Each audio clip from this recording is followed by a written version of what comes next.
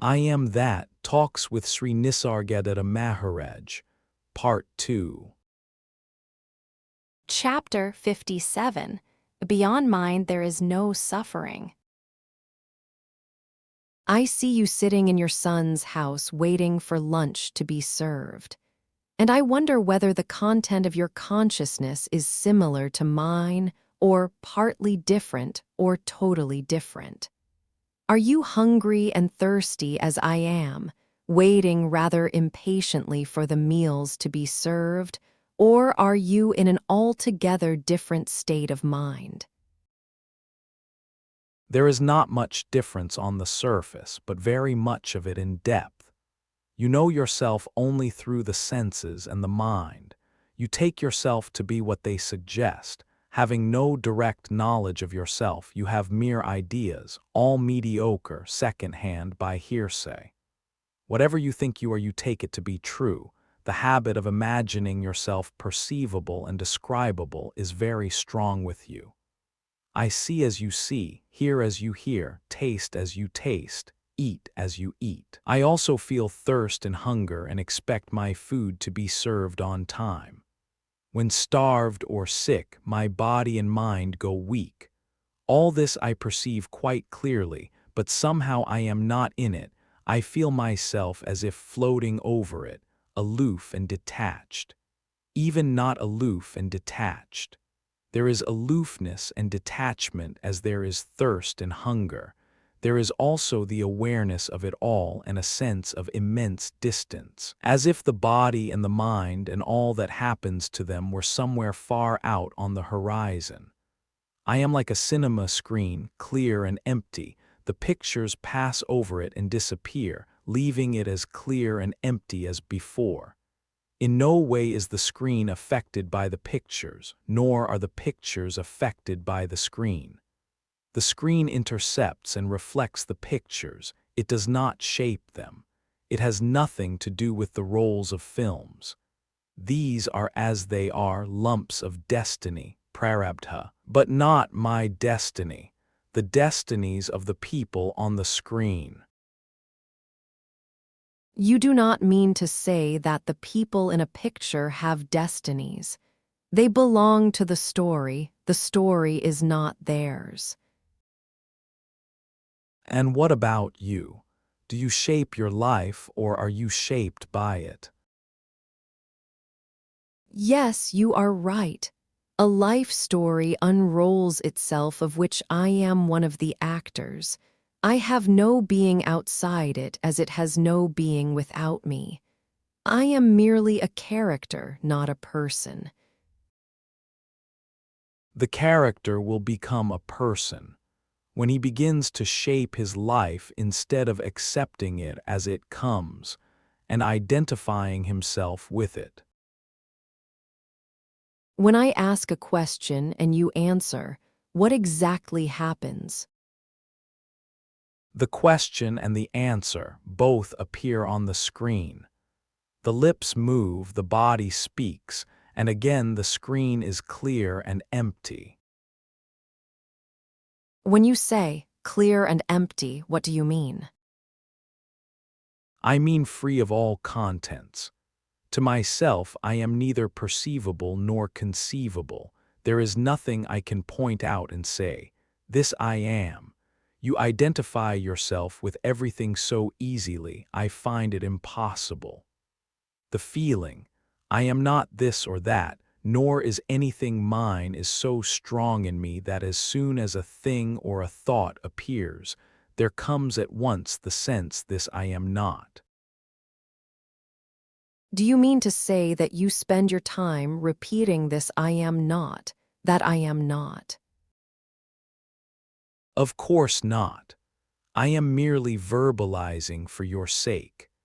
By the grace of my Guru, I have realized once, and for good, that I am neither object nor subject, and I do not need to remind myself all the time. I find it hard to grasp what exactly do you mean by saying that you are neither the object nor the subject. At this very moment, as we talk, Am I not the object of your experience and you the subject? Look, my thumb touches my forefinger. Both touch and are touched. When my attention is on the thumb is the feeler and the forefinger the self. Shift the focus of attention and the relationship is reversed. I find that somehow by shifting the focus of attention, I become the very thing I look at and experience the kind of consciousness it has. I become the inner witness of the thing. I call this capacity of entering other focal points of consciousness love. You may give it any name you like. Love says, I am everything. Wisdom says, I am nothing between the two my life flows.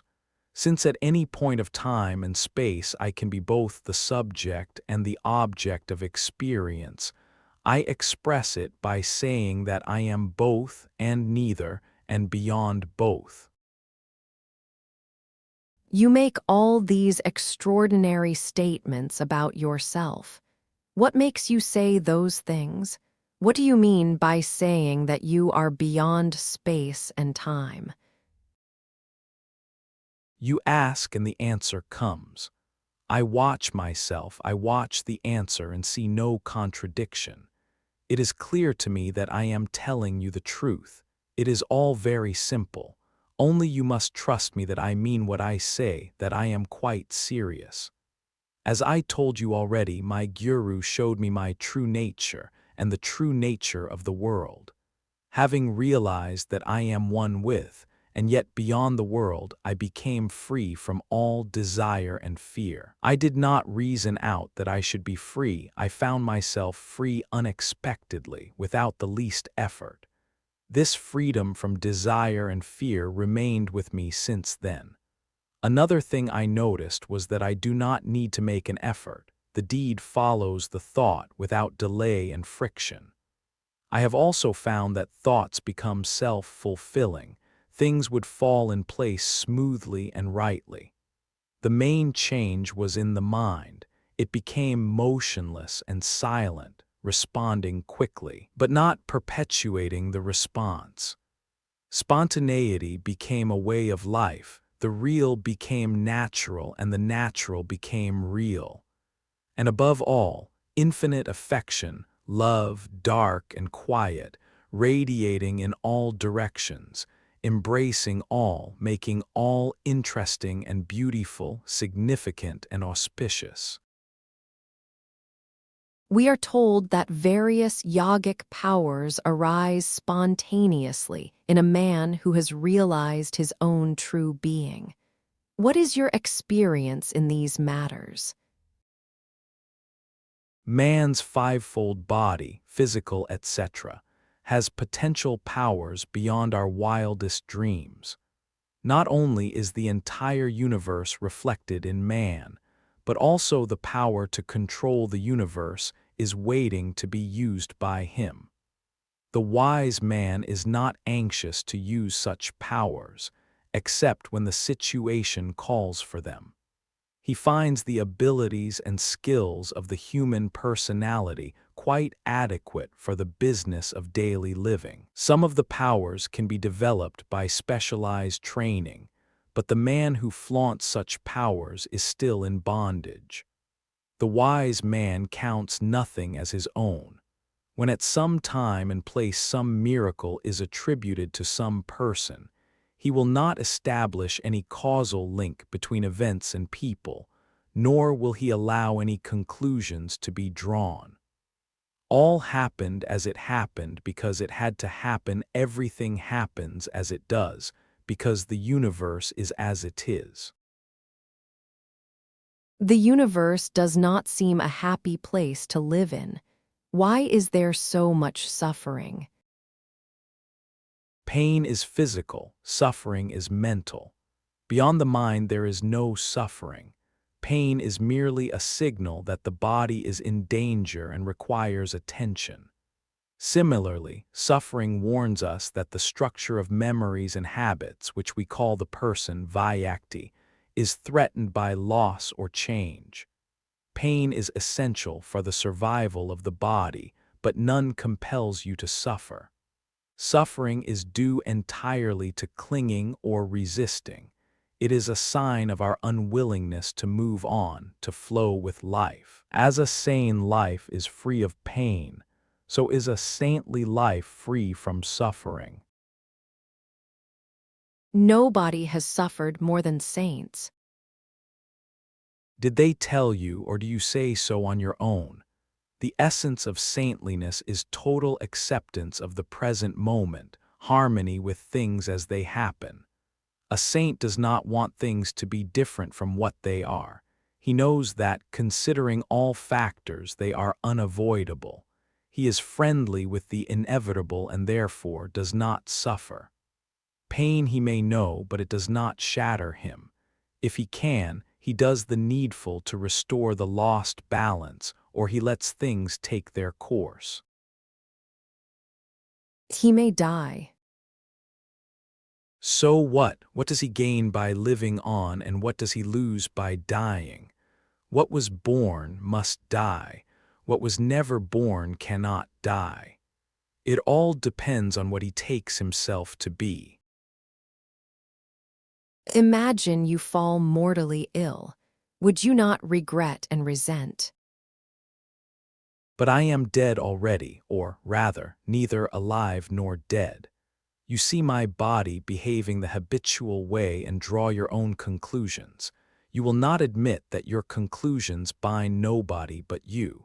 Do see that the image you have of me may be altogether wrong. Your image of yourself is wrong too, but that is your problem.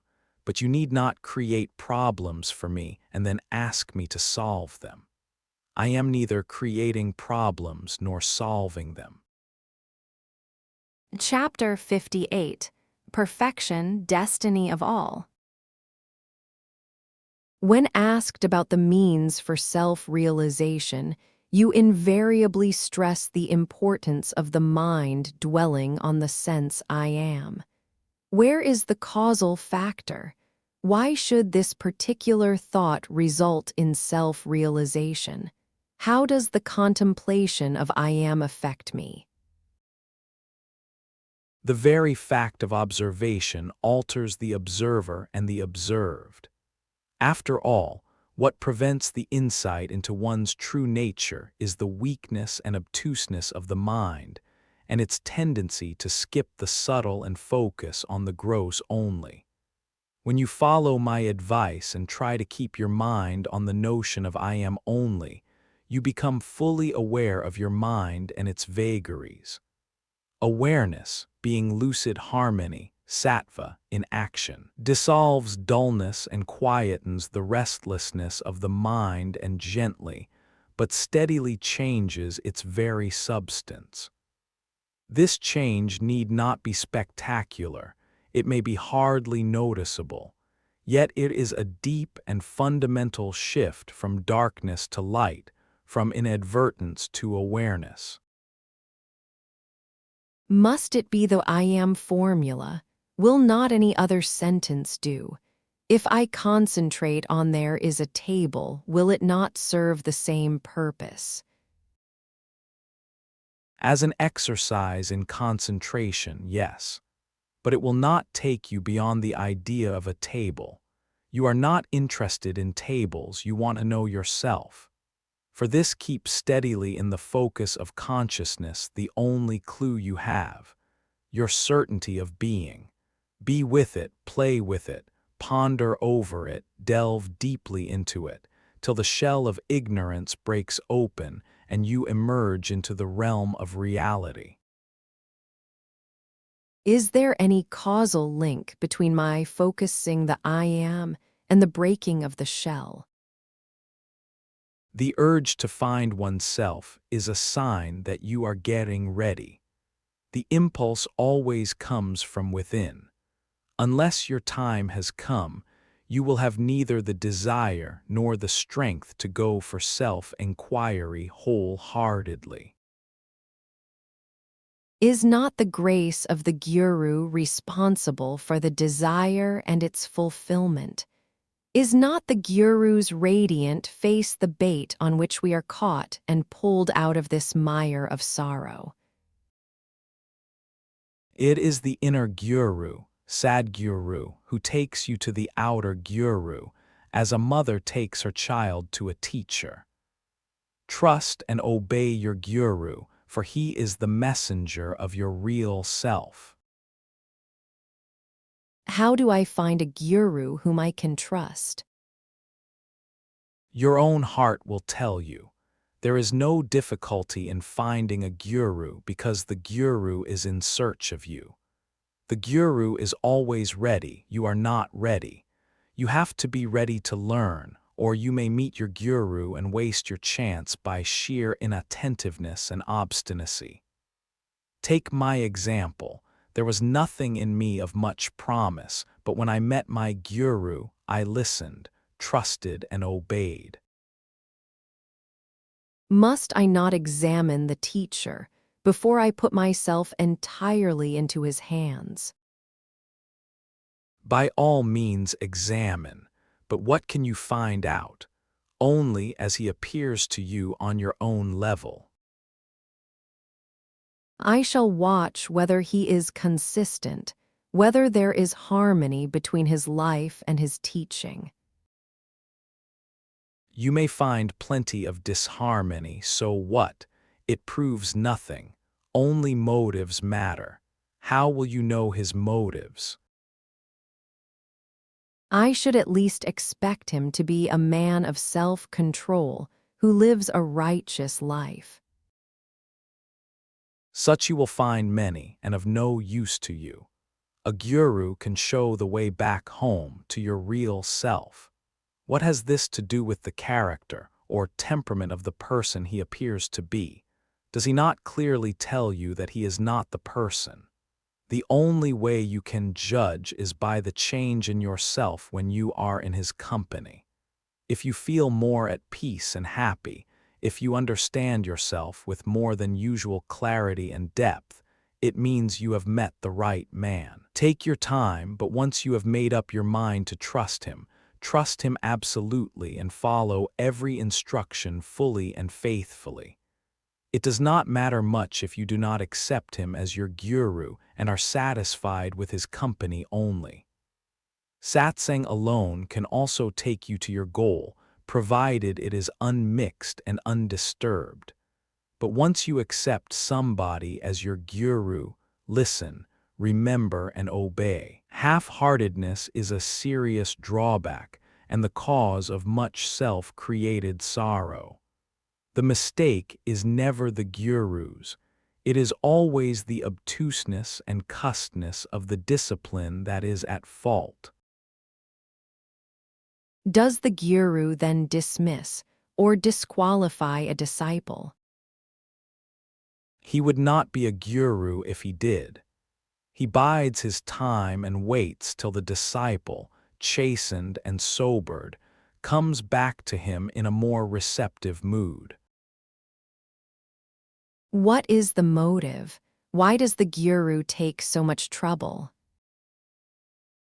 Sorrow and the ending of sorrow. He sees people suffering in their dreams and he wants them to wake up. Love is intolerant of pain and suffering. The patience of a guru has no limits and therefore it cannot be defeated. The guru never fails. Is my first guru also my last, or do I have to pass from guru to guru? The entire universe is your guru. You learn from everything if you are alert and intelligent. Were your mind clear and your heart clean, you would learn from every passer-by. It is because you are indolent or restless that your inner self manifests as the outer guru and makes you trust him and obey. Is a guru inevitable? It is like asking, is a mother inevitable? To rise in consciousness from one dimension to another, you need help. The help may not always be in the shape of a human person. It may be a subtle presence or a spark of intuition, but help must come. The inner self is watching and waiting for the son to return to his father. At the right time, he arranges everything affectionately and effectively. Where a messenger is needed or a guide, he sends the guru to do the needful. There is one thing I cannot grasp. You speak of the inner self as wise and good and beautiful and in every way perfect, and of the person as mere reflection without a being of its own.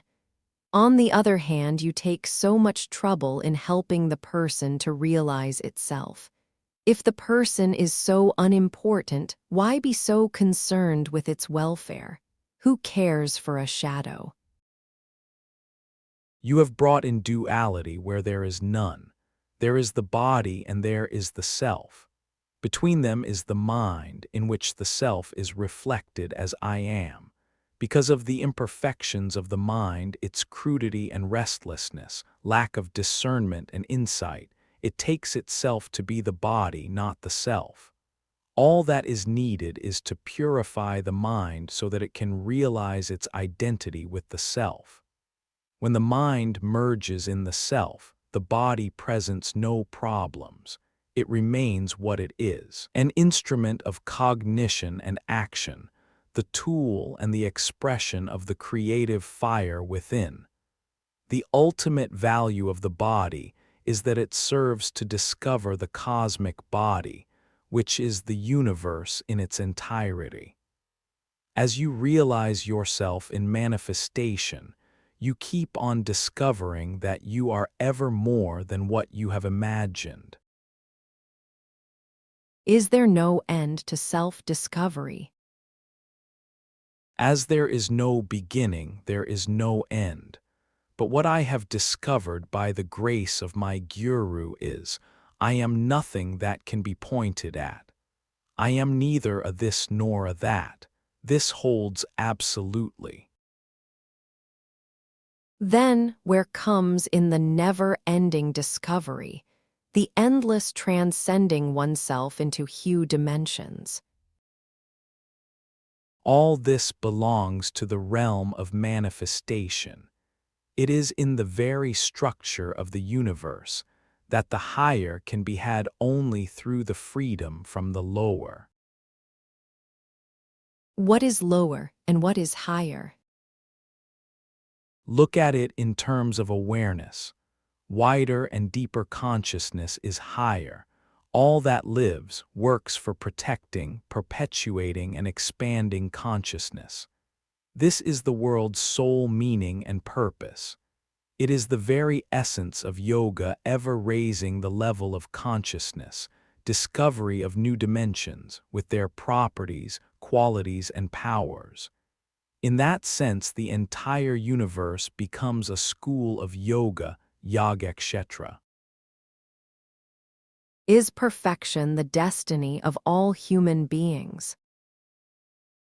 Of all living beings, ultimately. The possibility becomes a certainty when the notion of enlightenment appears in the mind.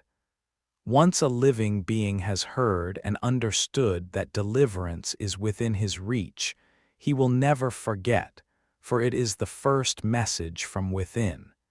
It will take roots and grow, and in due course take the blessed shape of the Guru. So all we are concerned with is the redemption of the mind. What else? The mind goes astray, the mind returns home. Even the word astray is not proper. The mind must know itself in every mood. Nothing is a mistake unless repeated.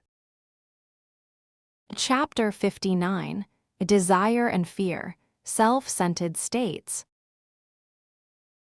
I would like to go again into the question of pleasure and pain, desire and fear. I understand fear, which is memory and anticipation of pain. It is essential for the preservation of the organism and its living pattern. Needs, when felt, are painful, and their anticipation is full of fear. We are rightly afraid of not being able to meet our basic needs. The relief experienced when a need is met, or an anxiety allayed, is entirely due to the ending of pain. We may give it positive names like pleasure or joy or happiness, but essentially it is relief from pain. It is this fear of pain that holds together our social, economic, and political institutions. What puzzles me is that we derive pleasure from things and states of mind which have nothing to do with survival. On the contrary, our pleasures are usually destructive. They damage or destroy the object, the instrument, and also the subject of pleasure. Otherwise, pleasure and pursuit of pleasure would be no problem. This brings me to the core of my question. Why is pleasure destructive? Why, in spite of its destructiveness, is it wanted? I may add, I do not have in mind the pleasure-pain pattern by which nature compels us to go her way. I think of the man-made pleasures, both sensory and subtle, ranging from the grossest, like overeating, to the most refined. Addiction to pleasure, at whatever cost, is so universal that there must be something significant at the root of it. Of course, not every activity of man must be utilitarian, designed to meet a need. Play, for example, is natural, and man is the most playful animal in existence. Play fulfills the need for self-discovery and self-development. But even on his play, man becomes destructive of nature, others, and himself. In short, you do not object to pleasure, but only to its price in pain and sorrow. If reality itself is bliss, then pleasure in some way must be related to it. Let us not proceed by verbal logic. The bliss of reality does not exclude suffering. Besides, you know only pleasure, not the bliss of pure being. So let us examine pleasure at its own level. If you look at yourself in your moments of pleasure or pain, you will invariably find that it is not the thing in itself that is pleasant or painful, but the situation of which it is a part. Pleasure lies in the relationship between the enjoyer and the enjoyed, and the essence of it is acceptance. Whatever may be the situation, if it is acceptable, it is pleasant. If it is not acceptable, it is painful. What makes it acceptable is not important. The cause may be physical or psychological or untraceable. Acceptance is the decisive factor. Obviously, suffering is due to non-acceptance. Pain is not acceptable. Why not? Did you ever try? Do try, and you will find in pain a joy which pleasure cannot yield, for the simple reason that acceptance of pain takes you much deeper than pleasure does. The personal self, by its very nature, is constantly pursuing pleasure and avoiding pain. The ending of this pattern is the ending of the self. The ending of the self with its desires and fears enables you to return to your real nature, the source of all happiness and peace. The perennial desire for pleasure is the reflection of the timeless harmony within. It is an observable fact that one becomes self-conscious only when caught in the conflict between pleasure and pain, which demands choice and decision. It is this clash between desire and fear that causes anger, which is the great destroyer of sanity in life. When pain is accepted for what it is, a lesson and a warning, and deeply looked into and heeded, the separation between pain and pleasure breaks down. Both become experience, painful when resisted, joyful when accepted. Do you advise shunning pleasure and pursuing pain? No, nor pursuing pleasure and shunning pain. Accept both as they come, enjoy both while they last, let them go as they must. How can I possibly enjoy pain? Physical pain calls for action. Of course, and so does mental. The bliss is in the awareness of it, in not shrinking or in any way turning away from it. All happiness comes from awareness. The more we are conscious, the deeper the joy. Acceptance of pain, non-resistance, courage, and endurance, these open deep and perennial sources of real happiness, true bliss. Why should pain be more effective than pleasure? Pleasure is readily accepted, while all the powers of the self reject pain.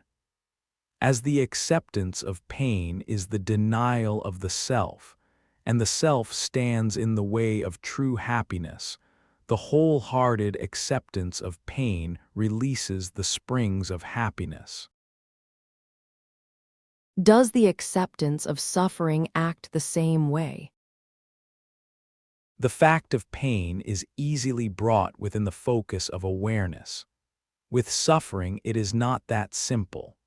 To focus suffering is not enough, for mental life, as we know it, is one continuous stream of suffering.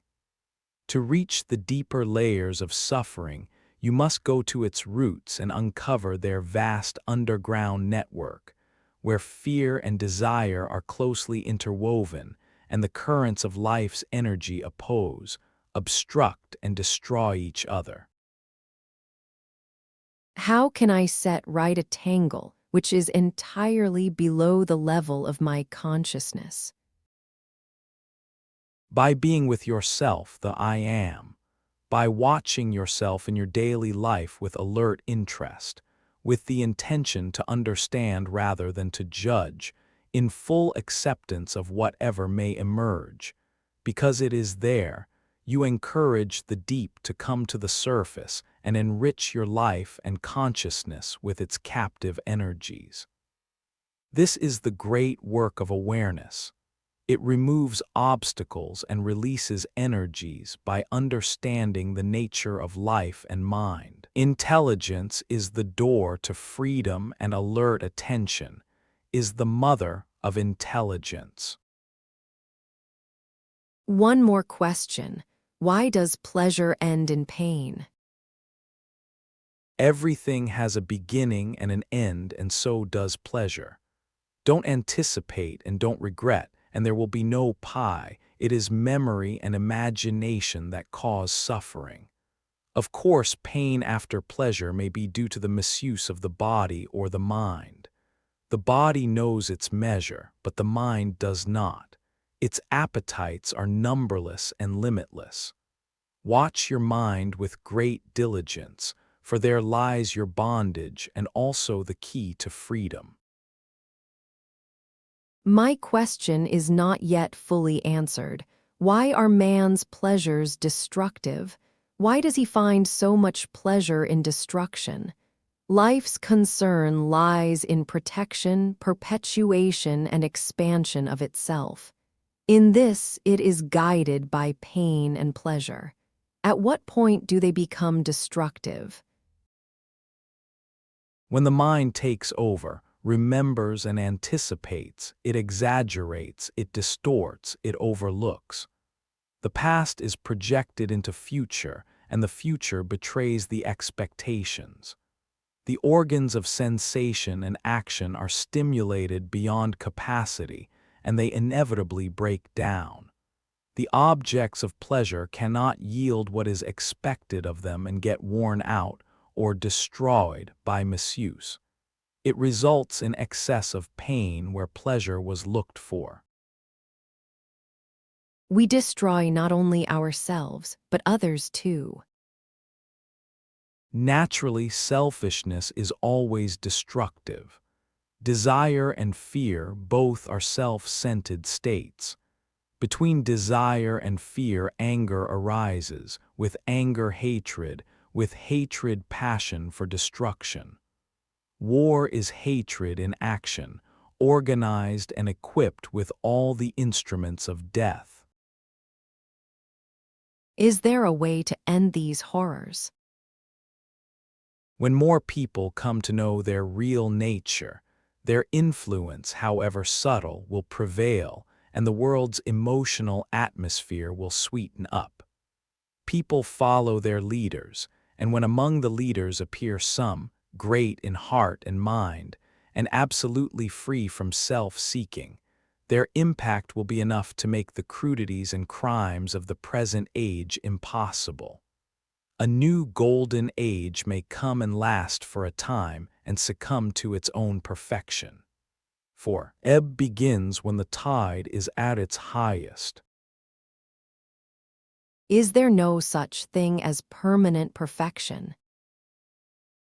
Yes, there is, but it includes all imperfection. It is the perfection of our self-nature which makes everything possible, perceivable, interesting. It knows no suffering, for it neither likes nor dislikes, neither accepts nor rejects. Creation and destruction are the two poles between which it weaves its ever-changing pattern. Be free from predilections and preferences, and the mind with its burden of sorrow will be no more. But I am not alone to suffer. There are others. When you go to them with your desires and fears, you merely add to their sorrows. First be free of suffering yourself, and then only hope of helping others. You do not even need to hope. Your very existence will be the greatest help a man can give his fellow men. Chapter 60. Live Facts, Not Fancies. You say that whatever you see is yourself. You also admit that you see the world as we see it. Here is today's newspaper with all the horrors going on.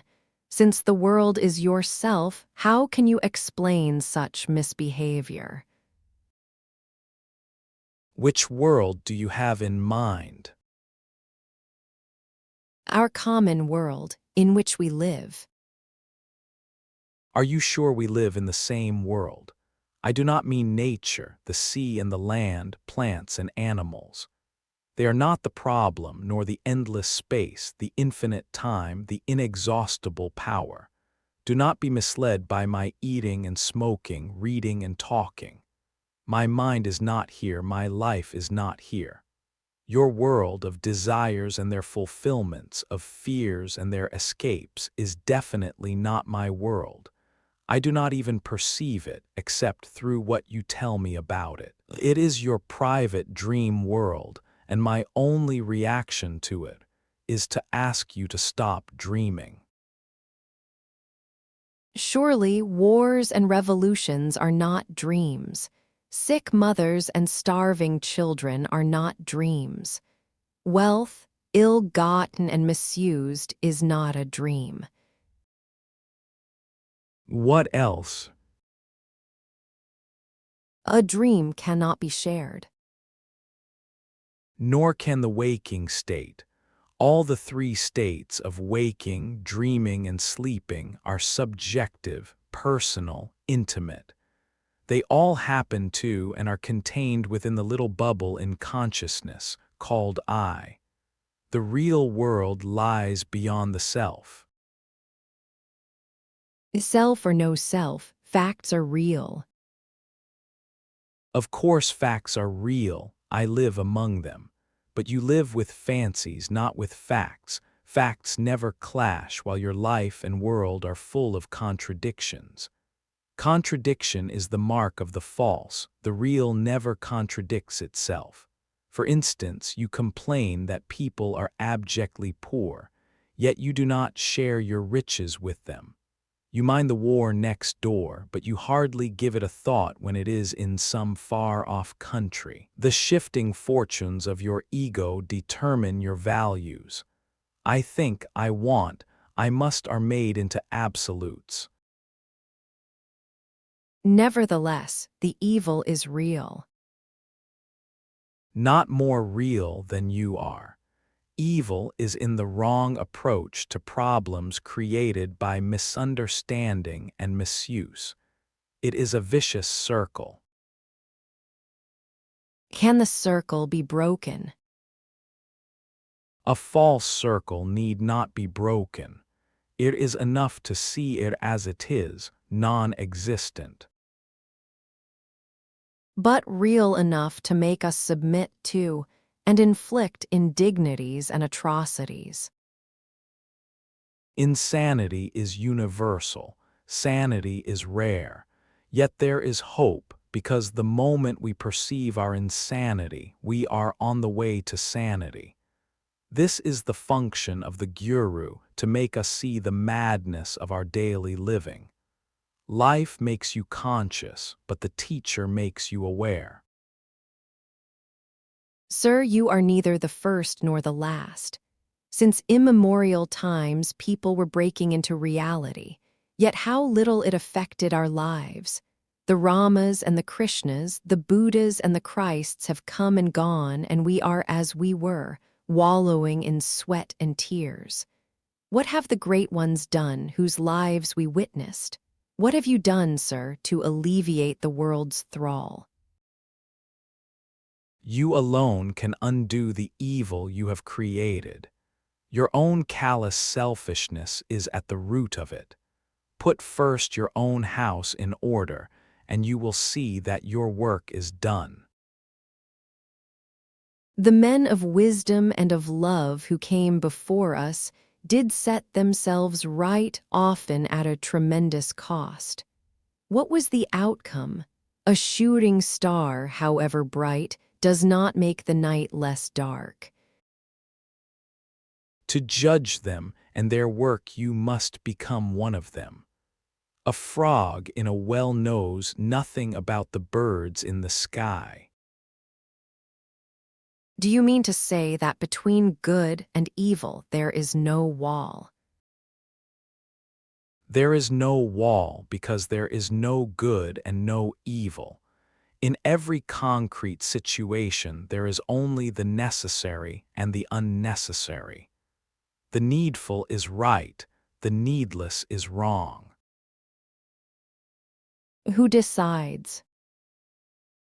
The situation decides. Every situation is a challenge which demands the right response. When the response is right, the challenge is met and the problem ceases. If the response is wrong, the challenge is not met and the problem remains unsolved. Your unsolved problems, that is what constitutes your karma. Solve them rightly and be free. You seem to drive me always back into myself. Is there no objective solution to the world's problems? The world problems were created by numberless people like you, each full of his own desires and fears. Who can free you of your past, personal and social, except yourself? And how will you do it unless you see the urgent need of your being first free of cravings born of illusion? How can you truly help as long as you need help yourself? In what way did the ancient sages help? In what way do you help? A few individuals profit, no doubt. Your guidance and example may mean a lot to them. But in what way do you affect humanity, the totality of life and consciousness? You say that you are the world and the world is you. What impact have you made on it? What kind of impact do you expect? Man is stupid, selfish, cruel. Man is also wise, affectionate, and kind. Why does not goodness prevail? It does in my real world. In my world, even what you call evil is the servant of the good and therefore necessary. It is like boils and fevers that clear the body of impurities. Disease is painful, even dangerous, but if dealt with rightly, it heals. Or kills? In some cases, death is the best cure. A life may be worse than death, which is but rarely an unpleasant experience, whatever the appearances. Therefore, pity the living, never the dead. This problem of things, good and evil in themselves, does not exist in my world. The needful is good and the needless is evil. In your world, the pleasant is good and the painful is evil. What is necessary? To grow is necessary. To outgrow is necessary. To leave behind the good for the sake of the better is necessary. To what end? The end is in the beginning. You end where you start in the absolute. Why all this trouble, then, to come back to where I started? Whose trouble, which trouble? Do you pity the seed that is to grow and multiply till it becomes a mighty forest? Do you kill an infant to save him from the bother of living? What is wrong with life, ever more life? Remove the obstacles to growing and all your personal, social, economic, and political problems will just dissolve. The universe is perfect as a whole, and the part striving for perfection is a way of joy. Willingly sacrifice the imperfect to the perfect, and there will be no more talk about good and evil. Yet we are afraid of the better and cling to the worse. This is our stupidity, verging on insanity. Chapter 61. Matter is consciousness itself. I was lucky to have holy company all my life. Is it enough for self-realization? It depends what you make of it. I was told that the liberating action of satsang is automatic. Just like a river carries one to the estuary, so the subtle and silent influence of good people will take me to reality. It will take you to the river, but the crossing is your own. Freedom cannot be gained nor kept without will to freedom. You must strive for liberation. The least you can do is uncover and remove the obstacles diligently. If you want peace, you must strive for it. You will not get peace just by keeping quiet. A child just grows. He does not make plans for growth, nor has he a pattern, nor does he grow by fragments, a hand here, a leg there. He grows integrally and unconsciously. Because he is free of imagination. You can also grow like this, but you must not indulge in forecasts and plans, born of memory and anticipation. It is one of the peculiarities of a Jnani that he is not concerned with the future. Your concern with future is due to fear of pain and desire for pleasure. To the Jnani, all is bliss. He is happy with whatever comes. Surely, there are many things that would make even a Jnani miserable. A Jnani may meet with difficulties, but they do not make him suffer. Bringing up a child from birth to maturity may seem a hard task, but to a mother the memories of hardships are a joy. There is nothing wrong with the world. What is wrong is in the way you look at it. It is your own imagination that misleads you. Without imagination, there is no world. Your conviction that you are conscious of a world is the world. The world you perceive is made of consciousness. What you call matter is consciousness itself. You are the space, Akash, in which it moves, the time in which it lasts, the love that gives it life. Cut off imagination and attachment, and what remains? The world remains. I remain. Yes, but how different it is when you can see it as it is, not through the screen of desire and fear. What for are all these distinctions? Reality and illusion, wisdom and ignorance, saint and sinner? Everyone is in search of happiness, everyone strives desperately. Everyone is a yogi and his life a school of wisdom. Each learns his own way the lessons he needs. Society approves of some, disapproves of others. There are no rules that apply everywhere and for all time. In my world, love is the only law. I do not ask for love, I give it. Such is my nature. I see you living your life according to a pattern. You run a meditation class in the morning, lecture and have discussions regularly. Twice daily there is worship, puja, and religious singing, bhajan, in the evening. You seem to adhere to the routine scrupulously. The worship and the singing are as I found them, and I saw no reason to interfere. The general routine is according to the wishes of the people with whom I happen to live or who come to listen. They are working people with many obligations, and the timings are for their convenience. Some repetitive routine is inevitable. Even animals and plants have their timetables. Yes, we see a regular sequence in all life. Who maintains the order? Is there an inner ruler who lays down laws and enforces order?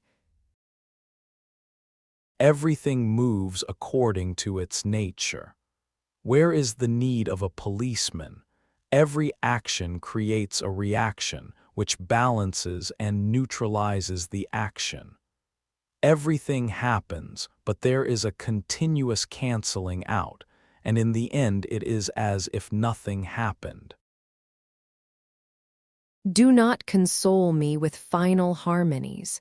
The accounts tally, but the loss is mine.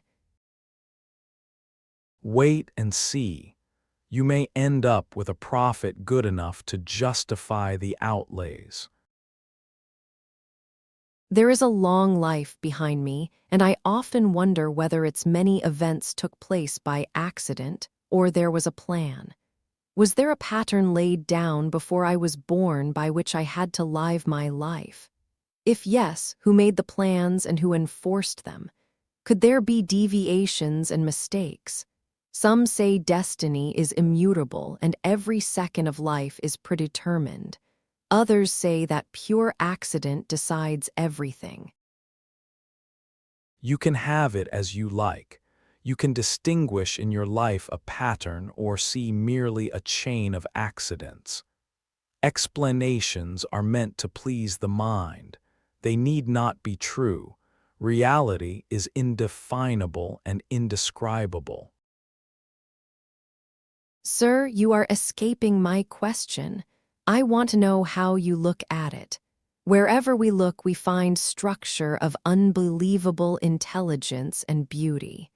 How can I believe that the universe is formless and chaotic? Your world, the world in which you live, may be formless, but it need not be chaotic. The objective universe has structure, is orderly and beautiful. Nobody can deny it, but structure and pattern imply constraint and compulsion. My world is absolutely free. Everything in it is self-determined. Therefore, I keep on saying that all happens by itself. There is order in my world too, but it is not imposed from outside. It comes spontaneously and immediately because of its timelessness. Perfection is not in the future. It is now. Does your world affect mine? At one point only, at the point of the now. It gives it momentary being, a fleeting sense of reality. In full awareness, the contact is established. It needs effortless, unself-conscious attention. Is not attention an attitude of mind? Yes, when the mind is eager for reality, it gives attention. There is nothing wrong with your world. It is your thinking yourself to be separate from it that creates disorder. Selfishness is the source of all evil. I am coming back to my question. Before I was born, did my inner self decide the details of my life, or was it entirely accidental and at the mercy of heredity and circumstances? Those who claim to have selected their father and mother and decided how they are going to live their next life may know for themselves. I know for myself. I was never born. I see you sitting in front of me and replying my questions. You see the body only which, of course, was born and will die. It is the life story of thus body-mind that I am interested in. Was it laid down by you or somebody else, or did it happen accidentally? There is a catch in your very question. I make no distinction between the body and the universe.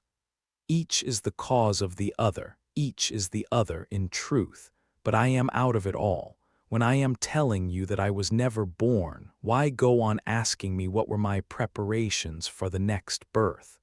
The moment you allow your imagination to spin, it at once spins out a universe. It is not at all as you imagine, and I am not bound by your imaginings. It requires intelligence and energy to build and maintain a living body. Where do they come from? There is only imagination. The intelligence and power are all used up in your imagination. It has absorbed you so completely that you just cannot grasp how far from reality you have wandered. No doubt imagination is richly creative. Universe within universe are built on it, yet they are all in space and time, past and future, which just do not exist. I have read recently a report about a little girl who was very cruelly handled in her early childhood. She was badly mutilated and disfigured and grew up in an orphanage, completely estranged from its surroundings. This little girl was quiet and obedient, but completely indifferent.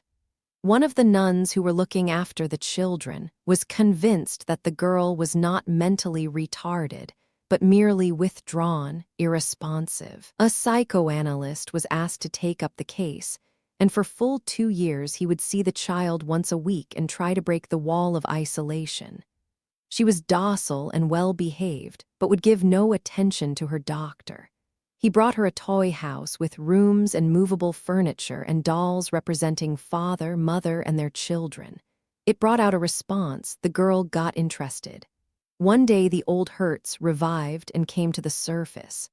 Gradually she recovered. A number of operations brought back her face and body to normal, and she grew into an efficient and attractive young woman. It took the doctor more than 5 years, but the work was done. He was a real guru. He did not put down conditions nor talk about readiness and eligibility. Without faith, without hope, out of love only, he tried and tried again. Yes, that is the nature of a guru. He will never give up. But to succeed, he must not be met with too much resistance. Doubt and disobedience necessarily delay. Given confidence and pliability, he can bring about a radical change in the disciple speedily. Deep insight in the guru and earnestness in the disciple, both are needed. Whatever was her condition, the girl in your story suffered for lack of earnestness in people.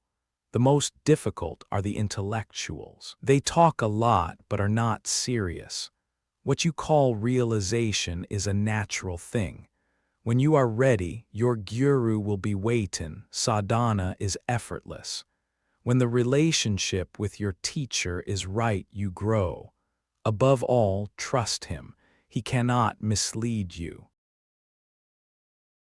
Even when he asks me to do something patently wrong. Do it. A sannyasi had been asked by his guru to marry. He obeyed and suffered bitterly. But his 4 children were all saints and seers, the greatest in Maharashtra.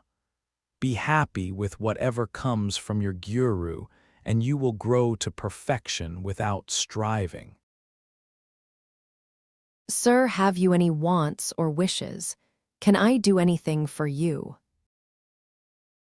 What can you give me that I do not have? Material things are needed for contentment, but I am contented with myself. What else do I need? Surely, when you are hungry, you need food, and when sick, you need medicine. Hunger brings the food and illness brings the medicine. It is all nature's work. If I bring something I believe you need, will you accept it? The love that made you offer will make me accept. If somebody offers to build you a beautiful ashram, Let him by all means. Let him spend a fortune, employ hundreds, feed thousands. is it not a desire? Not at all. I am only asking him to do it properly, not stingily, half-heartedly. He is fulfilling his own desire, not mine. Let him do it well and be famous among men and gods. But do you want it? I do not want it. Will you accept it? I don't need it.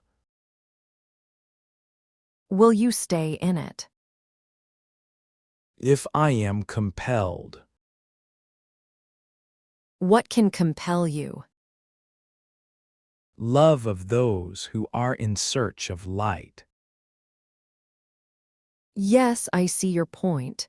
Now, how am I to go into samadhi? If you are in the right state, whatever you see will put you into samadhi. After all, samadhi is nothing unusual. When the mind is intensely interested, it becomes one with the object of interest. The seer and the seen become one in seeing. The hearer and the heard become one in hearing. The lover and the loved become one in loving. Every experience can be the ground for samadhi. Are you always in a state of samadhi? Of course not. Samadhi is a state of mind after all. I am beyond all experience, even of samadhi. I am the great devourer and destroyer. Whatever I touch dissolves into void akash. I need samadhis for self-realization. You have all the self-realization you need, but you do not trust it. Have courage, trust yourself, go, talk, act, give it a chance to prove itself. With some, realization comes imperceptibly, but somehow they need convincing. They have changed, but they do not notice it. Such non-spectacular cases are often the most reliable. Can one believe himself to be realized and be mistaken?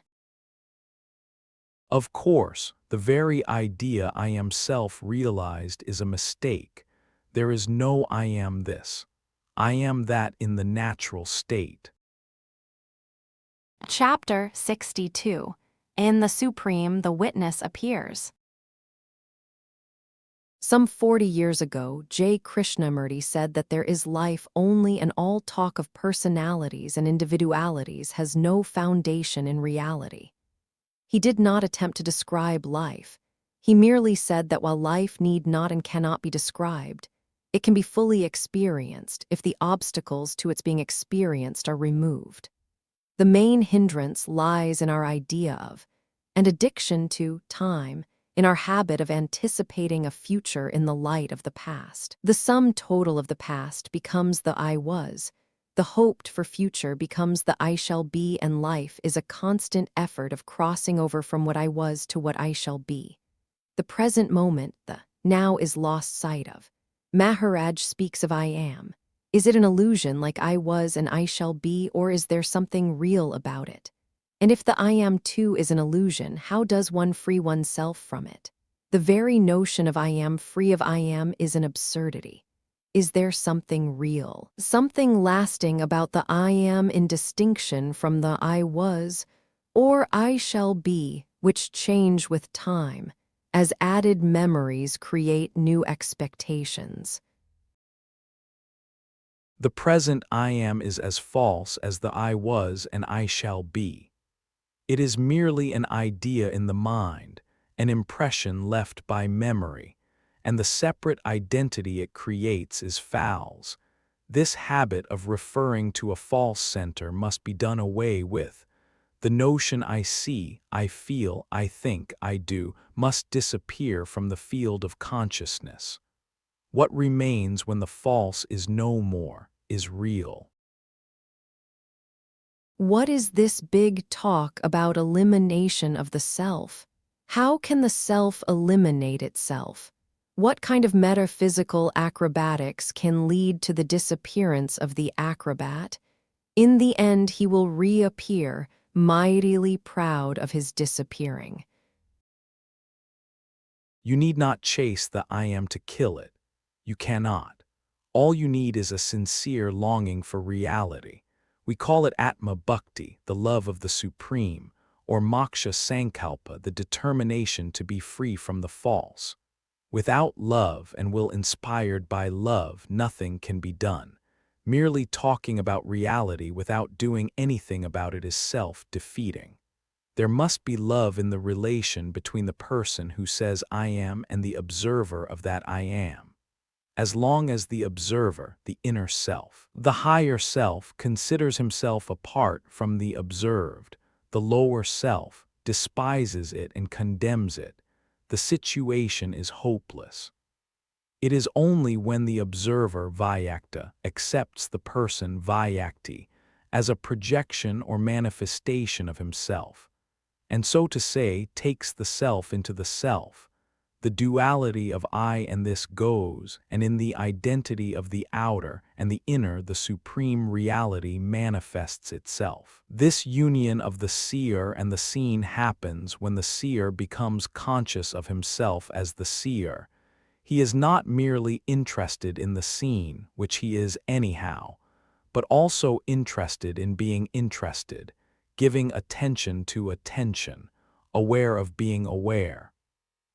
Affectionate awareness is the crucial factor that brings reality into focus. According to the Theosophists and allied occultists, man consists of three aspects: personality, individuality, and spirituality. Beyond spirituality lies divinity. The personality is strictly temporary and valid for one birth only. It begins with the birth of the body and ends with the birth of the next body. Once over, it is over for good. Nothing remains of it except a few sweet or bitter lessons. The individuality begins with the animal man and ends with the fully human. The split between the personality and individuality is characteristic of our present-day humanity. On one side, the individuality with its longing for the true, the good, and the beautiful. On the other side, an ugly struggle between habit and ambition, fear and greed, passivity and violence. The spirituality aspect is still in abeyance. It cannot manifest itself in an atmosphere of duality. Only when the personality is reunited with the individuality and becomes a limited, perhaps, but true expression of it, that the light and love and beauty of the spiritual come into their own. You teach of the Vyakti, Vyakta, Avyakta, observer, observed, and ground of observation. Does it tally with the other view? Yes, when the Vyakti realizes its non-existence in separation from the Vyakta, and the Vyakta sees the Vyakti as his own expression, then the peace and silence of the Avyakta state come into being. In reality, the three are one. The Vyakta and the Avyakta are inseparable, while the Vyakti is the sensing, feeling, thinking process, based on the body made of and fed by the five elements. What is the relation between the Vyakta and the Avyakta? How can there be relation when they are one? All talk of separation and relation is due to the distorting and corrupting influence of I am the body idea. The outer self, Vyakti, is merely a projection on the body-mind of the inner self, Vyakta, which again is only an expression of the Supreme Self, Avyakta, which is all and none. There are teachers who will not talk of the higher self and lower self. They address the man as if only the lower self existed. Neither Buddha nor Christ ever mentioned a higher self. J. Krishnamurti too fights shy of any mention of the higher self. Why is it so? How can there be two selves in one body? The I am is one. There is no higher I am and lower I am. All kinds of states of mind are presented to awareness, and there is self-identification with them. The objects of observation are not what they appear to be, and the attitudes they are met with are not what they need be. If you think that Buddha, Christ, or Krishnamurti speak to the person, you are mistaken. They know well that the Vyakti, the outer self, is but a shadow of the Vyakta, the inner self, and they address and admonish the Vyakta only. They tell him to give attention to the outer self, to guide and help it, to feel responsible for it, in short, to be fully aware of it. Awareness comes from the Supreme and pervades the inner self. The so-called outer self is only that part of one's being of which one is not aware. One may be conscious, for every being is conscious, but one is not aware. What is included in awareness becomes the inner and partakes of the inner. You may put it differently. The body defines the outer self, consciousness the inner, and in pure awareness the Supreme is contacted. You said the body defines the outer self. Since you have a body, do you have also an outer self? I would were I attached to the body and take it to be myself. But you are aware of it and attend to its needs. The contrary is nearer to truth. The body knows me and is aware of my needs. But neither is really so. This body appears in your mind. In my mind nothing is. Do you mean to say you are quite unconscious of having a body? On the contrary, I am conscious of not having a body. I see you smoking. Exactly so. You see me smoking.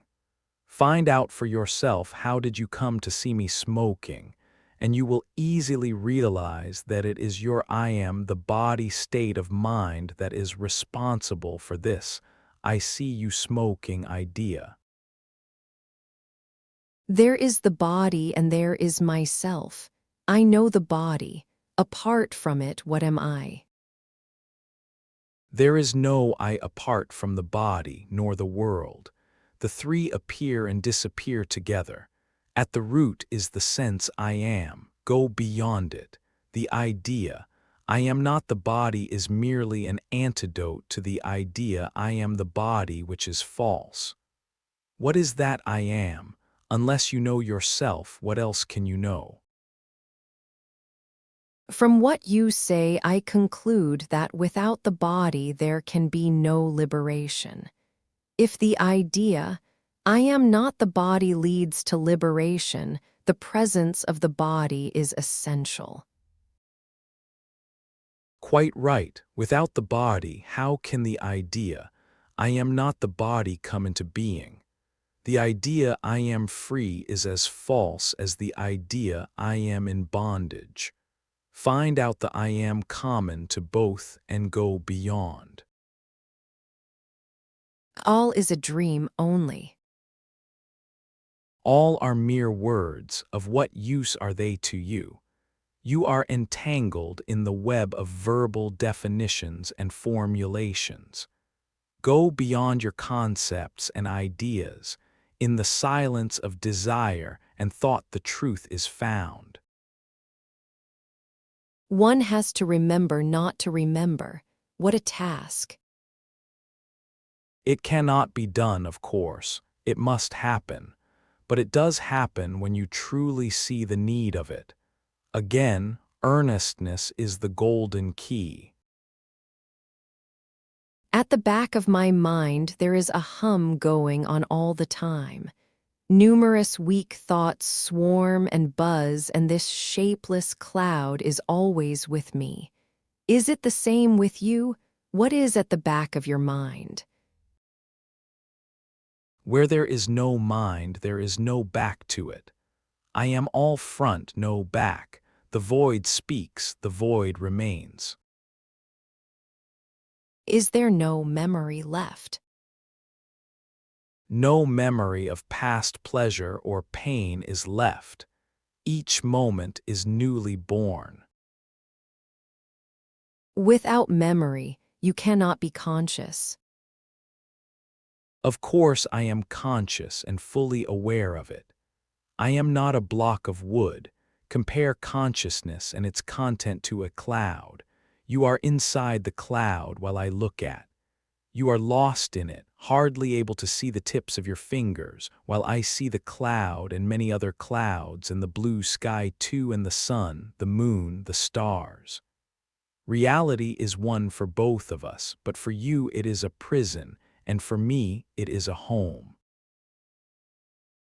You spoke of the person Vyakti, the witness Vyakta, and the supreme Avyakta. Which comes first? In the Supreme, the witness appears. The witness creates the person and thinks itself as separate from it. The witness sees that the person appears in consciousness, which again appears in the witness. This realization of the basic unity is the working of the Supreme. It is the power behind the witness, the source from which all flows. It cannot be contacted unless there is unity and love and mutual help between the person and the witness, unless the doing is in harmony with the being and the knowing. The Supreme is both the source and the fruit of such harmony. As I talk to you, I am in the state of detached but affectionate awareness, Turiya. When this awareness turns upon itself, you may call it the supreme state, Turiyatita. But the fundamental reality is beyond awareness, beyond the three states of becoming, being, and not being. How is it that here my mind is engaged in high topics and finds dwelling on them easy and pleasant? When I return home, I find myself forgetting all I have learnt here, worrying and fretting, unable to remember my real nature even for a moment. What may be the cause? It is your childishness you are returning to. You are not fully grown up. There are levels left undeveloped because unattended.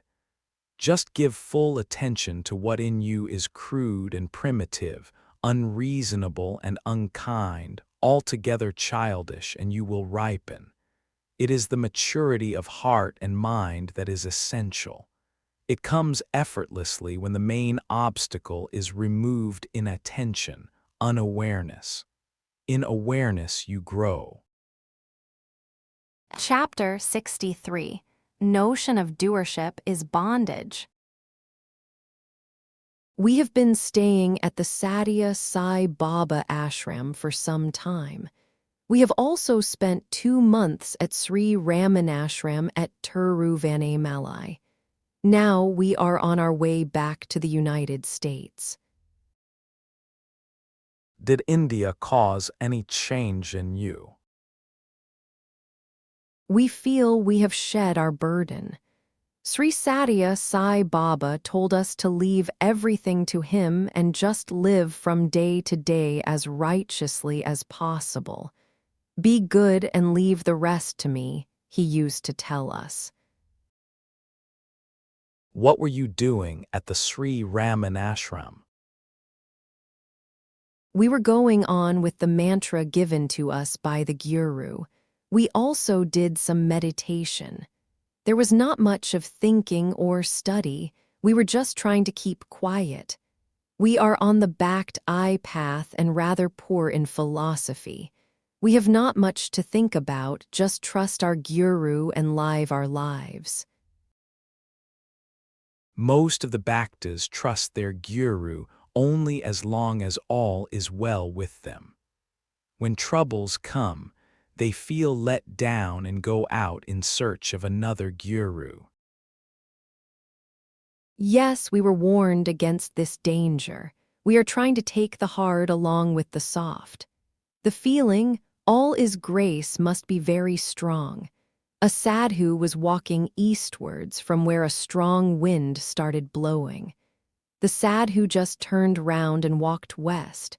We hope to live just like that, adjusting ourselves to circumstances as sent us by our Guru. There is only life. There is nobody who lives a life. That we understand, yet constantly we make attempts to live our lives instead of just living. Making plans for the future seems to be an inveterate habit with us. Whether you plan or don't, life goes on. But in life itself, a little whirl arises in the mind, which indulges in fantasies and imagines itself dominating and controlling life. Life itself is desireless, but the false self wants to continue pleasantly. Therefore, it is always engaged in ensuring one's continuity. Life is unafraid and free. As long as you have the idea of influencing events, liberation is not for you. The very notion of doership, of being a cause, is bondage. How can we overcome the duality of the doer and the done? Contemplate life as infinite, undivided, ever-present, ever-active, until you realize yourself as one with it. It is not even very difficult, for you will be returning only to your own natural condition. Once you realize that all comes from within, that the world in which you live has not been projected onto you, but by you, your fear comes to an end. Without this realization, you identify yourself with the externals, like the body, mind, society, nation, humanity, even God or the Absolute. But these are all escapes from fear. It is only when you fully accept your responsibility for the little world in which you live and watch the process of its creation, preservation, and destruction that you may be free from your imaginary bondage. Why should I imagine myself so wretched? You do it by habit only. Change your ways of feeling and thinking, take stock of them and examine them closely. You are in bondage by inadvertence. Attention liberates. You are taking so many things for granted. Begin to question. The most obvious things are the most doubtful. Ask yourself such questions as, was I really born? Am I really so and so? How do I know that I exist? Who are my parents? Have they created me, or have I created them? Must I believe all I am told about myself? Who am I anyhow? You have put so much energy into building a prison for yourself. Now spend as much on demolishing it. In fact, demolition is easy, for the false dissolves when it is discovered. All hangs on the idea I am. Examine it very thoroughly. It lies at the root of every trouble. It is a sort of skin that separates you from the reality. The real is both within and without the skin, but the skin itself is not real. This I am idea was not born with you. You could have lived very well without it. It came later due to your self-identification with the body. It created an illusion of separation where there was none. It made you a stranger in your own world and made the world alien and inimical. Without the sense of I am, life goes on. There are moments when we are without the sense of I am, at peace and happy. With the return of the I am, trouble starts. How is one to be free from the I sense? You must deal with the I sense if you want to be free of it.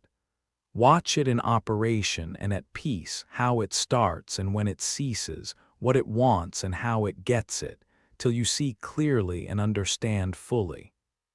After all the yogas, whatever their source and character, have only one aim: to save you from the calamity of separate existence, of being a meaningless dot in a vast and beautiful picture. You suffer because you have alienated yourself from reality, and now you seek an escape from this alienation. You cannot escape from your own obsessions. You can only cease nursing them. It is because the I am is false that it wants to continue. Reality need not continue, knowing itself indestructible. It is indifferent to the destruction of forms and expressions. To strengthen and stabilize the I am, we do all sorts of things, all in vain. For the I am is being rebuilt from moment to moment.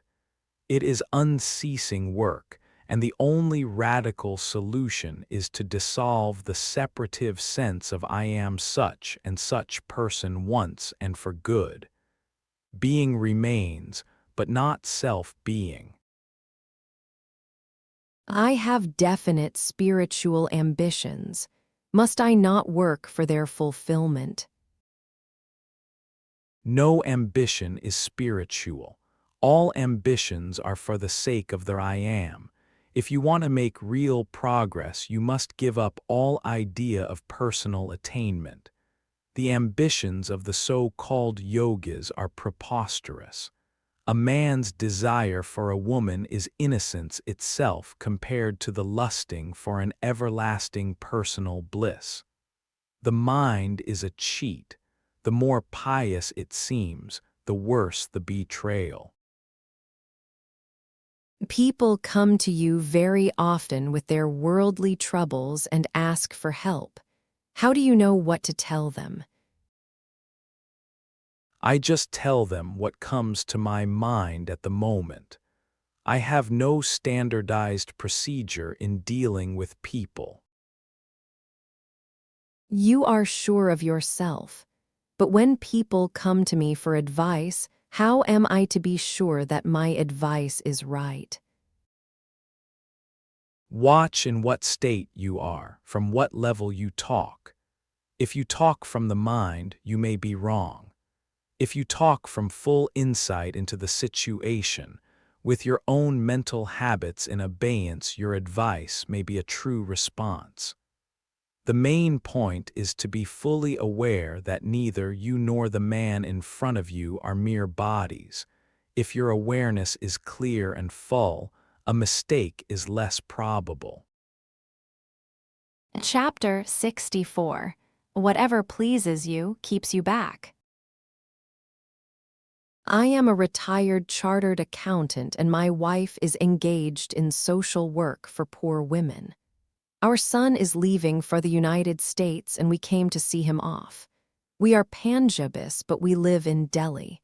We have a guru of the Radha Somi faith and we value satsang highly. We feel very fortunate to be brought here. We have met many holy people, and we are glad to meet one more. You have met many anchorites and ascetics, but a fully realized man conscious of his divinity, Swarupa, is hard to find. The saints and yogis, by immense efforts and sacrifices, acquire many miraculous powers and can do much good in the way of helping people and inspiring faith, yet it does not make them perfect. It is not a way to reality, but merely an enrichment of the false. All effort leads to more effort. Whatever was built up must be maintained. Whatever was acquired must be protected against decay or loss. Whatever can be lost is not really one's own, and what is not your own, of what use can it be to you? In my world nothing is pushed about, all happens by itself. All existence is in space and time, limited and temporary. He who experiences existence is also limited and temporary. I am not concerned either with what exists or with who exists. I take my stand beyond, where I am both and neither. The persons who, after much effort and penance, have fulfilled their ambitions and secured higher levels of experience and action, are usually acutely conscious of their standing. They grade people into hierarchies, ranging from the lowest non-achiever to the highest achiever. To me, all are equal. Differences in appearance and expression are there, but they do not matter. Just as the shape of a gold ornament does not affect the gold, so does man's essence remain unaffected. Where this sense of equality is lacking, it means that reality had not been touched. Mere knowledge is not enough. The knower must be known. The pandits and the yogis may know many things, but of what use is mere knowledge when the self is not known? It will be certainly misused. Without the knowledge of the knower, there can be no peace. How does one come to know the knower? I can only tell you what I know from my own experience. When I met my guru, he told me, "You are not what you take yourself to be. Find out what you are. Watch the sense I am, find your real self." I obeyed him because I trusted him. I did as he told me. All my spare time I would spend looking at myself in silence. And what a difference it made, and how soon. It took me only 3 years to realize my true nature. My guru died soon after I met him, but it made no difference. I remembered what he told me and persevered. The fruit of it is here with me. What is it? I know myself as I am in reality. I am neither the body, nor the mind, nor the mental faculties. I am beyond all these. Are you just nothing? Come on, be reasonable. Of course I am, most tangibly. Only I am not what you may think me to be. This tells you all. It tells me nothing. Because it cannot be told, you must gain your own experience. You are accustomed to deal with things physical and mental. I am not a thing, nor are you. We are neither matter nor energy, neither body nor mind. Once you have a glimpse of your own being, you will not find me difficult to understand. We believe in so many things on hearsay. We believe in distant lands and people, in heavens and hells, in gods and goddesses, because we were told. Similarly, we were told about ourselves, our parents, name, position, duties, and so on. We never cared to verify. The way to truth lies through the destruction of the false. To destroy the false, you must question your most inveterate beliefs. Of these, the idea that you are the body is the worst. With the body comes the world, with the world, God, who is supposed to have created the world, and thus it starts. Fears, religions, prayers, sacrifices, all sorts of systems, all to protect and support the child man, frightened out of his wits by monsters of his own making, realize that what you are cannot be born nor die, and with the fear gone all suffering ends. What the mind invents, the mind destroys. But the real is not invented and cannot be destroyed. Hold on to that over which the mind has no power. What I am telling you about is neither in the past nor in the future, nor is it in the daily life as it flows in the now. It is timeless, and the total timelessness of it is beyond the mind. My Guru and his words, "You are myself," are timelessly with me. In the beginning I had to fix my mind on them, but now it has become natural and easy. The point when the mind accepts the words of the Guru as true and lives by them spontaneously, and in every detail of daily life, is the threshold of realization. In a way it is salvation by faith, but the faith must be intense and lasting. However, you must not think that faith itself is enough. Faith expressed in action is a sure means to realization. Of all the means, it is the most effective. There are teachers who deny faith and trust reason only. Actually, it is not faith they deny, but blind beliefs. Faith is not blind. It is the willingness to try. We were told that of all forms of spiritual practices, the practice of the attitude of a mere witness is the most efficacious. How does it compare with faith? The witness attitude is also faith. It is faith in oneself. You believe that you are not what you experience, and you look at everything as from a distance. There is no effort in witnessing. You understand that you are the witness only, and the understanding acts. You need nothing more, just remember that you are the witness only.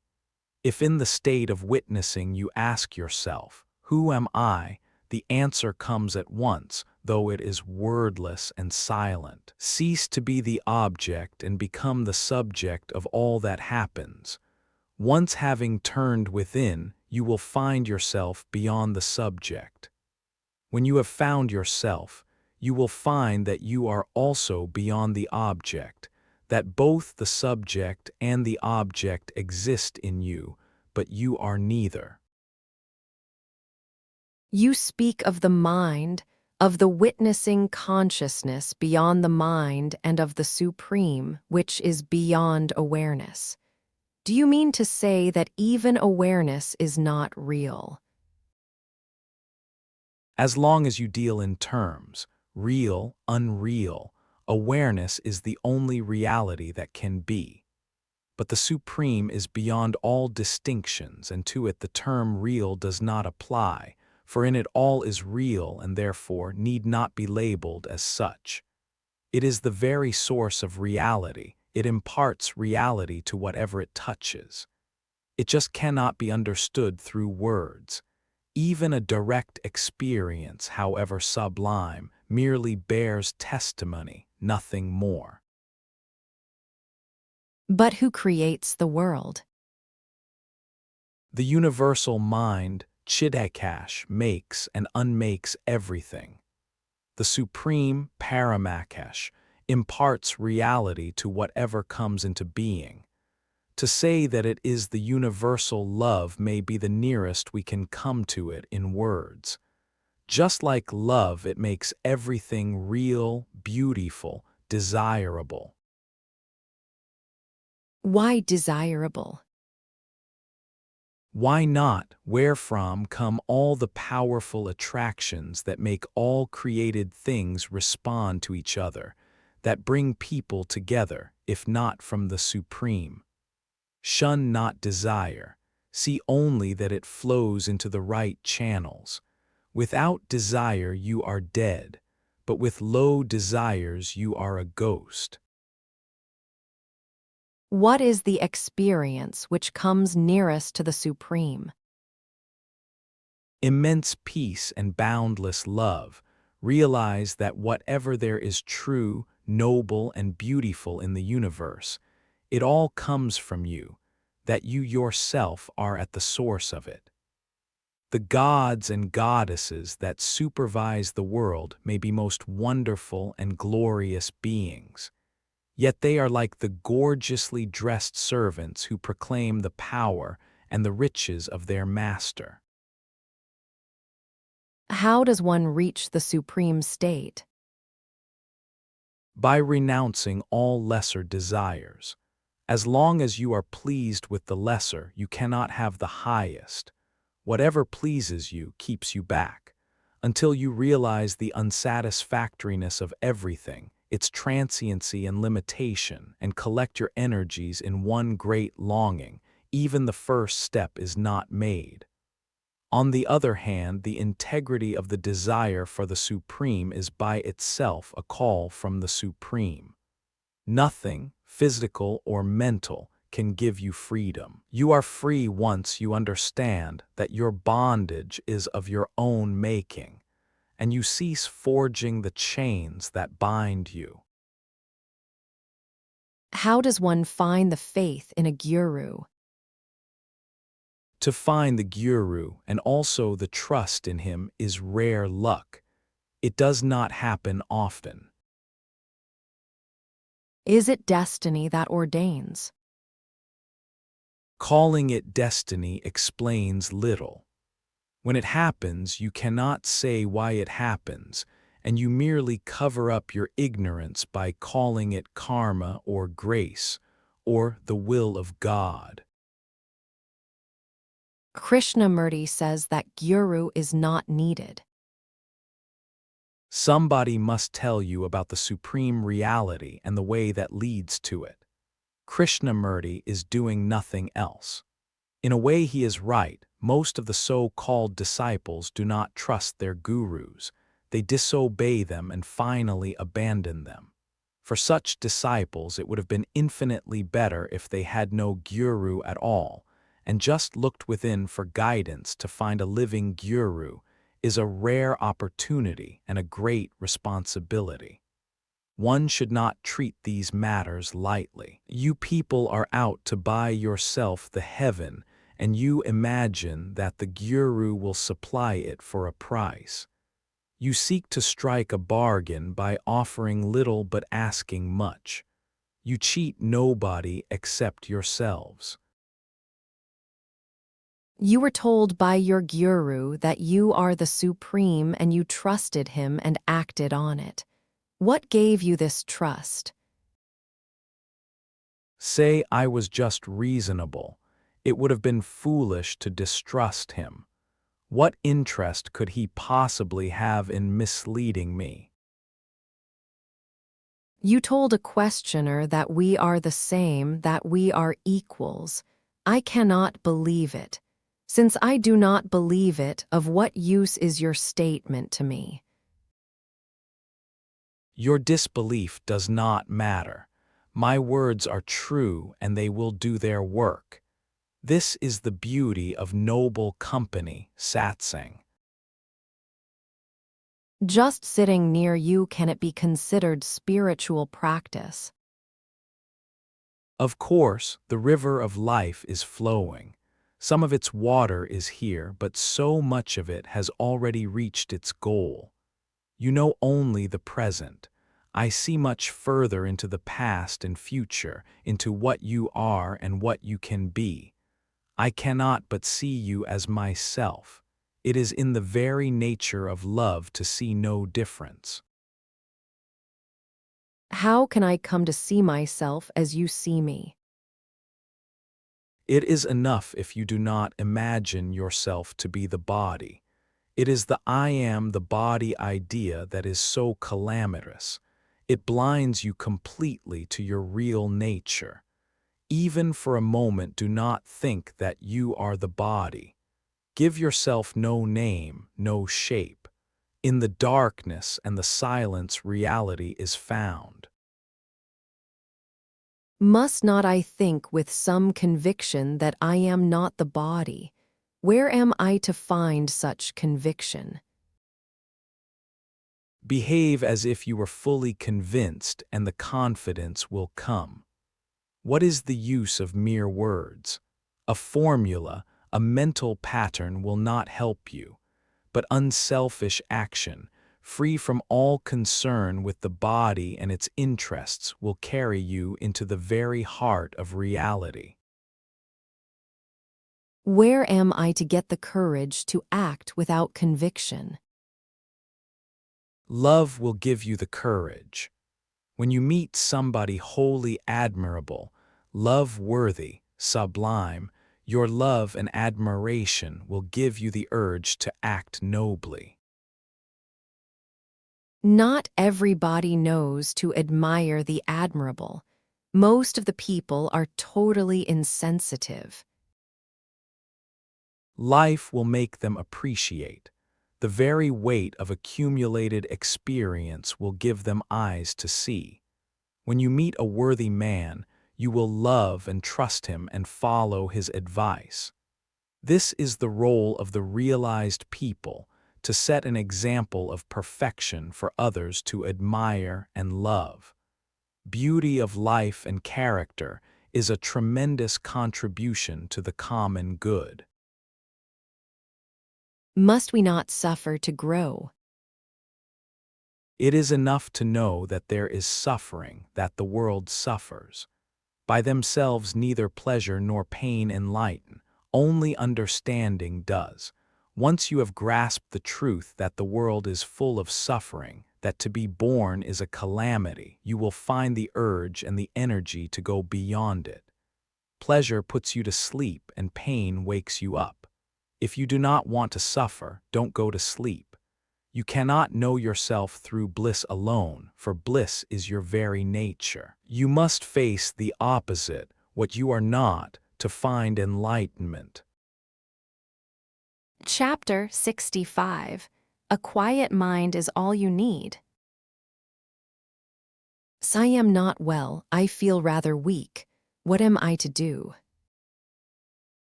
Who is unwell, you or the body?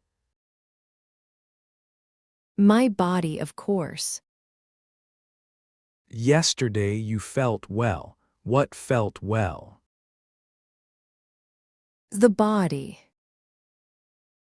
You were glad when the body was well, and you are sad when the body is unwell. Who is glad one day and sad the next? The mind.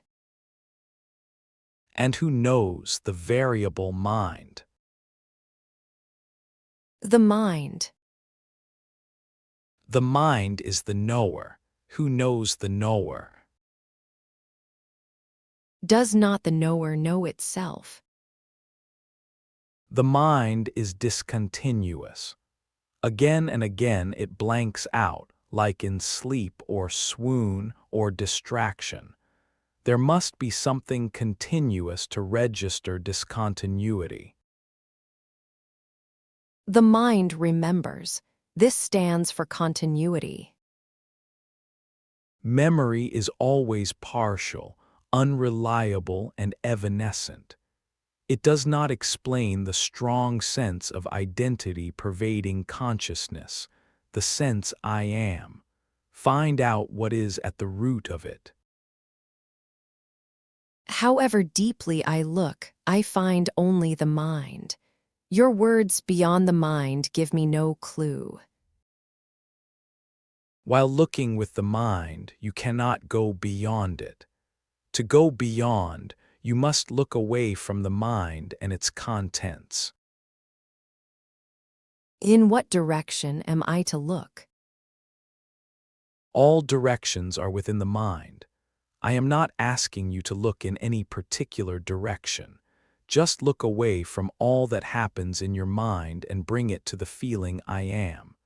The I am is not a direction. It is the negation of all direction. Ultimately, even the I am will have to go, for you need not keep on asserting what is obvious. Bringing the mind to the feeling I am merely helps in turning the mind away from everything else. Where does it all lead me? When the mind is kept away from its preoccupations, it becomes quiet.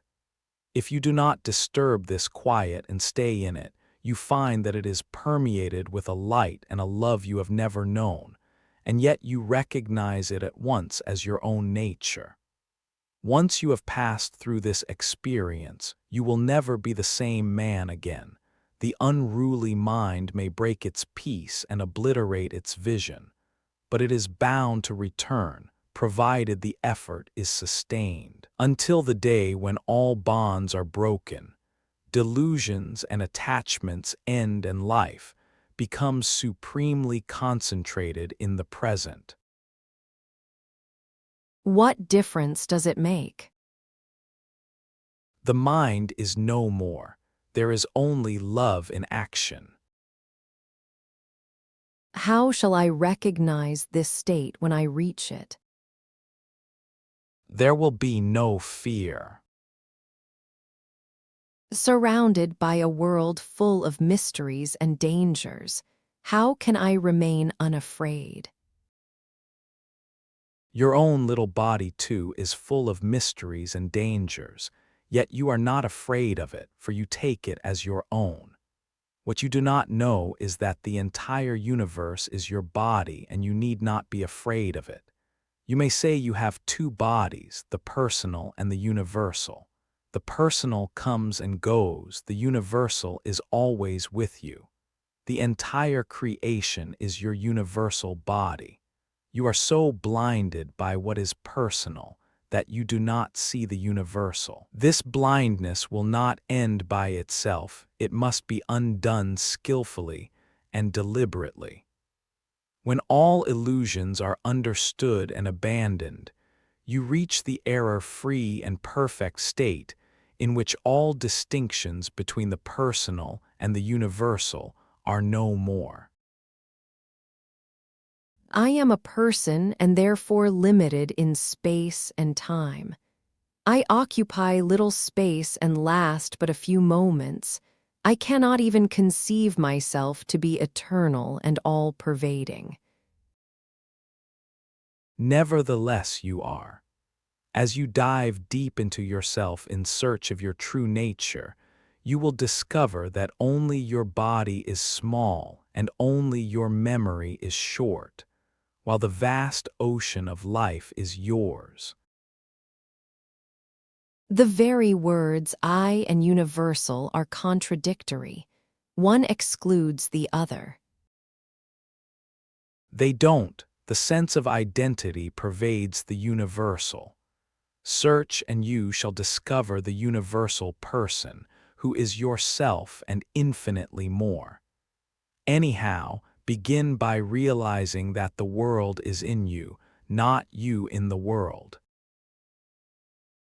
How can it be? I am only a part of the world. How can the whole world be contained in the part except by reflection, mirror-like? What you say is true. Your personal body is a part in which the whole is wonderfully reflected, but you have also a universal body. You cannot even say that you do not know it, because you see and experience it all the time. Only you call it the world and are afraid of it. I feel I know my little body, while the other I do not know, except through science. Your little body is full of mysteries and wonders which you do not know. There also science is your only guide. Both anatomy and astronomy describe you.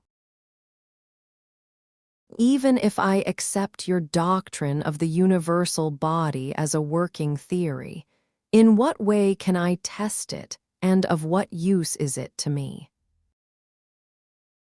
Knowing yourself as the dweller in both the bodies, you will disown nothing.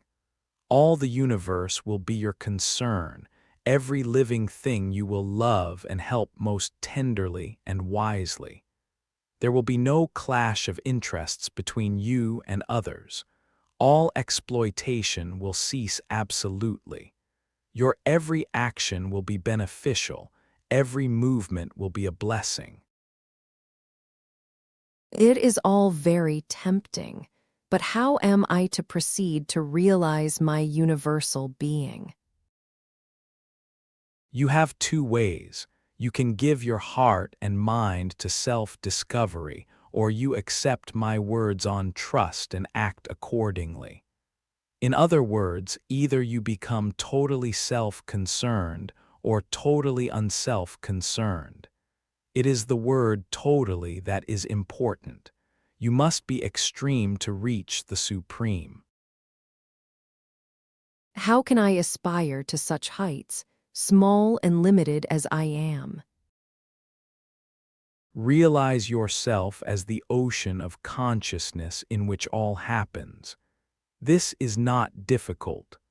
A little of attentiveness, of close observation of oneself, and you will see that no event is outside your consciousness.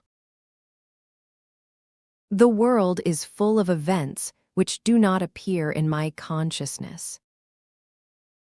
Even your body is full of events which do not appear in your consciousness. This does not prevent you from claiming your body to be your own. You know the world exactly as you know your body, through your senses. It is your mind that has separated the world outside your skin from the world inside and put them in opposition. This created fear and hatred and all the miseries of living. What I do not follow is what you say about going beyond consciousness. I understand the words, but I cannot visualize the experience. After all, you yourself have said that all experience is in consciousness. You are right, there can be no experience beyond consciousness. Yet there is the experience of just being. There is a state beyond consciousness, which is not unconscious. Some call it superconsciousness, or pure consciousness, or supreme consciousness. It is pure awareness free from the subject-object nexus. I have studied theosophy and I find nothing familiar in what you say. I admit theosophy deals with manifestation only. It describes the universe and its inhabitants in great details. It admits many levels of matter and corresponding levels of experience, but it does not seem to go beyond. What you say goes beyond all experience. If it is not experienceable, why at all talk about it? Consciousness is intermittent, full of gaps. Yet there is the continuity of identity. What is this sense of identity due to, if not to something beyond consciousness? If I am beyond the mind, how can I change myself? Where is the need of changing anything? The mind is changing anyhow all the time. Look at your mind dispassionately. This is enough to calm it. When it is quiet, you can go beyond it. Do not keep it busy all the time. Stop it and just be. If you give it rest, it will settle down and recover its purity and strength. Constant thinking makes it decay. As if my true being is always with me, how is it that I am ignorant of it? Because it is very subtle and your mind is gross, full of gross thoughts and feelings. Calm and clarify your mind and you will know yourself as you are. Do I need the mind to know myself? You are beyond the mind, but you know with your mind. It is obvious that the extent, depth, and character of knowledge depend on what instrument you use. Improve your instrument and your knowledge will improve. To know perfectly, I need a perfect mind. A quiet mind is all you need.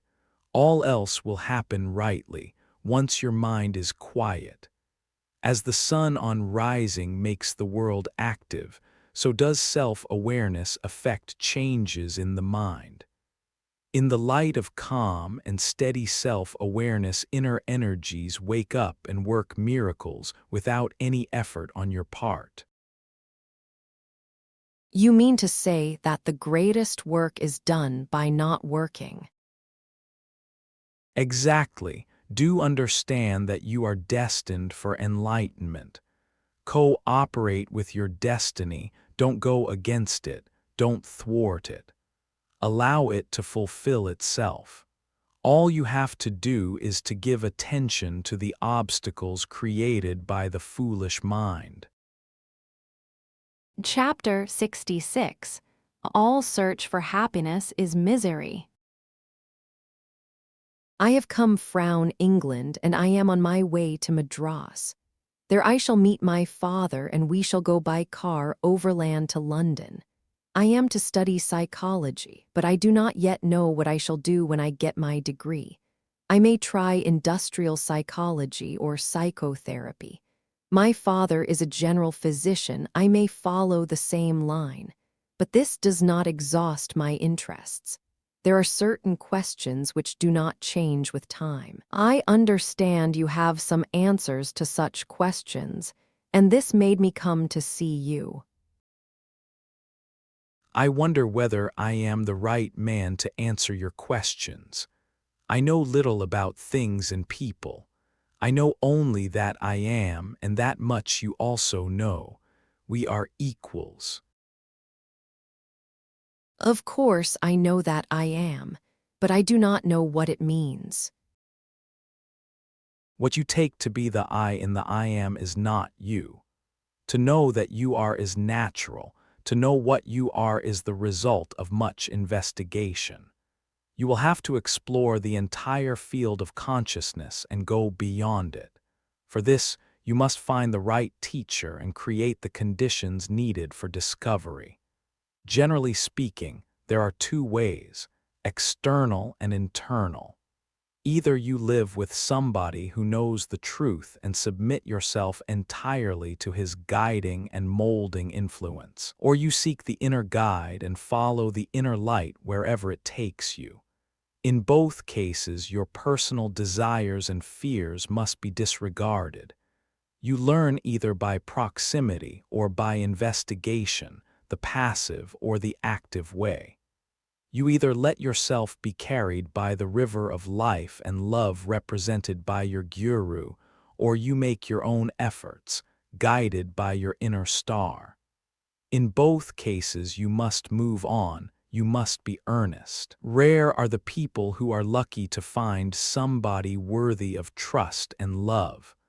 Most of them must take the hard way, the way of intelligence and understanding, of discrimination and detachment, viveka vairagya.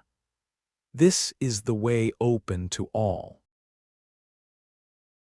I am lucky to have come here. Though I am leaving tomorrow, one talk with you may affect my entire life.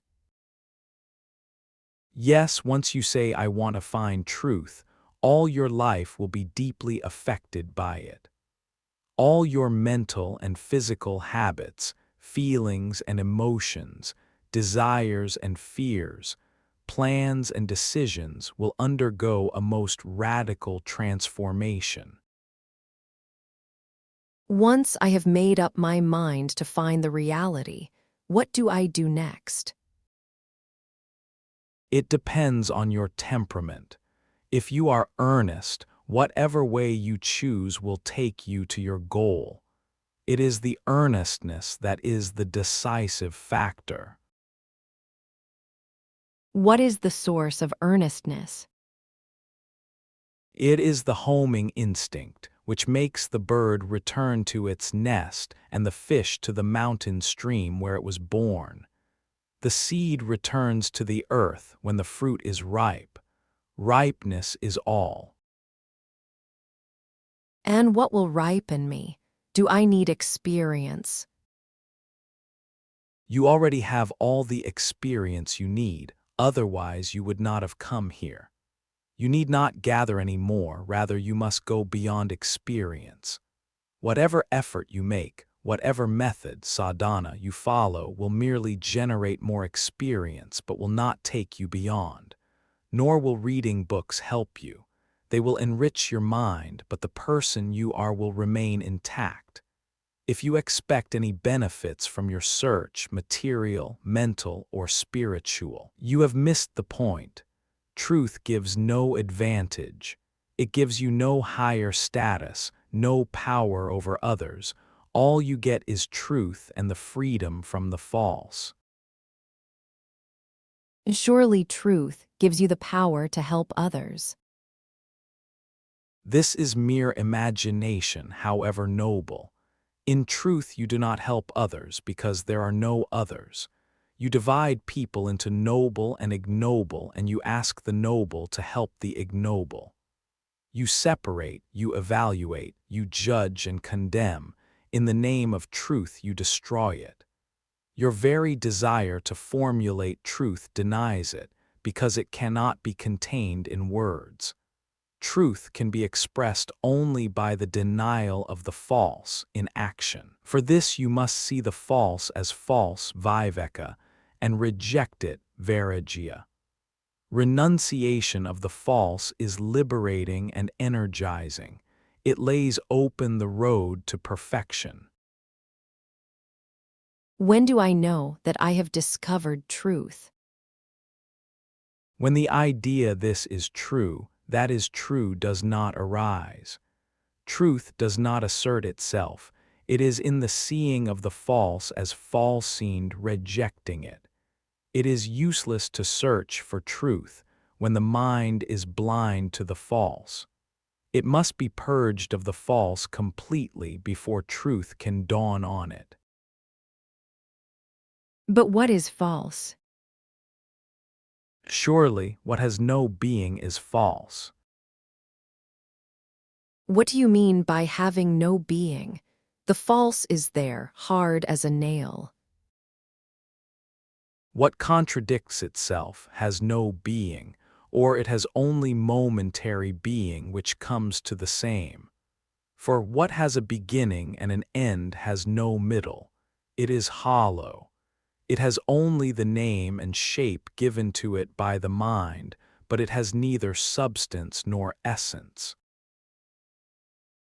If all that passes has no being, then the universe has no being either.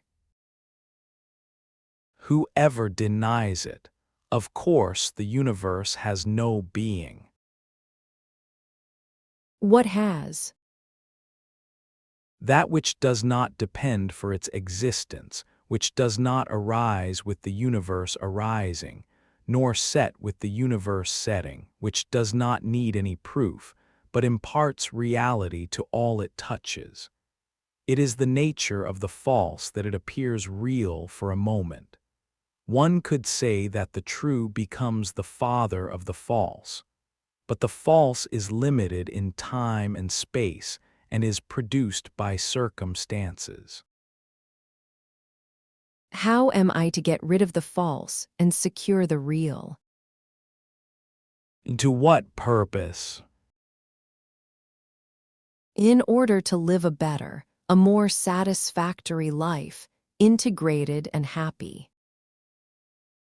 Whatever is conceived by the mind must be false, for it is bound to be relative and limited.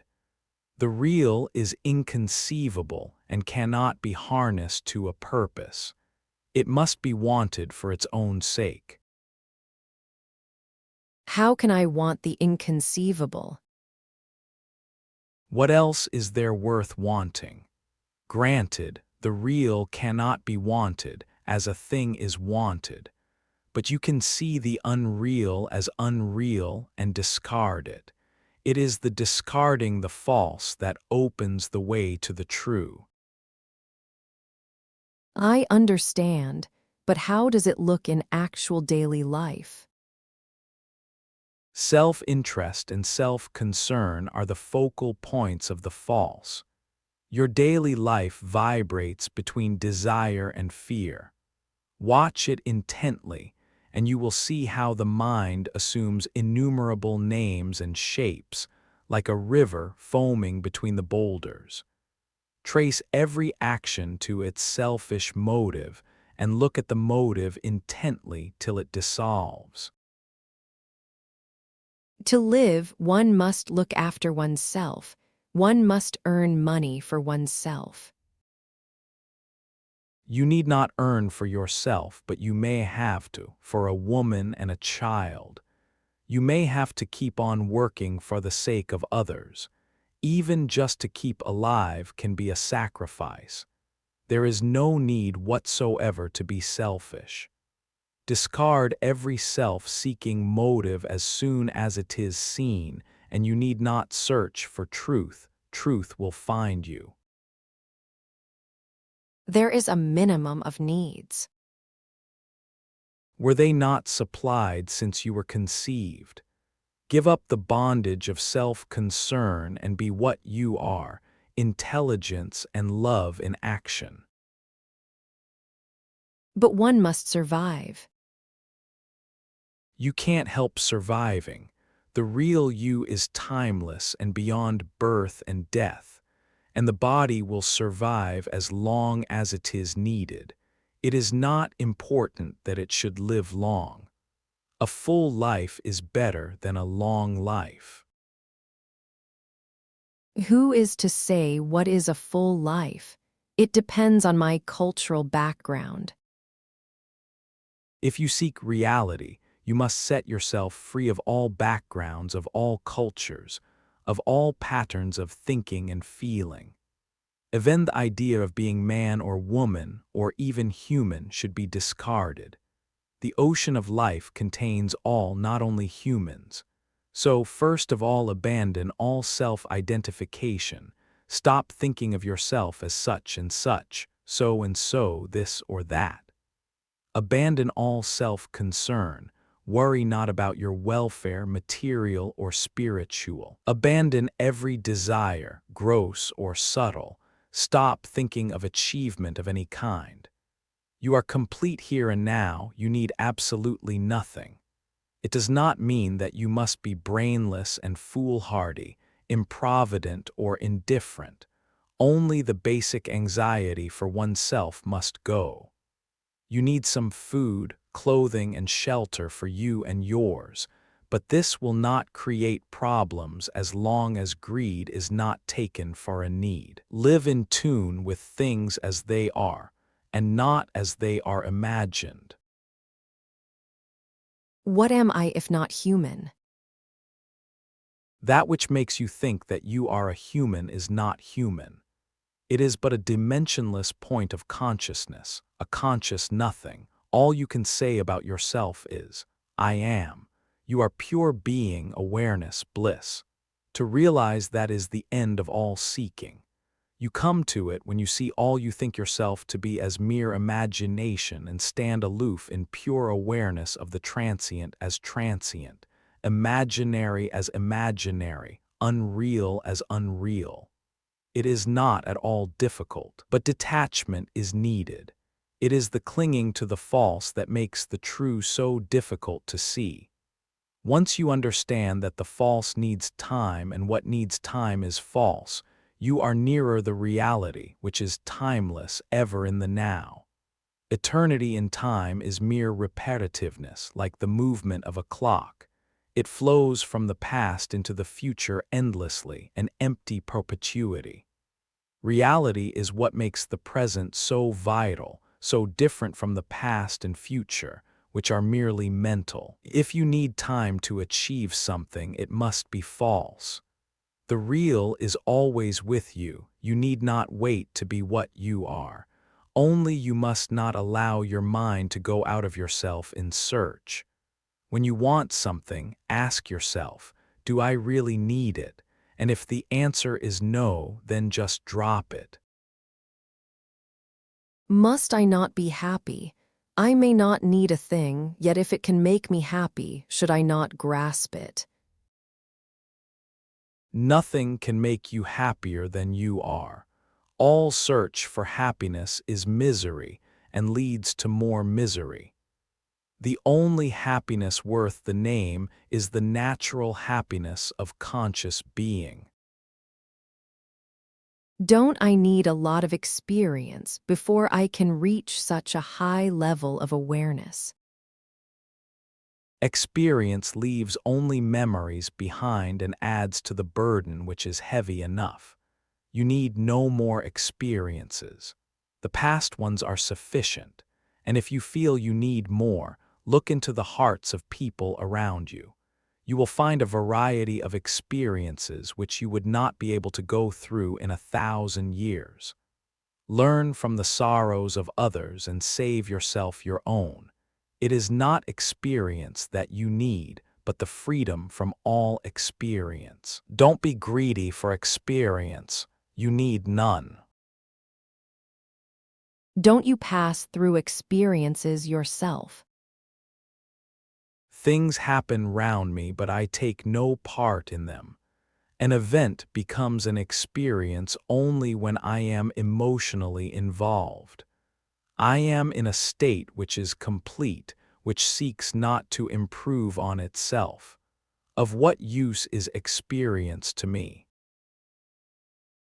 One needs knowledge, education.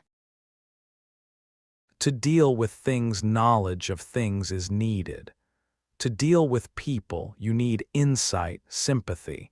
To deal with yourself, you need nothing. Be what you are, conscious being, and don't stray away from yourself. University education is most useful. No doubt it helps you to earn a living, but it does not teach you how to live. You are a student of psychology. It may help you in certain situations, but can you live by psychology? Life is worthy of the name only when it reflects reality in action. No university will teach you how to live so that when the time of dying comes you can say, "I lived well, I do not need to live again." Most of us die wishing we could live again. So many mistakes committed, so much left undone. Most of the people vegetate but do not live. They merely gather experience and enrich their memory. But experience is the denial of reality, which is neither sensory nor conceptual, neither of the body nor of the mind, though it includes and transcends both. But experience is most useful. By experience, you learn not to touch a flame. I have told you already that knowledge is most useful in dealing with things, but it does not tell you how to deal with people and yourself, how to live a life. We are not talking of driving a car or earning money. For this you need experience, but for being a light unto yourself material knowledge will not help you. You need something much more intimate and deeper than mediate knowledge to be yourself in the true sense of the word.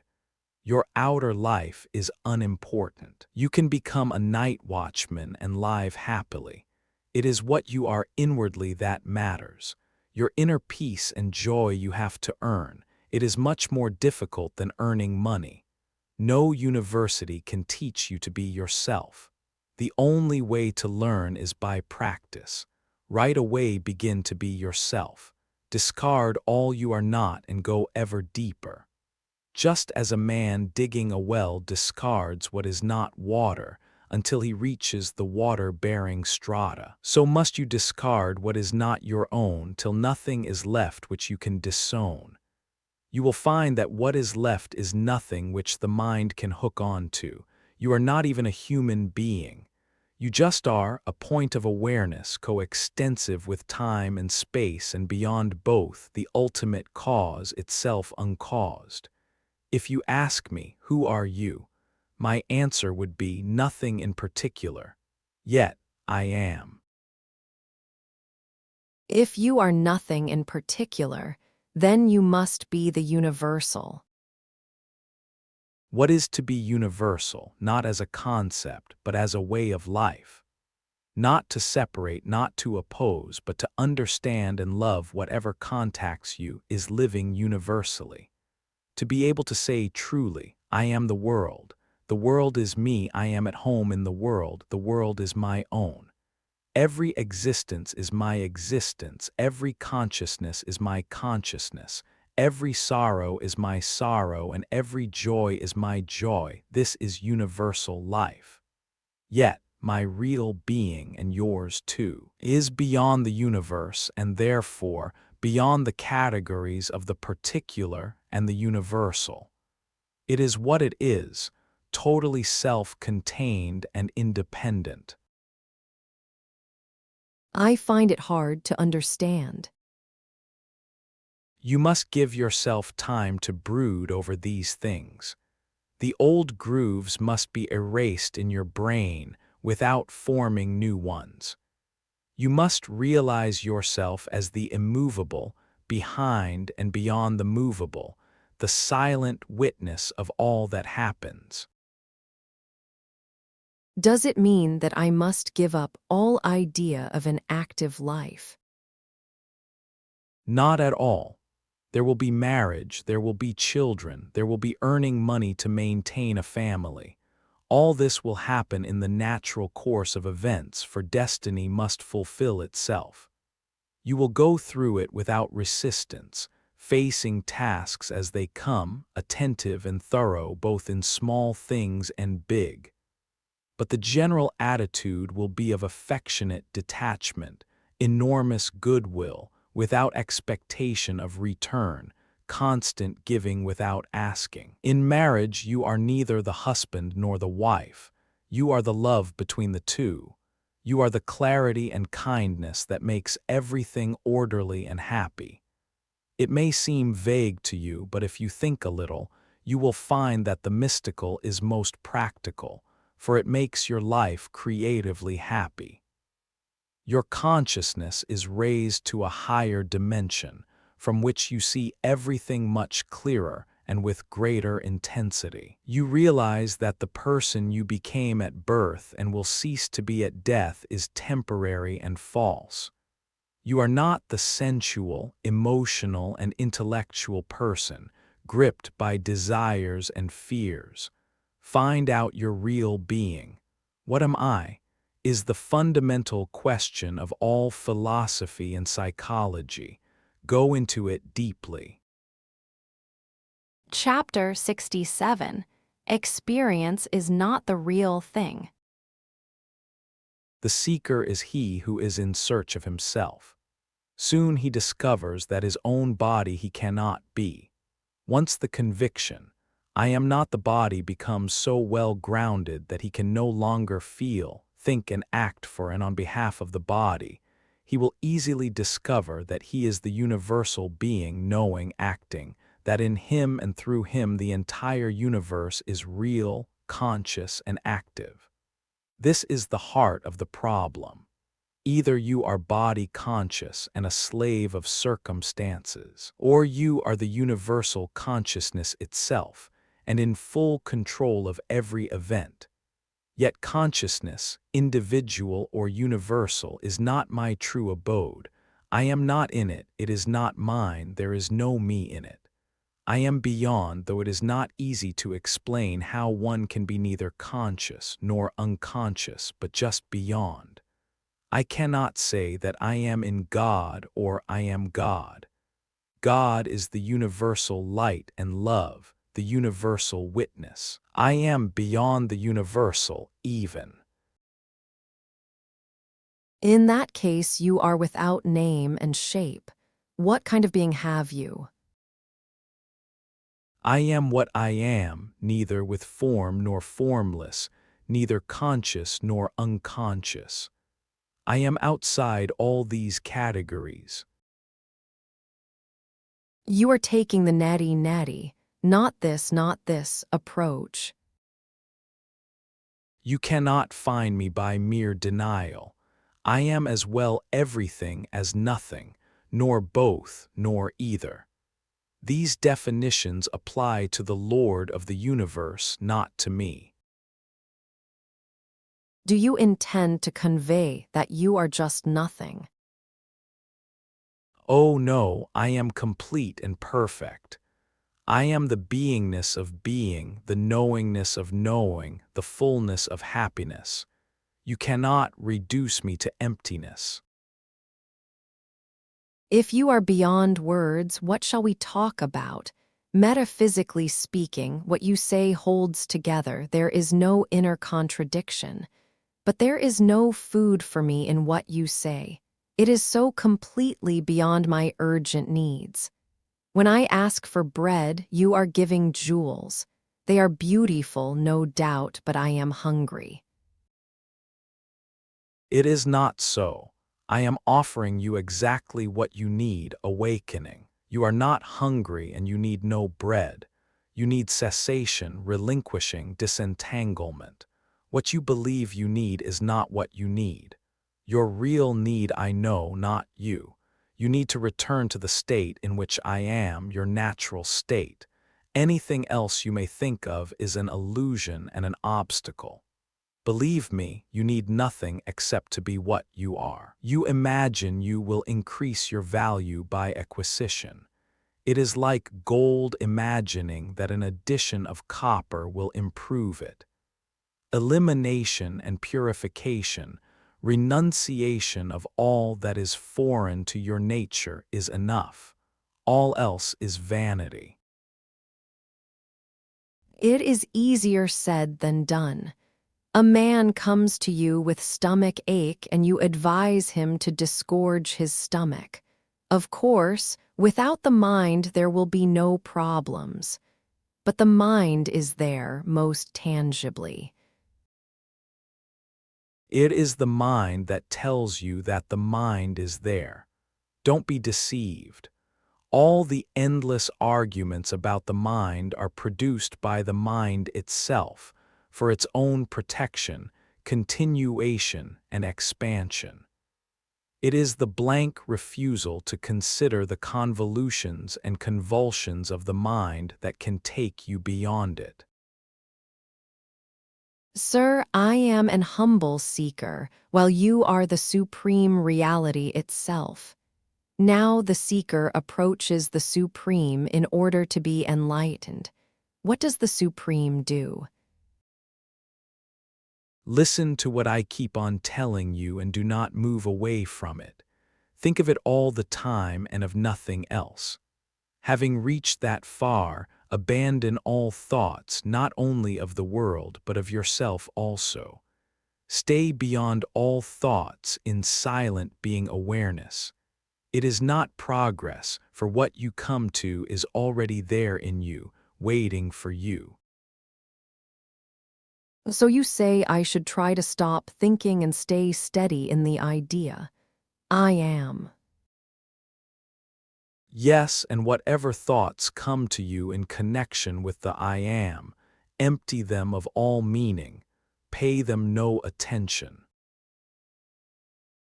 I happen to meet many young people coming from the West, and I find that there is a basic difference when I compare them to the Indians. It looks as if their psyche, antakarana, is different. Concepts like self, reality, pure mind, universal consciousness, the Indian mind grasps easily. They ring familiar, they taste sweet. The Western mind does not respond or just rejects them. It concretizes and wants to utilize at once in the service of accepted values. These values are often personal: health, well-being, prosperity. Sometimes they are social, a better society, a happier life for all. All are connected with worldly problems, personal or impersonal. Another difficulty one comes across quite often in talking with the Westerners is that to them everything is experience, as they want to experience food, drink, and women, art, and travels. So do they want to experience yoga, realization, and liberation. To them it is just another experience to be had for a price. They imagine such experience can be purchased and they bargain about the cost. When one guru quotes too high in terms of time and effort, they go to another, who offers installment terms, apparently very easy but beset with unfulfillable conditions. It is the old story of not thinking of the gray monkey when taking the medicine. In this case, it is not thinking of the world, abandoning all selfhood, extinguishing every desire, becoming perfect celibates, etc. Naturally, there is vast cheating going on all levels, and the results are nil. Some gurus in sheer desperation abandon all discipline, prescribe no conditions, advise effortlessness, naturalness, simply living in passive awareness, without any pattern of must and must not, and there are many disciples whose past experiences brought them to dislike themselves so badly that they just do not want to look at themselves. If they are not disgusted, they are bored. They have surfeit of self-knowledge, they want something else. Let them not think of themselves if they do not like it. Let them stay with a guru, watch him, think of him. Soon they will experience a kind of bliss, quite new, never experienced before except maybe in childhood. The experience is so unmistakably new that it will attract their attention and create interest. Once the interest is roused, orderly application will follow. These people are very critical and suspicious. They cannot be otherwise, having passed through much learning and much disappointment. On one hand, they want experience, on the other, they mistrust it. How to reach them, God alone knows. True insight and love will reach them. When they have some spiritual experience, another difficulty arises. They complain that the experience does not last, that it comes and goes in a haphazard way. Having got hold of the lollipop, they want to suck it all the time. Experience, however sublime, is not the real thing. By its very nature it comes and goes. Self-realization is not an acquisition. It is more of the nature of understanding. Once arrived at, it cannot be lost. On the other hand, consciousness is changeful, flowing, undergoing transformation from moment to moment. Do not hold on to consciousness and its contents. Consciousness held ceases. To try to perpetuate a flash of insight or a burst of happiness is destructive of what it wants to preserve. What comes must go. The permanent is beyond all comings and goings. Go to the root of all experience, to the sense of being. Beyond being and not being lies the immensity of the real. Try and try again. To try, one needs faith. There must be the desire first. When the desire is strong, the willingness to try will come. You do not need assurance of success when the desire is strong. You are ready to gamble. Strong desire, strong faith, it comes to the same. These people do not trust either their parents or the society or even themselves. All they touched turned to ashes. Give them one experience absolutely genuine, indubitable, beyond the argumentations of the mind, and they will follow you to the world's end. But I am doing nothing else. Tirelessly I draw their attention to the one incontrovertible factor, that of being. Being needs no proofs, it proves all else. If only they go deeply into the fact of being and discover the vastness and the glory to which the I Am is the door, and cross the door and go beyond, their life will be full of happiness and light. Believe me, the effort needed is as nothing when compared with the discoveries arrived at. What you say is right, but these people have neither confidence nor patience. Even a short effort tires them. It is really pathetic to see them groping blindly and yet unable to hold on to the helping hand. They are such nice people fundamentally but totally bewildered. I tell them, you cannot have truth on your own terms. You must accept the conditions. To this they answer, Some will accept the conditions and some will not. Acceptance or non-acceptance are superficial and accidental. Reality is in all. There must be a way for all to tread, with no conditions attached. There is such a way, open to all on every level in every walk of life. Everybody is aware of himself. The deepening and broadening of self-awareness is the royal way. Call it mindfulness or witnessing or just attention, it is for all. None is unripe for it and none can fail.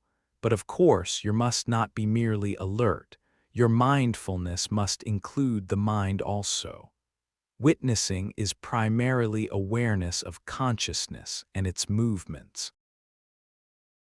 Chapter 68. Seek the source of consciousness. We were talking the other day about the ways of the modern Western mind and the difficulty it finds in submitting to the moral and intellectual discipline of the Vedanta. One of the obstacles lies in the young Europeans' or Americans' preoccupation with the disastrous condition of the world and the urgent need of setting it right. They have no patience with people like you who preach personal improvement as a precondition for the betterment of the world. They say it is neither possible nor necessary. Humanity is ready for a change of systems, social, economic, political. A world government, world police, world planning, and the abolition of all physical and ideological barriers. This is enough, no personal transformation is needed. No doubt people shape society, but society shapes people too. In a humane society, people will be humane besides. Science provides the answer to many questions which formerly were in the domain of religion. No doubt, striving for the improvement of the world is a most praiseworthy occupation. Done selflessly, it clarifies the mind and purifies the heart, but soon man will realize that he pursues a mirage. Local and temporary improvement is always possible and was achieved again and again under the influence of a great king or teacher. But it would soon come to an end, leaving humanity in a new cycle of misery. It is in the nature of all manifestation that the good and the bad follow each other, and in equal measure. The true refuge is only in the unmanifested. Are you not advising escape? On the contrary, the only way to renewal lies through destruction. You must melt down the old jewelry into formless gold before you can mold a new one. Only the people who have gone beyond the world can change the world. It never happened otherwise. The few whose impact was long-lasting were all knowers of reality. Reach their level and then only talk of helping the world. It is not the rivers and mountains that we want to help, but the people. There is nothing wrong with the world, but for the people who make it bad. Go and ask them to behave. Desire and fear make them behave as they do. Exactly. As long as human behavior is dominated by desire and fear, there is not much hope. And to know how to approach the people effectively, you must yourself be free of all desire and fear. Certain basic desires and fears are inevitable, such as are connected with food, sex, and death. These are needs, and as needs, they are easy to meet. Even death is a need. Having lived a long and fruitful life, you feel the need to die. Only when wrongly applied, desire and fear are destructive. By all means desire the right and fear the wrong. But when people desire what is wrong and fear what is right, they create chaos and despair. What is right and what is wrong? Relatively, what causes suffering is wrong. What alleviates it is right. Absolutely, what brings you back to reality is right, and what dims reality is wrong.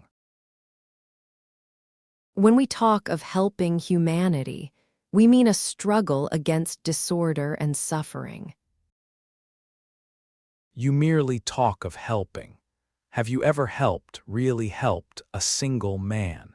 Have you ever put one soul beyond the need of further help?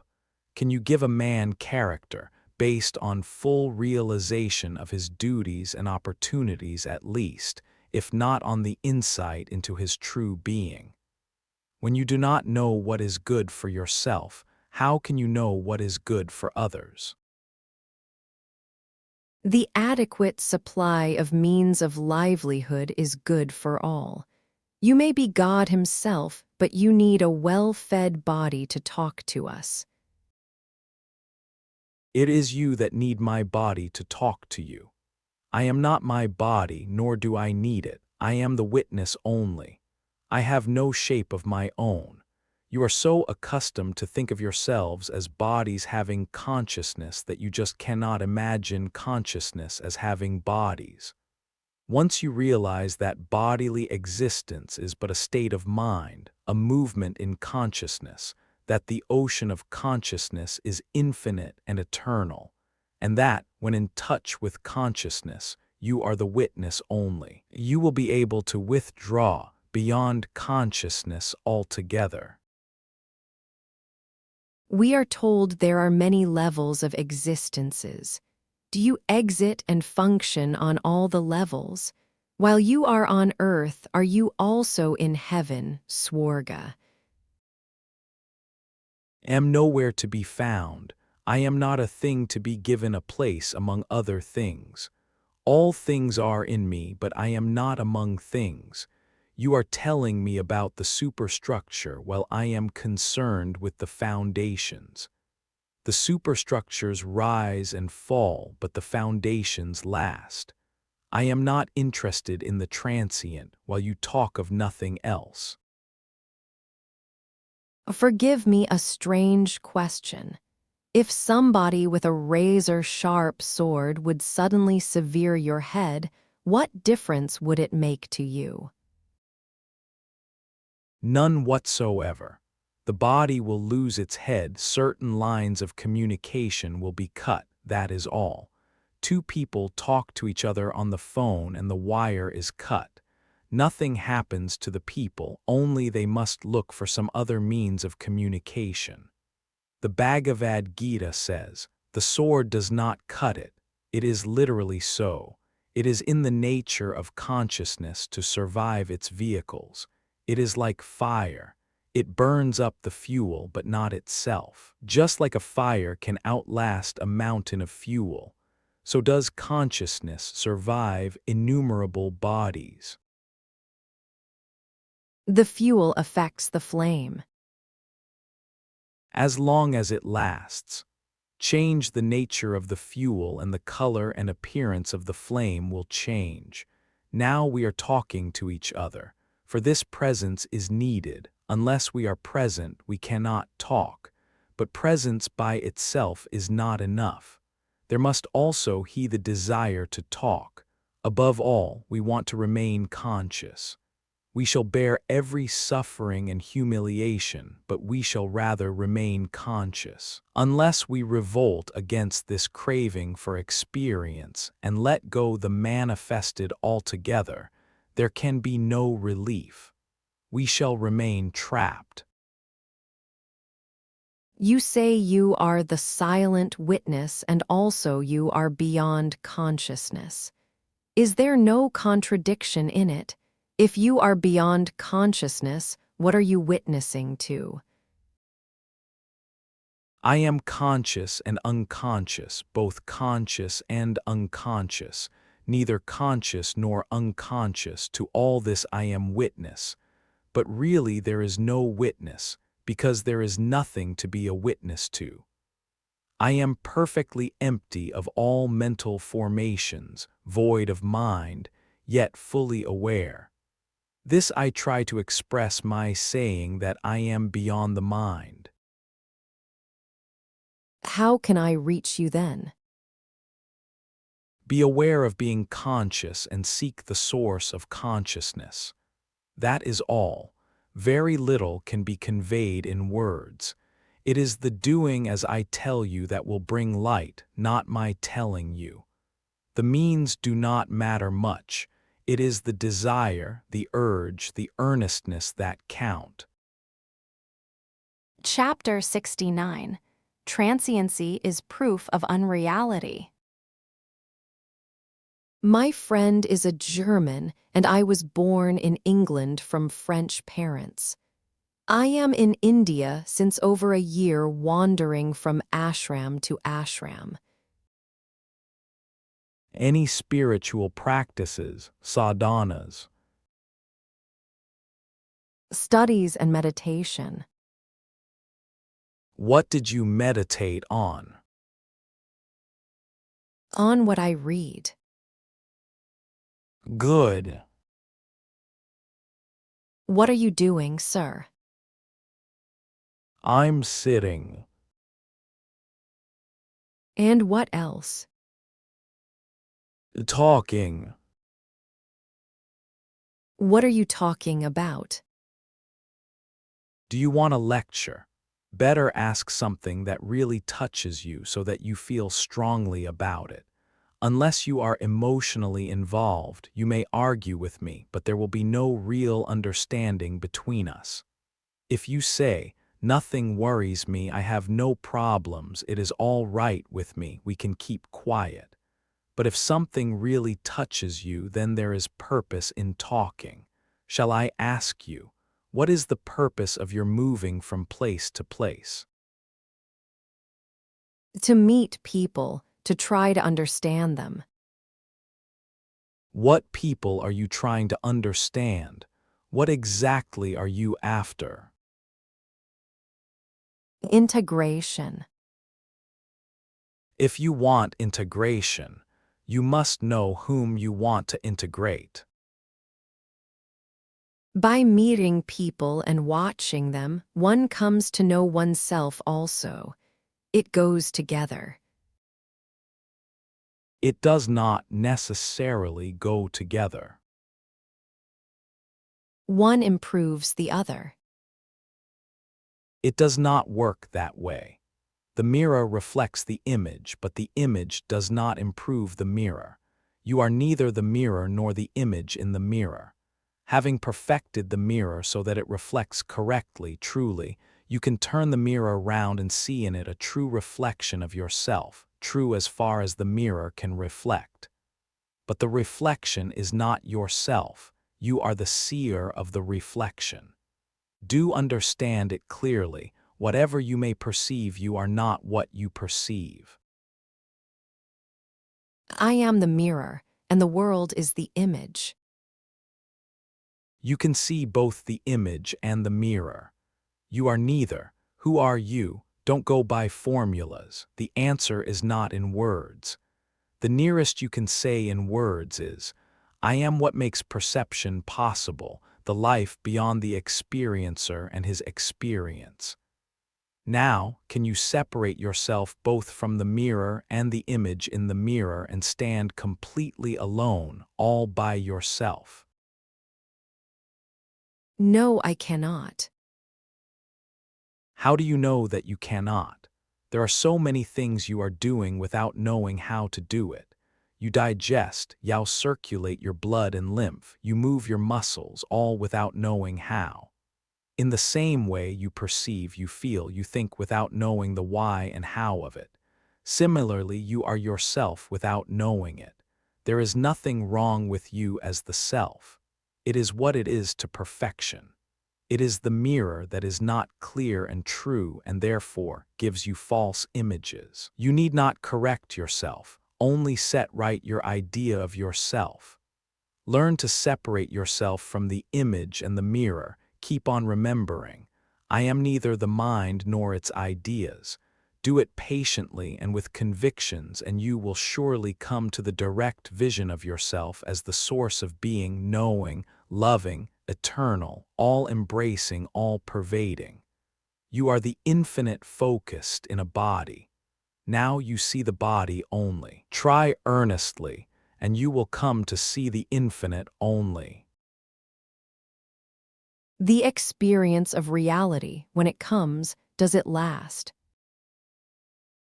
All experience is necessarily transient, but the ground of all experience is immovable. Nothing that may be called an event will last, but some events purify the mind and some stain it.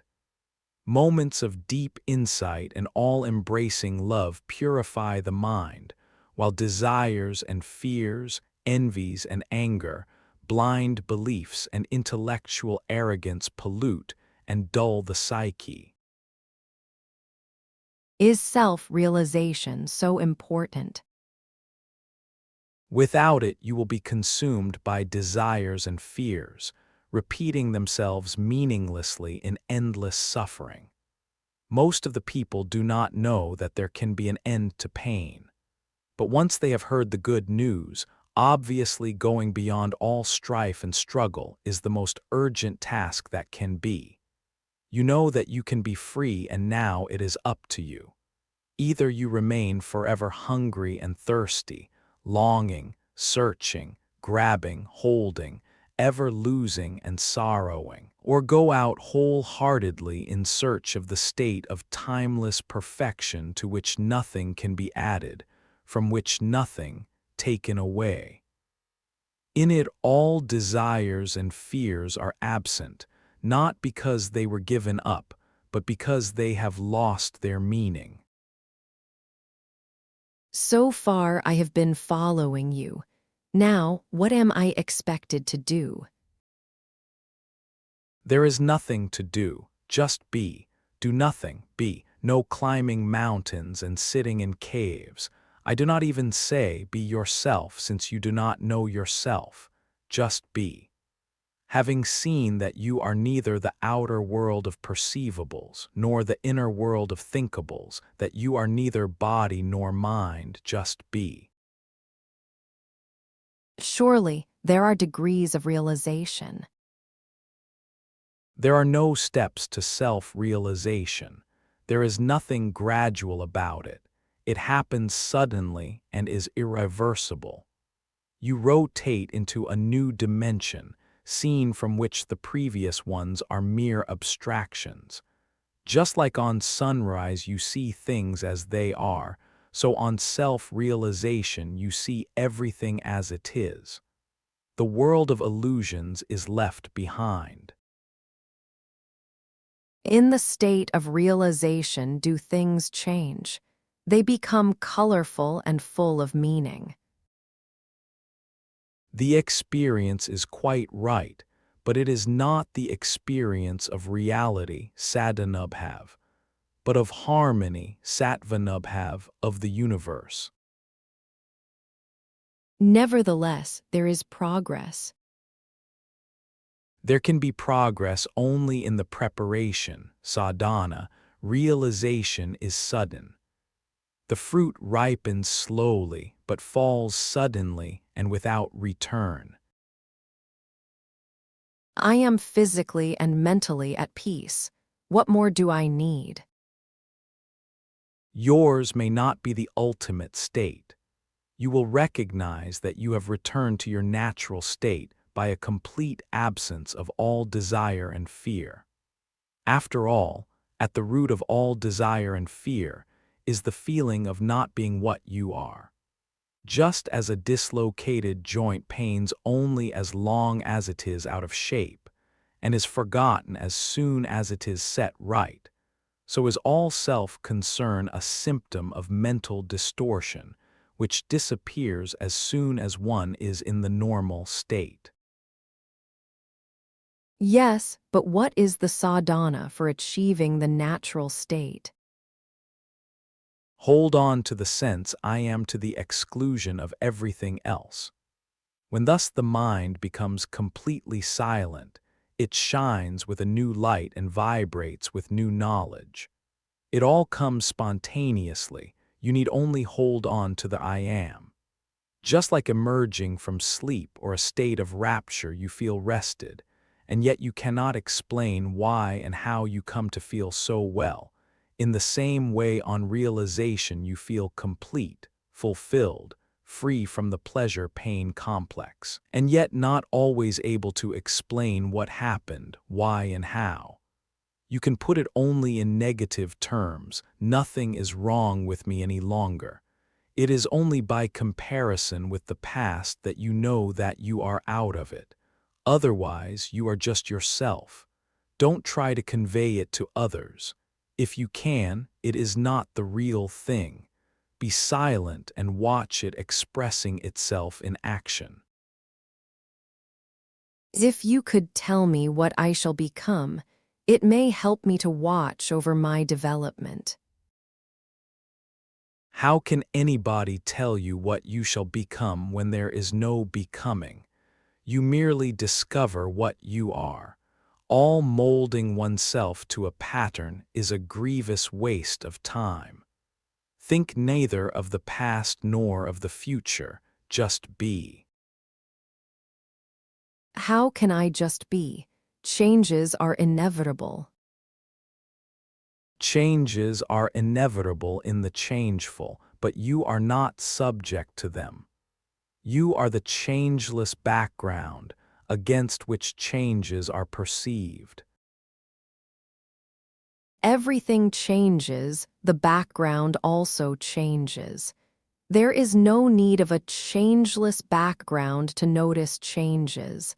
The self is momentary, it is merely the point where the past meets the future. Of course, the self based on memory is momentary, but such self demands unbroken continuity behind it.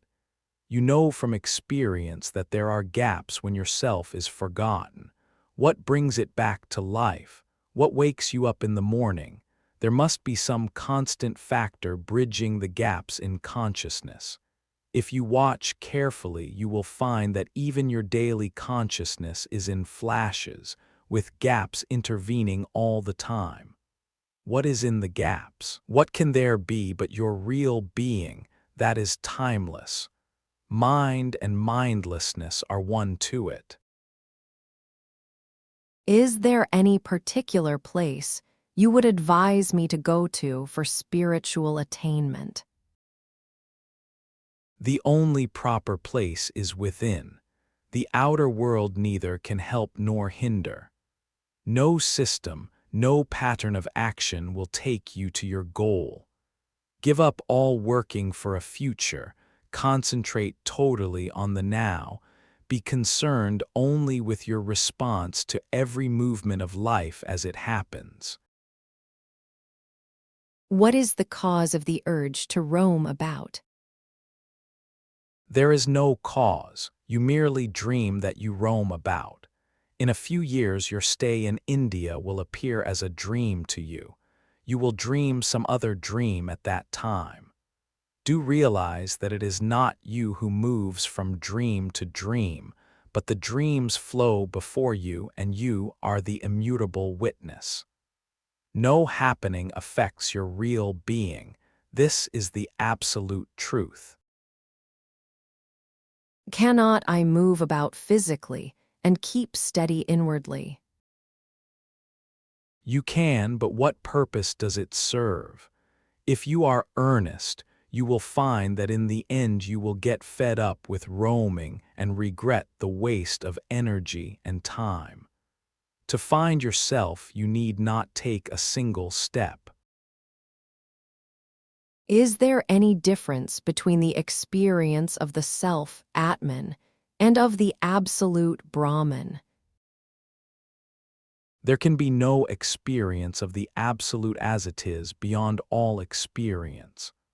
On the other hand, the self is the experiencing factor in every experience and thus, in a way, validates the multiplicity of experiences. The world may be full of things of great value, but if there is nobody to buy them, they have no price. The Absolute contains everything experienceable, but without the experience they are as nothing. That which makes the experience possible is the Absolute. That which makes it actual is the Self. Don't we reach the absolute through a gradation of experiences? Beginning with the grossest, we end with the most sublime. There can be no experience without desire for it. There can be gradation between desires, but between the most sublime desire and the freedom from all desire, there is an abyss which must be crossed. The unreal may look real, but it is transient. The real is not afraid of time. Is not the unreal the expression of the real? How can it be? It is like saying that truth expresses itself in dreams. To the real, the unreal is not. It appears to be real only because you believe in it, doubt it, and it ceases. When you are in love with somebody, you give it reality. You imagine your love to be all-powerful and everlasting. When it comes to an end, you say, I thought it was real, but it wasn't. Transiency is the best proof of unreality. What is limited in time and space and applicable to one person only is not real. The real is for all and forever. Above everything else you cherish yourself. You would accept nothing in exchange for your existence. The desire to be is the strongest of all desires and will go only on the realization of your true nature. Even in the unreal, there is a touch of reality. Yes, the reality you impart to it by taking it to be real. Having convinced yourself, you are bound by your conviction. When the sun shines, colors appear. When it sets, they disappear. Where are the colors without the light? This is thinking in terms of duality. All thinking is in duality. In identity, no thought survives. Chapter 70. God is the end of all desire and knowledge. Where are you coming from? What have you come for? I come from America and my friend is from the Republic of Ireland. I came about 6 months ago and I was traveling from ashram to ashram. My friend came on his own. What have you seen? I have been at Sri Ramanashram and also I have visited Rishikesh. Can I ask you what is your opinion of Sri Ramana Maharshi? We are both in the same ancient state. But what do you know of Maharshi? You take yourself to be a name and a body, so all you perceive are names and bodies. Were you to meet the Maharshi, what would happen? Probably we would feel quite happy. We may even exchange a few words. But would he recognize you as a liberated man? Of course, as a man recognizes a man, so a J-nanny recognizes a J-nanny. You cannot appreciate what you have not experienced. You are what you think yourself to be, but you cannot think yourself to be what you have not experienced. To become an engineer, I must learn engineering. To become God, what must I learn? You must unlearn everything. God is the end of all desire and knowledge. You mean to say that I become God merely by giving up the desire to become God. All desires must be given up, because by desiring you take the shape of your desires. When no desires remain, you revert to your natural state. How do I come to know that I have achieved perfection? You cannot know perfection, you can know only imperfection. For knowledge to be, there must be separation and disharmony. You can know what you are not, but you cannot know your real being. You can be only what you are. The entire approach is through understanding, which is in the seeing of the false as false. But to understand, you must observe from outside. The Vedantic concept of Maya, illusion, applies to the manifested. Therefore, our knowledge of the manifested is unreliable, but we should be able to trust our knowledge of the unmanifested. There can be no knowledge of the unmanifested. The potential is unknowable. Only the actual can be known. Why should the knower remain unknown? The knower knows the known. Do you know the knower? Who is the knower of the knower? You want to know the unmanifested. Can you say you know the manifested? I know things and ideas and their relations. It is the sum total of all my experiences. Of all your experiences. Well, all actual experiences. I admit I cannot know what did not happen. If the manifested is the sum total of all actual experiences, including their experiencers, how much of the total do you know? A very small part indeed. And what is the little you know? Some sensory experiences as related to myself. Not even that. You only know that you react. Who reacts and to what you do not know.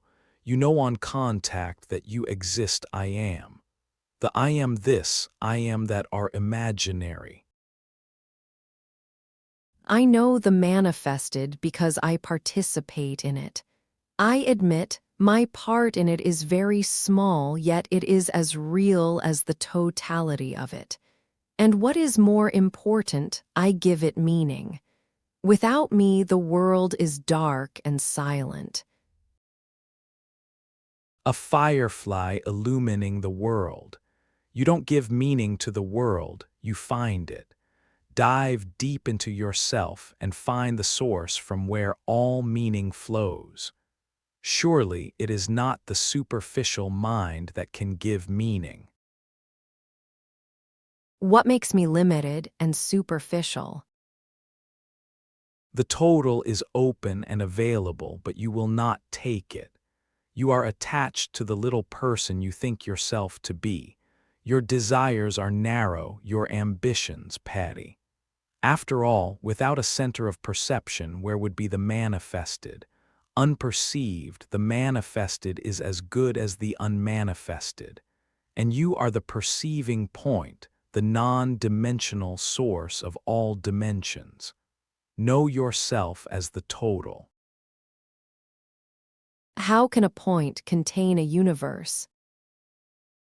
There is enough space in a point for an infinity of universes. There is no lack of capacity. Self-limitation is the only problem, but you cannot run away from yourself. However far you go, you come back to yourself and to the need of understanding this point, which is as nothing and yet the source of everything. I came to India in search of a yoga teacher. I am still in search. What kind of yoga do you want to practice? The yoga of getting or the yoga of giving up? Don't they come to the same in the end? How can they? One enslaves, the other liberates. The motive matters supremely. Freedom comes through renunciation. All possession is bondage. What I have the strength and the courage to hold on to, why should I give up? And if I have not the strength, how can I give up? I do not understand this need of giving up. When I want something, why should I not pursue it? Renunciation is for the weak. If you do not have the wisdom and the strength to give up, just look at your possessions. Your mere looking will burn them up. If you can stand outside your mind, you will soon find that total renunciation of possessions and desires is the most obviously reasonable thing to do. You create the world and then worry about it. Becoming selfish makes you weak. If you think you have the strength and courage to desire, it is because you are young and inexperienced. Invariably, the object of desire destroys the means of acquiring it, and then itself withers away. It is all for the best, because it teaches you to shun desire like poison. How am I to practice desirelessness? No need of practice, no need of any acts of renunciation. Just turn your mind away, that is all. Desire is merely the fixation of the mind on an idea. Get it out of its groove by denying it attention. That is all. Yes, that is all. Whatever may be the desire or fear, don't dwell upon it. Try and see for yourself. Here and there you may forget, it does not matter. Go back to your attempts till the brushing away of every desire and fear, of every reaction becomes automatic. How can one live without emotions? You can have all the emotions you want, but beware of reactions, of induced emotions. Be entirely self-determined and ruled from within, not from without. Merely giving up a thing to secure a better one is not true relinquishment. Give it up because you see its valuelessness. As you keep on giving up, you will find that you grow spontaneously in intelligence and power and inexhaustible love and joy. Why so much insistence on relinquishing all desires and fears? Are they not natural? They are not, they are entirely mind-made. You have to give up everything to know that you need nothing, not even your body. Your needs are unreal and your efforts are meaningless. You imagine that your possessions protect you. In reality, they make you vulnerable. Realize yourself as away from all that can be pointed at as this or that. You are unreachable by any sensory experience or verbal construction. Turn away from them. Refuse to impersonate. After I have heard you, what am I to do? Only hearing will not help you much. You must keep it in mind and ponder over it and try to understand the state of mind which makes me say what I say. I speak from truth. Stretch your hand and take it. You are not what you think yourself to be, I assure you. The image you have of yourself is made up from memories and is purely accidental. What I am is the result of my karma. What you appear to be, you are not. Karma is only a word you have learnt to repeat. You have never been, nor shall ever be a person. Refuse to consider yourself as one. But as long as you do not even doubt yourself to be a Mr. So-and-so, there is little hope. When you refuse to open your eyes, what can you be shown? I imagine karma to be a mysterious power that urges me towards perfection. That's what people told you. You are already perfect here and now. The perfectible is not you. You imagine yourself to be what you are not. Stop it. It is the cessation that is important, not what you are going to stop.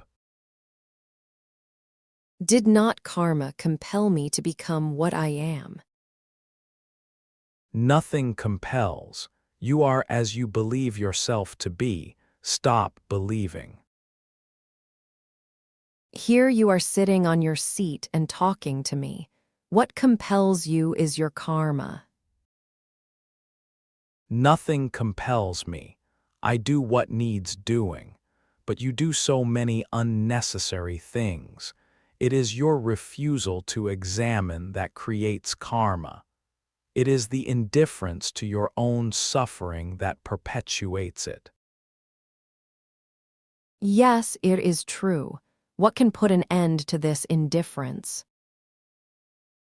The urge must come from within as a wave of detachment or compassion. Could I meet this urge halfway?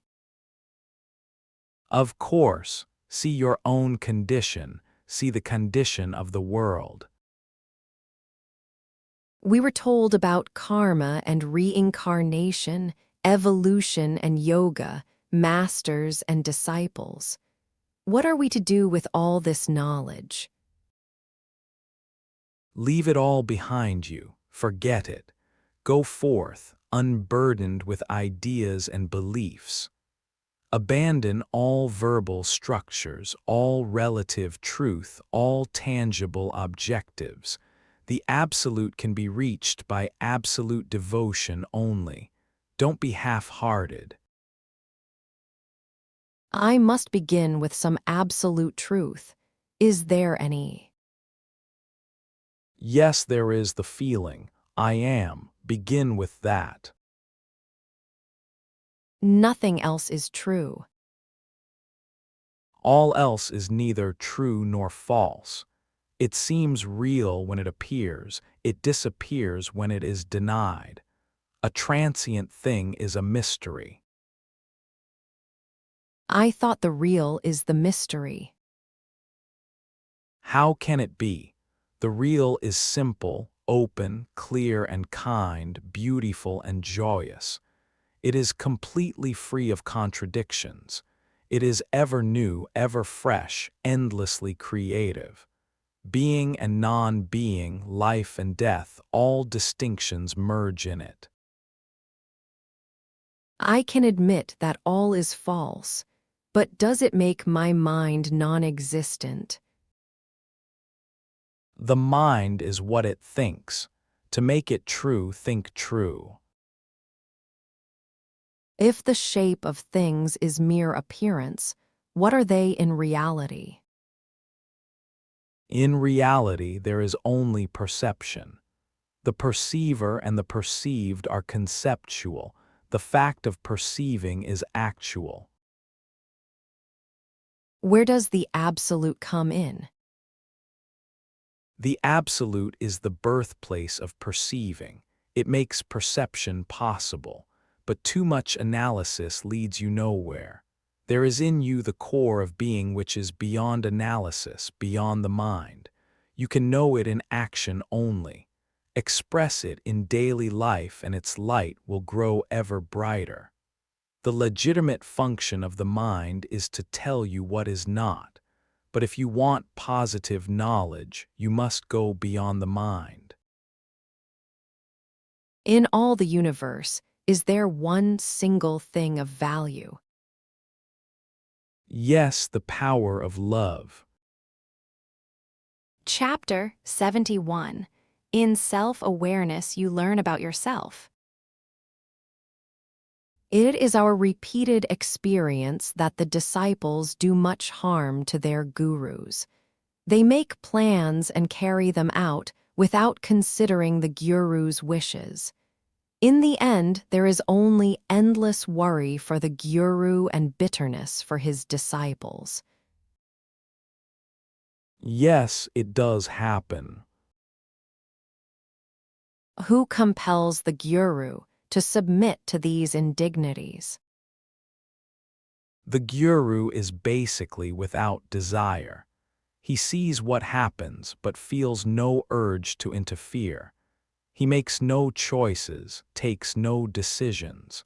As pure witness, he watches what is going on and remains unaffected. But his work suffers. Victory is always his in the end. He knows that if the disciples do not learn from his words, they will learn from their own mistakes. Inwardly, he remains quiet and silent. He has no sense of being a separate person. The entire universe is his own, including his disciples with their petty plans. Nothing in particular affects him, or, which comes to the same, the entire universe affects him in equal measure. Is there no such thing as the Guru's grace? His grace is constant and universal. It is not given to one and denied to another. How does it affect me personally? It is by the Guru's grace that your mind is engaged in search for truth, and it is by his grace that you will find it. It works unwaringly towards your ultimate good, and it is for all. Some disciples are ready, much sure, and some are not. Must not the Guru exercise choice and make decisions? The Guru knows the ultimate and relentlessly propels the disciple towards it. The disciple is full of obstacles, which he himself must overcome. The Guru is not very much concerned with the superficialities of the disciple's life. It is like gravitation, the fruit must fall when no longer held back. If the disciple does not know the goal, how can he make out the obstacles? The goal is shown by the Guru. Obstacles are discovered by the disciple. The Guru has no preferences, but those who have obstacles to overcome seem to be lagging behind. In reality, the disciple is not different from the Guru. He is the same dimensionless center of perception and love in action. It is only his imagination and self-identification with the imagined that encloses him and converts him into a person. The Guru is concerned little with the person. His attention is on the inner watcher. It is the task of the watcher to understand and thereby eliminate the person. While there is grace on one side, there must be dedication to the task on the other. But the person does not want to be eliminated. The person is merely the result of a misunderstanding. In reality, there is no such thing. Feelings, thoughts, and actions race before the watcher in endless succession, leaving traces in the brain and creating an illusion of continuity. A reflection of the watcher in the mind creates the sense of I, and the person acquires an apparently independent existence.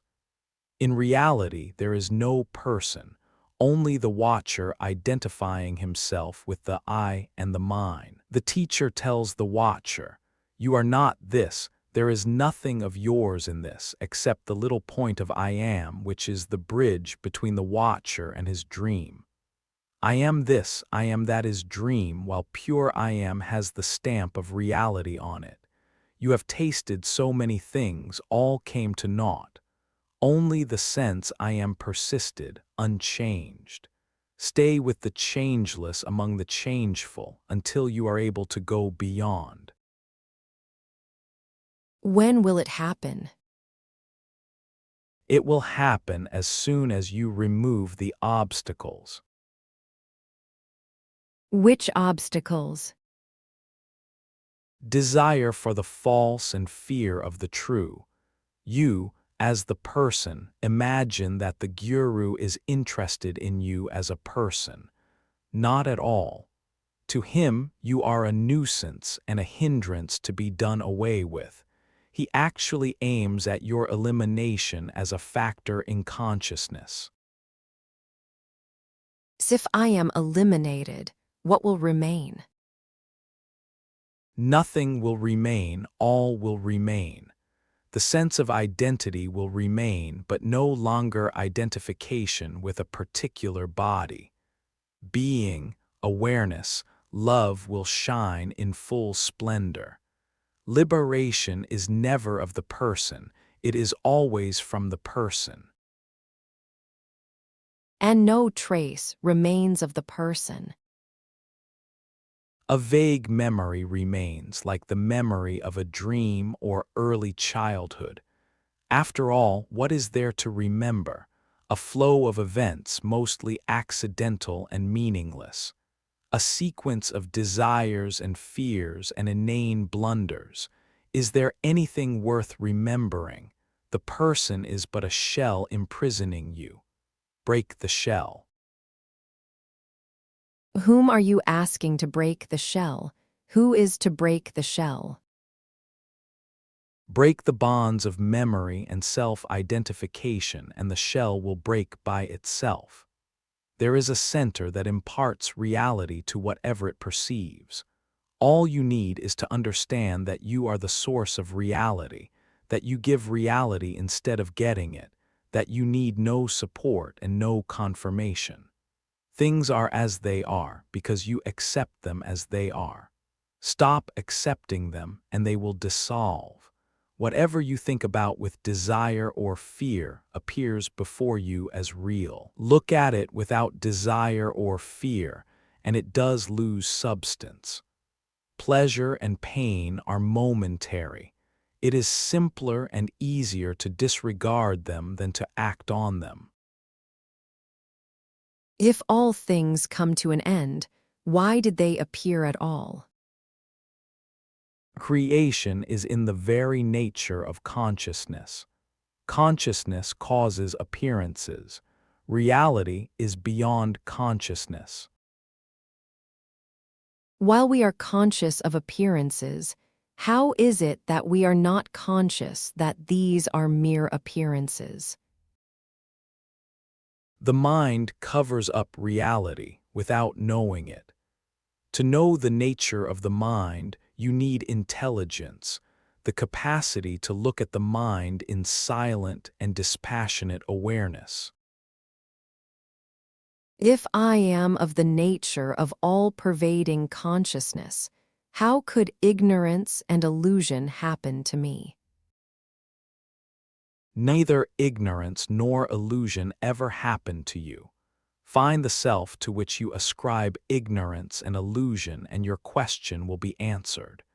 You talk as if you know the self and see it to be under the sway of ignorance and illusion.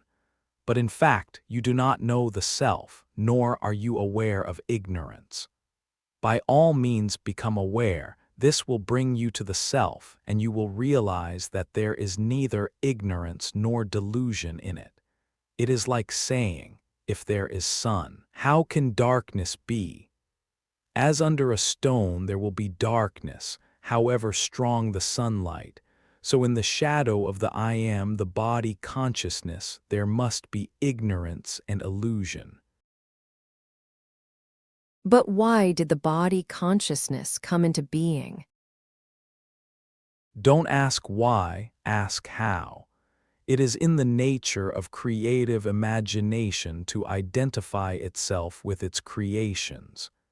You can stop at any moment by switching off attention or through investigation.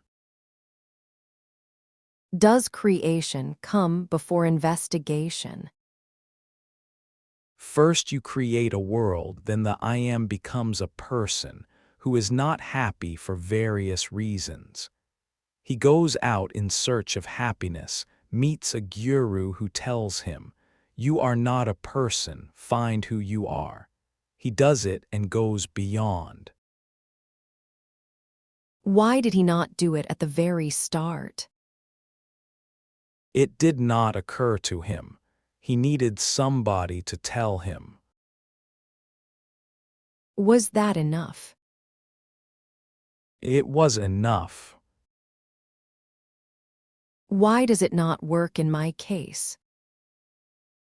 You do not trust me.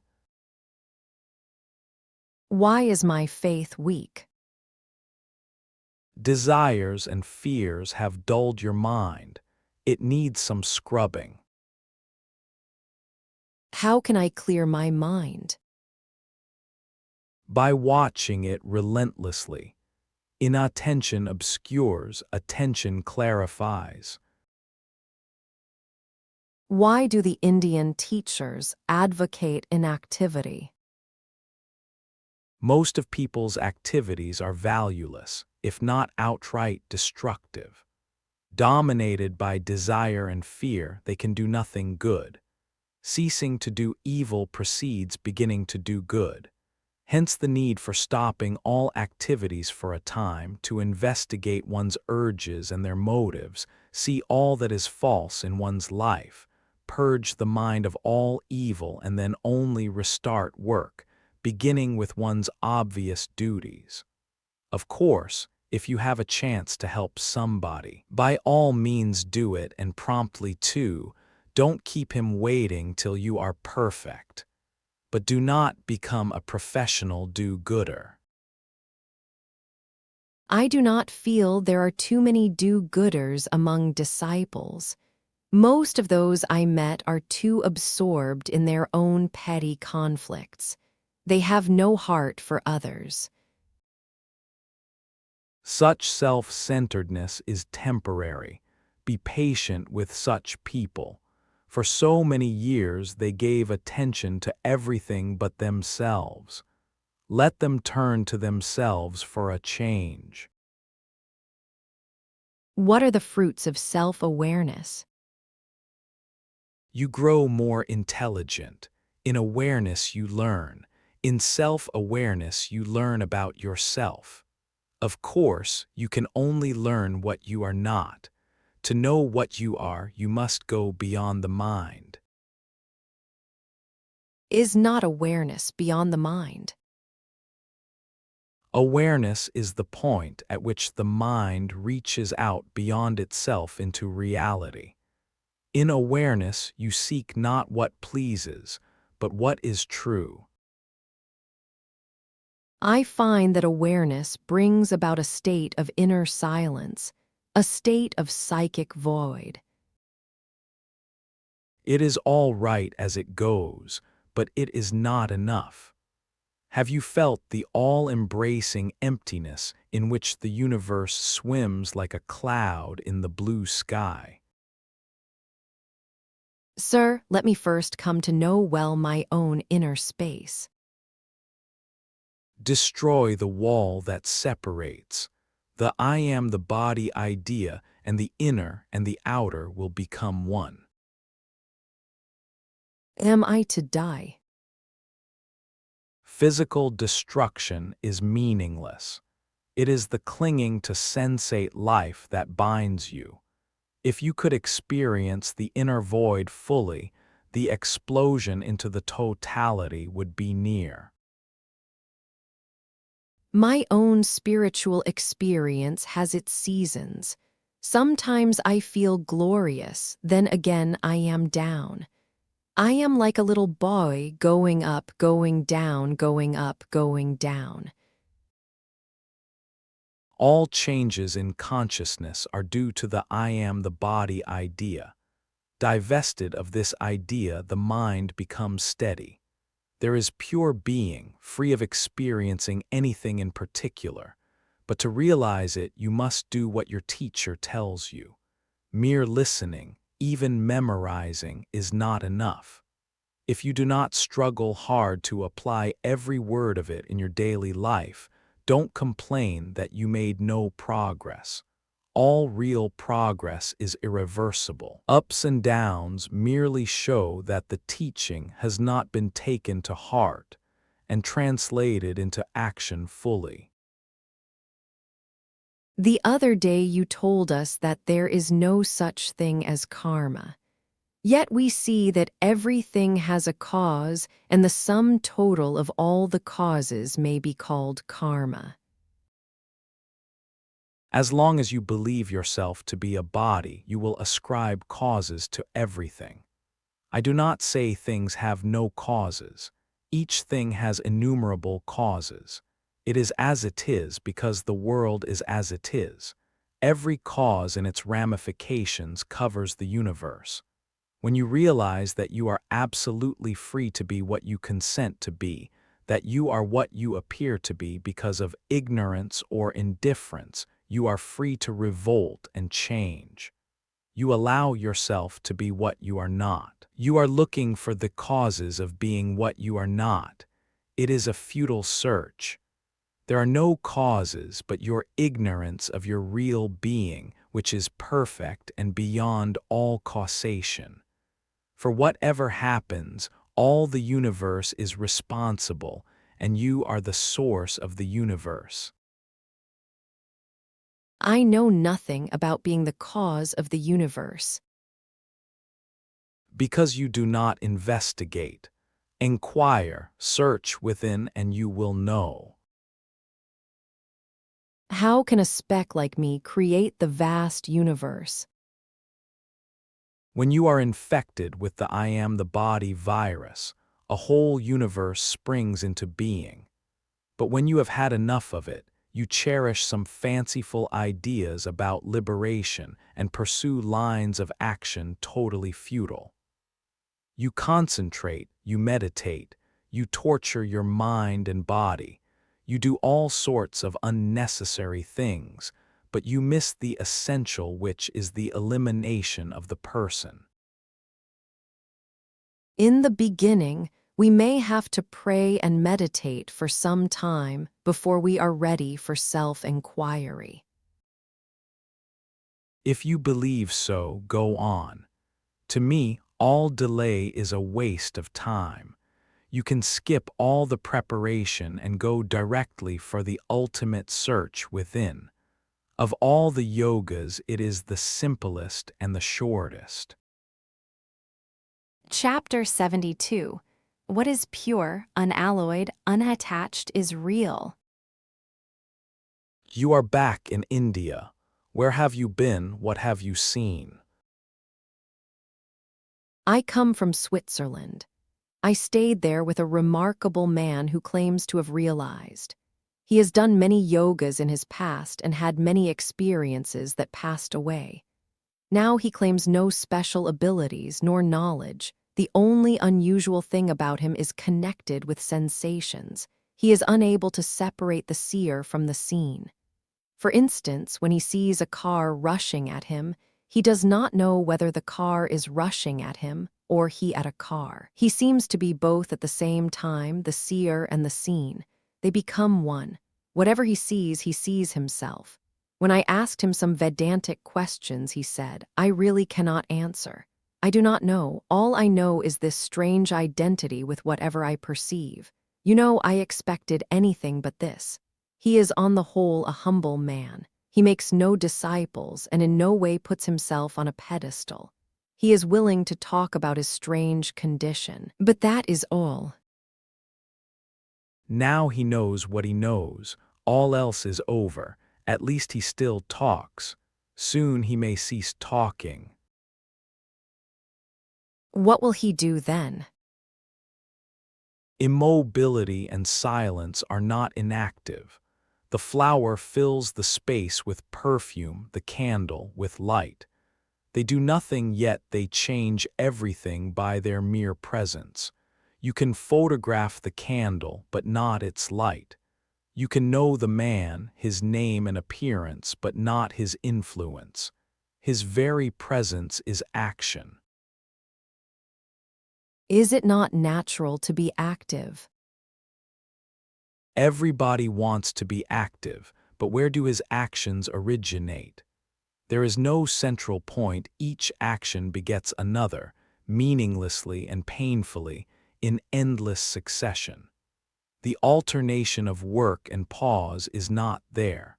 First find the immutable center where all movement takes birth. Just like a wheel turns round an axle, so must you be always at the axle in the center and not whirling at the periphery. How do I go about it in practice? Whenever a thought or emotion of desire or fear comes to your mind, just turn away from it. By suppressing my thoughts and feelings, I shall provoke a reaction. I am not talking of suppression, just refuse attention. Must I not use effort to arrest the movements of the mind? It has nothing to do with effort. Just turn away, look between the thoughts rather than at the thoughts. When you happen to walk in a crowd, you do not fight every man you meet, you just find your way between. If I use my will to control the mind, it only strengthens the ego. Of course, when you fight, you invite a fight. But when you do not resist, you meet with no resistance.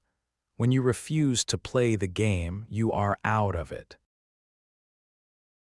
How long will it take me to get free of the mind? It may take 1,000 years, but really no time is required. All you need is to be in dead earnest. Here the will is the deed. If you are sincere, you have it. After all, it is a matter of attitude. Nothing stops you from being a J-nanny here and now except fear. You are afraid of being impersonal, of impersonal being. It is all quite simple. Turn away from your desires and fears and from the thoughts they create, and you are at once in your natural state. No question of reconditioning, changing, or eliminating the mind. Absolutely none. Leave your mind alone, that is all. Don't go along with it. After all, there is no such thing as mind apart from thoughts which come and go obeying their own laws, not yours. They dominate you only because you are interested in them. It is exactly as Christ said, resist not evil. By resisting evil, you merely strengthen it. Yes, I see now. All I have to do is to deny existence to evil. Then it fades away. But does it not boil down to some kind of auto-suggestion?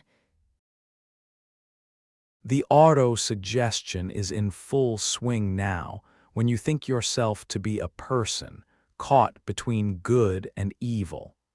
What I am asking you to do is to put an end to it, to wake up and see things as they are. About your stay in Switzerland with that strange friend of yours, what did you gain in his company? Nothing absolutely. His experience did not affect me at all.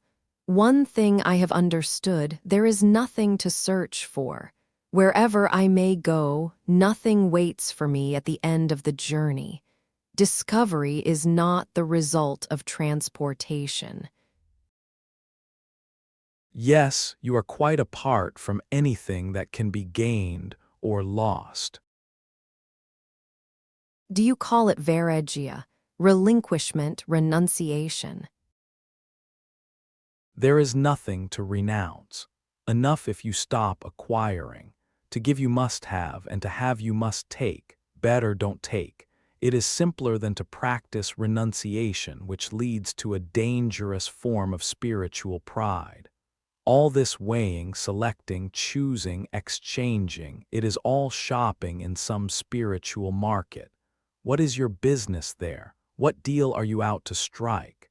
When you are not out for business, what is the use of this endless anxiety of choice? Restlessness takes you nowhere. Something prevents you from seeing that there is nothing you need. Find it out and see its falseness. It is like having swallowed some poison and suffering from unquenchable craving for water. Instead of drinking beyond all measure, Why not eliminate the poison and be free of this burning thirst? I shall have to eliminate the ego. The sense I am a person in time and space is the poison. In a way, time itself is the poison. In time, all things come to an end and new are born to be devoured in their turn. Do not identify yourself with time. Do not ask anxiously, what next, what next? Step out of time and see it devour the world. Say, well, it is in the nature of time to put an end to everything. Let it be. It does not concern me. I am not combustible, nor do I need to collect fuel. Can the witness be without the things to witness? There is always something to witness. If not a thing, then its absence. Witnessing is natural and no problem. The problem is excessive interest, leading to self-identification. Whatever you are engrossed in you take to be real. Is the I am real or unreal? Is the I am the witness? Is the witness real or unreal? What is pure, unalloyed, unattached is real. What is tainted, mixed up, dependent and transient is unreal. Do not be misled by words. One word may convey several and even contradictory meanings.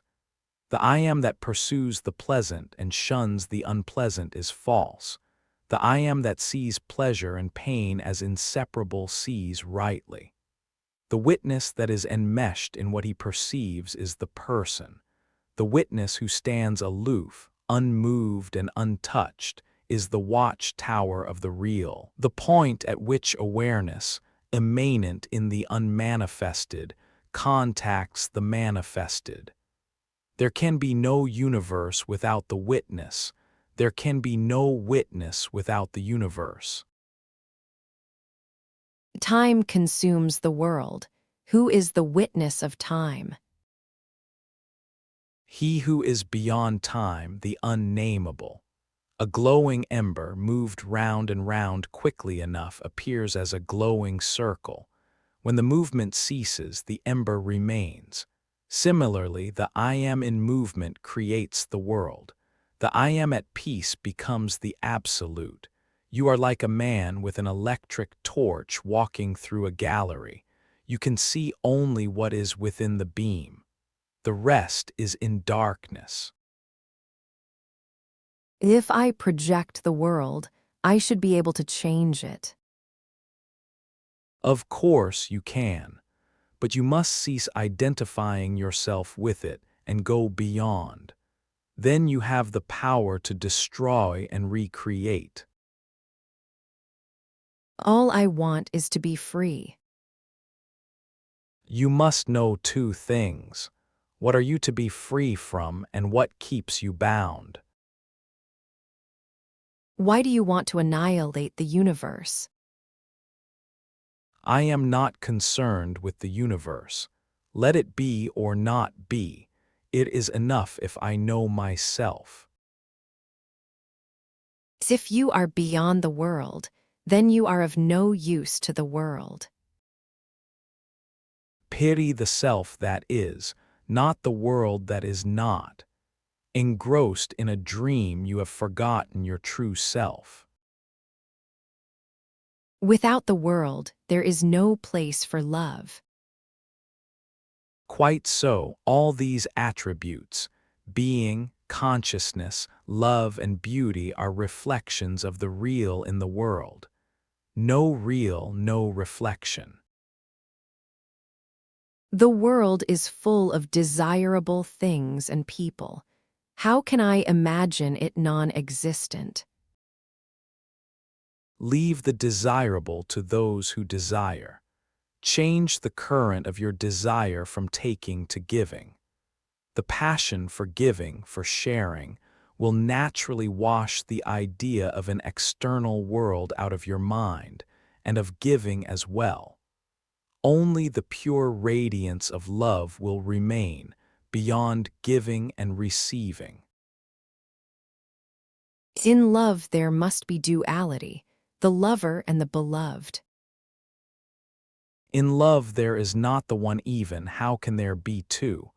Love is the refusal to separate, to make distinctions. Before you can think of unity, you must first create duality. When you truly love, you do not say, I love you. Where there is mentation, there is duality. What is it that brings me again and again to India? It cannot be only the comparative cheapness of life here, nor the colorfulness and variety of impressions. There must be some more important factor. There is also the spiritual aspect. The division between the outer and the inner is less in India. It is easier here to express the inner in the outer. Integration is easier. Society is not so oppressive. Yes, in the West it is all tamas and rajas. In India there is more of sattva, of harmony and balance.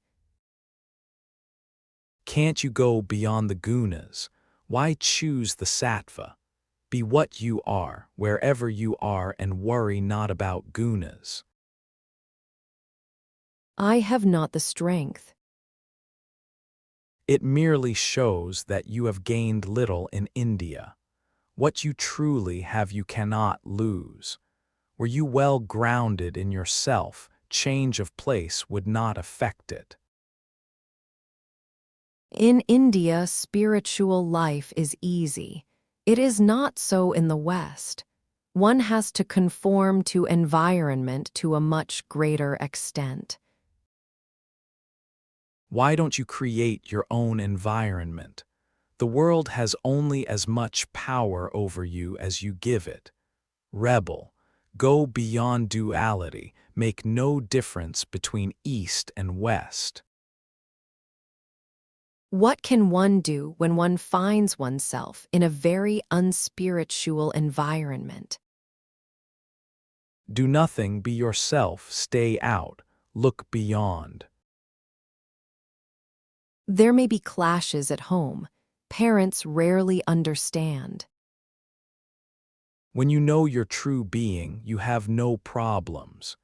You may please your parents or not, marry or not, make a lot of money or not.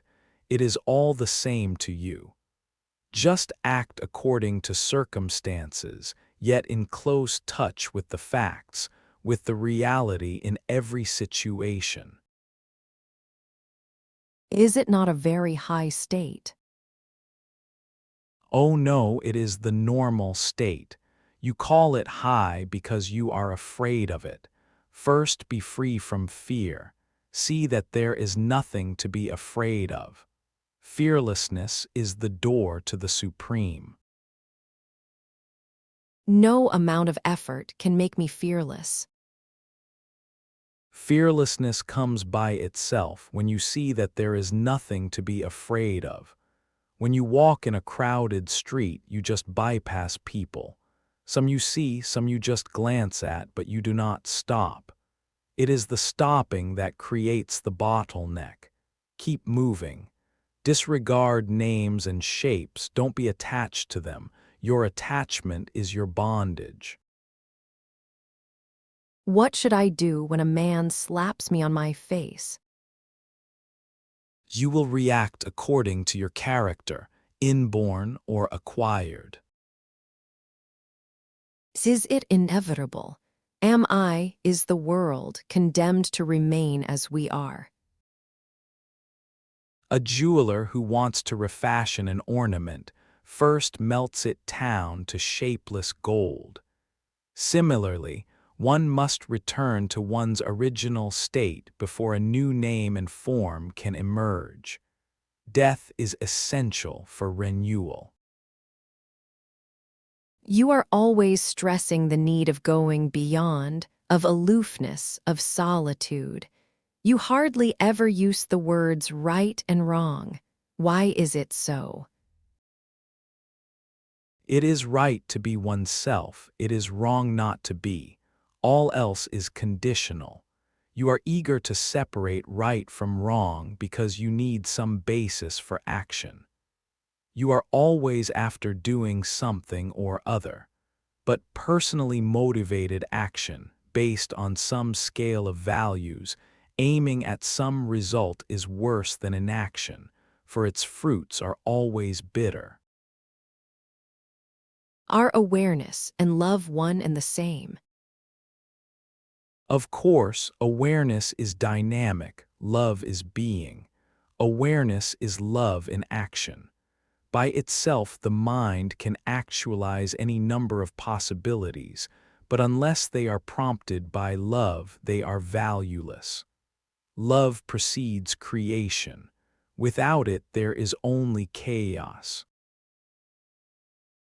Where is the action in awareness? You are so incurably operational. Unless there is movement, restlessness, turmoil, you do not call it action. Chaos is movement for movement's sake. True action does not displace, it transforms. A change of place is mere transportation. A change of heart is action. Just remember, nothing perceivable is real. Activity is not action. Action is hidden, unknown, unknowable. You can only know the fruit. Is not God the all-doer? Why do you bring in an outer doer? The world recreates itself out of itself. It is an endless process, the transitory begetting the transitory. It is your ego that makes you think that there must be a doer. You create a God to your own image, however dismal the image. Through the film of your mind, you project a world and also a God to give it cause and purpose. It is all imagination. Step out of it. How difficult it is to see the world as purely mental. The tangible reality of it seems so very convincing. This is the mystery of imagination, that it seems to be so real. You may be celibate or married, a monk or a family man. That is not the point. Are you a slave of your imagination, or are you not? Whatever decision you take, whatever work you do, it will be invariably based on imagination, on assumptions parading as facts. Here I am sitting in front of you. What part of it is imagination? The whole of it, even space and time, are imagined. Does it mean that I don't exist? I too do not exist. All existence is imaginary. Is being too imaginary? Pure being, filling all and beyond all, is not existence which is limited. All limitation is imaginary. Only the unlimited is real. When you look at me, what do you see? I see you imagining yourself to be. There are many like me, yet each is different. The totality of all projections is what is called Mahamaya, the great illusion. But when you look at yourself, what do you see? It depends how I look. When I look through the mind, I see numberless people. When I look beyond the mind, I see the witness. Beyond the witness, there is the infinite intensity of emptiness and silence. How to deal with people? Why make plans and what for? Such questions show anxiety. Relationship is a living thing. Be at peace with your inner self and you will be at peace with everybody. Realize that you are not the master of what happens. You cannot control the future except in purely technical matters. Human relationship cannot be planned. It is too rich and varied. Just be understanding and compassionate, free of all self-seeking. Surely I am not the master of what happens, its slave rather. Be neither master nor slave. Stand aloof. Does it imply avoidance of action? You cannot avoid action. It happens like everything else. My actions, surely I can control. Try, you will soon see that you do what you must. I can act according to my will. You know your will only after you have acted. I remember my desires, the choices made, the decisions taken and act accordingly. Then your memory decides, not you. Where do I come in? You make it possible by giving it attention. Is there no such thing as free will? Am I not free to desire? Oh no, you are compelled to desire. In Hinduism, the very idea of free will is non-existent, so there is no word for it. Will is commitment, fixation, bondage. I am free to choose my limitations. You must be free first. To be free in the world, you must be free of the world. Otherwise, your past decides for you and your future.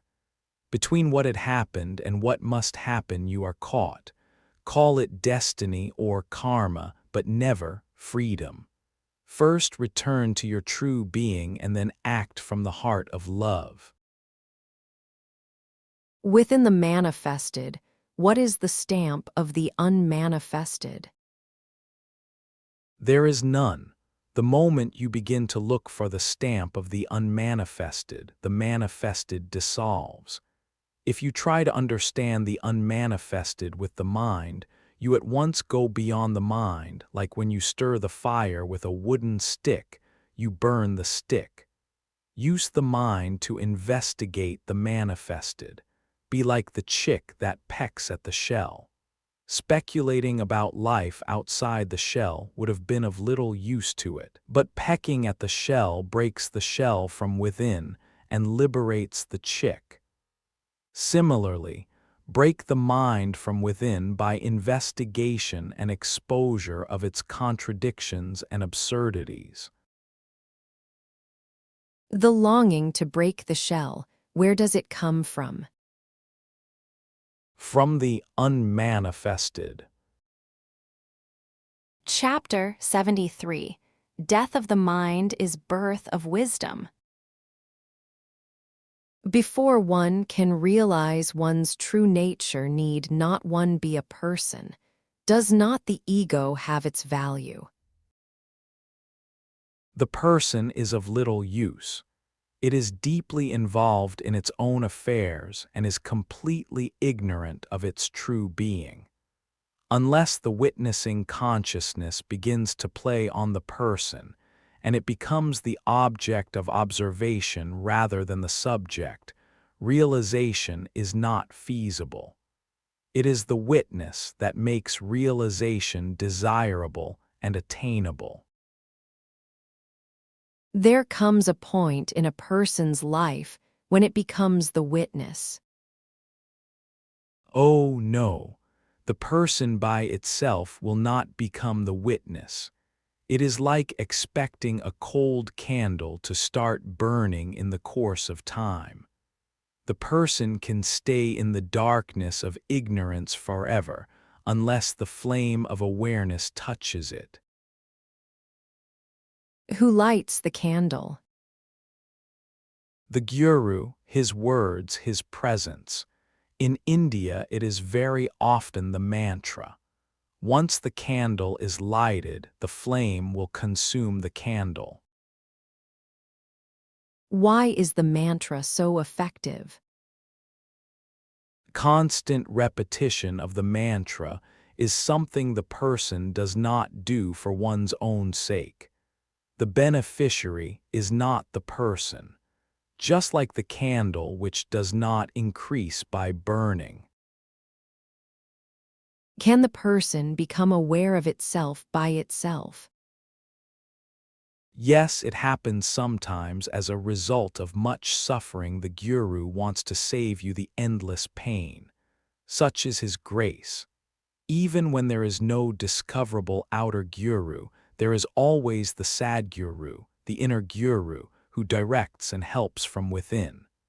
The words outer and inner are relative to the body only. In reality, all is one, the outer being merely a projection of the inner. Awareness comes as if from a higher dimension.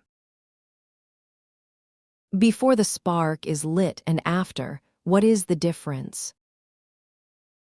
Before the spark is lit, there is no witness to perceive the difference. The person may be conscious, but is not aware of being conscious. It is completely identified with what it thinks and feels and experiences. The darkness that is in it is of its own creation. When the darkness is questioned, it dissolves. The desire to question is planted by the Guru. In other words, the difference between the person and the witness is as between not knowing and knowing oneself. The world seen in consciousness is to be of the nature of consciousness, when there is harmony, sattva. But when activity and passivity, rajas and tamas, appear, they obscure and distort, and you see the false as real. What can the person do to prepare itself for the coming of the Guru? The very desire to be ready means that the Guru had come and the flame is lighted. It may be a stray word or a page in a book. The Guru's grace works mysteriously. Is there no such thing as self-preparation? We hear so much about yoga sadhana. It is not the person that is doing sadhana. The person is in unrest and resistance to the very end. It is the witness that works on the person, on the totality of its illusions, past, present, and future. How can we know that what you say is true? While it is self-contained and free from inner contradictions, how can we know that it is not a product of fertile imagination, nurtured and enriched by constant repetition? The proof of the truth lies in its effect on the listener. Words can have a most powerful effect. By hearing or repeating words, one can experience various kinds of trances. The listener's experiences may be induced and cannot be considered as a proof. The effect need not necessarily be an experience. It can be a change in character, in motivation, in relationship to people and one's self. Trances and visions induced by words or drugs or any other sensory or mental means are temporary and inconclusive. The truth of what is said here is immovable and everlasting, and the proof of it is in the listener, in the deep and permanent changes in his entire being. It is not something he can doubt, unless he doubts his own existence, which isn't thinkable. When my experience becomes your own experience also, what better proof do you want? The experiencer is the proof of his experience. Quite, but the experiencer needs no proof. I am, and I know I am. You cannot ask for further proofs. Can there be true knowledge of things? Relatively, yes. Absolutely, there are no things. To know that nothing is true knowledge. What is the link between the relative and the absolute? They are identical. From which point of view are they identical? When the words are spoken, there is silence. When the relative is over, the absolute remains. The silence before the words were spoken, is it different from the silence that comes after? The silence is one, and without it, the words could not have been heard. It is always there at the back of the words. Shift your attention from words to silence, and you will hear it. The mind craves for experience, the memory of which it takes for knowledge. The Jnani is beyond all experience, and his memory is empty of the past. He is entirely unrelated to anything in particular. But the mind craves for formulations and definitions, always eager to squeeze reality into a verbal shape. Of everything it wants an idea, for without ideas the mind is not. Reality is essentially alone, but the mind will not leave it alone and deals instead with the unreal. And yet it is all the mind can do discover the unreal as unreal. And seeing the real as real. There is no such state as seeing the real. Who is to see what? You can only be the real which you are anyhow. The problem is only mental. Abandon false ideas, that is all. There is no need of true ideas. There aren't any.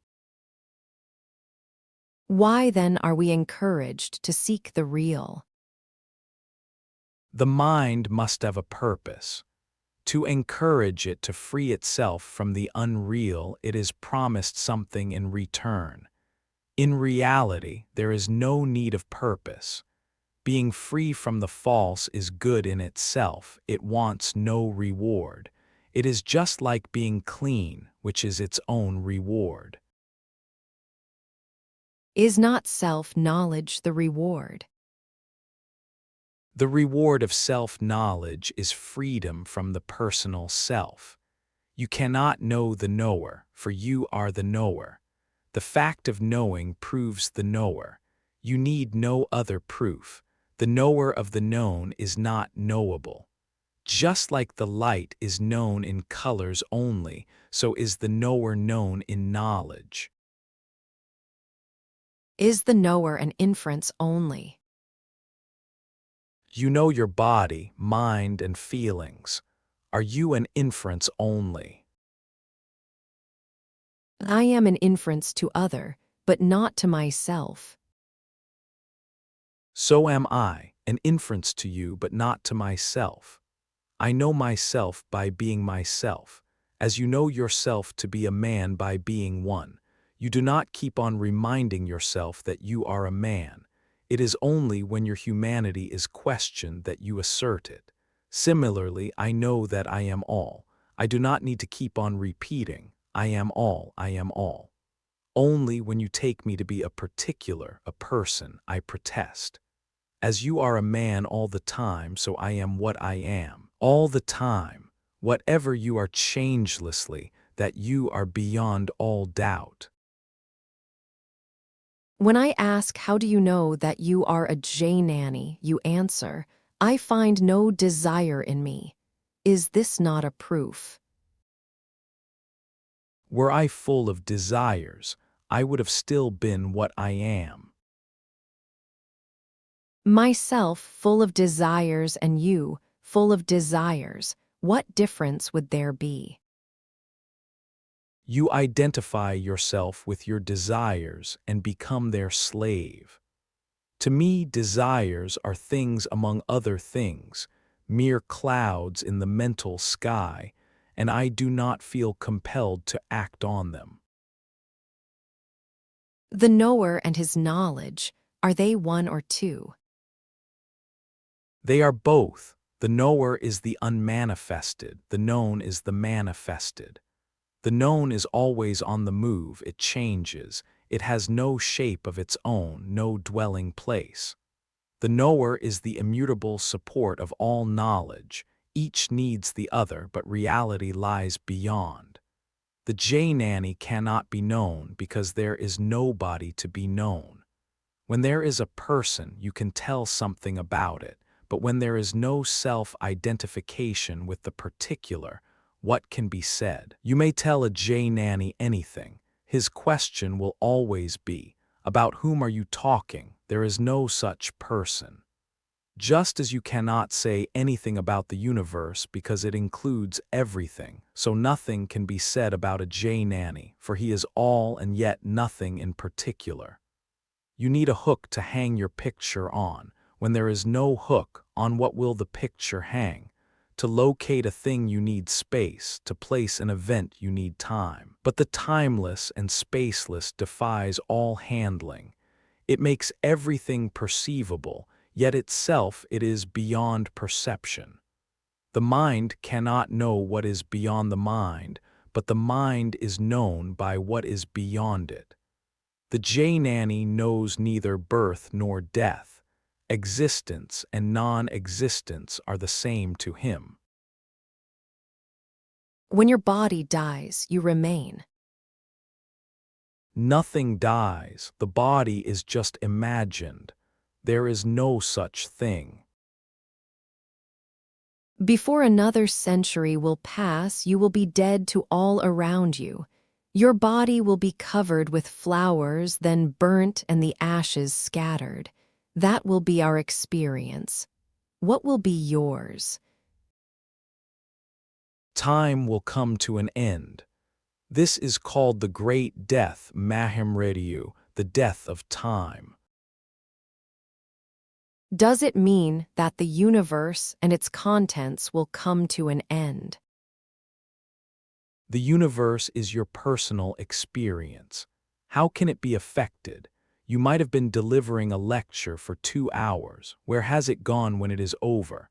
It has merged into silence in which the beginning, middle, and end of the lecture are all together. Time has come to a stop, it was, but is no more. The silence after a life of talking and the silence after a life of silence is the same silence. Immortality is freedom from the feeling, I am, yet it is not extinction. On the contrary, it is a state infinitely more real, aware and happy than you can possibly think of. Only self-consciousness is no more. Why does the great death of the mind coincide with the small death of the body? It does not. You may die 100 deaths without a break in the mental turmoil. Or you may keep your body and die only in the mind. The death of the mind is the birth of wisdom. The person goes, and only the witness remains. Who remains to say, I am the witness? When there is no I am, where is the witness? In the timeless state, there is no self to take refuge in. The man who carries a parcel is anxious not to lose it, he is parcel conscious. The man who cherishes the feeling I am is self-conscious. The Jnani holds on to nothing and cannot be said to be conscious. And yet he is not unconscious. He is the very heart of awareness. We call him Digambara, clothed in space, the naked one, beyond all appearance.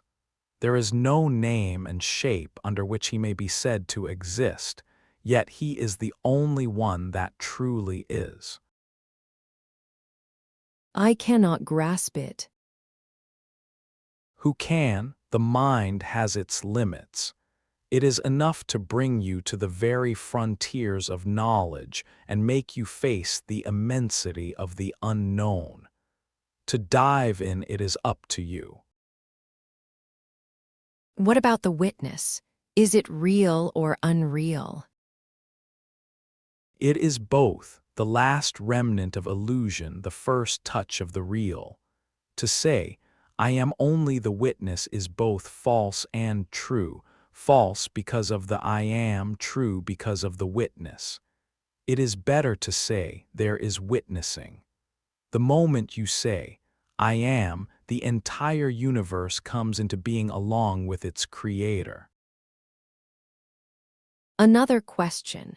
Can we visualize the person and the self as two brothers, small and big? The little brother is mischievous and selfish, rude and restless, while the big brother is intelligent and kind, reasonable and considerate, free from body consciousness with its desires and fears. The big brother knows the little one, but the small one is ignorant of the big one and thinks itself to be entirely on its own. The guru comes and tells the smaller one, "You are not alone. You come from a very good family. Your brother is a very remarkable man, wise and kind, and he loves you very much. Remember him, think of him, find him, serve him, and you will become one with him." Now the question is, are there two in us, the personal and the individual, the false self and the true self, or is it only a simile? It is both. They appear to be two, but on investigation they are found to be one. Duality lasts only as long as it is not questioned. The Trinity, mind, self, and spirit, vyakti, vyakta, avyakta, when looked into, becomes unity. These are only modes of experiencing, of attachment, of detachment, of transcendence. Your assumption that we are in a dream state makes your position unassailable. Whatever objection we raise, you just deny its validity. One cannot discuss with you. The desire to discuss is also mere desire. The desire to know, to have the power, even the desire to exist are desires only. Everybody desires to be, to survive, to continue, for no one is sure of himself. But everybody is immortal. You make yourself mortal by taking yourself to be the body. Since you have found your freedom, will you not give me a little of it? Why little take the whole? Take it, it is there for the taking. But you are afraid of freedom. Swami Ramdas had to deal with a similar request. Some devotees collected round him one day and began to ask for liberation. Ramdas listened smilingly, and then suddenly he became serious and said, "You can have it here and now, freedom absolute and permanent. Who wants it, come forward." Nobody moved. Thrice he repeated the offer. None accepted. Then he said, "The offer is withdrawn." Attachment destroys courage. The giver is always ready to give. The taker is absent. Freedom means letting go. People just do not care to let go everything. They do not know that the finite is the price of the infinite, as death is the price of immortality. Spiritual maturity lies in the readiness to let go everything. The giving up is the first step. But the real giving up is in realizing that there is nothing to give up, for nothing is your own. It is like deep sleep. You do not give up your bed when you fall asleep. You just forget it. Chapter 74. Truth is here and now. My question is, what is the proof of truth? Followers of every religion, metaphysical or political, philosophical or ethical, are convinced that theirs is the only truth, that all else is false, and they take their own unshakable conviction for the proof of truth. I am convinced, so it must be true, they say. It seems to me that no philosophy or religion, no doctrine or ideology, however complete, free from inner contradictions and emotionally appealing, can be the proof of its own truth. They are like clothes men put on, which vary with times and circumstances and follow the fashion trends. Now, can there be a religion or philosophy which is true and which does not depend on somebody's conviction, nor on scriptures, because they again depend on somebody's faith in them? Is there a truth which does not depend on trusting, which is not subjective? What about science? Science is circular. It ends where it starts, with the senses. It deals with experience, and experience is subjective. No two persons can have the same experience, though they may express it in the same words. You must look for truth beyond the mind. Sir, I have had enough of trances. Any drug can induce them cheaply and quickly. Even the classical samadhis caused by breathing or mental exercises are not much different. There are oxygen samadhis and carbon dioxide samadhis and self-induced samadhis caused by repetition of a formula or a chain of thoughts. Monotony is soporific. I cannot accept samadhi, however glorious, as a proof of truth. Samadhi is beyond experience. It is a qualityless state. The absence of experience is due to inattention. It reappears with attention. Closing one's eyes does not disprove light. Attributing reality to negative states will not take us far. The very negation contains an affirmation. In a way, you are right. But don't you see you are asking for the proof of truth without explaining what is the truth you have in mind and what proof will satisfy you? You can prove anything provided you trust your proof. But what will prove that your proof is true? I can easily drive you into an admission that you know only that you exist, that you are the only proof you can have of anything. But I do not identify mere existence with reality. Existence is momentary, always in time and space, while reality is changeless and all-pervading. Sir, I do not know what is truth and what can prove it. Do not throw me on my own resources. I have none. Here you are the truth knower, not me. You refuse testimony as the proof of truth. The experience of others is of no use to you. You reject all inference from the concurring statements of a vast number of independent witnesses. So it is for you to tell me what is the proof that will satisfy you. What is your test of a valid proof? Honestly, I do not know what makes a proof. Not even your own experience. Neither my experience nor even existence. They depend on my being conscious. And your being conscious depends on what? I do not know. Formerly I would have said, on my body. Now I can see that the body is secondary, not primary, and cannot be considered as an evidence of existence. I am glad you have abandoned the I am the body idea, the main source of error and suffering. I have abandoned it intellectually, but the sense of being the particular a person is still with me. I can say, I am, but what I am I cannot say. I know I exist, but I do not know what exists. Whichever way I put it, I face the unknown. Your very being is the real. Surely we are not talking of the same thing. I am not some abstract being. I am a person, limited and aware of its limitations. I am a fact, but a most unsubstantial fact I am.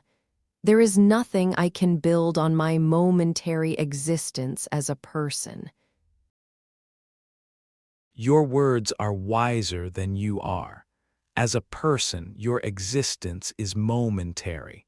But are you a person only? Are you a person at all? How am I to answer? My sense of being proves only that I am. It does not prove anything which is independent of me. I am relative, both creature and creator of the relative. The absolute proof of the absolute truth, what is it? Where is it? Can the mere feeling I am be the proof of reality? Of course not. I am and the world is are related and conditional. They are due to the tendency of the mind to project names and shapes. Names and shapes and ideas and convictions, but not truth. But for you, I would have accepted the relativity of everything, including truth, and learnt to live by assumptions. But then I meet you and hear you talking of the absolute as within my reach and also as supremely desirable. Words like peace, bliss, eternity, immortality catch my attention as offering freedom from pain and fear. My inborn instincts, pleasure-seeking and curiosity are roused, and I begin to explore the realm you have opened. All seems most attractive, and naturally I ask, is it attainable? Is it real? You are like a child that says, "Prove that the sugar is sweet, then only I shall have it." The proof of the sweetness is in the mouth, not in the sugar. To know it is sweet, you must taste it. There is no other way. Of course, you begin by asking, is it sugar? Is it sweet? And you accept my assurance until you taste it. Then only all doubts dissolve and your knowledge becomes first-hand and unshakable. I do not ask you to believe me. Just trust me enough to begin with. Every step proves or disproves itself. You seem to want the proof of truth to precede truth. And what will be the proof of the proof? You see, you are falling into a regress. To cut it, you must put a stop to asking for proofs and accept, for a moment only, something as true. It does not really matter what it is. It may be God or me or your own self. In each case, you accept something or somebody unknown as true. Now, if you act on the truth you have accepted, even for a moment, very soon you will be brought to the next step. It is like climbing a tree in the dark. You can get hold of the next branch only when you are perched on the previous one. In science, it is called the experimental approach. To prove a theory, you carry out an experiment according to the operational instructions left by those who have made the experiment before you. In spiritual search, the chain of experiments one has to make is called yoga. There are so many yogas which to choose. Of course, every Jnani will suggest the path of his own attainment as the one he knows most intimately.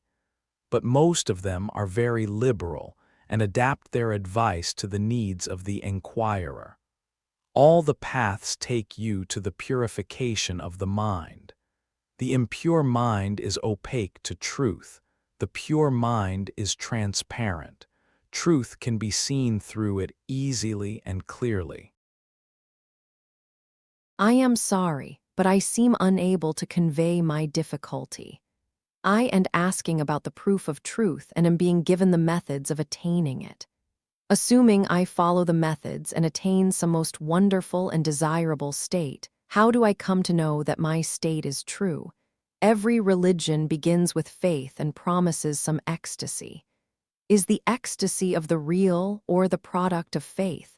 For if it is an induced state, I shall have nothing to do with it. Take Christianity that says, Jesus is your Savior, believe and be saved from sin. When I ask a sinning Christian how is it that he has not been saved from sin in spite of his faith in Christ, he answers, my faith is not perfect. Again, we are in the vicious circle. Without perfect faith, no salvation. Without salvation, no perfect faith, hence no salvation. Conditions are imposed which are unfulfillable, and then we are blamed for not fulfilling them. You do not realize that your present waking state is one of ignorance. Your question about the proof of truth is born from ignorance of reality. You are contacting your sensory and mental states in consciousness, at the point of I am, while reality is not mediated, not contacted, not experienced. You are taking duality so much for granted that you do not even notice it, while to me variety and diversity do not create separation. You imagine reality to stand apart from names and forms, while to me names and forms are the ever-changing expressions of reality and not apart from it. You ask for the proof of truth while to me all existence is the proof. You separate existence from being and being from reality, while to me it is all one. However much you are convinced of the truth of your waking state, you do not claim it to be permanent and changeless, as I do when I talk of mine. Yet I see no difference between us, except that you are imagining things while I do not. First, you disqualify me from asking about truth. Then you accuse me of imagination. What is imagination to you is reality to me. Until you investigate, I am not accusing you of anything. I am only asking you to question wisely. Instead of searching for the proof of truth which you do not know, go through the proofs you have of what you believe to know. You will find you know nothing for sure, you trust on hearsay. To know the truth, you must pass through your own experience. I am mortally afraid of samadhis and other trances, whatever their cause. A drink, a smoke, a fever, a drug, breathing, singing, shaking, dancing, whirling, praying, sex or fasting, mantras or some vertiginous abstraction can dislodge me from my waking state and give me some experience extraordinary because unfamiliar. But when the cause ceases, the effect dissolves and only a memory remains, haunting but fading. Let us give up all means and their results, for the results are bound by the means. Let us put the question anew, can truth be found?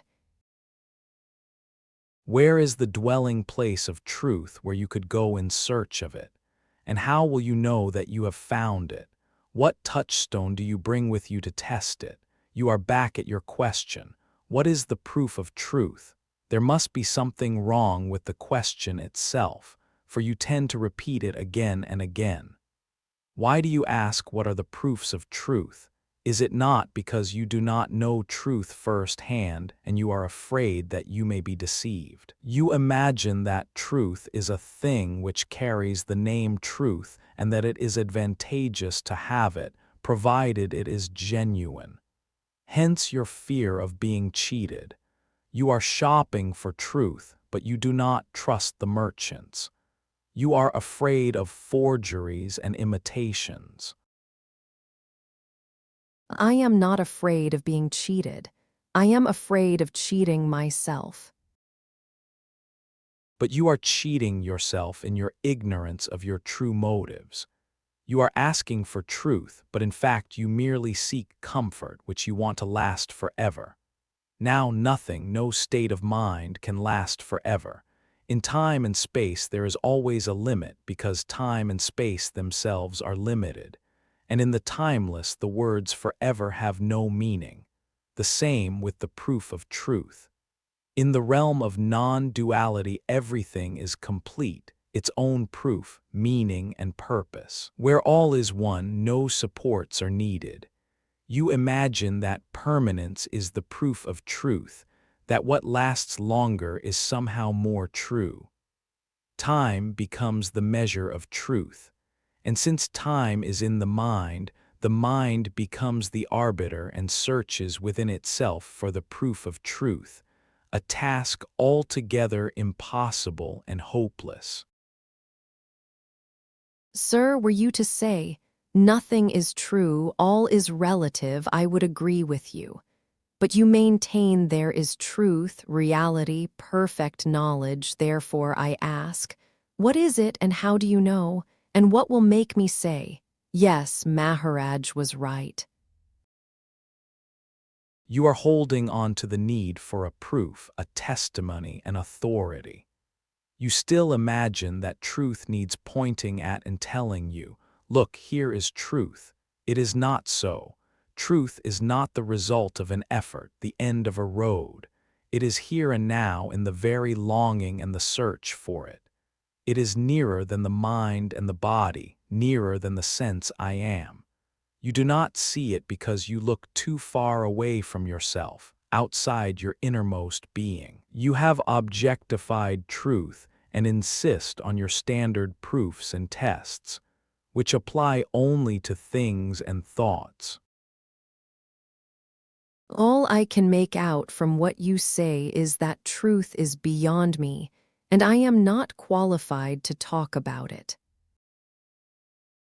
You are not only qualified, but you are truth itself.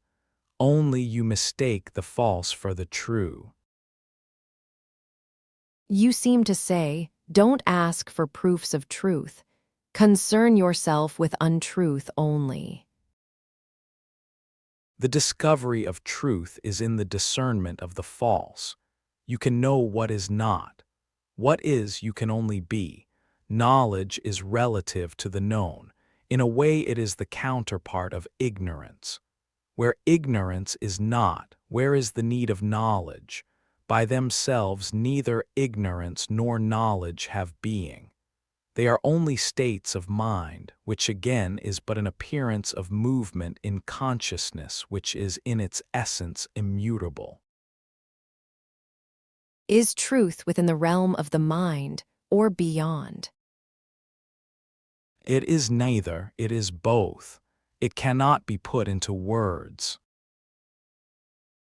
This is what I hear all the time, inexpressible Aniyavachaniya. It does not make me wiser.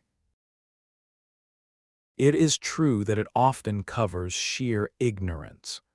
The mind can operate with terms of its own making, it just cannot go beyond itself. That which is neither sensory nor mental, and yet without which neither sensory nor the mental can exist, cannot be contained in them. Do understand that the mind has its limits. To go beyond, you must consent to silence. Can we say that action is the proof of truth? It may not be verbalized, but it may be demonstrated.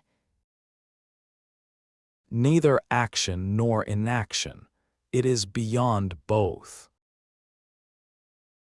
Can a man ever say, yes, this is true, or is he limited to the denial of the false? In other words, is truth pure negation, or does a moment come when it becomes assertion?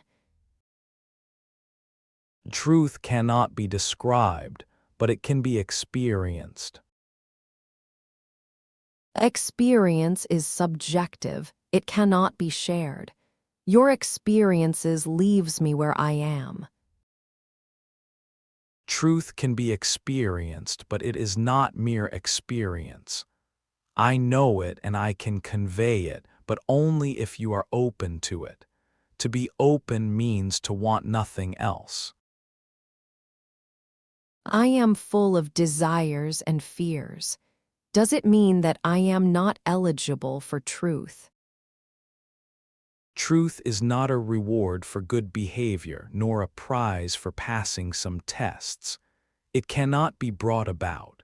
It is the primary, the unborn, the ancient source of all that is.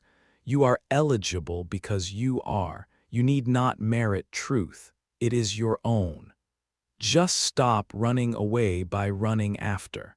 Stand still, be quiet. Sir, if you want the body to be still and the mind quiet, tell me how it is done. In self-awareness, I see the body and the mind moved by causes beyond my control.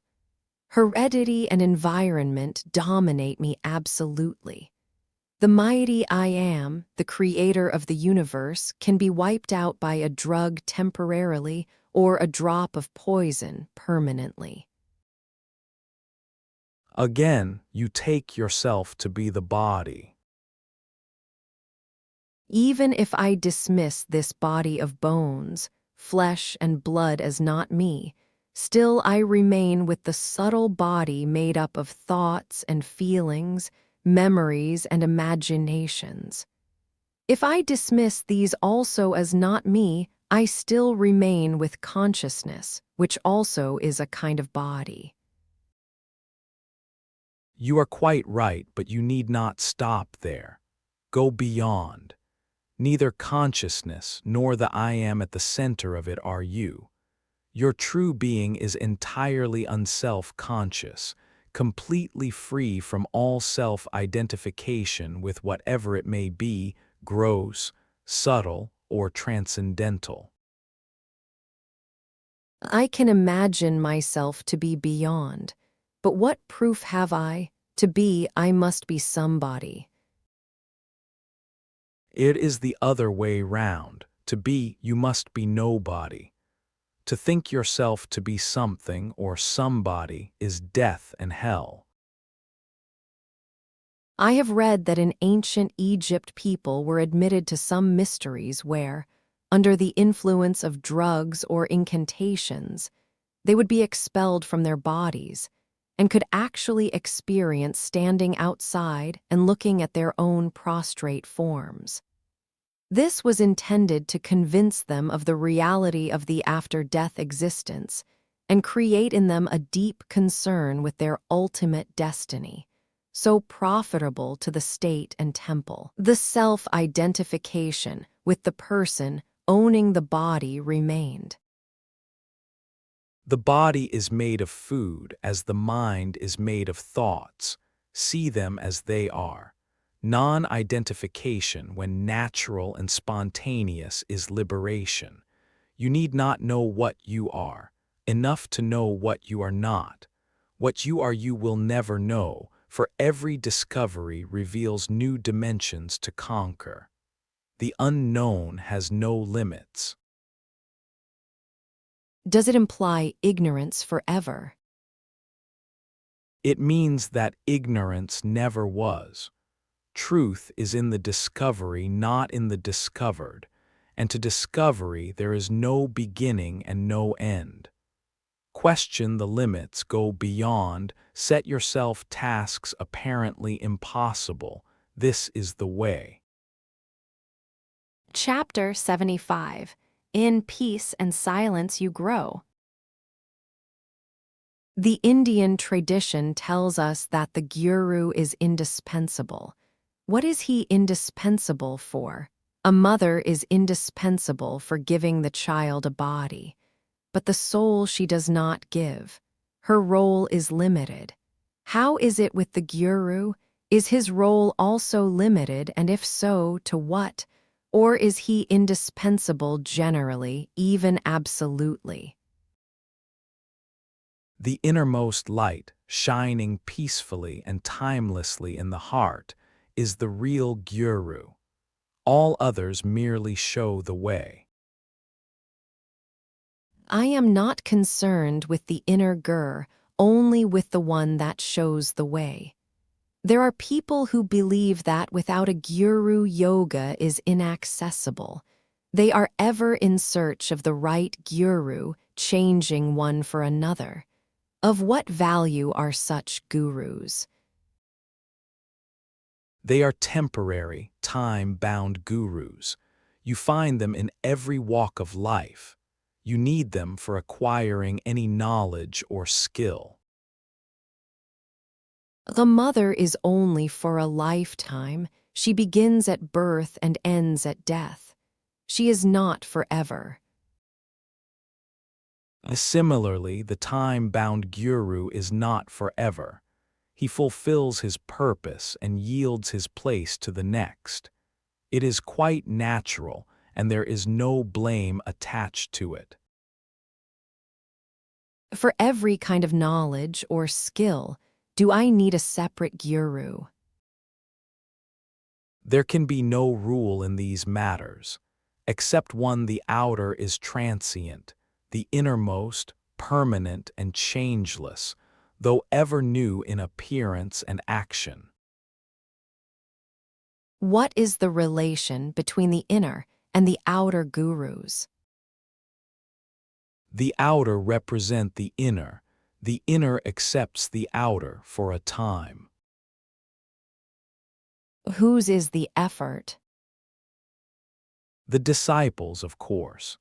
The outer guru gives the instructions, the inner sends the strength, the alert application is the disciples. Without will, intelligence, and energy on the part of the disciple, the outer guru is helpless. The inner guru bids his chance. Obtuseness and wrong pursuits bring about a crisis, and the disciple wakes up to his own plight. Wise is he who does not wait for a shock, which can be quite rude. Is it a threat? Not a threat, a warning. The inner guru is not committed to non-violence. He can be quite violent at times, to the point of destroying the obtuse or perverted personality. Suffering and death, as life and happiness, are his tools of work.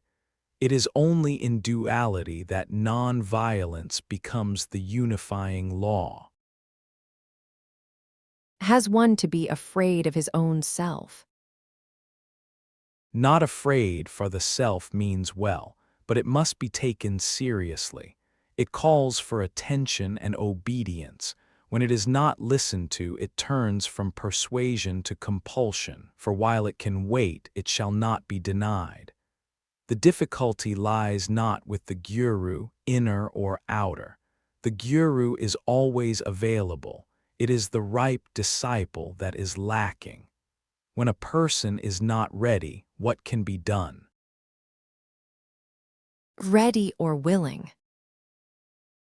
Both, it comes to the same. In India, we call it adhikari. It means both capable and entitled. Can the outer guru grant initiation, diksha? He can give all kinds of initiations, but the initiation into reality must come from within. Who gives the ultimate initiation? It is self-given. I feel we are running in circles. After all, I know oneself only the present empirical self. The inner or higher self is but an idea conceived to explain and encourage. We talk of it as having independent existence. It hasn't. The outer self and the inner both are imagined. The obsession of being an I needs another obsession with a super I tajit cured, as one needs another thorn to remove a thorn or another poison to neutralize a poison. All assertion calls for a denial, but this is the first step only. The next is to go beyond both. I do understand that the outer guru is needed to call my attention to myself and to the urgent need of doing something about myself. I also understand how helpless he is when it comes to any deep change in me. But here you bring in the Sadguru, the inner guru, beginningless, changeless, the root of being, the standing promise, the certain goal. Is he a concept or a reality? He is the only reality. All else is shadow, cast by the body-mind on the face of time. Of course, even a shadow is related to reality, but by itself it is not real. I am the only reality I know. The Sadguru is there as long as I think of him. What do I gain by shifting reality to him? Your loss is your gain.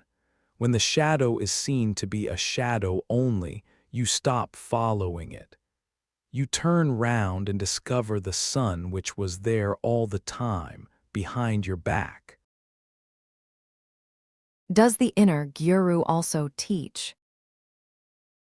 He grants the conviction that you are the eternal, changeless, reality consciousness love, within and beyond all appearances. A conviction is not enough. There must be certainty. Quite right, but in this case certainty takes the shape of courage. Fear ceases absolutely. This state of fearlessness is so unmistakably new, yet felt deeply as one's own that it cannot be denied. It is like loving one's own child. Who can doubt it? We hear of progress in our spiritual endeavors. What kind of progress do you have in mind? When you go beyond progress, you will know what is progress. What makes us progress? Silence is the main factor. In peace and silence you grow. The mind is so absolutely restless. For quieting it, what is the way? Trust the teacher. Take my own case. My guru ordered me to attend to the sense I am and to give attention to nothing else. I just obeyed. I did not follow any particular course of breathing or meditation or study of scriptures. Whatever happened, I would turn away my attention from it and remain with the sense I am. It may look too simple, even crude. My only reason for doing it was that my guru told me so. Yet it worked. Obedience is a powerful solvent of all desires and fears. Just turn away from all that occupies the mind. Do whatever work you have to complete, but avoid new obligations. Keep empty, keep available, resist not what comes uninvited. In the end, you reach a state of non-grasping, of joyful non-attachment, of inner ease and freedom indescribable, yet wonderfully real. When a truth seeker earnestly practices his yogas, does his inner guru guide and help him, or does he leave him to his own resources, just waiting for the outcome? All happens by itself. Neither the Sikh nor the guru do anything. Things happen as they happen. Blame or praise are apportioned later, after the sense of doership appearing. How strange. Surely the doer comes before the deed. It is the other way round. The deed is a fact, the doer a mere concept. Your very language shows that while the deed is certain, the doer is dubious. Shifting responsibility is a game peculiarly human. Considering the endless list of factors required for anything to happen, one can only admit that everything is responsible for everything, however remote. Doership is a myth born from the illusion of me and the mine. How powerful the illusion. No doubt, because based on reality. What is real in it? Find out by discerning and rejecting all that is unreal. I have not understood well the role of the inner self in spiritual endeavor. Who makes the effort? Is it the outer self or the inner?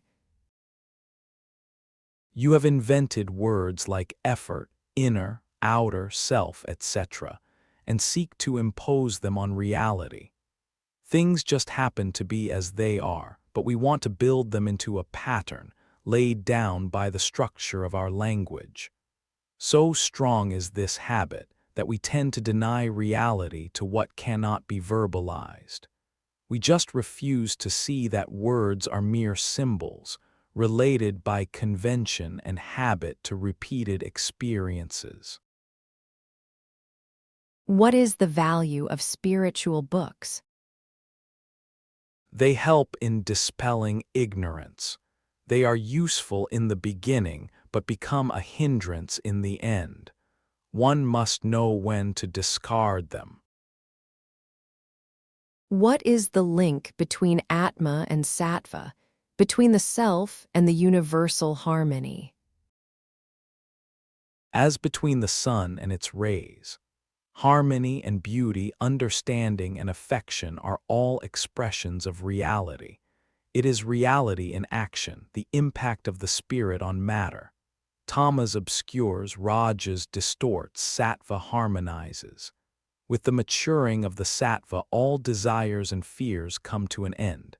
The real being is reflected in the mind undistorted.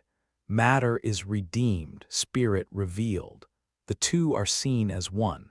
They were always one, but the imperfect mind saw them as two. Perfection of the mind is the human task, for matter and spirit meet in the mind. I feel like a man before a door. I know the door is open, but it is guarded by the dogs of desire and fear. What am I to do? Obey the teacher and brave the dogs. Behave as if they were not there. Again, obedience is the golden rule. Freedom is won by obedience. To escape from prison, one must unquestioningly obey instructions sent by those who work for one's release. The words of the Guru, when merely heard, have little power. One must have faith to obey them. What creates such faith? When the time comes, faith comes. Everything comes in time. The Guru is always ready to share, but there are no takers. Yes, Sri Ramana Maharshi used to say, Gurus there are many, but where are the disciples? Well, in the course of time, everything happens. All will come through, not a single soul shall be lost. I am very much afraid of taking intellectual understanding for realization. I may talk of truth without knowing it, and may know it without a single word said. I understand these conversations are going to be published. What will be their effect on the reader? In the attentive and thoughtful reader, they will ripen and bring out flowers and fruits. Words based on truth, if fully tested, have their own power. Chapter 76. To know that you do not know is true knowledge. There is the body. Inside the body appears to be an observer, and outside, a world under observation. The observer and his observation, as well as the world observed, all appear and disappear together. Beyond it all, there is void. This void is one for all. What you say appears simple, but not everyone would say it. It is you and you alone who talks of the three and the void beyond. I see the world only, which includes all. Even the I am. Even the I am. The I am is there because the world is there. And the world is there because the I am is there. Yes, it goes both ways. I cannot separate the two nor go beyond. I cannot say something is unless I experience it, as I cannot say something is not because I do not experience it. What is it that you experience that makes you speak with such assurance? I know myself as I am, timeless, spaceless, causeless. You happen not to know, being engrossed as you are in other things. Why am I so engrossed? Because you are interested. What makes me interested? Fear of pain, desire for pleasure. Pleasant is the ending of pain and painful the end of pleasure. They just rotate in endless succession. Investigate the vicious circle till you find yourself beyond it. Don't I need your grace to take me beyond? The grace of your inner reality is timelessly with you. Your very asking for grace is a sign of it. Do not worry about my grace, but do what you are told. The doing is the proof of earnestness, not the expecting of grace. What am I to be earnest about? Assiduously investigate everything that crosses your field of attention. With practice, the field will broaden and investigation deepen until they become spontaneous and limitless. Are you not making realization the result of practice? Practice operates within the limitations of physical existence. How can it give birth to the unlimited? Of course, there can be no causal connection between practice and wisdom, but the obstacles to wisdom are deeply affected by practice. What are the obstacles? Wrong ideas and desires leading to wrong actions, causing dissipation and weakness of mind and body. The discovery and abandonment of the false remove what prevents the real entering the mind.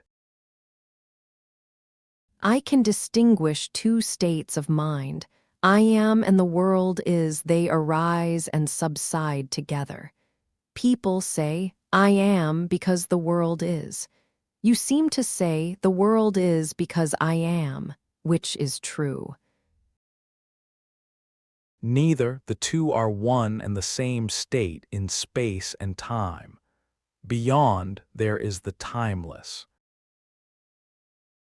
What is the connection between time and the timeless? The timeless knows the time does not know the timeless. All consciousness is in time, and to it the timeless appears unconscious. Yet, it is what makes consciousness possible. Light shines in darkness. In light, darkness is not visible. Or you can put it the other way: in the endless ocean of light, clouds of consciousness appear, dark and limited, perceivable by contrast. These are mere attempts to express in words something very simple, yet altogether inexpressible. Words should serve as a bridge to cross over. Word refers to a state of mind, not to reality. The river, the two banks, the bridge across, these are all in the mind. Words alone cannot take you beyond the mind. There must be the immense longing for truth or absolute faith in the Guru. Believe me, there is no goal nor a way to reach it.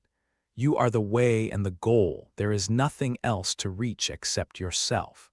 All you need is to understand, and understanding is the flowering of the mind. The tree is perennial, but the flowering and the fruit-bearing come in season. The seasons change, but not the tree. You are the tree. You have grown numberless branches and leaves in the past, and you may grow them also in the future, yet you remain. Not what was or shall be must you know, but what is.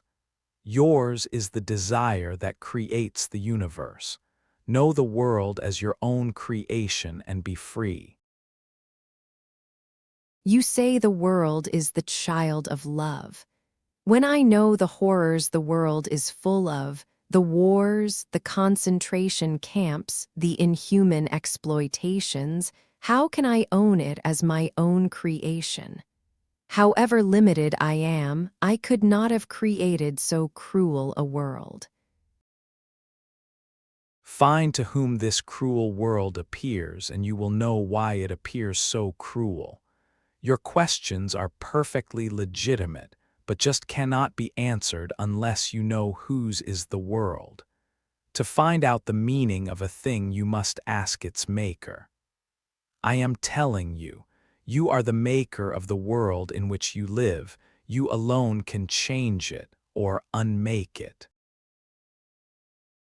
How can you say I have made the world? I hardly know it. There is nothing in the world that you cannot know when you know yourself. Thinking yourself to be the body, you know the world as a collection of material things. When you know yourself as a center of consciousness, the world appears as the ocean of the mind. When you know yourself as you are in reality, you know the world as yourself. It all sounds very beautiful, but does not answer my question. Why is there so much suffering in the world? If you stand aloof as observer only, you will not suffer. You will see the world as a show, a most entertaining show indeed. Oh no, this Leela theory I shall not have. The suffering is too acute and all-pervading. What a perversion to be entertained by a spectacle of suffering. What a cruel God are you offering me? The cause of suffering is in the identification of the perceiver with the perceived. Out of it desire is born, and with desire blind action, unmindful of results. Look round and you will see, suffering is a man-made thing. Were a man to create his own sorrow only, I would agree with you. But in his folly, he makes others suffer. A dreamer has his own private nightmare and none suffers but himself. But what kind of dream is it that plays havoc in the lives of others? Descriptions are many and contradictory. Reality is simple, all is one. Harmony is the eternal law, none compels to suffer. It is only when you try to describe and explain that the words fail you. I remember Gandhiji telling me once that the self is not bound by the law of non-violence, ahimsa. The self has the freedom to impose suffering on its expressions in order to set them right. On the level of duality it may be so, but in reality there is only the source, dark in itself, making everything shine. Unperceived, it causes perception. Unfelt, it causes feeling. Unthinkable, it causes thought. Non-being, it gives birth to being. It is the immovable background of motion. Once you are there, you are at home everywhere. If I am that, then what causes me to be born? The memory of the past unfulfilled desires traps energy, which manifests itself as a person. When its charge gets exhausted, the person dies. Unfulfilled desires are carried over into the next birth. Self-identification with the body creates ever-fresh desires, and there is no end to them unless this mechanism of bondage is clearly seen. It is clarity that is liberating, for you cannot abandon desire unless its causes and effects are clearly seen. I do not say that the same person is reborn. It dies and dies for good. But its memories remain and their desires and fears. They supply the energy for a new person. The real takes no part in it, but makes it possible by giving it the light. My difficulty is this. As I can see, every experience is its own reality. It is there experienced. The moment I question it and ask to whom it happens, who is the observer and so on, the experience is over and all I can investigate is only the memory of it. I just cannot investigate the living moment, the now. My awareness is of the past, not of the present. When I am aware, I do not really live in the now, but only in the past. Can there really be an awareness of the present? What you are describing is not awareness at all, but only thinking about the experience. True awareness, Samvid, is a state of pure witnessing, without the least attempt to do anything about the event witnessed. Your thoughts and feelings, words and actions may also be a part of the event. You watch all unconcerned in the full light of clarity and understanding. You understand precisely what is going on because it does not affect you. It may seem to be an attitude of cold aloofness, but it is not really so. Once you are in it, you will find that you love what you see, whatever may be its nature. This choiceless love is the touchstone of awareness. If it is not there, you are merely interested for some personal reasons. As long as there are pain and pleasure, one is bound to be interested. And as long as one is conscious, there will be pain and pleasure. You cannot fight pain and pleasure on the level of consciousness. To go beyond them, you must go beyond consciousness, which is possible only when you look at consciousness as something that happens to you and not in you, as something external, alien, superimposed. Then suddenly you are free of consciousness, really alone with nothing to intrude. And that is your true state. Consciousness is an itching rash that makes you scratch. Of course, you cannot step out of consciousness, for the very idea of stepping out is in consciousness. But if you learn to look at your consciousness as a sort of fever, personal and private, in which you are enclosed like a chick in its shell, out of this very attitude will come the crisis which will break the shell. Buddha said that life is suffering. He must have meant that all consciousness is painful, which is obvious. And does death offer delivery? One who believes himself as having been born is very much afraid of death. On the other hand, to him who knows himself truly, death is a happy event. The Hindu tradition says that suffering is brought by destiny and destiny is merited. Look at the immense calamities, natural or man-made, floods and earthquakes, wars and revolutions. Can we dare to think that each suffers for his own sins, of which he can have no idea? The billions who suffer, are they all criminals justly punished? Must one suffer only for one's own sins? Are we really separate? In this vast ocean of life, we suffer for the sins of others and make others suffer for our sins. Of course, the law of balance rules supreme and accounts are squared in the end. But while life lasts, we affect each other deeply. Yes, as the poet says, no man is an island.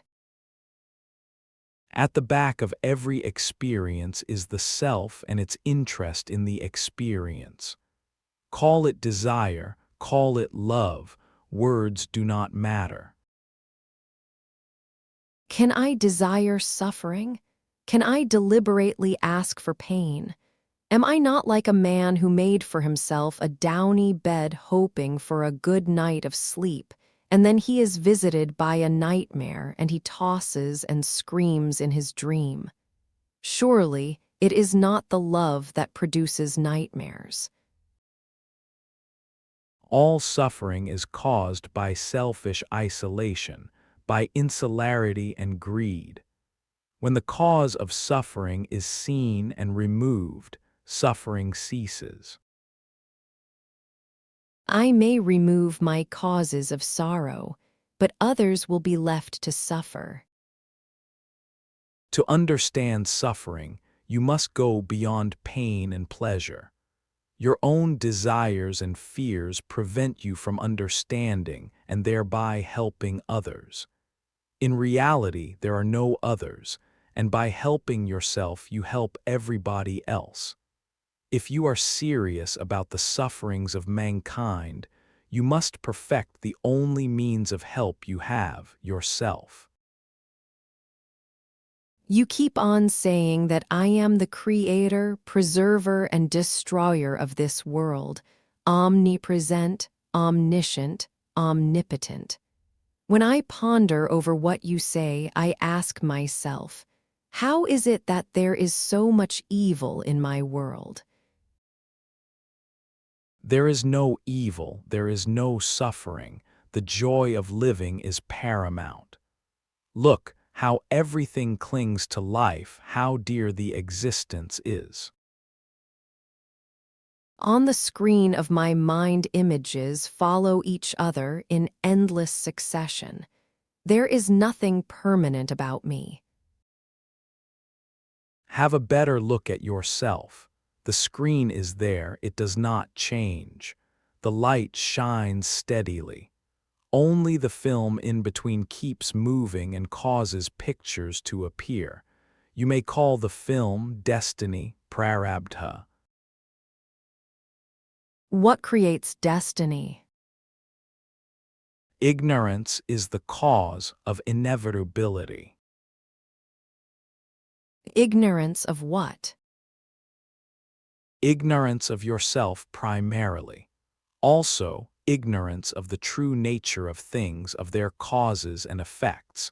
You look round without understanding and take appearances for reality.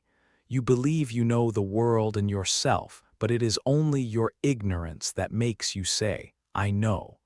Begin with the admission that you do not know and start from there. There is nothing that can help the world more than your putting an end to ignorance. Then, you need not do anything in particular to help the world. Your very being is a help, action or no action. How can ignorance be known? To know ignorance presupposes knowledge. Quite right, the very admission, I am ignorant, is the dawn of knowledge. An ignorant man is ignorant of his ignorance. You can say that ignorance does not exist, for the moment it is seen it is no more. Therefore, you may call it unconsciousness or blindness. All you see around and within you is what you do not know and do not understand, without even knowing that you do not know and do not understand. To know that you do not know and do not understand is true knowledge, the knowledge of an humble heart. Yes, Christ said, blessed are the poor in spirit. Put it as you like, the fact is that knowledge is of ignorance only. You know that you do not know. Will ignorance ever end? What is wrong with not knowing? You need not know all, enough to know what you need to know. The rest can look after itself without your knowing how it does it. What is important is that your unconscious does not work against the conscious, that there is integration on all levels. To know is not so very important. What you say is correct psychologically. But when it comes to knowing others, knowing the world, my knowing that I do not know does not help much. Once you are inwardly integrated, outer knowledge comes to you spontaneously. At every moment of your life, you know what you need to know. In the ocean of the universal mind, all knowledge is contained. It is yours on demand. Most of it you may never need to know, but it is yours all the same. As with knowledge, so it is with power. Whatever you feel needs be done happens unfailingly. No doubt, God attends to this business of managing the universe, but He is glad to have some help. When the helper is selfless and intelligent, All the powers of the universe are for him to command. Even the blind powers of nature. There are no blind powers. Consciousness is power. Be aware of what needs be done and it will be done. Only keep alert and quiet. Once you reach your destination and know your real nature, your existence becomes a blessing to all. You may not know, nor will the world know, yet the help radiates. There are people in the world who do more good than all the statesmen and philanthropists put together. They radiate light and peace with no intention or knowledge. When others tell them about the miracles they worked, they also are wonder-struck. Yet, taking nothing as their own, they are neither proud, nor do they crave for reputation. They are just unable to desire anything for themselves, not even the joy of helping others knowing that God is good. They are at peace. Chapter 77. I and mine are false ideas. I am very much attached to my family and possessions. How can I conquer this attachment? This attachment is born along with the sense of me and mine. Find the true meaning of these words and you will be free of all bondage. You have a mind which is spread in time. One after another, all things happen to you and the memory remains. There is nothing wrong in it. The problem arises only when the memory of past pains and pleasures, which are essential to all organic life, remains as a reflex dominating behavior. This reflex takes the shape of I and uses the body and the mind for its purposes, which are invariably in search for pleasure or flight from pain. When you recognize the I as it is, a bundle of desires and fears, and the sense of mine as embracing all things and people needed for the purpose of avoiding pain and securing pleasure, you will see that the I and the mine are false ideas, having no foundation in reality. Created by the mind, they rule their creator as long as it takes them to be true. When questioned, they dissolve. The I and mine, having no existence in themselves, need a support which they find in the body. The body becomes their point of reference. When you talk of my husband and my children, you mean the body's husband and the body's children. Give up the idea of being the body and face the question, who am I? At once a process will be set in motion which will bring back reality, or rather, will take the mind to reality. Only you must not be afraid.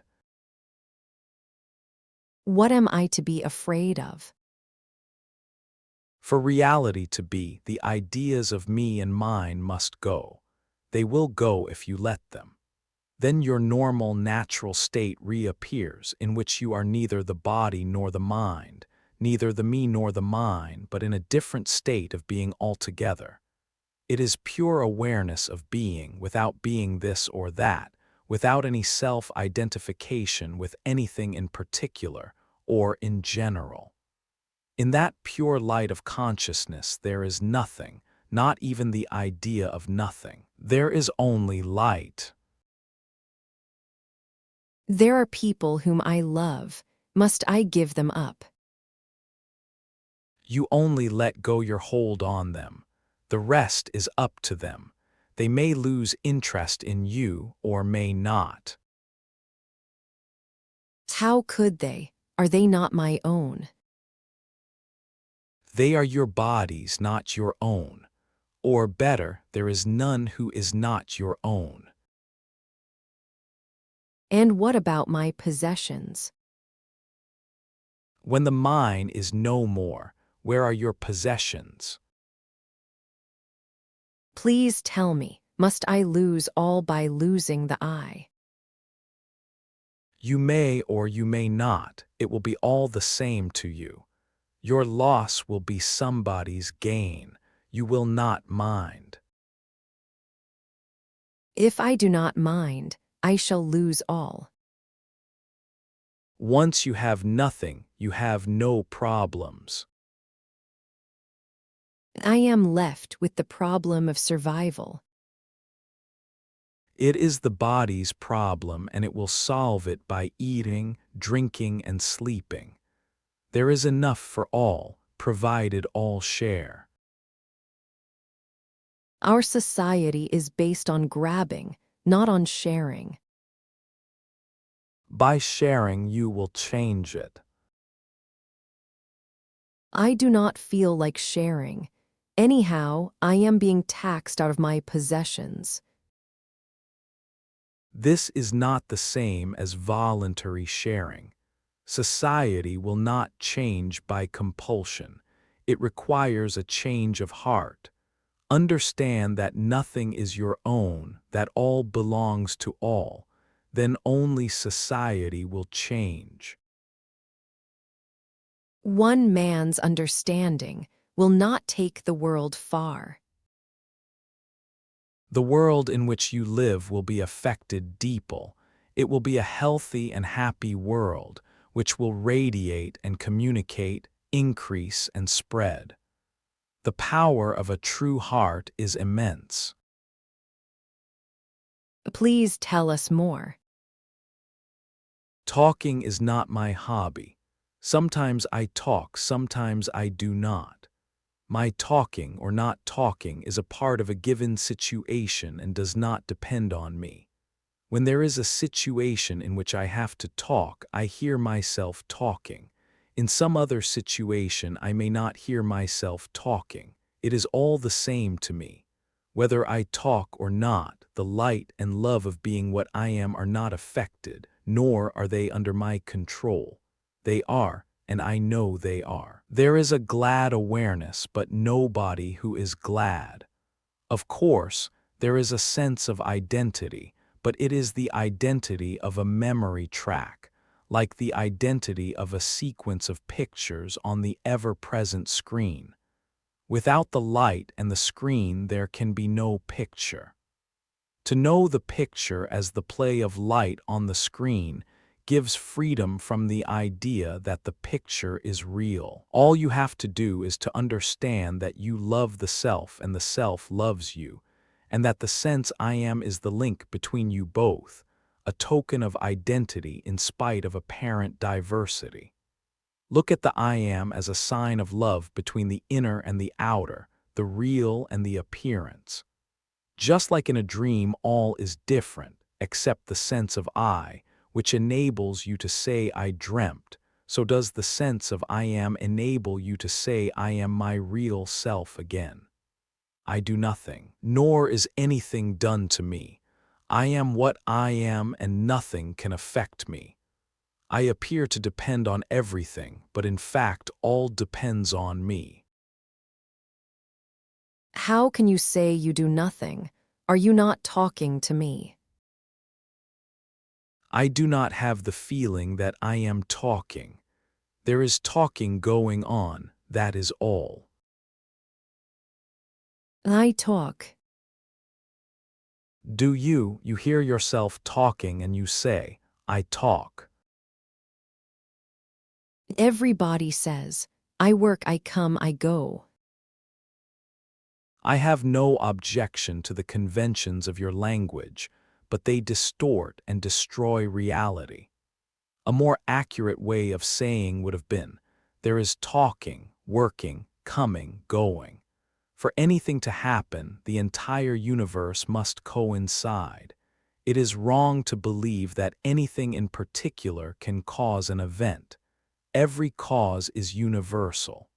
Your very body would not exist without the entire universe contributing to its creation and survival. I am fully aware that things happen as they happen because the world is as it is.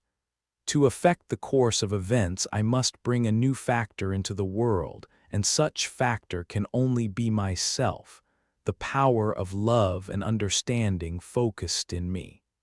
When the body is born, all kinds of things happen to it and you take part in them, because you take yourself to be the body.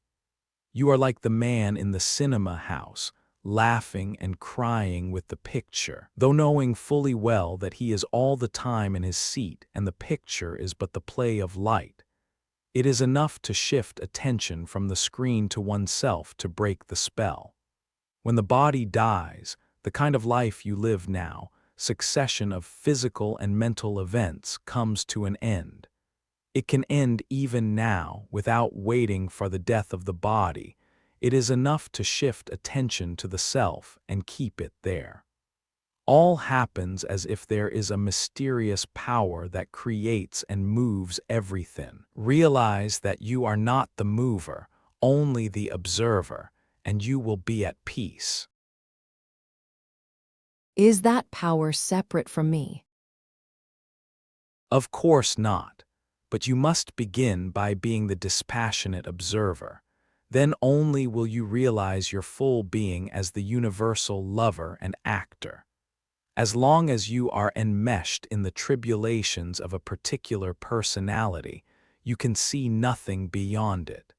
But ultimately you will come to see that you are neither the particular nor the universal, you are beyond both. As the tiny point of a pencil can draw innumerable pictures, so does the dimensionless point of awareness draw the contents of the vast universe. Find that point and be free. Out of what do I create this world? Out of your own memories. As long as you are ignorant of yourself as the creator, your world is limited and repetitive. Once you go beyond your self-identification with your past, you are free to create a new world of harmony and beauty. Or you just remain beyond being and non-being. What will remain with me if I let go my memories? Nothing will remain.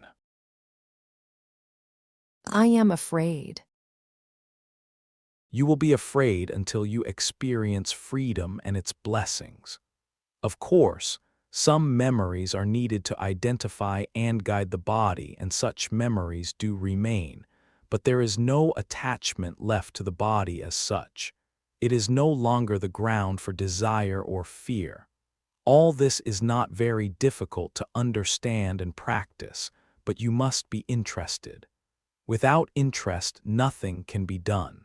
Having seen that you are a bundle of memories held together by attachment, step out and look from the outside. You may perceive for the first time something which is not memory. You cease to be a Mr. So-and-so, busy about his own affairs. You are at last at peace. You realize that nothing was ever wrong with the world, you alone were wrong, and now it is all over. Never again will you be caught in the meshes of desire born of ignorance. Chapter 78. All knowledge is ignorance. Are we permitted to request you to tell us the manner of your realization? Somehow it was very simple and easy in my case. My guru, before he died, told me, "Believe me, you are the supreme reality. Don't doubt my words, don't disbelieve me. I am telling you the truth, act on it." I could not forget his words, and by not forgetting, I have realized. But what were you actually doing? Nothing special. I lived my life, plied my trade, looked after my family, and every free moment I would spend just remembering my guru and his words. He died soon after, and I had only the memory to fall back on. It was enough. It must have been the grace and power of your guru. His words were true, and so they came true. True words always come true. My guru did nothing. His words acted because they were true. Whatever I did came from within, unasked and unexpected. The guru started a process without taking any part in it. Put it as you like. Things happen as they happen. Who can tell why and how? I did nothing deliberately. All came by itself, the desire to let go, to be alone, to go within. You made no efforts whatsoever. None, believe it or not, I was not even anxious to realize. He only told me that I am the supreme and then died. I just could not disbelieve him. The rest happened by itself. I found myself changing, that is all.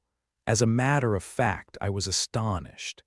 But a desire arose in me to verify his words. I was so sure that he could not possibly have told a lie that I felt I shall either realize the full meaning of his words or die. I was feeling quite determined, but did not know what to do.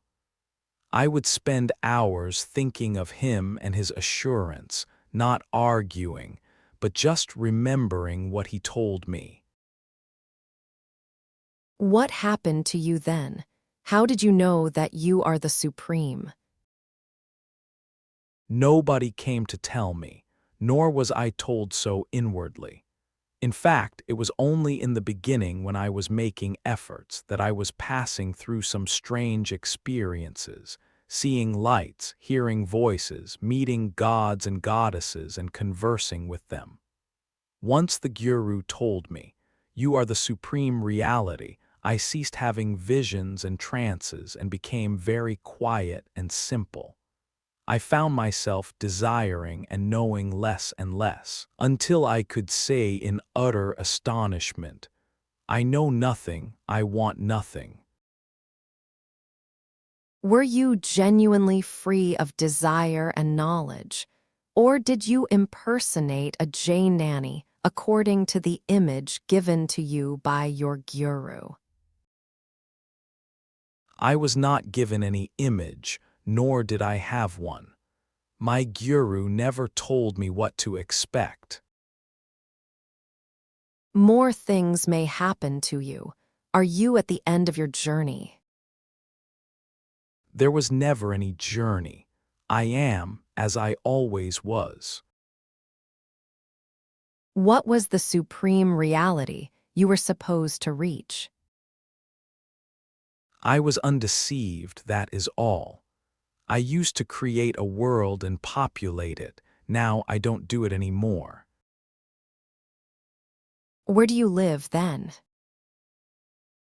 In the void beyond being and non-being, beyond consciousness. This void is also fullness. Do not pity me. It is like a man saying, "I have done my work, there is nothing left to do." You are giving a certain date to your realization. It means something did happen to you at that date. What happened? The mind ceased producing events. The ancient and ceaseless search stopped. I wanted nothing, expected nothing, accepted nothing as my own. There was no me left to strive for. Even the bare I am faded away. The other thing that I noticed was that I lost all my habitual certainties.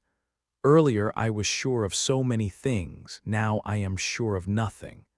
But I feel that I have lost nothing by not knowing, because all my knowledge was false. My not knowing was in itself knowledge of the fact that all knowledge is ignorance, that I do not know is the only true statement the mind can make. Take the idea I was born. You may take it to be true. It is not. You were never born, nor will you ever die. It is the idea that was born and shall die, not you. By identifying yourself with it, you became mortal. Just like in a cinema all is light, so does consciousness become the vast world. Look closely, and you will see that all names and forms are but transitory waves on the ocean of consciousness, that only consciousness can be said to be, not its transformations.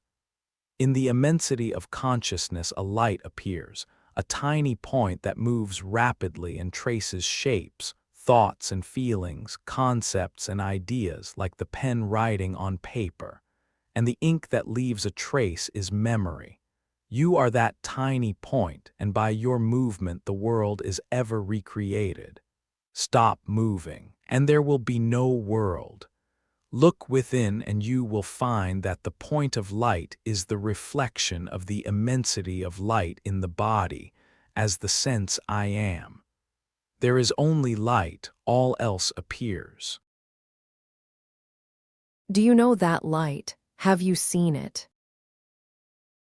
To the mind it appears as darkness. It can be known only through its reflections. All is seen in daylight except daylight. Have I to understand that our minds are similar? How can it be? You have your own private mind, woven with memories, held together by desires and fears. I have no mind of my own. What I need to know the universe brings before me as it supplies the food I eat. Do you know all you want to know? There is nothing I want to know, but what I need to know, I come to know. Does this knowledge come to you from within or from outside? It does not apply. My inner is outside and my outer is inside. I may get from you the knowledge needed at the moment, but you are not apart from me. What is Turiya, the fourth state we hear about? To be the point of light tracing the world is Turiya. To be the light itself is Turiyatira. But of what use are names when reality is so near? Is there any progress in your condition? When you compare yourself yesterday with yourself today, do you find yourself changing, making progress? Does your vision of reality grow in width and depth?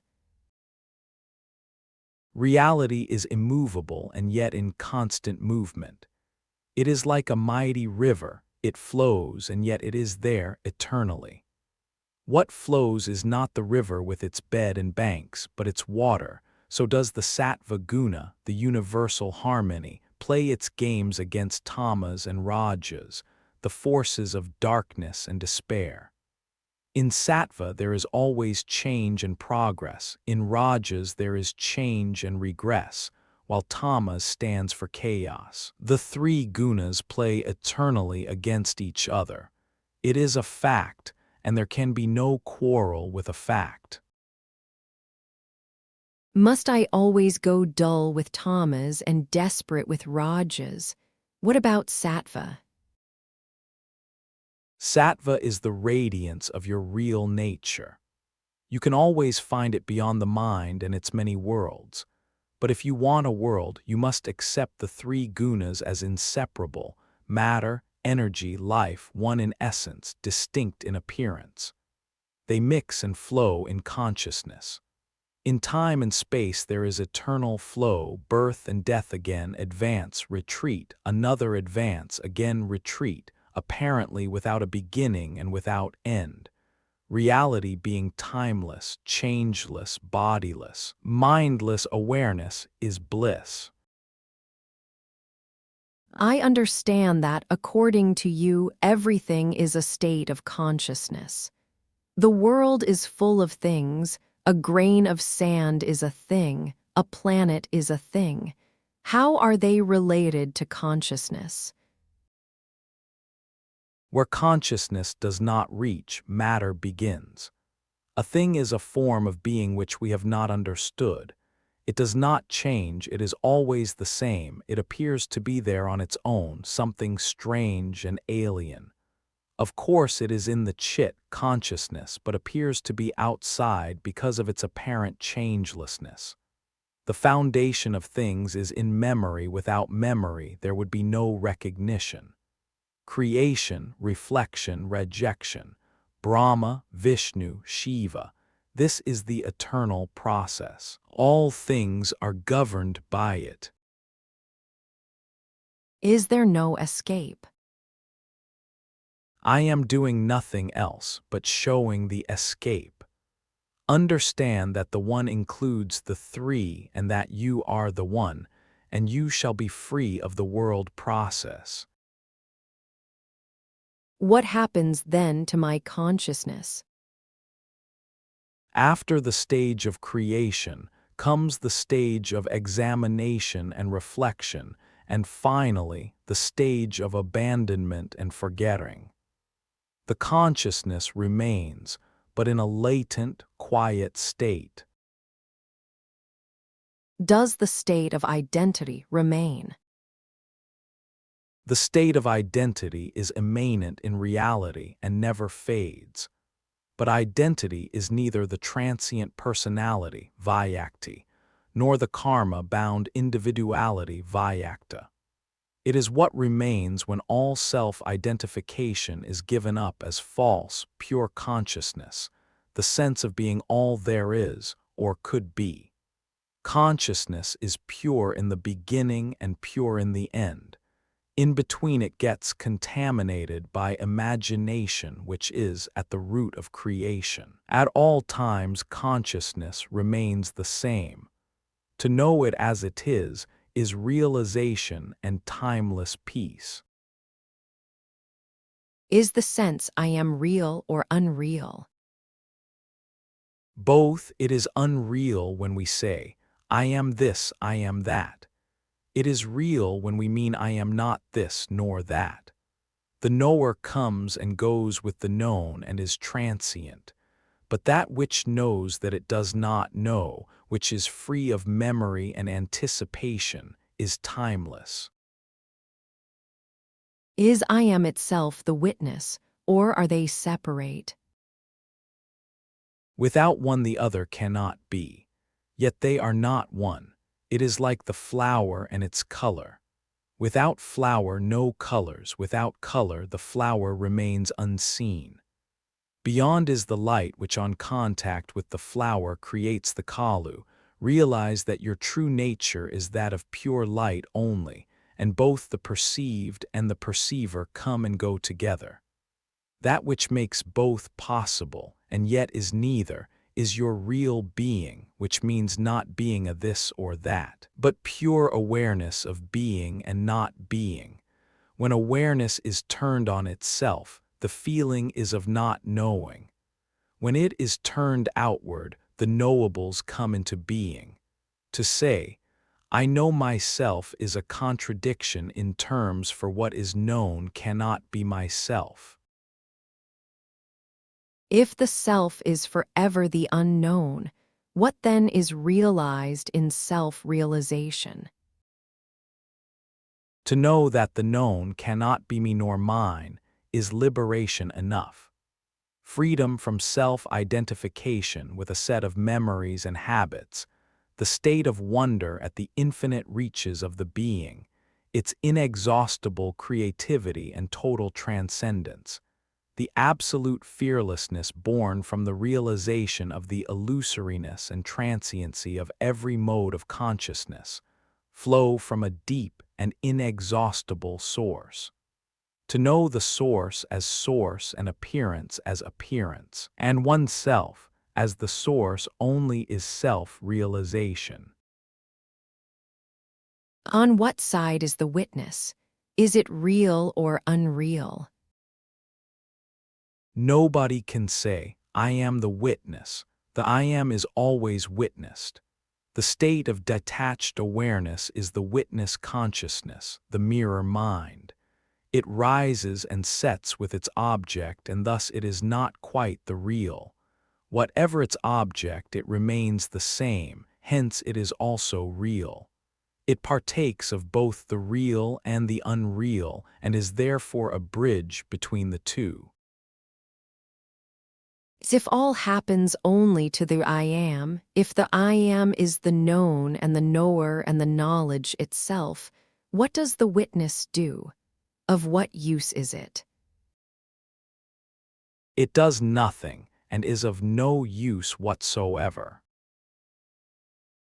Then why do we talk of it? Because it is there. The bridge serves one purpose only: to cross over. You don't build houses on a bridge. The I Am looks at things, the witness sees through them. It sees them as they are, unreal and transient. To say not me, not mine is the task of the witness. Is it the manifested, saguna, by which the unmanifested, nirguna, is represented? The unmanifested is not represented. Nothing manifested can represent the unmanifested. Then why do you talk of it? Because it is my birthplace. Chapter 79. Person, Witness, and the Supreme. We have a long history of drug taking behind us, mostly drugs of the consciousness expanding variety. They gave us the experience of other states of consciousness, high and low, and also the conviction that drugs are unreliable and at best, transitory and at worst, destructive of organism and personality. We are in search of better means for developing consciousness and transcendence. We want the fruits of our search to stay with us and enrich our lives, instead of turning to pale memories and helpless regrets. If by the spiritual we mean self-investigation and development, our purpose in coming to India is definitely spiritual. The happy hippie stage is behind us. We are serious now and on the move. We know there is reality to be found, but we do not know how to find and hold on to it. We need no convincing, only guidance. Can you help us? You do not need help, only advice. What you seek is already in you. Take my own case. I did nothing for my realization. My teacher told me that the reality is within me. I looked within and found it there, exactly as my teacher told me. To see reality is as simple as to see one's face in a mirror. Only the mirror must be clear and true. A quiet mind, undistorted by desires and fears, free from ideas and opinions, clear on all the levels, is needed to reflect the reality. Be clear and quiet, alert and detached, all else will happen by itself. You had to make your mind clear and quiet before you could realize the truth. How did you do it? I did nothing, it just happened. I lived my life attending to my family's needs, nor did my guru do it. It just happened as he said it will. Things do not just happen. There must be a cause for everything. All that happens is the cause of all that happens. Causes are numberless. The idea of a sole cause is an illusion. You must have been doing something specific, some meditation or yoga. How can you say that realization will happen on its own? Nothing specific. I just lived my life. I am amazed. So was I, but what was there to be amazed at? My teacher's words came true. So what? He knew me better than I knew myself, that is all. Why search for causes? In the very beginning, I was giving some attention and time to the sense I am, but only in the beginning. Soon after my guru died, I lived on. His words proved to be true. That is all. It is all one process. You tend to separate things in time and then look for causes. What is your work now? What are you doing? You imagine being and doing as identical. It is not so. The mind and the body move and change and cause other minds and bodies to move and change, and that is called doing, action. I see that it is in the nature of action to create further action like fire that continues by burning. I neither act nor cause others to act. I am timelessly aware of what is going on. In your mind, or also in other minds? There is only one mind which swarms with ideas. I am this, I am that, this is mine, that is mine. I am not the mind, never was, nor shall be. How did the mind come into being? The world consists of matter, energy, and intelligence. They manifest themselves in many ways. Desire and imagination create the world, and intelligence reconciles the two and causes a sense of harmony and peace to me. It all happens. I am aware, yet unaffected. You cannot be aware yet unaffected. There is a contradiction in terms. Perception is change. Once you have experienced a sensation, memory will not allow you to return to the former state. Yes, what is added to memory cannot be erased easily, but it can surely be done, and in fact, I am doing it all the time. Like a bird on its wings, I leave no footprints. Has the witness name and form, or is it beyond these? The witness is merely a point in awareness. It has no name and form. It is like the reflection of the sun in a drop of dew. The drop of dew has name and form, but the little point of light is caused by the sun.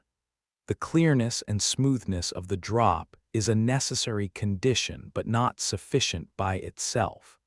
Similarly, clarity and silence of the mind are necessary for the reflection of reality to appear in the mind, but by themselves they are not sufficient.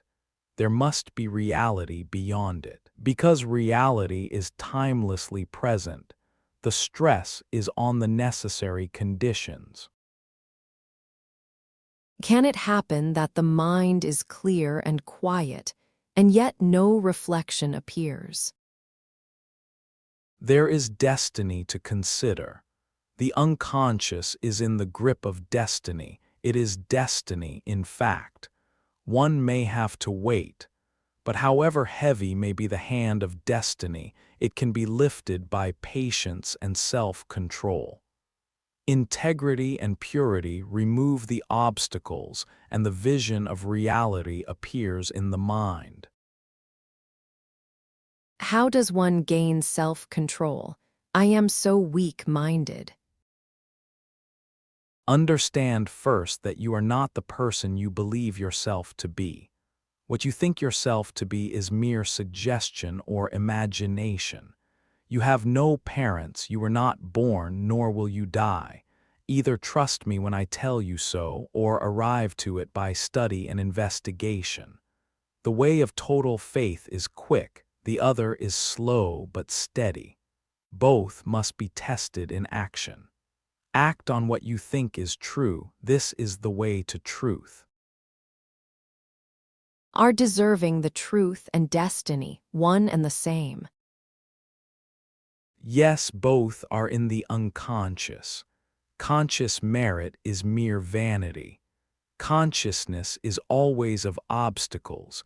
When there are no obstacles, one goes beyond it.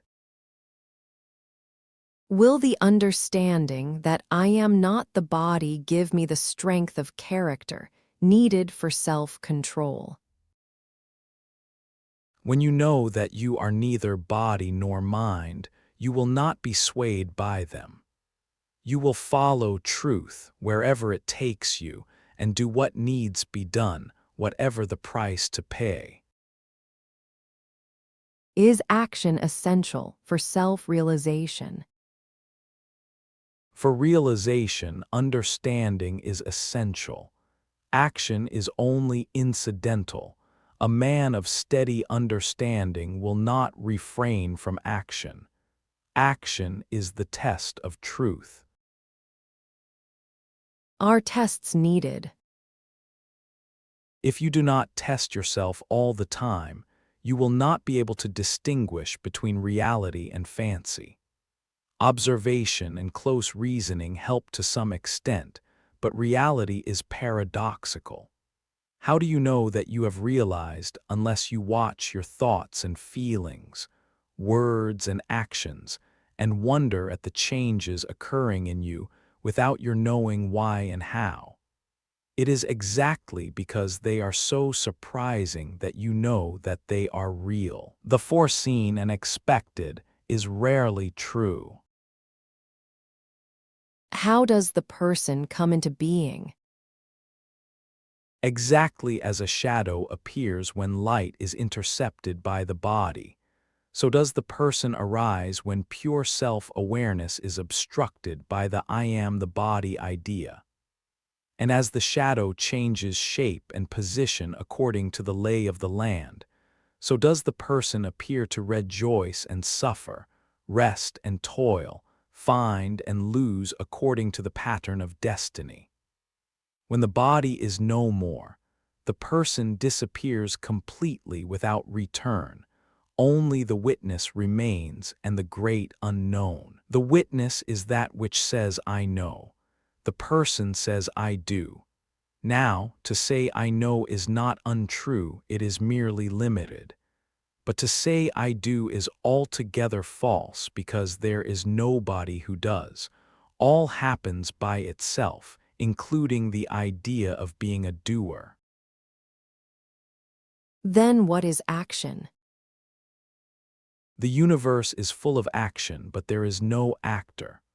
There are numberless persons, small and very big, who, through identification, imagine themselves as acting, but it does not change the fact that the world of action, Mahadakesh, is one single whole in which all depends on and affects all. The stars affect us deeply and we affect the stars. Step back from action to consciousness, leave action to the body and the mind. It is their domain. Remain as pure witness, till even witnessing dissolves in the supreme. Imagine a thick jungle full of heavy timber. A plank is shaped out of the timber and a small pencil to write on it. The witness reads the writing and knows that while the pencil and the plank are distantly related to the jungle, the writing has nothing to do with it. It is totally superimposed, and its disappearance just does not matter. The dissolution of personality is followed always by a sense of great relief, as if a heavy burden has fallen off. When you say, I am in the state beyond the witness, what is the experience that makes you say so? In what way does it differ from the stage of being a witness only? It is like washing printed cloth. First the design fades, then the background, and in the end the cloth is plain white. The personality gives place to the witness, then the witness goes and pure awareness remains. The cloth was white in the beginning and is white in the end. The patterns and colors just happened for a time. Can there be awareness without an object of awareness? Awareness with an object we called witnessing. When there is also self-identification with the object caused by desire or fear, such a state is called a person. In reality, there is only one state. When distorted by self-identification, it is called a person. When colored with the sense of being, it is the witness. When colorless and limitless, it is called the supreme.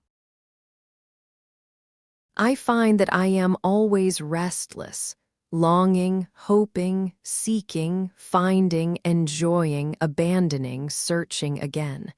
What is it that keeps me on the boil? You are really in search of yourself without knowing it. You are love longing for the love-worthy, the perfectly lovable. Due to ignorance, you are looking for it in the world of opposites and contradictions. When you find it within, your search will be over. There will be always this sorrowful world to contend with. Don't anticipate, you do not know. It is true that all manifestation is in the opposites. Pleasure and pain, good and bad, high and low, progress and regress, rest and strife, they all come and go together, and as long as there is a world, its contradictions will be there. There may also be periods of perfect harmony, of bliss and beauty, but only for a time.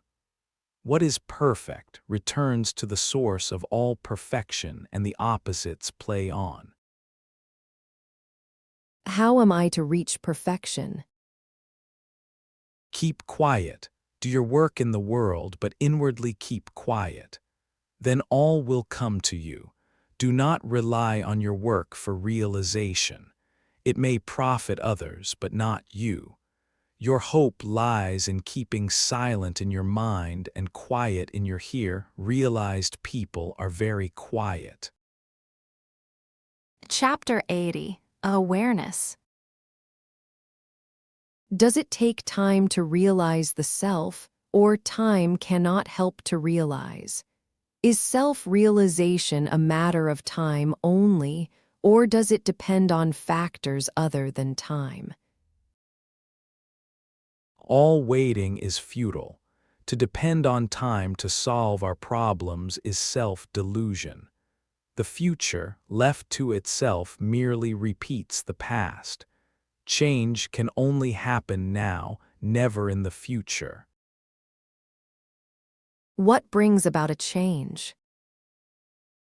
With crystal clarity, see the need of change. This is all. Does self-realization happen in matter or beyond? Is it not an experience depending on the body and the mind for its occurrence? All experience is illusory, limited, and temporal. Expect nothing from experience. Realization by itself is not an experience, though it may lead to a new dimension of experiences. Yet the new experiences, however interesting, are not more real than the old. Definitely, realization is not a new experience. It is the discovery of the timeless factor in every experience. It is awareness which makes experience possible. Just like in all the colors, light is the colorless factor. So in every experience, awareness is present, yet it is not an experience. If awareness is not an experience, how can it be realized? Awareness is ever there. It need not be realized. Open the shutter of the mind and it will be flooded with light. What is matter? What you do not understand is matter. Science understands matter. Science merely pushes back the frontiers of our ignorance. And what is nature? The totality of conscious experiences is nature. As a conscious self, you are a part of nature. As awareness, you are beyond. Seeing nature as mere consciousness is awareness. Are there levels of awareness? There are levels in consciousness, but not in awareness. It is of one block homogeneous. Its reflection in the mind is love and understanding. There are levels of clarity in understanding and intensity in love, but not in their source. The source is simple and single, but its gifts are infinite. Only do not take the gifts for the sour. Realize yourself as the source and not as the river. That is all. I am the river too. Of course you are. As an I am, you are the river flowing between the banks of the body. But you are also the source and the ocean and the clouds in the sky. Wherever there is life and consciousness, you are. Smaller than the smallest, bigger than the biggest you are, while all else appears. The sense of being and the sense of living, are they one and the same or different? The identity in space creates one, the continuity in time creates the other. You said once that the seer, seeing, and the seen are one single thing, not three. To me, the three are separate. I do not doubt your words, only I do not understand. Look closely and you will see that the seer and the seen appear only when there is seeing. They are attributes of seeing. When you say, I am seeing this, I am and this come with seeing, not before. You cannot have an unseen this nor an unseeing I am. I can say, I do not see. The I am seeing this has become L am seeing my not seeing, or I am seeing darkness. The seeing remains. In the triplicity, the known, knowing, and the knower, only the knowing is a fact. The I am and this are doubtful. Who knows? What is known? There is no certainty except that there is knowing. Why am I sure of knowing, but not of the knower? Knowing is a reflection of your true nature, along with being and loving. The knower and the known are added by the mind. It is in the nature of the mind to create a subject-object duality, where there is none. What is the cause of desire and fear? Obviously, the memory of past pains and pleasures. There is no great mystery about it. Conflict arises only when desire and fear refer to the same object. How to put an end to memory? It is neither necessary nor possible. Realize that all happens in consciousness, and you are the root, the source, the foundation of consciousness. The world is but a succession of experiences, and you are what makes them conscious, and yet remain beyond all experience. It is like the heat, the flame, and the burning wood. The heat maintains the flame consumes the wood. Without heat, there would be neither flame nor fuel. Similarly, without awareness, there would be no consciousness, nor life, which transforms matter into a vehicle of consciousness. You maintain that without me there would be no world, and that the world and my knowledge of the world are identical. Science has come to a quite different conclusion. The world exists as something concrete and continuous, while I am a byproduct of biological evolution of the nervous system, which is primarily not so much a seat of consciousness as a mechanism of survival as individual and species. Yours is altogether a subjective view, while science tries to describe everything in objective terms. Is this contradiction inevitable? The confusion is apparent and purely verbal. What is, is. It is neither subjective nor objective. Matter and mind are not separate, they are aspects of one energy. Look at the mind as a function of matter and you have science. Look at matter as the product of the mind and you have religion. But what is true? What comes first, mind or matter? Neither comes first, for neither appears alone. Matter is the shape, mind is the name. Together they make the world. Pervading and transcending is reality, pure being, awareness, bliss, your very essence. All I know is the stream of consciousness, an endless succession of events. The river of time flows, bringing and carrying away relentlessly. Transformation of the future into past is going on all the time. Are you not the victim of your language? You speak about the flow of time as if you were stationary. But the events you have witnessed yesterday somebody else may see tomorrow. It is you who are in movement and not time. Stop moving and time will cease. What does it mean, time will cease? Past and future will merge in the eternal now. But what does it mean in actual experience? How do you know that for you time has ceased?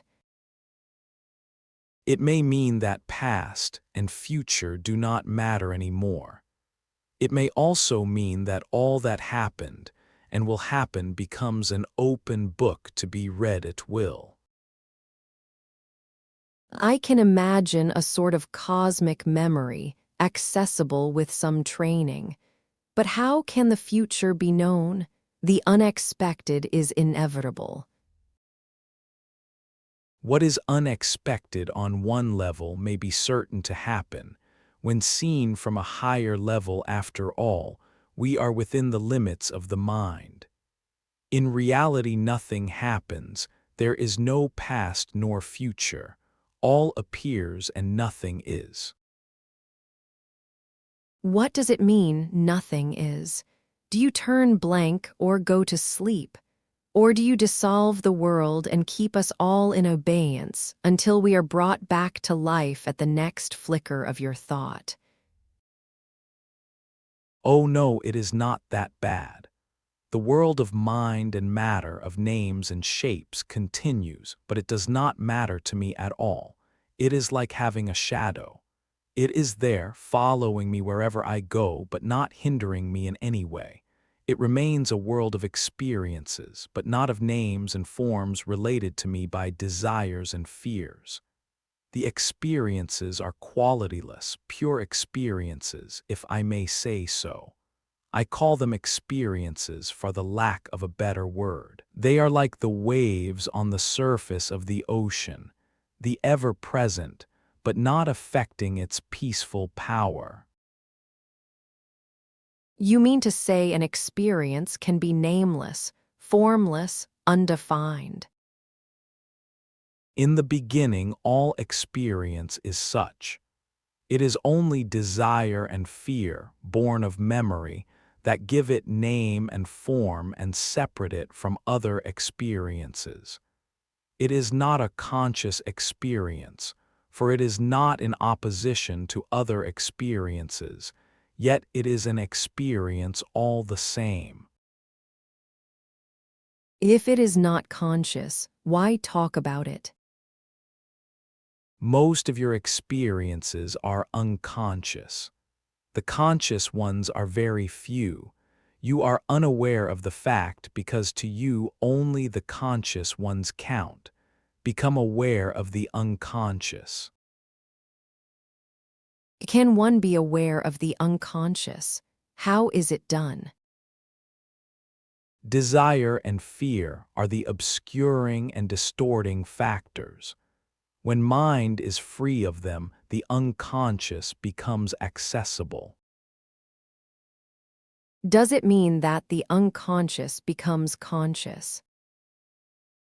It is rather the other way round. The conscious becomes one with the unconscious. The distinction ceases, whichever way you look at it.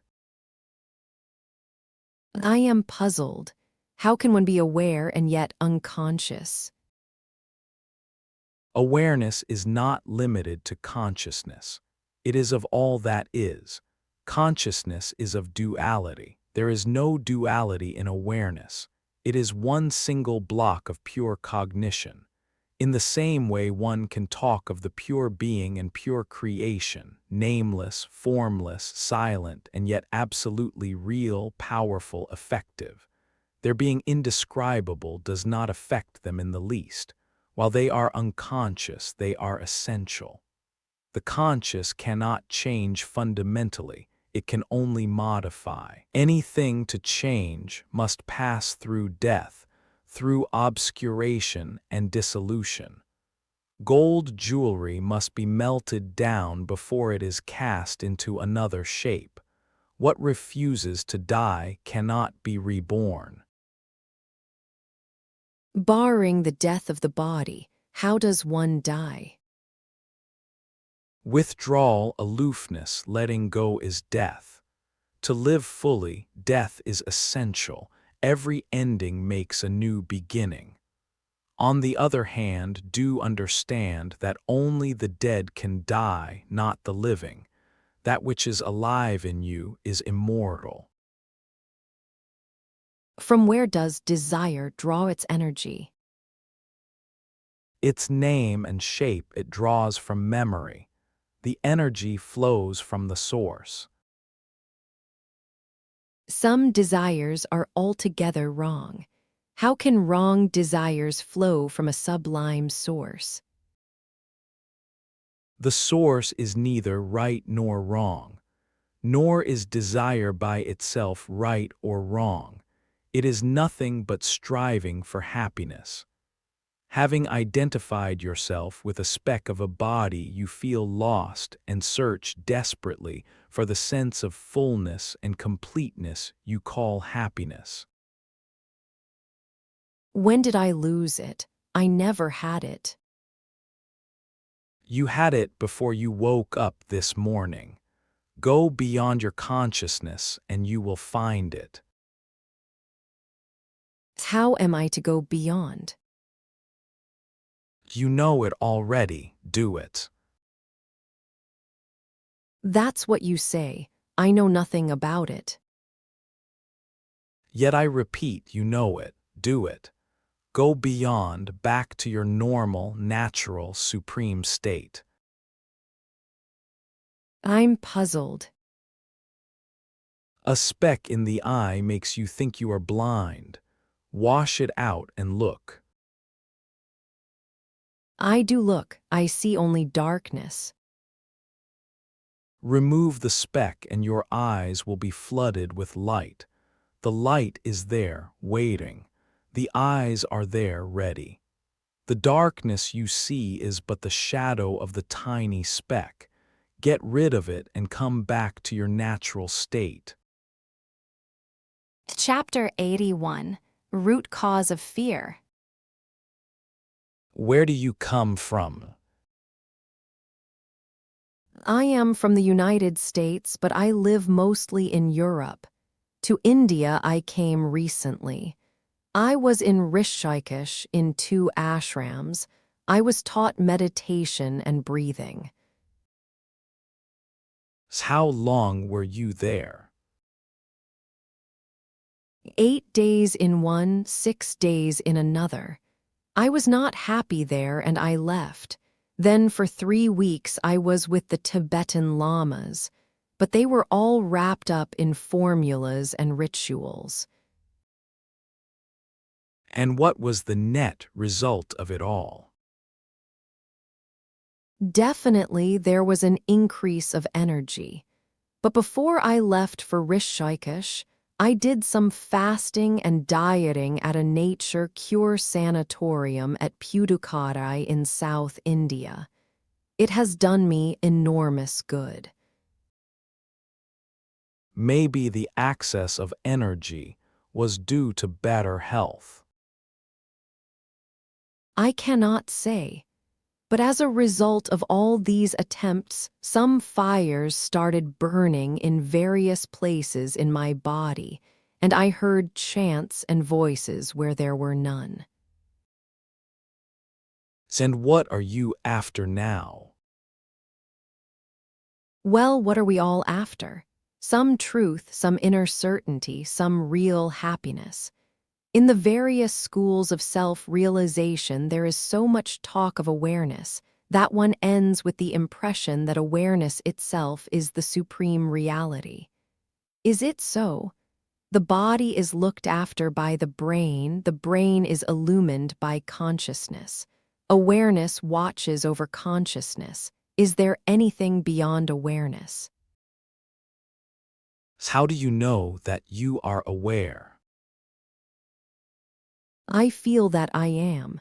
I cannot express it otherwise. When you follow it up carefully from brain through consciousness to awareness, you find that the sense of duality persists. When you go beyond awareness, there is a state of non-duality, in which there is no cognition, only pure being, which may be as well called non-being, if by being you mean being something in particular. What you call pure being is it universal being, being everything. Everything implies a collection of particulars.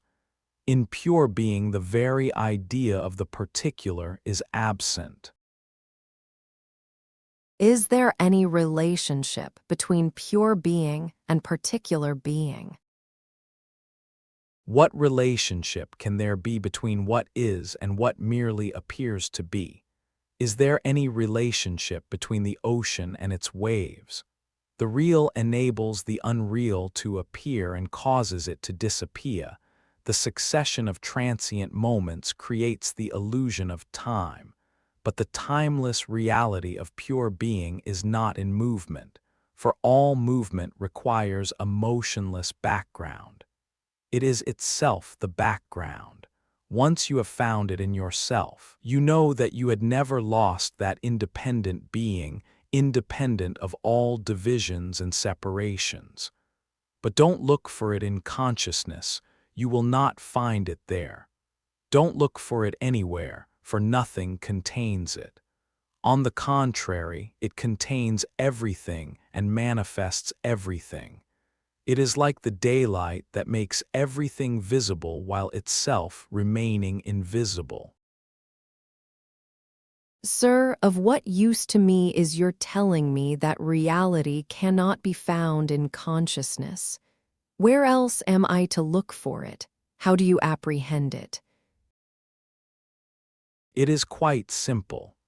If I ask you what is the taste of your mouth, all you can do is to say, "It is neither sweet nor bitter, nor sour nor astringent.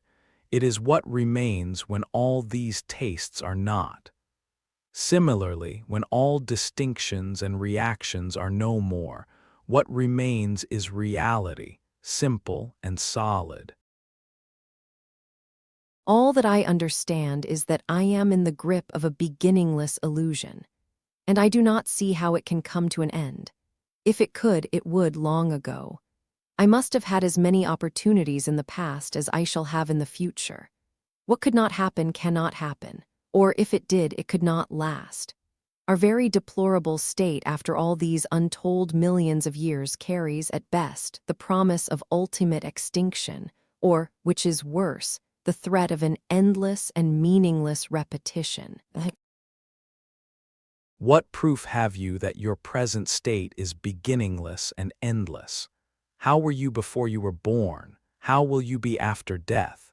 And of your present state, how much do you know? You do not know even what was your condition before you woke up this morning. You only know a little of your present state, and from it you draw conclusions for all times and places. You may be just dreaming and imagining your dream to be eternal. Calling it a dream does not change the situation. I repeat my question. What hope is left which the eternity behind me could not fulfill? Why should my future be different from my past? In your fevered state, you project a past and a future and take them to be real. In fact, you know only your present moment. Why not investigate what is now instead of questioning the imaginary past and future? Your present state is neither beginningless nor endless. It is over in a flash. Watch carefully from where it comes and where it goes. You will soon discover the timeless reality behind it. Why have I not done it before? Just as every wave subsides into the ocean, so does every moment return to its source. Realization consists in discovering the source and abiding there. Who discovers? The mind discovers. Does it find the answers? It finds that it is left without questions, that no answers are needed. Being born is a fact, dying is another fact. How do they appear to the witness? A child was born, a man has died, just events in the course of time. Is there any progress in the witness? Does awareness evolve? What is seen may undergo many changes when the light of awareness is focused on it, but it is the object that changes, not the light. Plants grow in sunlight, but the sun does not grow. By themselves, both the body and the witness are motionless, but when brought together in the mind, both appear to move. Yes, I can see that what moves and changes is the I am only. Is the I am needed at all? Who needs it? It is there now. It had a beginning, it will have an end. What remains when the I am goes? What does not come and go remains. It is the ever-greedy mind that creates ideas of progress and evolution towards perfection. It disturbs and talks of order, destroys and seeks security. Is there progress in destiny, in karma? Karma is only a store of unspent energies, of unfulfilled desires and fears not understood. The store is being constantly replenished by new desires and fears. It need not be so forever.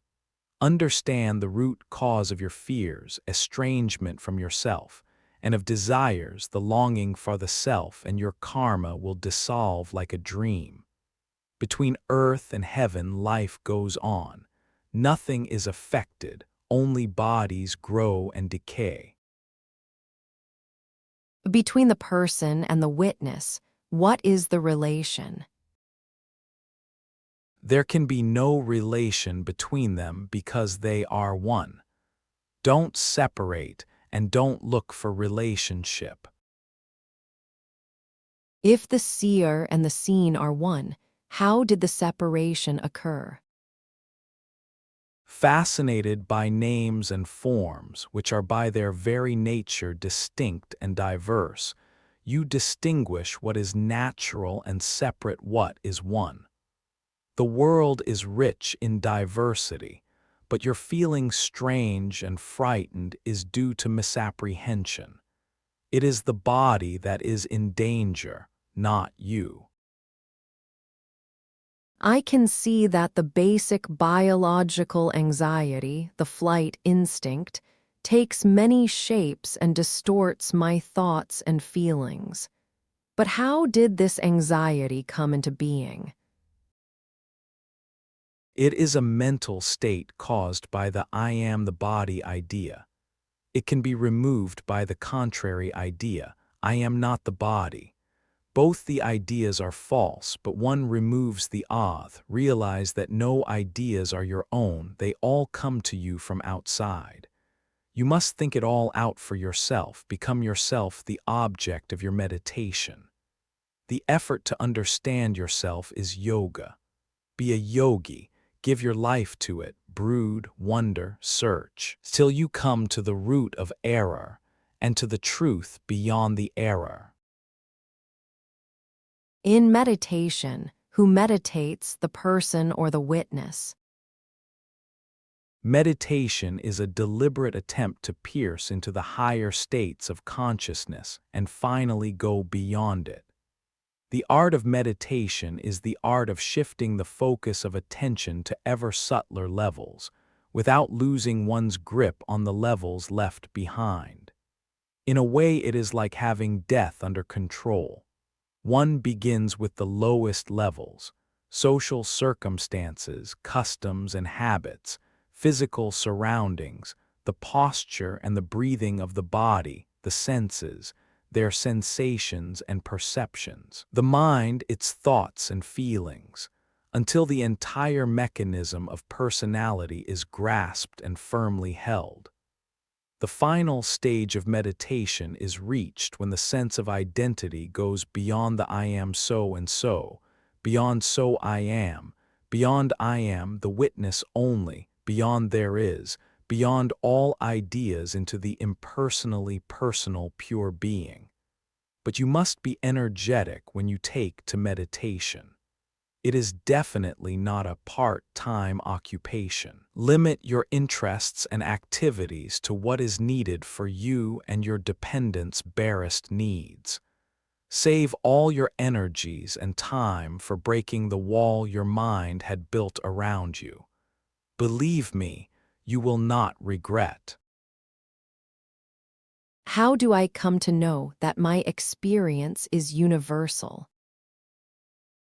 At the end of your meditation, all is known directly. No proofs whatsoever are required. Just as every drop of the ocean carries the taste of the ocean, so does every moment carry the taste of eternity. Definitions and descriptions have their place as useful incentives for further search, but you must go beyond them into what is undefinable and indescribable, except in negative terms. After all, even universality and eternity are mere concepts, the opposites of being place and time bound. Reality is not a concept, nor the manifestation of a concept. It has nothing to do with concepts. Concern yourself with your mind, remove its distortions and impurities. Once you had the taste of your own self, you will find it everywhere and at all times. Therefore, it is so important that you should come to it. Once you know it, you will never lose it. But you must give yourself the opportunity through intensive, even arduous meditation. What exactly do you want me to do? Give your heart and mind to brooding over the I am. What is it? How is it? What is its source, its life, its meaning? It is very much like digging a well. You reject all that is not water till you reach the life-giving spring. How shall I know that I am moving in the right direction? By your progress in intentness, in clarity and devotion to the task. We Europeans find it very difficult to keep quiet. The world is too much with us. Oh no, you are dreamers too. We differ only in the contents of our dreams. You are after perfection in the future. We are intent on finding it in the now. The limited only is perfectible. The unlimited is already perfect. You are perfect, only you don't know it. Learn to know yourself and you will discover wonders. All you need is already within you, only you must approach yourself with reverence and love. Self-condemnation and self-distrust are grievous errors. Your constant flight from pain and search for pleasure is a sign of love you bear for yourself. All I plead with you is this: make love of yourself perfect. Deny yourself nothing, glue yourself infinity and eternity, and discover that you do not need them. You are beyond. Chapter 82. Absolute perfection is here and now. The war is on. What is your attitude to it? In some place or other, in some form or other, the war is always on. Was there a time when there was no war? Some say it is the will of God. Some say it is God's play. It is another way of saying that wars are inevitable and nobody is responsible. But what is your own attitude? Why impose attitudes on me? I have no attitude to call my own. Surely somebody is responsible for this horrible and senseless carnage. Why do people kill each other so readily? Search for the culprit within. The ideas of me and mine are at the root of all conflict. Be free of them, and you will be out of conflict. What of it that I am out of conflict? It will not affect the war. If I am the cause of war, I am ready to be destroyed. Yet, it stands to reason that the disappearance of 1,000 like me will not stop wars. They did not start with my birth, nor will end with my death. I am not responsible. Who is? Strife and struggle are a part of existence. Why don't you inquire who is responsible for existence? Why do you say that existence and conflict are inseparable? Can there be no existence without strife? I need not fight others to be myself. You fight others all the time for your survival as a separate body-mind, a particular name and form. To live, you must destroy. From the moment you were conceived, you started a war with your environment, a merciless war of mutual extermination, until death sets you free. My question remains unanswered. You are merely describing what I know, life and its sorrows. But who is responsible, you do not say. When I press you, you throw the blame on God or karma or on my own greed and fear, which merely invites further questions. Give me the final answer. The final answer is this: nothing is. All is a momentary appearance in the field of the universal consciousness. Continuity as name and form is a mental formation only, easy to dispel. I am asking about the immediate, the transitory, the appearance. Here is a picture of a child killed by soldiers. It is a fact staring at you. You cannot deny it. Now, who is responsible for the death of the child? Nobody and everybody. The world is what it contains, and each thing affects all others. We all kill the child, and we all die with it. Every event has innumerable causes and produces numberless effects.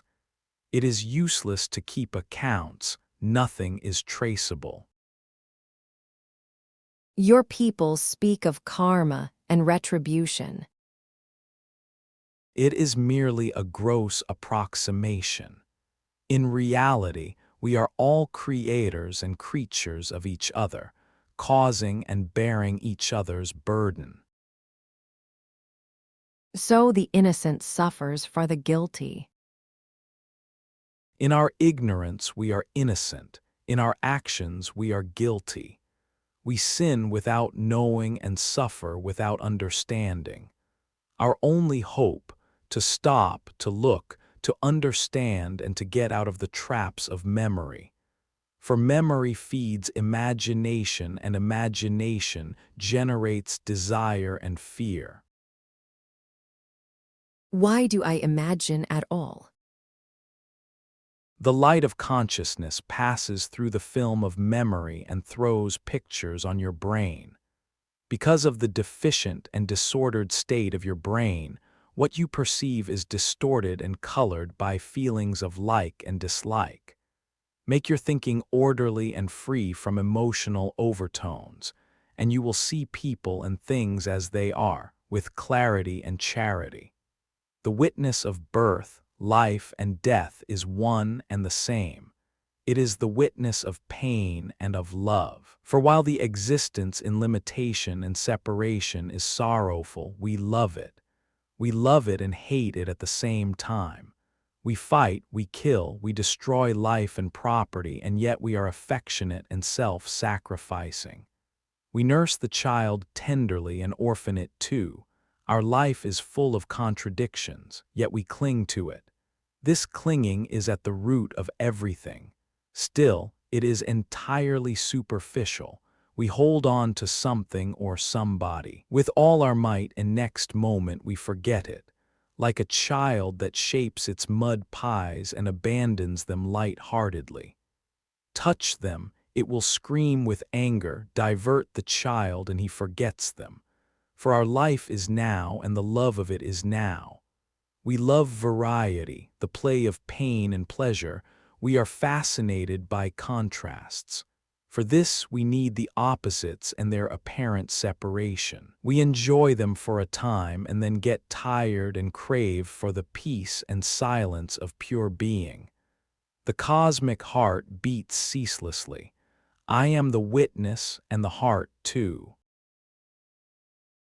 I can see the picture, but who is the painter? Who is responsible for this terrible and yet adorable experience? The painter is in the picture. You separate the painter from the picture and look for him. Don't separate and don't put false questions. Things are as they are, and nobody in particular is responsible. The idea of personal responsibility comes from the illusion of agency. Somebody must have done it. Somebody is responsible. Society as it is now, with its framework of laws and customs, is based on the idea of a separate and responsible personality. But this is not the only form a society can take. There may be other forms where the sense of separation is weak and responsibility diffused. An individual with a weak sense of personality, is he nearer self-realization? Take the case of a young child. The sense of I am is not yet formed, the personality is rudimentary. The obstacles to self-knowledge are few, but the power and the clarity of awareness, its width and depth, are lacking. In the course of years, awareness will grow stronger, but also the latent personality will emerge and obscure and complicate. Just as the harder the wood, the hotter the flame, so the stronger the personality, brighter the light generated from its destruction. Have you no problems? I do have problems. I told you already. To exist with a name and form is painful, yet I love it. But you love everything. In existence, everything is contained. My very nature is to love. Even the painful is lovable. It does not make it less painful. Why not remain in the unlimited? It is the instinct of exploration, the love of the unknown that brings me into existence.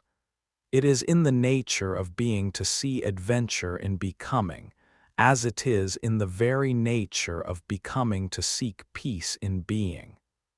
This alteration of being and becoming is inevitable, but my home is beyond. Is your home in God? To love and worship a God is also ignorance. My home is beyond all notions, however sublime. But God is not a notion. It is the reality beyond existence. You may use any words you like. Whatever you may think of am beyond it. Once you know your home, why not stay in it? What takes you out of it? Out of love for corporate existence, one is born, and once born, one gets involved in destiny. Destiny is inseparable from becoming. The desire to be the particular makes you into a person with all its personal past and future. Look at some great man, what a wonderful man he was.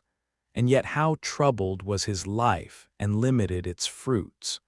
How utterly dependent is the personality of man and how indifferent is its world. And yet we love it and protect it for its very insignificance.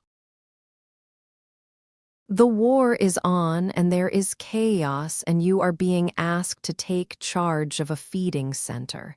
You are given what is needed. It is only a question of getting through the job. Will you refuse it? To work or not to work is one and the same to me. I may take charge or may not. There may be others better endowed for such tasks than I am, professional caterers for instance, but my attitude is different. I do not look at death as a calamity as I do not rejoice at the birth of a child. The child is out for trouble while the dead is out of it. Attachment to life is attachment to sorrow. We love what gives us pain. Such is our nature. For me, the moment of death will be a moment of jubilation, not fear. I cried when I was born, and I shall die laughing. What is the change in consciousness at the moment of death? What change do you expect? When the film projection ends, all remains the same as when it started. The state before you were born was also the state after death, if you remember. I remember nothing. Because you never tried. It is only a question of tuning in the mind. It requires training, of course. Why don't you take part in social work? But I am doing nothing else all the time. And what is the social work you want me to do? Patchwork is not for me. My stand is clear. Produce to distribute, feed before you eat, give before you take, think of others before you think of yourself. Only a selfless society based on sharing can be stable and happy. This is the only practical solution. If you do not want it, fight. It is all a matter of gunas. Where tamas and rajas predominate, there must be war. Where sattva rules, there will be peace. Put it whichever way you like, it comes to the same. Society is built on motives. Put goodwill into the foundations, and you will not need specialized social workers. The world is getting better. The world had all the time to get better, yet it did not. What hope is there for the future? Of course, there have been and will be periods of harmony and peace when sattva was in ascendance, but things get destroyed by their own perfection. A perfect society is necessarily static and therefore it stagnates and decays. From the summit, all roads lead downwards. Societies are like people. They are born, they grow to some point of relative perfection, and then decay and die. Is there not a state of absolute perfection which does not decay? Whatever has a beginning must have an end. In the timeless, all is perfect, here and now. But shall we reach the timeless in due course? In due course we shall come back to the starting point. Time cannot take us out of time, as space cannot take us out of space. All you get by waiting is more waiting. Absolute perfection is here and now, not in some future, near or far.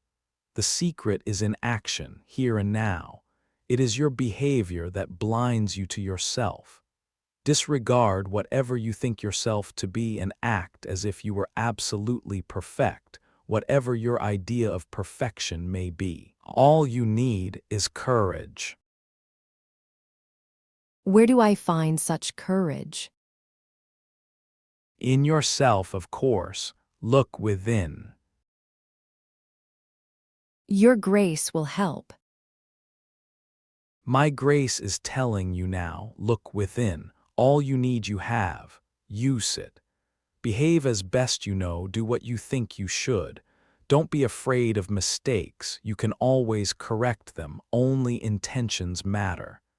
The shape things take is not within your power, the motives of your actions are.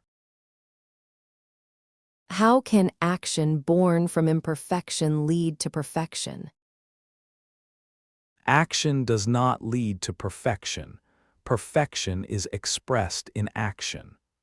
As long as you judge yourself by your expressions, give them utmost attention. When you realize your own being, your behavior will be perfect, spontaneously. If I am timelessly perfect, then why was I born at all? What is the purpose of this life? It is like asking, what does it profit gold to be made into an ornament? The ornament gets the color and the beauty of gold. Gold is not enriched. Similarly, reality expressed in action makes the action meaningful and beautiful. What does the real gain through its expressions? What can it gain? Nothing whatsoever. But it is in the nature of love to express itself, to affirm itself, to overcome difficulties. Once you have understood that the world is love in action, you will look at it quite differently. But first, your attitude to suffering must change. Suffering is primarily a call for attention, which itself is a movement of love. More than happiness, love wants growth, the widening and deepening of consciousness and being. Whatever prevents becomes a cause of pain, and love does not shirk from pain. Sattva, the energy that works for righteousness and orderly development, must not be thwarted. When obstructed, it turns against itself and becomes destructive. Whenever love is withheld and suffering allowed to spread, war becomes inevitable. Our indifference to our neighbor's sorrow brings suffering to our door. Chapter 83. The True Guru. You were saying the other day that at the root of your realization was the trust in your guru. He assured you that you were already the absolute reality and there was nothing more to be done. You trusted him and left it at that, without straining, without striving. Now my question is, without trust in your guru, would you have realized? After all, what you are, whether your mind trusts or not. Would doubt obstruct the action of the guru's words and make them inoperative? You have said it, they would have been made inoperative for a time. And what would happen to the energy or power in the guru's words?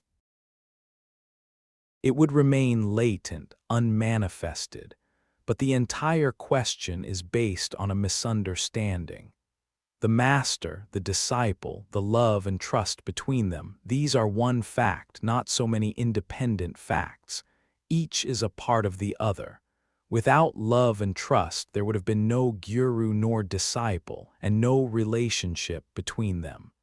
It is like pressing a switch to light an electric lamp. It is because the lamp, the wiring, the switch, the transformer, the transmission lines, and the powerhouse form a single whole that you get the light. Any one factor missing and there would be no light. You must not separate the inseparable. Words do not create facts, they either describe them or distort. The fact is always non-verbal. I still do not understand. Can the guru's word remain unfulfilled, or will it invariably prove true? Words of a realized man never miss their purpose. They wait for the right conditions to arise, which may take some time, and this is natural, for there is a season for sowing and a season for harvesting. But the word of a guru is a seed that cannot perish. Of course, the guru must be a real one who is beyond the body and the mind, beyond consciousness itself, beyond space and time, beyond duality and unity, beyond understanding and description. The good people who have read a lot and have a lot to say may teach you many useful things, but they are not the real gurus whose words invariably come true. They also may tell you that you are the ultimate reality itself, but what of it? Nevertheless, if for some reason I happen to trust them and obey, shall I be the loser? If you are able to trust and obey, you will soon find your real guru, or rather, he will find you. Does every knower of the self become a guru, or can one be a knower of reality without being able to take others to it? If you know what you teach, you can teach what you know. Here seership and teachership are one. But the absolute reality is beyond both. The self-styled gurus talk of ripeness and effort, of merits and achievements, of destiny and grace. All these are mere mental formations, projections of an addicted mind. Instead of helping, they obstruct. How can I make out whom to follow and whom to mistrust? Mistrust all until you are convinced. The true guru will never humiliate you, nor will he estrange you from yourself. He will constantly bring you back to the fact of your immanent perfection and encourage you to seek within. He knows you need nothing, not even him, and is never tired of reminding you. But the self-appointed guru is more concerned with himself than with his disciples. You said that reality is beyond the knowledge and the teaching of the real. Is not the knowledge of reality the supreme itself and teaching the proof of its attainment? The knowledge of the real or the self is a state of mind. Teaching another is a movement in duality. They concern the mind only. Sattva is a guna all the same. What is real then? He who knows the mind as non-realized and realized, who knows ignorance and knowledge as states of mind, he is the real. When you are given diamonds mixed with gravel, you may either miss the diamonds or find them. It is the seeing that matters. Where is the grayness of the gravel and the beauty of the diamond without the power to see? The known is but a shape and knowledge is but a name. The knower is but a state of mind. The real is beyond.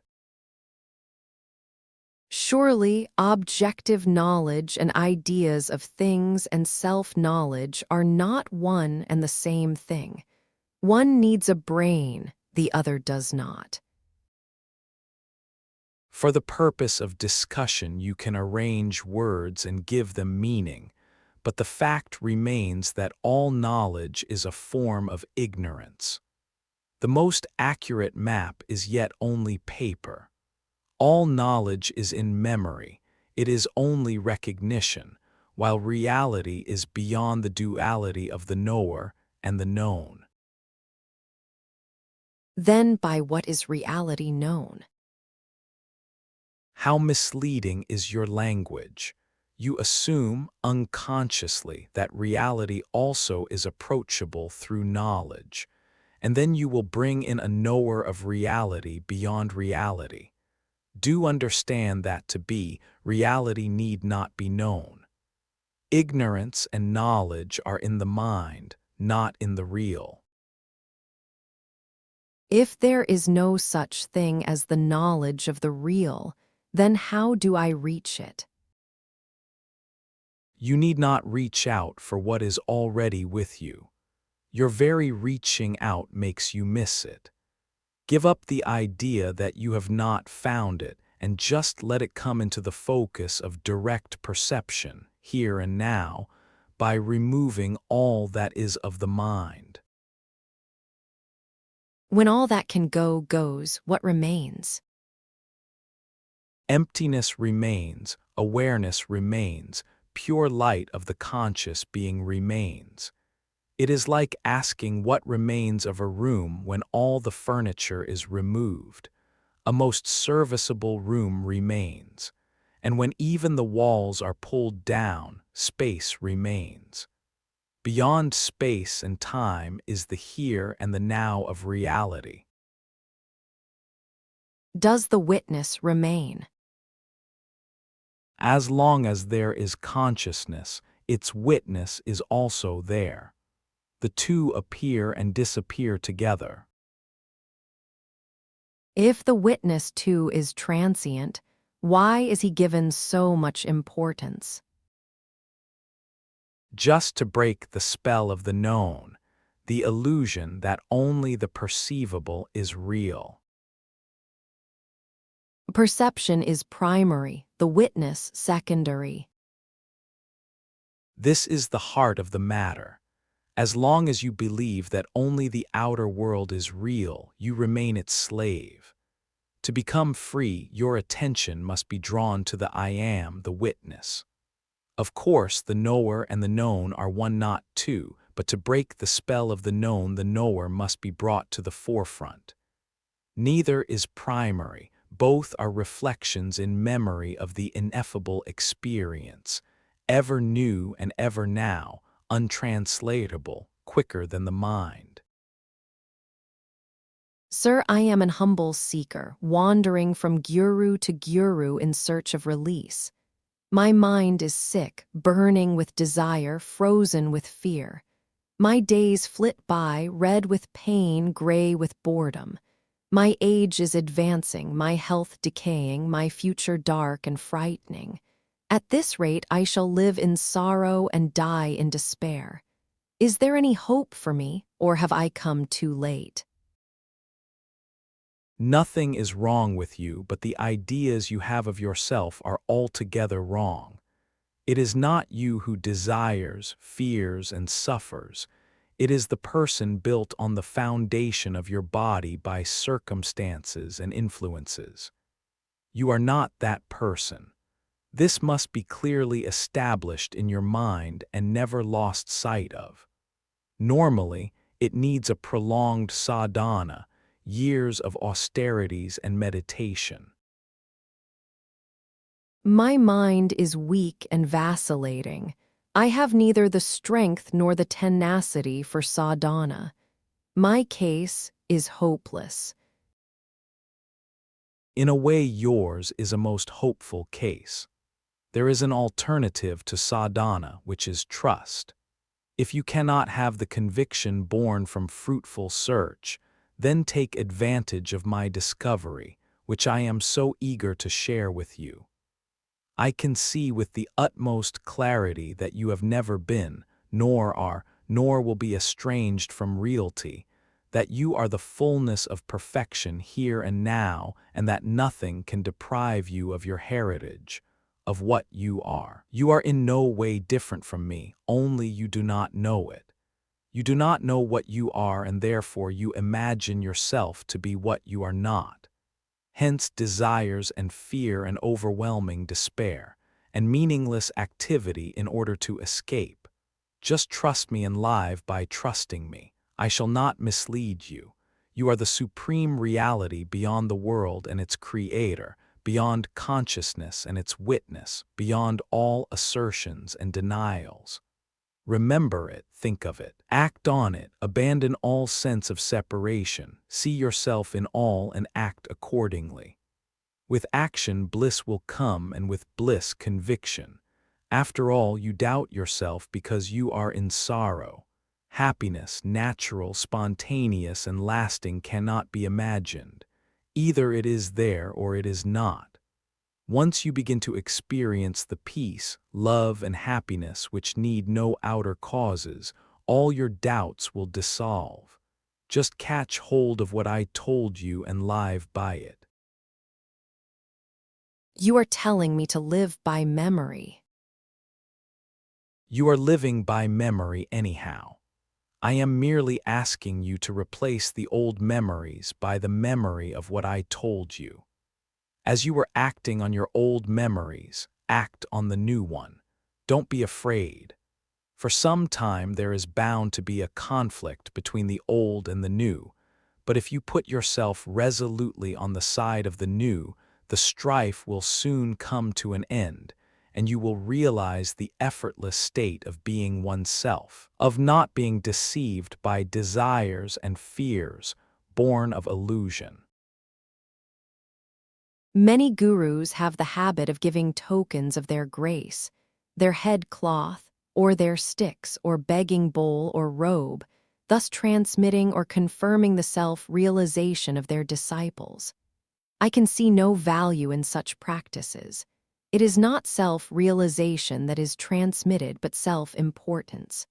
Of what earthly use is being told something very flattering, but not true? On one hand, you are warning me against the many self-styled gurus. On the other, you want me to trust you. Why do you claim to be an exception? I do not ask you to trust me. Trust my words and remember them. I want your happiness, not mine. Distrust those who put a distance between you and your true being and offer themselves as a go-between. I do nothing of the kind. I do not even make any promises. I merely say, if you trust my words and put them to test, you will for yourself discover how absolutely true they are.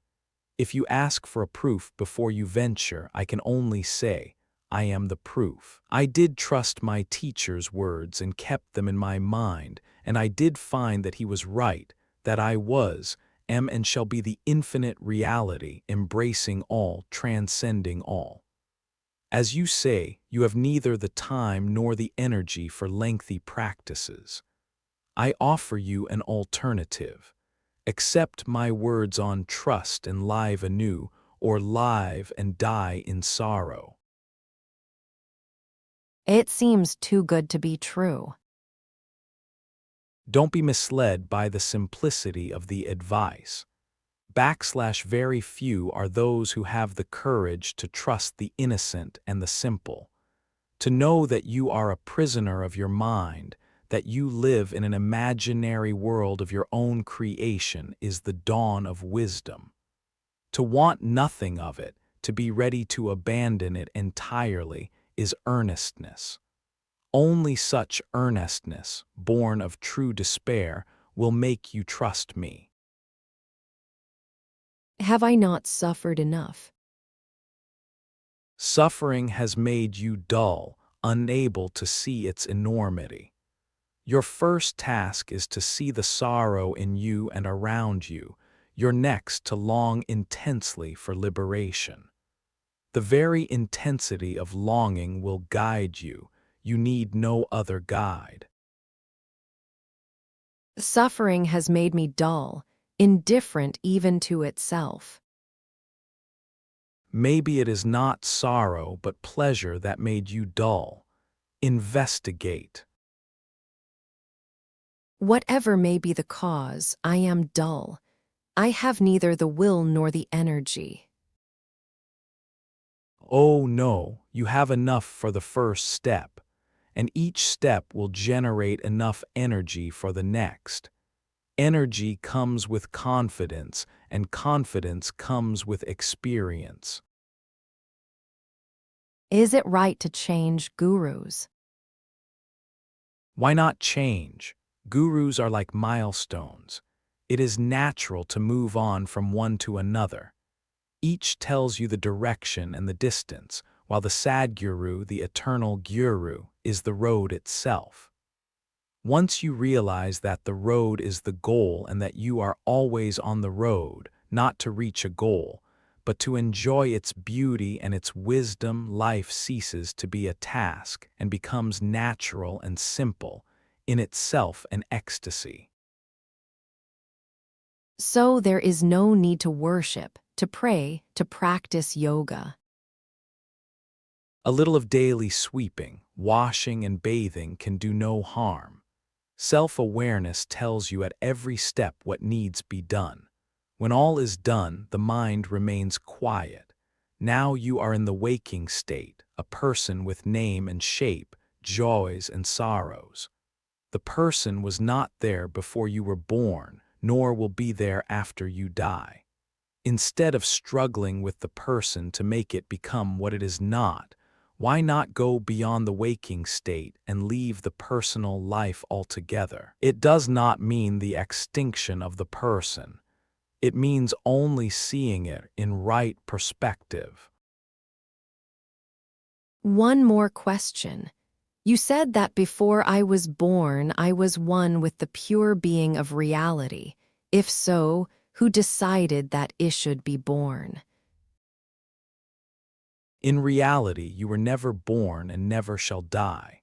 But now you imagine that you are or have a body and you ask what has brought about this state. Within the limits of illusion, the answer is, desire born from memory attracts you to a body and makes you think as one with it. But this is true only from the relative point of view.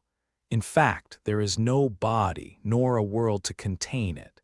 There is only a mental condition, a dream-like state, easy to dispel by questioning its reality. After you die, will you come again? If I live long enough, will I meet you again? To you the body is real, to me there is none. I, as you see me, exist in your imagination only. Surely you will see me again if and when you need me. It does not affect me, as the sun is not affected by sunrises and sunsets. Because it is not affected, it is certain to be there when needed. You are bent on knowledge, I am not. I do not have that sense of insecurity that makes you crave to know. I am curious, like a child is curious, but there is no anxiety to make me seek refuge in knowledge. Therefore, I am not concerned whether I shall be reborn or how long will the world last. These are questions born of fear. Chapter 84. Your goal is your guru. You were telling us that there are many self-styled gurus, but a real guru is very rare. There are many Jainani who imagine themselves realized, but all they have is book knowledge and a high opinion of themselves.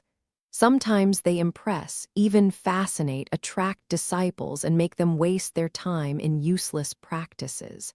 After some years, when the disciple takes stock of himself, he finds no change. When he complains to his teacher, he gets the usual rebuke that he did not try hard enough. The blame is on the lack of faith and love in the heart of the disciple, while in reality the blame is on the guru, who had no business in accepting disciples and raising their hopes. How to protect oneself from such gurus? Why be so concerned with others? Whoever may be the guru, if he is pure of heart and acts in good faith, he will do his disciples no harm. If there is no progress, the fault lies with the disciples, their laziness and lack of self-control. On the other hand, if the disciple is earnest and applies himself intelligently and with zest to his sadhana, he is bound to meet a more qualified teacher who will take him further. Your question flows from three false assumptions: that one needs concern oneself with others, that one can evaluate another, and that the progress of the disciple is the task and responsibility of his guru. In reality, the guru's role is only to instruct and encourage. The disciple is totally responsible for himself. We are told that total surrender to the guru is enough, that the guru will do the rest. Of course, when there is total surrender, complete relinquishment of all concern with one's past, present, and future, with one's physical and spiritual security and standing, a new life dawns, full of love and beauty. Then the guru is not important, for the disciple has broken the shell of self-defense. Complete self-surrender by itself is liberation. When both the disciple and his teacher are inadequate, what will happen? In the long run, all will be well. After all, the real self of both is not affected by the comedy they play for a time. They will sober up and ripen and shift to a higher level of relationship. Or they may separate. Yes, they may separate. After all, no relationship is forever. Duality is a temporary state. Is it by accident that I met you, and by another accident shall we separate never to meet again? Or is my meeting you a part of some cosmic pattern, a fragment in the great drama of our lives? The real is meaningful, and the meaningful relates to reality. If our relationship is meaningful to you and me, it cannot be accidental. The future affects the present as much as the past. How can I make out who is a real saint and who is not? You cannot unless you have a clear insight into the heart of man. Appearances are deceptive. To see clearly, your mind must be pure and unattached. Unless you know yourself well, how can you know another? And when you know yourself, you are the other. Leave others alone for some time and examine yourself. There are so many things you do not know about yourself. What are you? Who are you? How did you come to be born? What are you doing now and why? Where are you going? What is the meaning and purpose of your life, your death, your future? Have you a past? Have you a future? How did you come to live in turmoil and sorrow while your entire being strives for happiness and peace? These are weighty matters and have to be attended to first. You have no need nor time for finding who is a J-nanny and who is not. I must select my guru rightly. Be the right man, and the right guru will surely find you. You are not answering my question. How to find the right guru? But I did answer your question. Do not look for a guru, do not even think of one. Make your goal your guru. After all, the guru is but a means to an end, not the end in itself. He is not important, it is what you expect of him that matters to you. Now, what do you expect? By his grace I shall be made happy, powerful, and peaceful. What ambitions?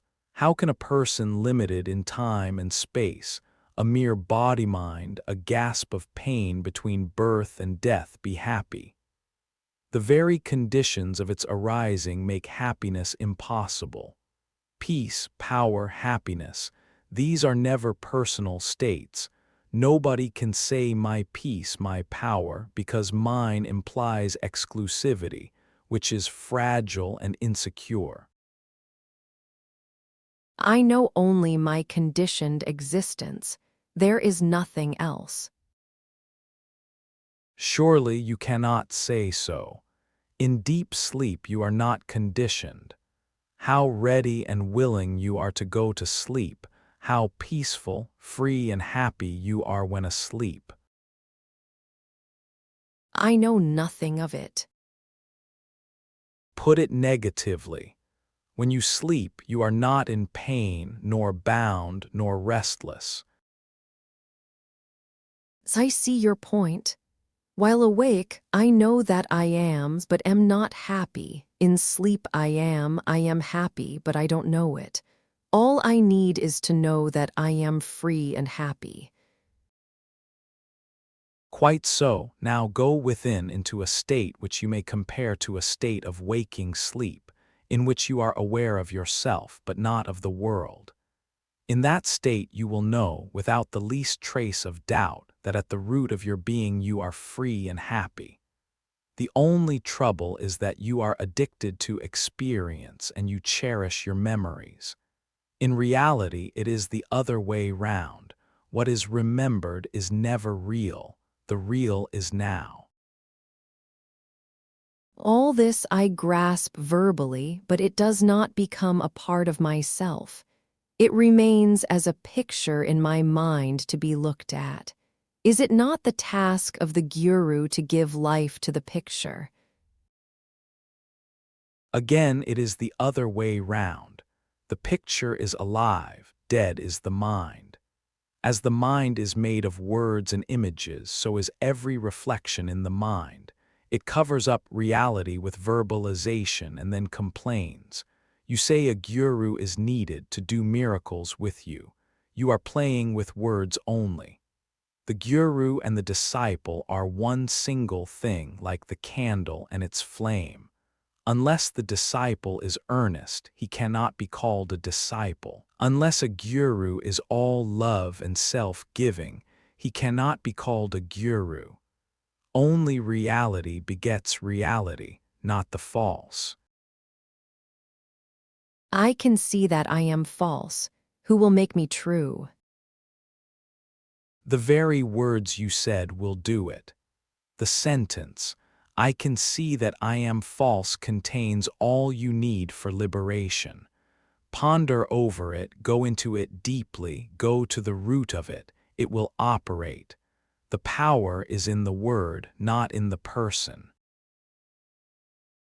I do not grasp you fully.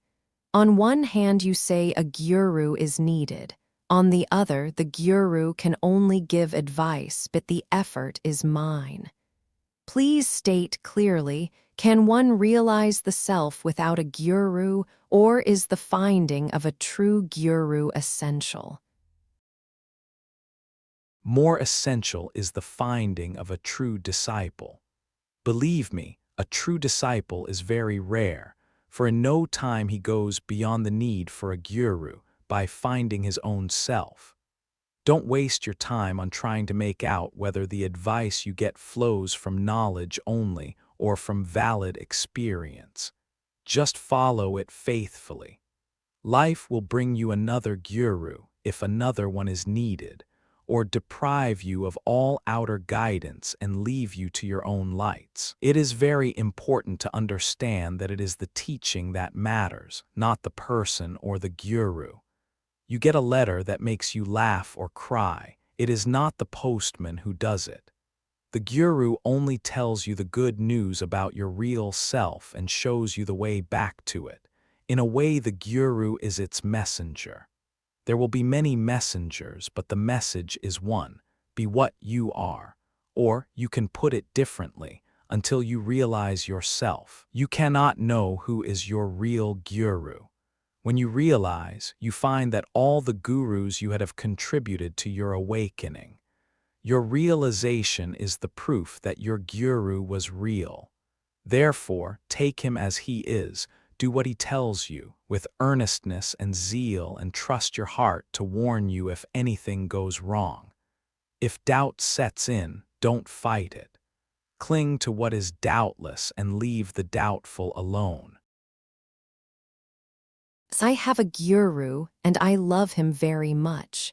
But whether he is my true guru, I do not know. Watch yourself. If you see yourself changing, growing, it means you have found the right man.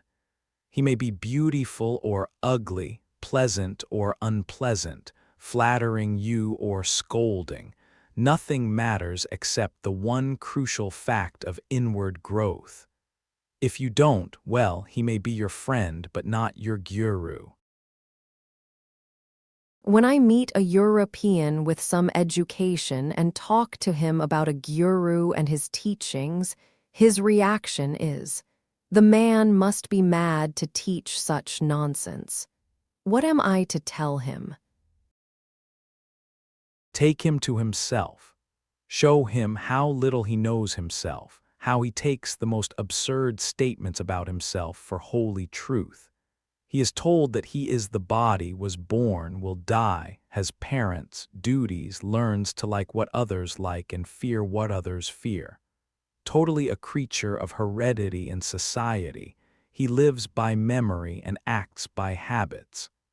Ignorant of himself and his true interests, he pursues false aims and is always frustrated. His life and death are meaningless and painful, and there seems to be no way out. Then tell him there is a way out within his easy reach, not a conversion to another set of ideas, but a liberation from all ideas and patterns of living. Don't tell him about gurus and disciples. This way of thinking is not for him. His is an inner path. He is moved by an inner urge and guided by an inner light. Invite him to rebel and he will respond. Do not try to impress on him that so and so is a realized man and can be accepted as a guru. As long as he does not trust himself, he cannot trust another. And confidence will come with experience. How strange. I cannot imagine life without a guru. It is a matter of temperament. You too are right. For you, singing the praises of God is enough. You need not desire realization or take up a sadhana. God's name is all the food you need. Live on it. This constant repetition of a few words, is it not a kind of madness? It is madness, but it is a deliberate madness. All repetitiveness is tamas, but repeating the name of God is sattva tamas due to its high purpose. Because of the presence of sattva, the tamas will wear out and will take the shape of complete dispassion, detachment, relinquishment, aloofness, immutability. Tamas becomes the firm foundation on which an integrated life can be lived. The immutable, does it die? It is changing that dies. The immutable neither lives nor dies. It is the timeless witness of life and death. You cannot call it dead, for it is aware. Nor can you call it alive, for it does not change. It is just like your tape recorder. It records, it reproduces all by itself. You only listen. Similarly, I watch all that happens, including my talking to you. It is not me who talks. The words appear in my mind and then I hear them said. Is it not the case with everybody? Who said no? But you insist that you think, you speak, while to me there is thinking, there is speaking. There are two cases to consider. Either I have found a guru or I have not. In each case, what is the right thing to do? You are never without a guru, for he is timelessly present in your heart. Sometimes he externalizes himself and comes to you as an uplifting and reforming factor in your life, a mother, a wife, a teacher, or he remains as an inner urge toward righteousness and perfection. All you have to do is obey him and do what he tells you. What he wants you to do is simple: learn self-awareness, self-control, self-surrender. It may seem arduous, but it is easy if you are earnest, and quite impossible if you are not. Earnestness is both necessary and sufficient. Everything yields to earnestness. What makes one earnest? Compassion is the foundation of earnestness. Compassion for yourself and others, born of suffering, your own and others. Must I suffer to be earnest? You need not if you are sensitive and respond to the suffering of others, as Buddha did. But if you are callous and without pity, your own suffering will make you ask the inevitable questions. I find myself suffering, but not enough. Life is unpleasant but bearable. My little pleasures compensate me for my small pains, and on the whole, I am better off than most of the people I know. I know that my condition is precarious, that a calamity can overtake me any moment. Must I wait for a crisis to put me on my way to truth? The moment you have seen how fragile is your condition, you are already alert. Now, keep alert, give attention, inquire, investigate, discover your mistakes of mind and body and abandon them. Where is the energy to come from? I am like a paralyzed man in a burning house. Even paralyzed people sometimes find their legs in a moment of danger. But you are not paralyzed, you merely imagine so. Make the first step and you will be on your way. I feel my hold on the body is so strong that I just cannot give up the idea that I am the body. It will cling to me as long as the body lasts. There are people who maintain that no realization is possible while alive, and I feel inclined to agree with them. Before you agree or disagree, why not investigate the very idea of a body? Does the mind appear in the body or the body in the mind? Surely there must be a mind to conceive the I am the body idea. A body without a mind cannot be my body. My body is invariably absent when the mind is in abeyance. It is also absent when the mind is deeply engaged in thoughts and feelings. Once you realize that the body depends on the mind, and the mind on consciousness, and consciousness on awareness and not the other way round, your question about waiting for self-realization till you die is answered. It is not that you must be free from I am the body idea first, and then realize the self. It is definitely the other way round. You cling to the false because you do not know the true. Earnestness, not perfection, is a precondition to self-realization. Virtues and powers come with realization, not before.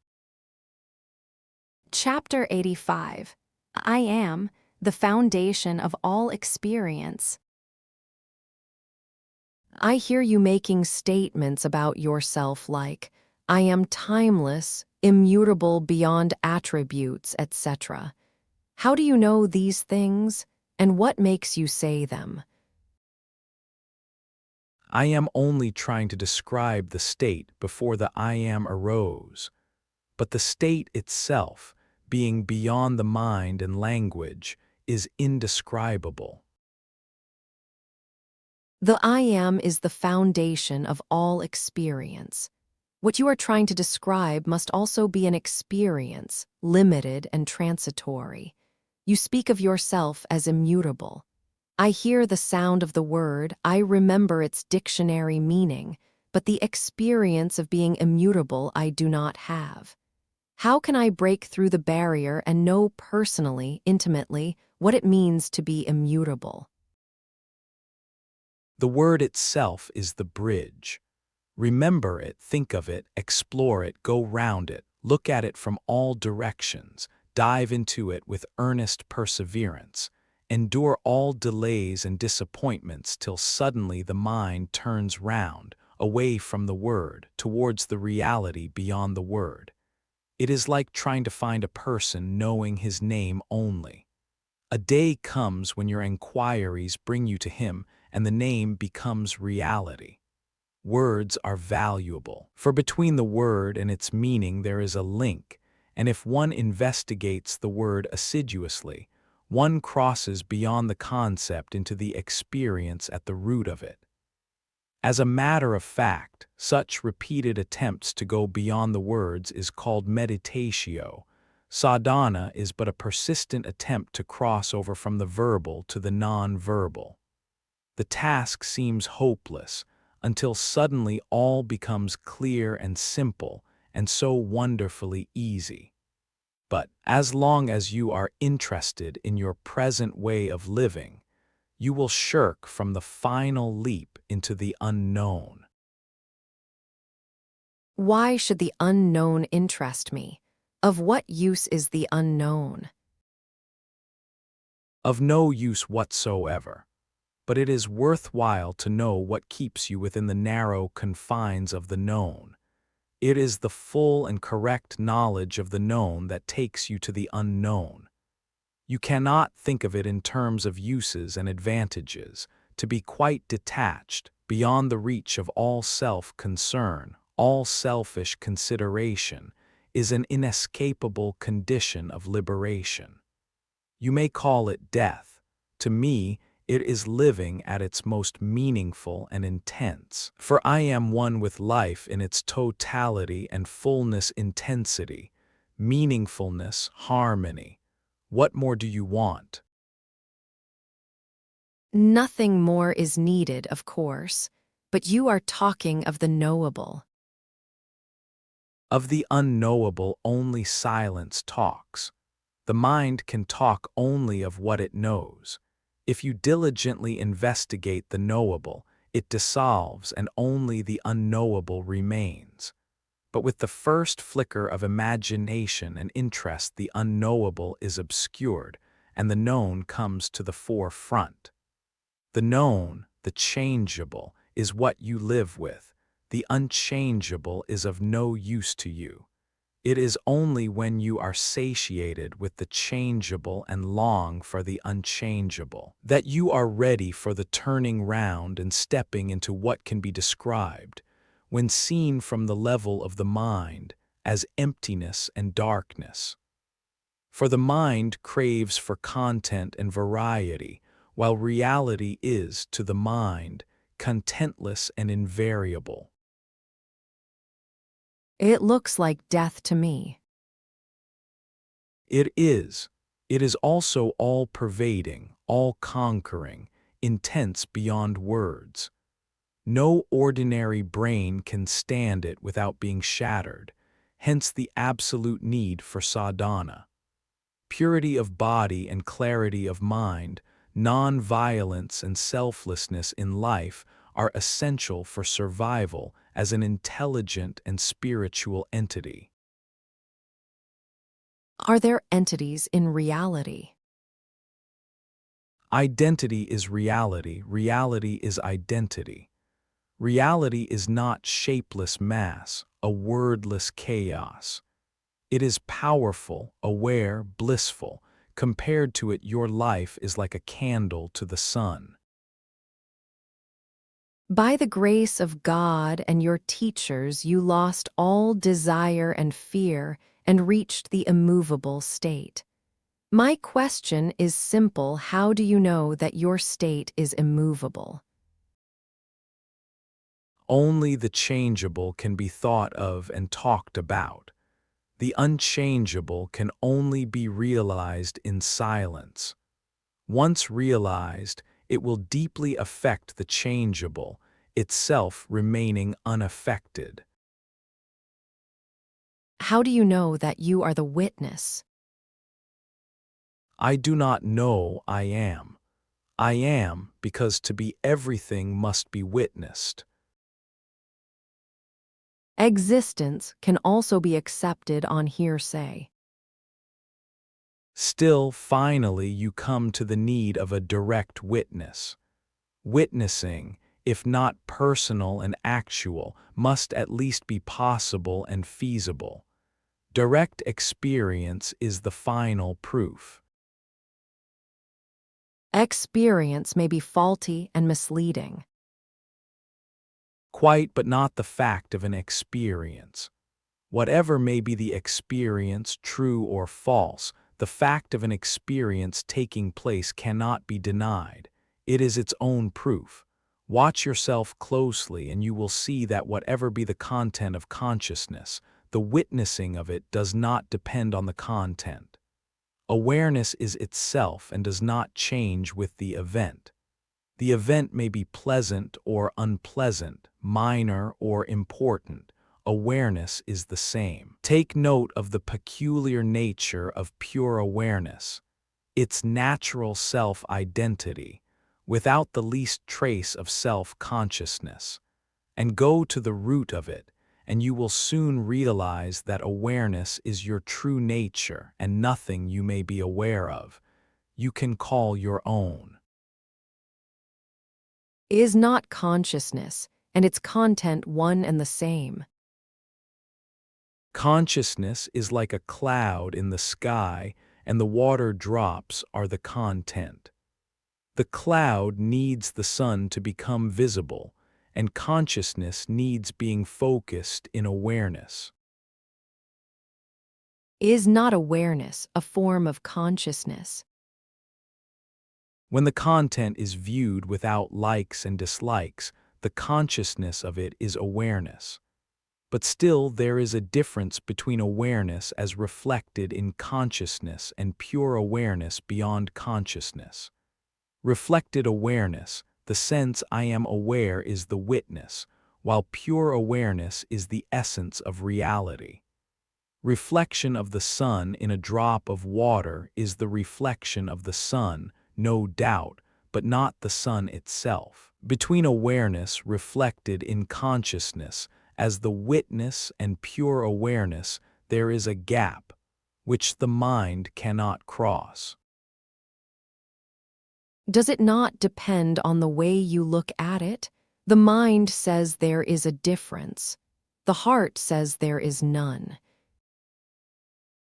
Of course, there is no difference.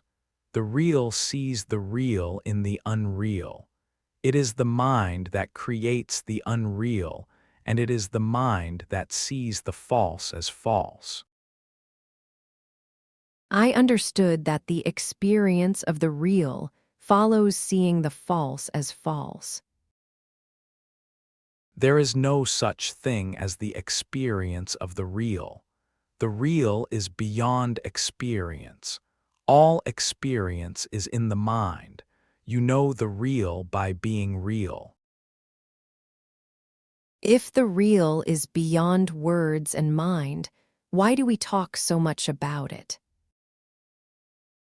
For the joy of it, of course. The real is bliss supreme. Even to talk of it is happiness.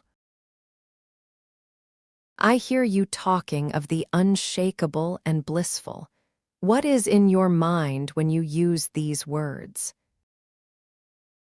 There is nothing in my mind. As you hear the words, so do I hear them. The power that makes everything happen makes them also happen. But you are speaking, not me. That is how it appears to you. As I see it, two body minds exchange symbolic noises. In reality, nothing happens. Listen, sir, I am coming to you because I am in trouble. I am a poor soul lost in a world I do not understand.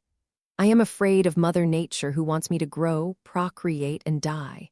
When I ask for the meaning and purpose of all this, she does not answer. I have come to you because I was told that you are kind and wise.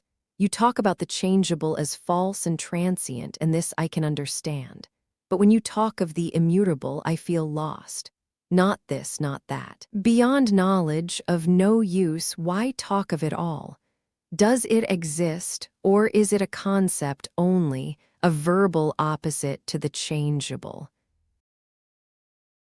It alone is. But in your present state it is of no use to you. Just like the glass of water near your bed, if of no use to you, when you dream that you are dying of thirst in a desert. I am trying to wake you up, whatever your dream.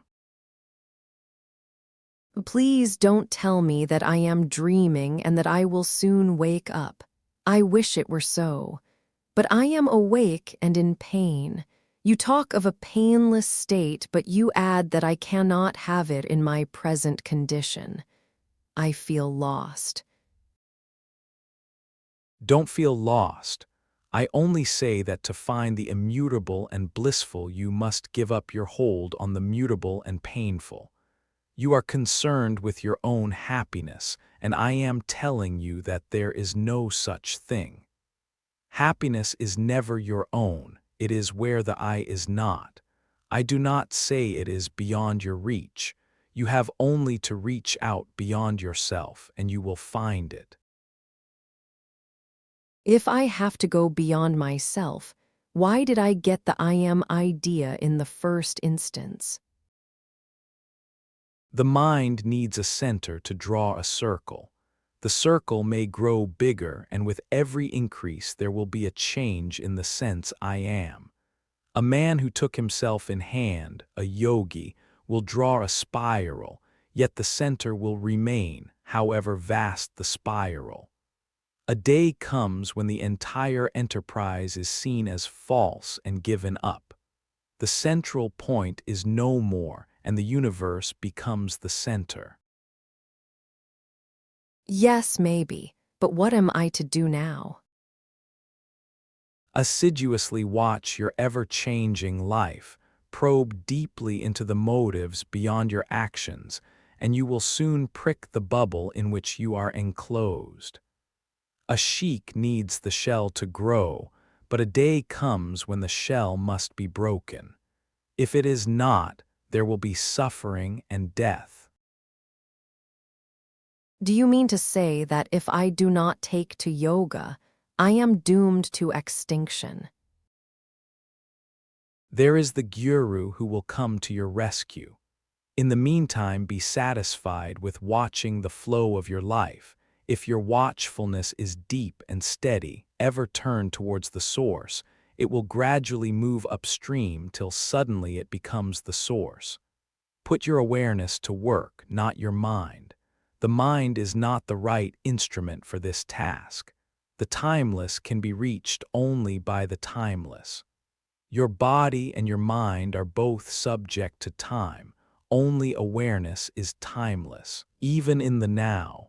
In awareness, you are facing facts, and reality is fond of facts. You rely entirely on my awareness to take me over and not on the guru and God. God gives the body and the mind, and the guru shows the way to use them. But returning to the source is your own task. God has created me. He will look after me. There are innumerable gods, each in his own universe. They create and recreate eternally. Are you going to wait for them to save you? What you need for salvation is already within your reach. Use it. Investigate what you know to its very end, and you will reach the unknown layers of your being. Go further, and the unexpected will explode in you and shatter all. Does it mean death? It means life at last. Chapter 86. The unknown is the home of the real. Who is the guru and who is the supreme guru? All that happens in your consciousness is your guru, and pure awareness beyond consciousness is the supreme guru. My guru is Sri Babaji. What is your opinion of him? What a question to ask. The space in Bombay is asked what is its opinion of the space in Pune. The names differ, but not the space. The word Babaji is merely as address. Who lives under the address? You ask questions when you are in trouble. Inquire who is giving trouble and to whom. I understand everybody is under the obligation to realize. Is it his duty or his destiny? Realization is of the fact that you are not a person. Therefore, it cannot be the duty of the person whose destiny is to disappear. Its destiny is the duty of him who imagines himself to be the person. Find out who he is, and the imagined person will dissolve. Freedom is from something. What are you to be free from? Obviously, you must be free from the person you take yourself to be, for it is the idea you have of yourself that keeps you in bondage. How is the person removed? By determination, understand that it must go and wish it to go, it shall go if you are earnest about it. Somebody, anybody, will tell you that you are pure consciousness, not a body-mind. Accept it as a possibility and investigate earnestly. You may discover that it is not so, that you are not a person bound in space and time. Think of the difference it would make. If I am not a person, then what am I? Wet cloth looks, feels, smells differently as long as it is wet. When dry, it is again the normal cloth. Water has left it, and who can make out that it was wet? Your real nature is not like what you appear to be. Give up the idea of being a person, that is all. You need not become what you are anyhow. There is the identity of what you are, and there is the person superimposed on it. All you know is the person, the identity, which is not a person. You do not know, for you never doubted, never asked yourself the crucial question, who am I?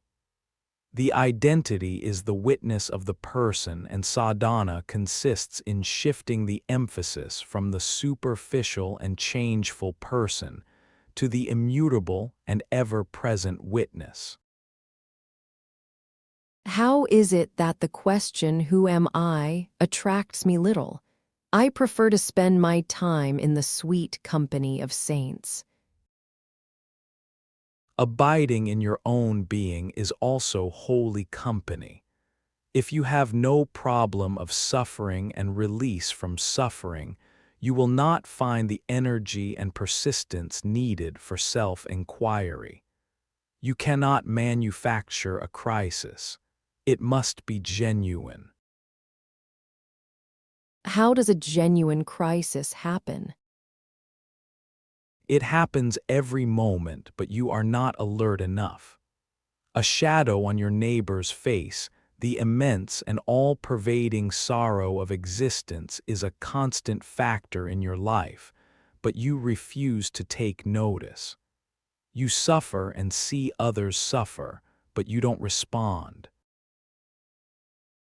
What you say is true, but what can I do about it? Such indeed is the situation. My helplessness and dullness are a part of it. Good enough, look at yourself steadily, it is enough.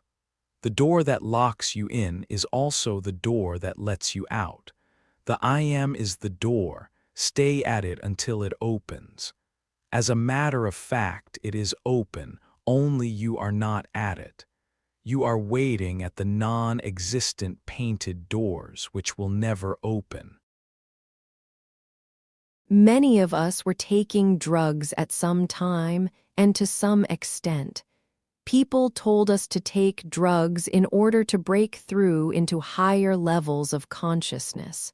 Others advised us to have abundant sex for the same purpose. What is your opinion in the matter? No doubt, a drug that can affect your brain can also affect your mind and give you all the strange experiences promised. But what are all the drugs compared to the drug that gave you this most unusual experience of being born and living in sorrow and fear, in search of happiness, which does not come or does not last? You should inquire into the nature of this drug and find an antidote. Birth, life, death, they are one. Find out what had caused them. Before you were born, you were already drugged. What kind of drug was it? You may cure yourself of all diseases, but if you are still under the influence of the primordial drug, of what use are the superficial cures?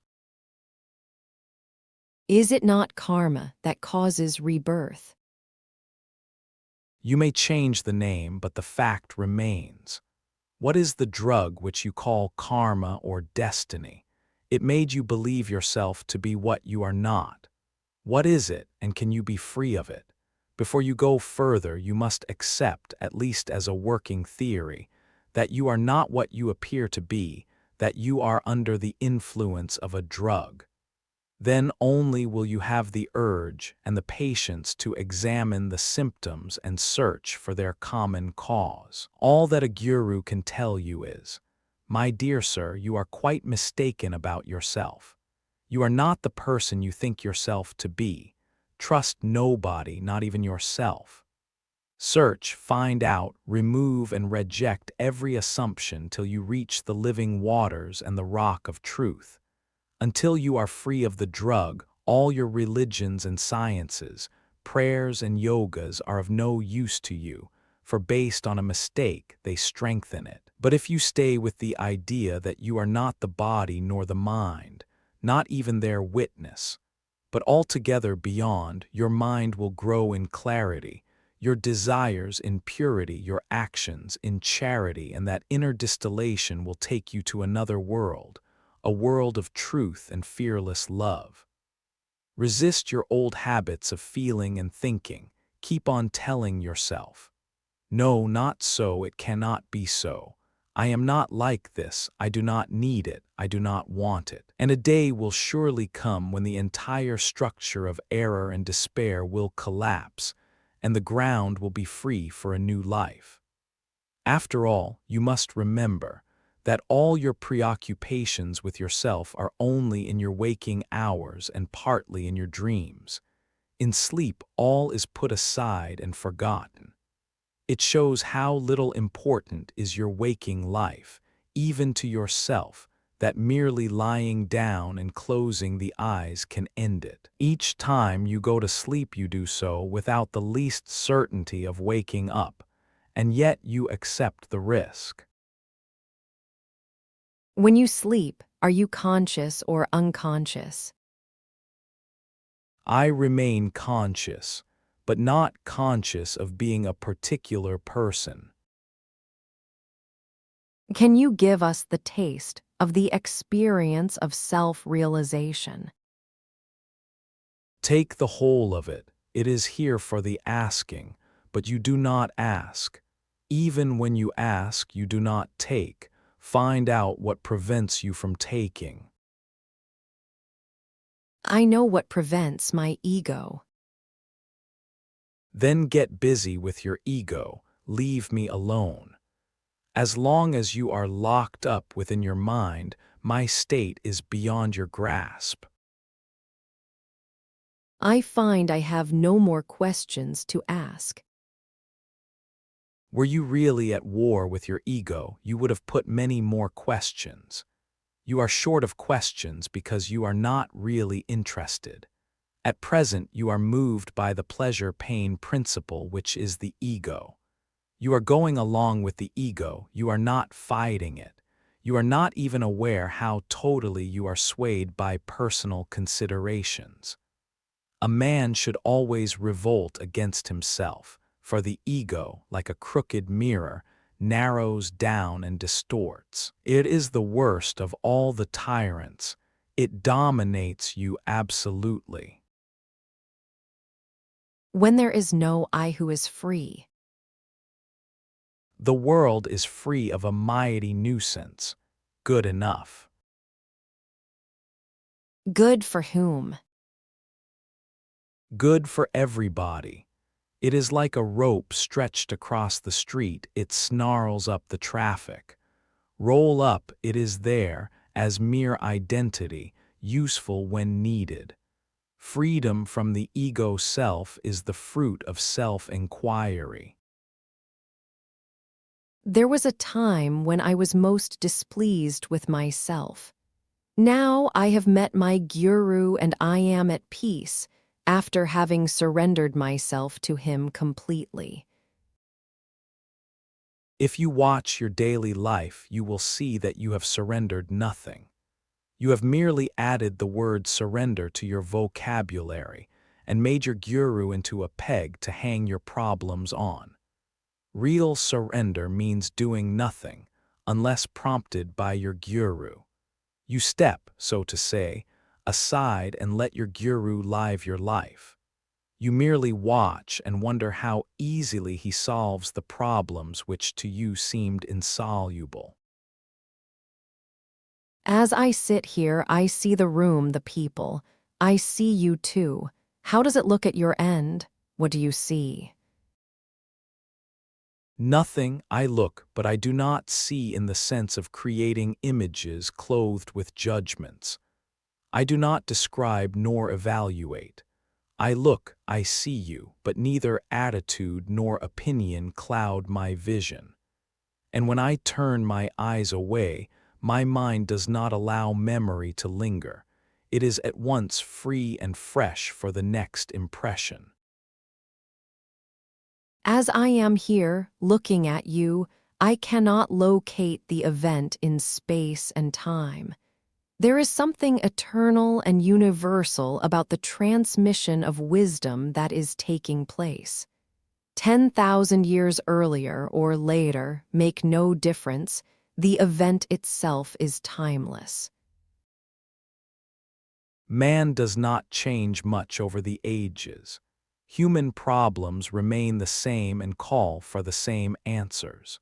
Your being conscious of what you call transmission of wisdom shows that wisdom has not yet been transmitted. When you have it, you are no longer conscious of it. What is really your own, you are not conscious of. What you are conscious of is neither you nor yours. Yours is the power of perception, not what you perceive. It is a mistake to take the conscious to be the whole of man. Man is the unconscious, conscious, and the superconscious, but you are not the man. Yours is the cinema screen, the light as well as the seeing power, but the picture is not you. Must I search for the guru, or shall I stay with whomever I have found? The very question shows that you have not yet found one. As long as you have not realized, you will move from guru to guru, but when you have found yourself, the search will end. A guru is a milestone. When you are on the move, you pass so many milestones. When you have reached your destination, it is the last alone that mattered. In reality, all mattered at their own time and none matters now. You seem to give no importance to the guru. He is merely an incident among others. All incidents contribute, but none is crucial. On the road, each step helps you reach your destination, and each is as crucial as the other, for each step must be made, you cannot skip it. If you refuse to make it, you are stuck. Everybody sings the glories of the guru while you compare him to a milestone. Don't we need a guru? Don't we need a milestone? Yes and no. Yes, if we are uncertain, no if we know our way. Once we are certain in ourselves, the guru is no longer needed, except in a technical sense. Your mind is an instrument after all, and you should know how to use it. As you are taught the uses of your body, so you should know how to use your mind. What do I gain by learning to use my mind? You gain freedom from desire and fear, which are entirely due to wrong uses of the mind. Mere mental knowledge is not enough. The known is accidental, the unknown is the home of the real. To live in the known is bondage, to live in the unknown is liberation. I have understood that all spiritual practice consists in the elimination of the personal self. Such practice demands iron determination and relentless application. Where to find the integrity and energy for such work? You find it in the company of the wise. How do I know who is wise and who is merely clever? If your motives are pure, if you seek truth and nothing else, you will find the right people. Finding them is easy.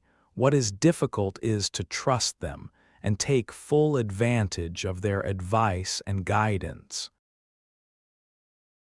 Is the waking state more important for spiritual practice than sleep? On the whole, we attach too much importance to the waking state. Without sleep, the waking state would be impossible. Without sleep, one goes mad or dies. Why attach so much importance to waking consciousness, which is obviously dependent on the unconscious? Not only the conscious, but the unconscious as well should be taken care of in our spiritual practice. How does one attend to the unconscious? Keep the I am in the focus of awareness. Remember that you are. Watch yourself ceaselessly, and the unconscious will flow into the conscious without any special effort on your part. Wrong desires and fears, false ideas, social inhibitions are blocking and preventing its free interplay with the conscious. Once free to mingle, the two become one and the one becomes all. The person merges into the witness into awareness, awareness into pure being, yet identity is not lost. Only its limitations are lost. It is transfigured and becomes the real self, the Sadguru, the eternal friend and guide. You cannot approach it in worship. No external activity can reach the inner self. Worship and prayers remain on the surface only. To go deeper, meditation is essential, the striving to go beyond the states of sleep, dream, and waking.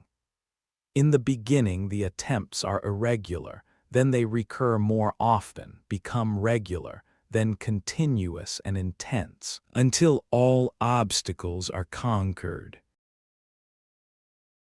Obstacles to what? Obstacles to self-forgetting. If worship and prayers are ineffectual, why do you worship daily, with songs and music, the image of your guru? Those who want it, do it. I see no purpose in interfering.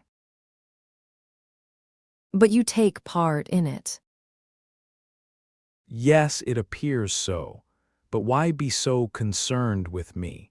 Give all your attention to the question, what is it that makes me conscious?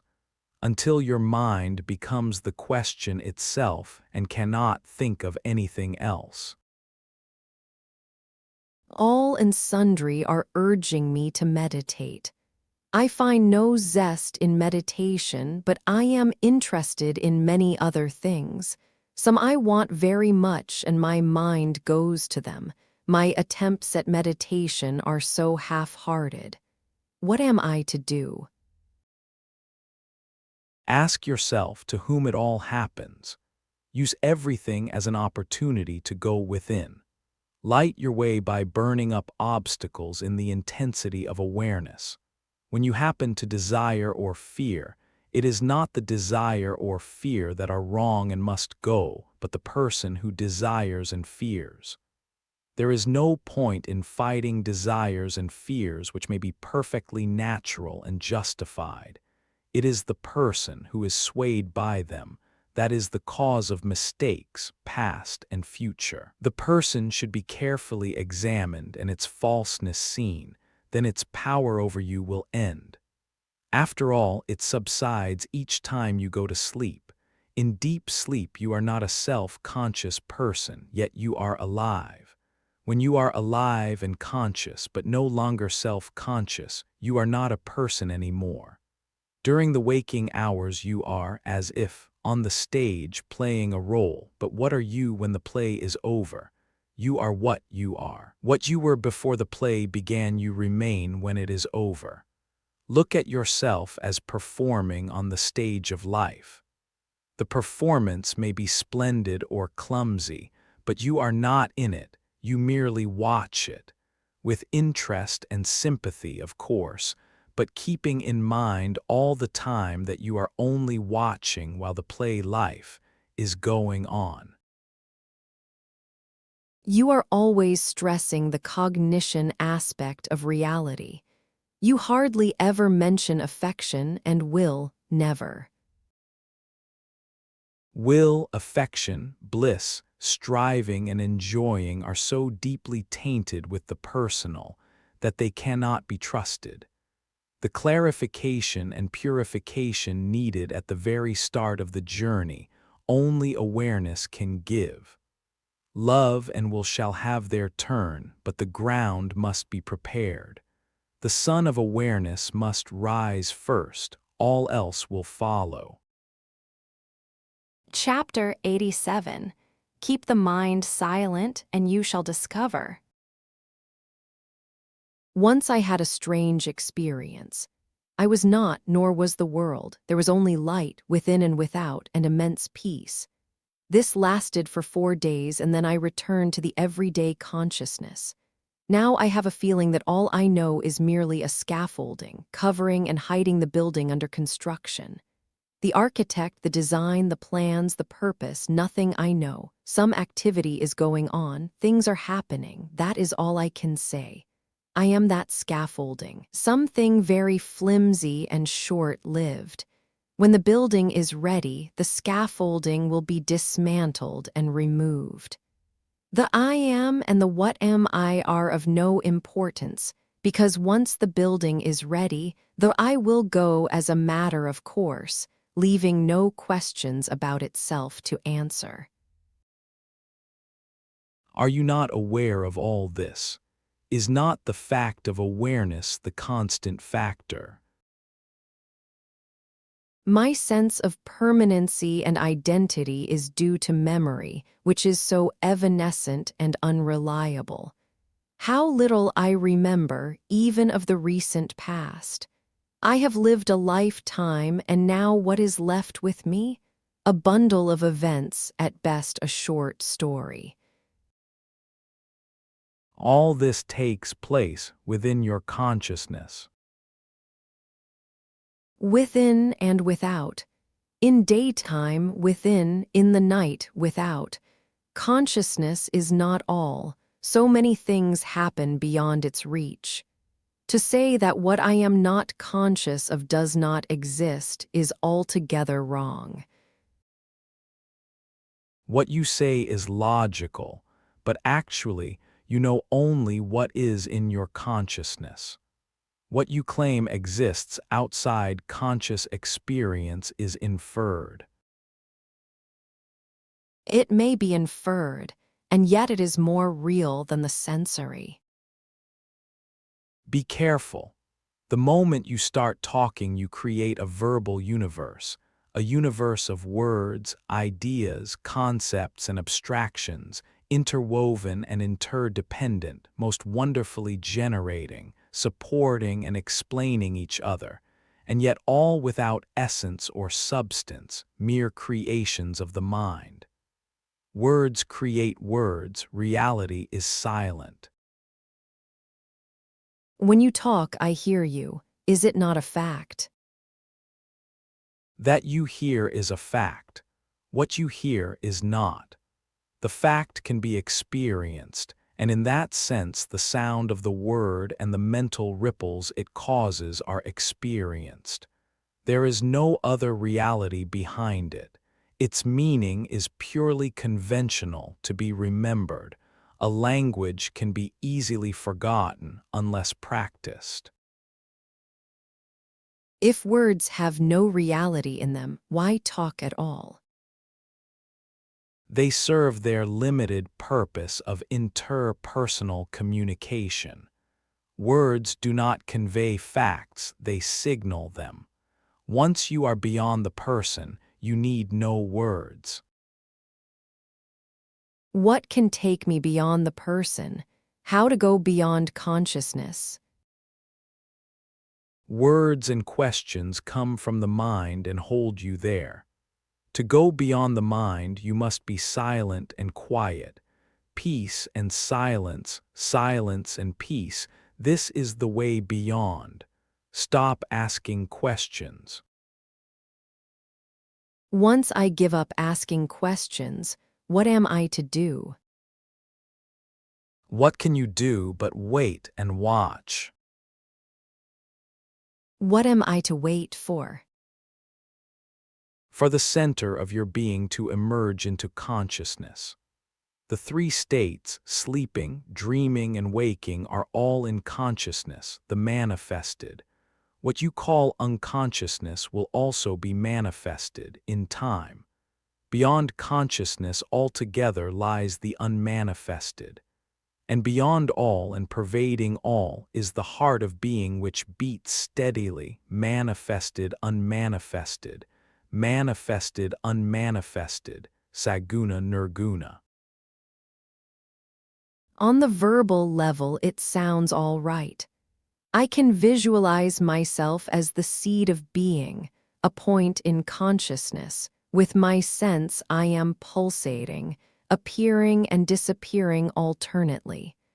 But what am I to do to realize it as a fact, to go beyond into the changeless, wordless reality? You can do nothing. What time has brought about, time will take away. Why then all these exhortations to practice yoga and seek reality? They make me feel empowered and responsible, while in fact it is time that does all. This is the end of yoga, to realize independence. All that happens, happens in and to the mind, not to the source of the I am. Once you realize that all happens by itself, call it destiny or the will of God or mere accident, you remain as witness only, understanding and enjoying but not perturbed. If I cease trusting words altogether, what will be my condition? There is a season for trusting and for distrusting. Let the seasons do their work, why worry? Somehow I feel responsible for what happens around me. You are responsible only for what you can change. All you can change is only your attitude. There lies your responsibility. You are advising me to remain indifferent to the sorrows of others. It is not that you are indifferent. All the sufferings of mankind do not prevent you from enjoying your next meal. The witness is not indifferent. He is the fullness of understanding and compassion. Only as the witness you can help another. All my life I was fed on words. The number of words I have heard and read go into the billions. Did it benefit me? Not at all. The mind shapes the language and the language shapes the mind. Both are tools, use them but don't misuse them. Words can bring you only unto their own limit. To go beyond, you must abandon them. Remain as the silent witness only. How can I? The world disturbs me greatly. It is because you think yourself big enough to be affected by the world. It is not so. You are so small that nothing can pin you down. It is your mind that gets caught, not you. Know yourself as you are, a mere point in consciousness, dimensionless and timeless. You are like the point of the pencil. By mere contact with you, the mind draws its picture of the world. You are single and simple. The picture is complex and extensive. Don't be misled by the picture. Remain aware of the tiny point which is everywhere in the picture. What is can cease to be. What is not can come to be. But what neither is nor is not, but on which being and non-being depend, is unassailable. Know yourself to be the cause of desire and fear, itself free from both. How am I the cause of fear? All depends on you. It is by your consent that the world exists. Withdraw your belief in its reality and it will dissolve like a dream. Time can bring down mountains, much more you, who are the timeless source of time. For without memory and expectation there can be no time. Is the I am the ultimate? Before you can say, I am, you must be there to say it. Being need not be self-conscious. You need not know to be, but you must be to know. Sir, I am getting drowned in a sea of words. I can see that all depends on how the words are out together, but there must be somebody to put them together meaningfully. By drawing words at random, the Ramayana, Mahabharata, and Bhagavata could never be produced. The theory of accidental emergence is not tenable. The origin of the meaningful must be beyond it. What is the power that creates order out of chaos? Living is more than being, and consciousness is more than living. Who is the conscious living being? Your question contains the answer. A conscious living being is a conscious living being. The words are most appropriate, but you do not grasp their full import. Go deep into the meaning of the words, being, living, conscious, and you will stop running in circles, asking questions but missing answers. Do understand that you cannot ask a valid question about yourself because you do not know whom you are asking about. In the question, who am I? The I is not known and the question can be worded as, I do not know what I mean by I. What you are, you must find out. I can only tell you what you are not. You are not of the world, you are not even in the world. The world is not, you alone are. You create the world in your imagination like a dream. As you cannot separate the dream from yourself, so you cannot have an outer world independent of yourself. You are independent, not the world. Don't be afraid of a world you yourself have created. Cease from looking for happiness and reality in a dream and you will wake up. You need not know why and how, there is no end to questions.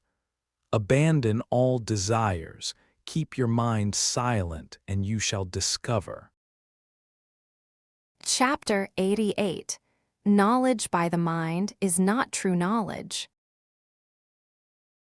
Do you experience the three states of waking, dreaming, and sleeping just as we do, or otherwise?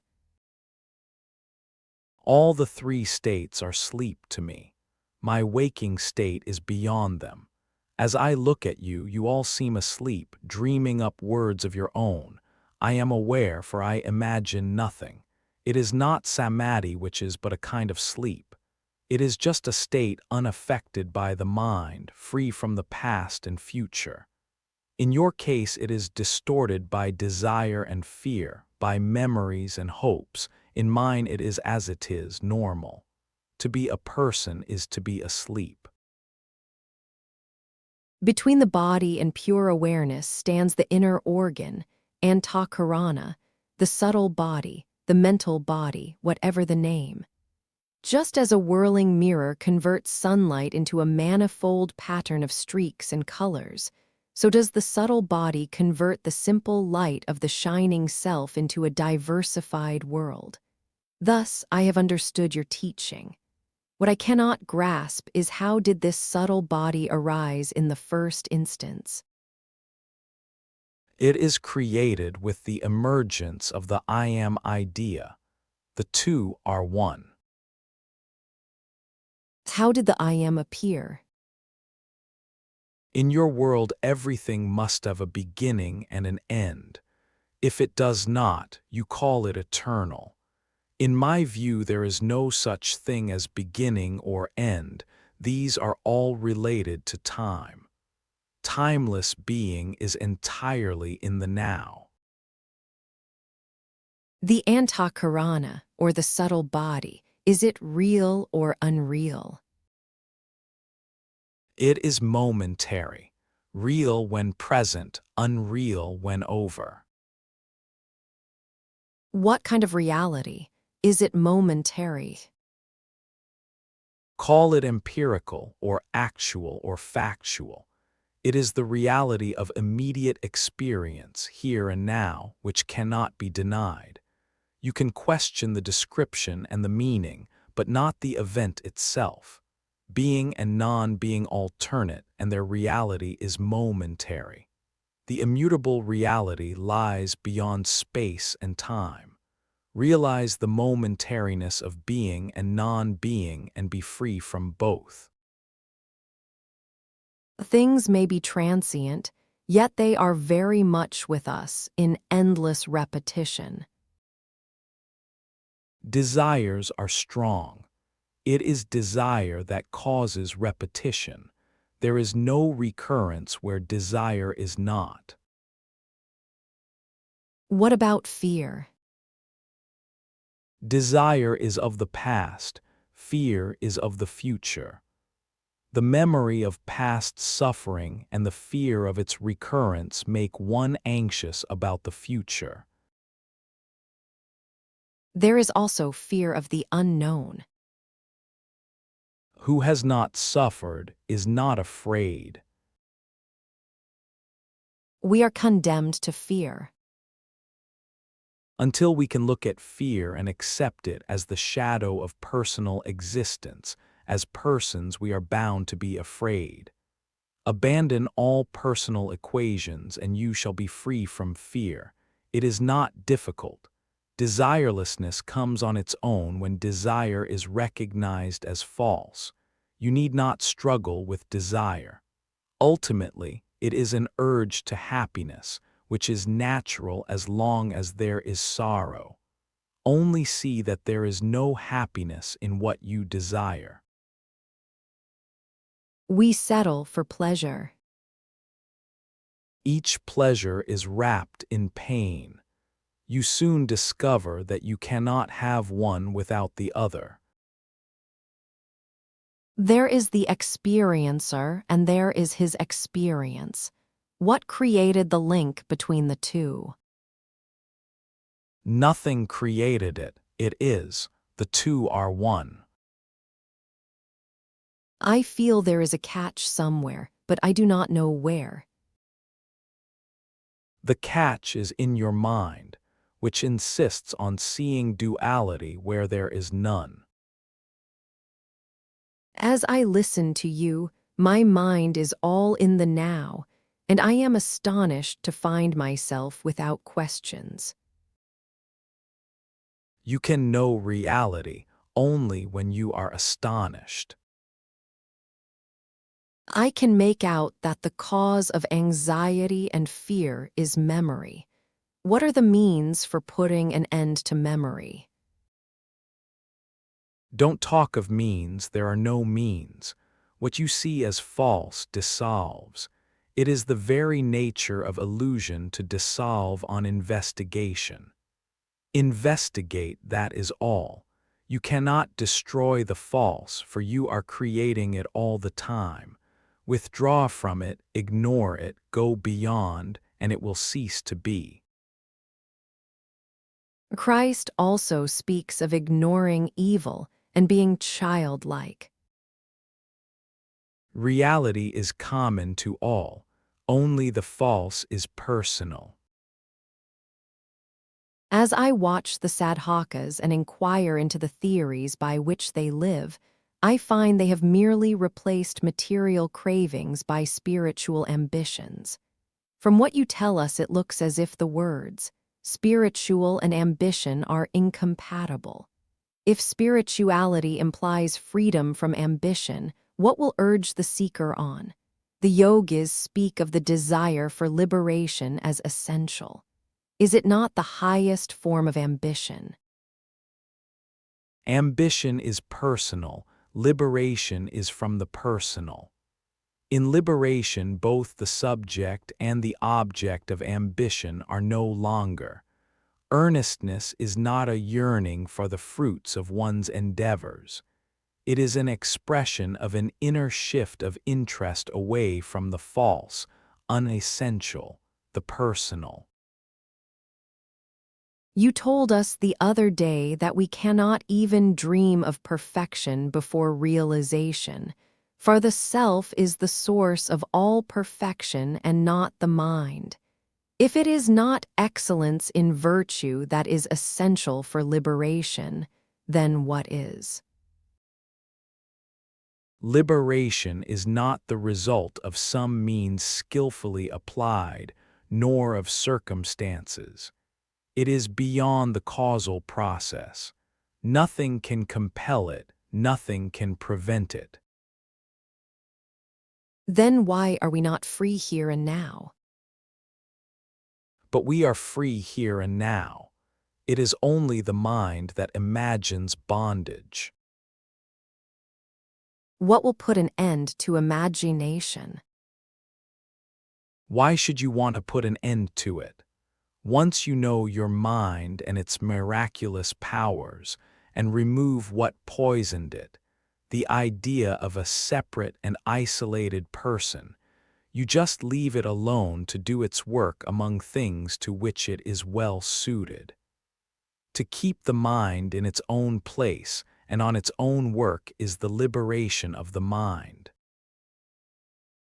What is the work of the mind? The mind is the wife of the heart and the world their home, to be kept bright and happy. I have not yet understood why. If nothing stands in the way of liberation, it does not happen here and now. Nothing stands in the way of your liberation, and it can happen here and now, but for your being more interested in other things. And you cannot fight with your interests. You must go with them, see through them, and watch them reveal themselves as mere errors of judgment and appreciation. Will it not help me if I go and stay with some great and holy man? Great and holy people are always within your reach, but you do not recognize them. How will you know who is great and holy? By hearsay.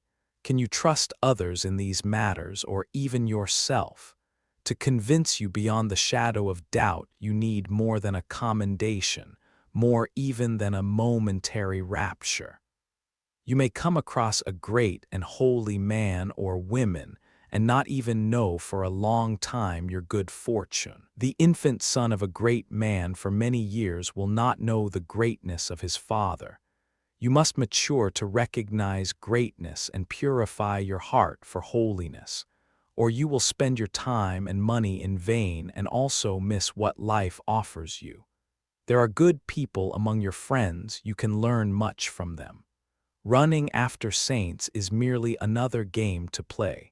Remember yourself instead and watch your daily life relentlessly.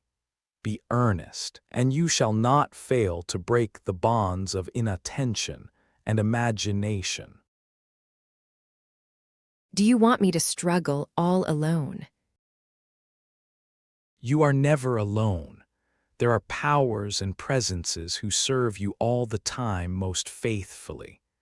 You may or may not perceive them, nevertheless they are real and active. When you realize that all is in your mind and that you are beyond the mind, that you are truly alone, then all is you.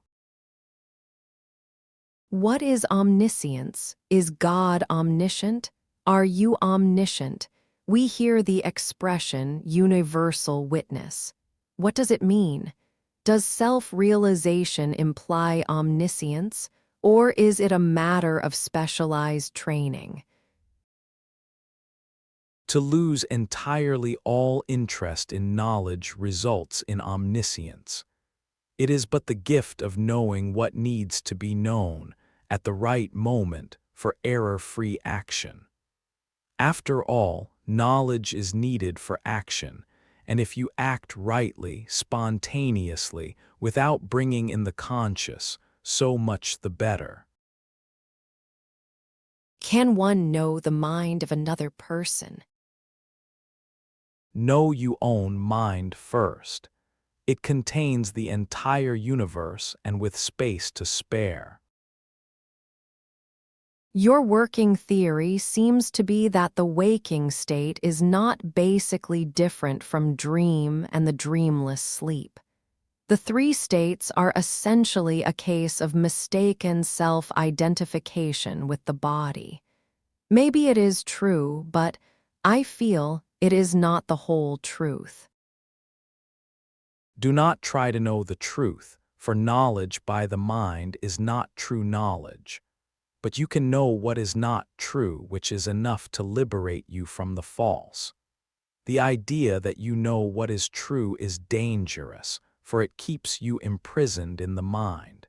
It is when you do not know that you are free to investigate, and there can be no salvation without investigation, because non-investigation is the main cause of bondage. You say that the illusion of the world begins with the sense I am, but when I ask about the origin of the sense I am, you answer that it has no origin, for on investigation it dissolves. What is solid enough to build the world on cannot be mere illusion. The I am is the only changeless factor I am conscious of. How can it be false? It is not the I am that is false, but what you take yourself to be. I can see, beyond the least shadow of doubt, that you are not what you believe yourself to be. Logic or no logic, you cannot deny the obvious. You are nothing that you are conscious of. Apply yourself diligently to pulling apart the structure you have built in your mind. What the mind has done, the mind must undo. You cannot deny the present moment, mind or no mind. What is now is, you may question the appearance but not the fact. What is at the root of the fact? The I am is at the root of all appearance and the permanent link in the succession of events that we call life. But I am beyond the I am. I have found that the realized people usually describe their state in terms borrowed from their religion. You happen to be a Hindu, so you talk of Brahma, Vishnu, and Shiva and use Hindu approaches and imagery. Kindly tell us, what is the experience behind your words? What reality do they refer to? It is my way of talking, a language I was taught to use. But what is behind the language? How can I put it into words except in negating them? Therefore, I use words like timeless, spaceless, causeless. These too are words, but as they are empty of meaning, they suit my purpose. If they are meaningless, why use them? Because you want words where no words apply. I can see your point. Again, you have robbed me of my question. Chapter 89. Progress in Spiritual Life. We are two girls from England visiting India. We know little about yoga, and we are here because we were told that spiritual teachers play an important role in Indian life. You are welcome. There is nothing new you will find here. The work we are doing is timeless. It was the same 10,000 years ago. Centuries roll on, but the human problem does not change, the problem of suffering and the ending of suffering. The other day, 7 young foreigners have turned up asking for a place to sleep for a few nights. They came to see their guru who was lecturing in Bombay. I met him. A very pleasant-looking young man is he, apparently very matter-of-fact and efficient, but with an atmosphere of peace and silence about him. His teaching is traditional with stress on karma yoga, selfless work, service of the guru, etc. Like the Gita, He says that selfless work will result in salvation. He is full of ambitious plans, training workers who will start spiritual centers in many countries. It seems he gives them not only the authority, but also the power to do the work in his name. Yes, there is such a thing as transmission of power. When I was with them, I had a strange feeling of becoming invisible. The devotees, in their surrender to their guru, surrendered me also. Whatever I did for them was their guru's doing, and I was not considered, except as a mere instrument. I was merely a tap to turn left or right. There was no personal relationship whatsoever. They tried a little to convert me to their faith. As soon as they felt resistance, they just dropped me from the field of their attention. Even between themselves, they did not appear very much related. It is their common interest in their guru that kept them together. I found it rather cold, almost inhuman. To consider oneself an instrument in God's hands is one thing. To be denied all attention and consideration because all is God may lead to indifference verging on cruelty. After all wars are made in the name of God. The entire history of mankind is a succession of holy wars. One is never so impersonal as in war. To insist, to resist are contained in the will to be. Remove the will to be and what remains? Existence and non-existence relate to something in space and time, here and now, there and then, which again are in the mind. The mind plays a guessing game. It is ever uncertain, anxiety-ridden and restless. You resent being treated as a mere instrument of some god or guru, and insist on being treated as a person, because you are not sure of your own existence and do not want to give up the comfort and assurance of a personality. You may not be what you believe yourself to be, but it gives you continuity. Your future flows into the present and becomes the past without jolts. To be denied personal existence is frightening, but you must face it and find your identity with the totality of life. Then the problem of who is used by whom is no more. All the attention I got was an attempt to convert me to their faith. When I resisted, they lost all interest in me. One does not become a disciple by conversion or by accident. There is usually an ancient link, maintained through many lives and flowering as love and trust, without which there is no discipleship. What made you decide to become a teacher? I was made into one by being called so. Who am I to teach and whom? What I am, you are, and what you are, I am. The I am is common to us all. Beyond the I am, there is the immensity of light and love. We do not see it because we look elsewhere. I can only point at the sky. Seeing of the star is your own work. Some take more time before they see the star, some take less. It depends on the clarity of their vision and their earnestness in search. These two must be their own. I can only encourage. What am I expected to do when I become a disciple?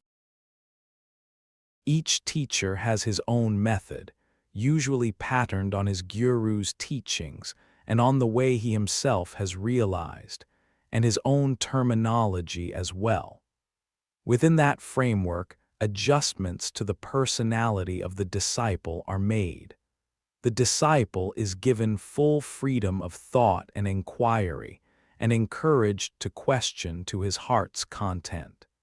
He must be absolutely certain of the standing and competence of his guru. Otherwise, his faith will not be absolute nor his action complete.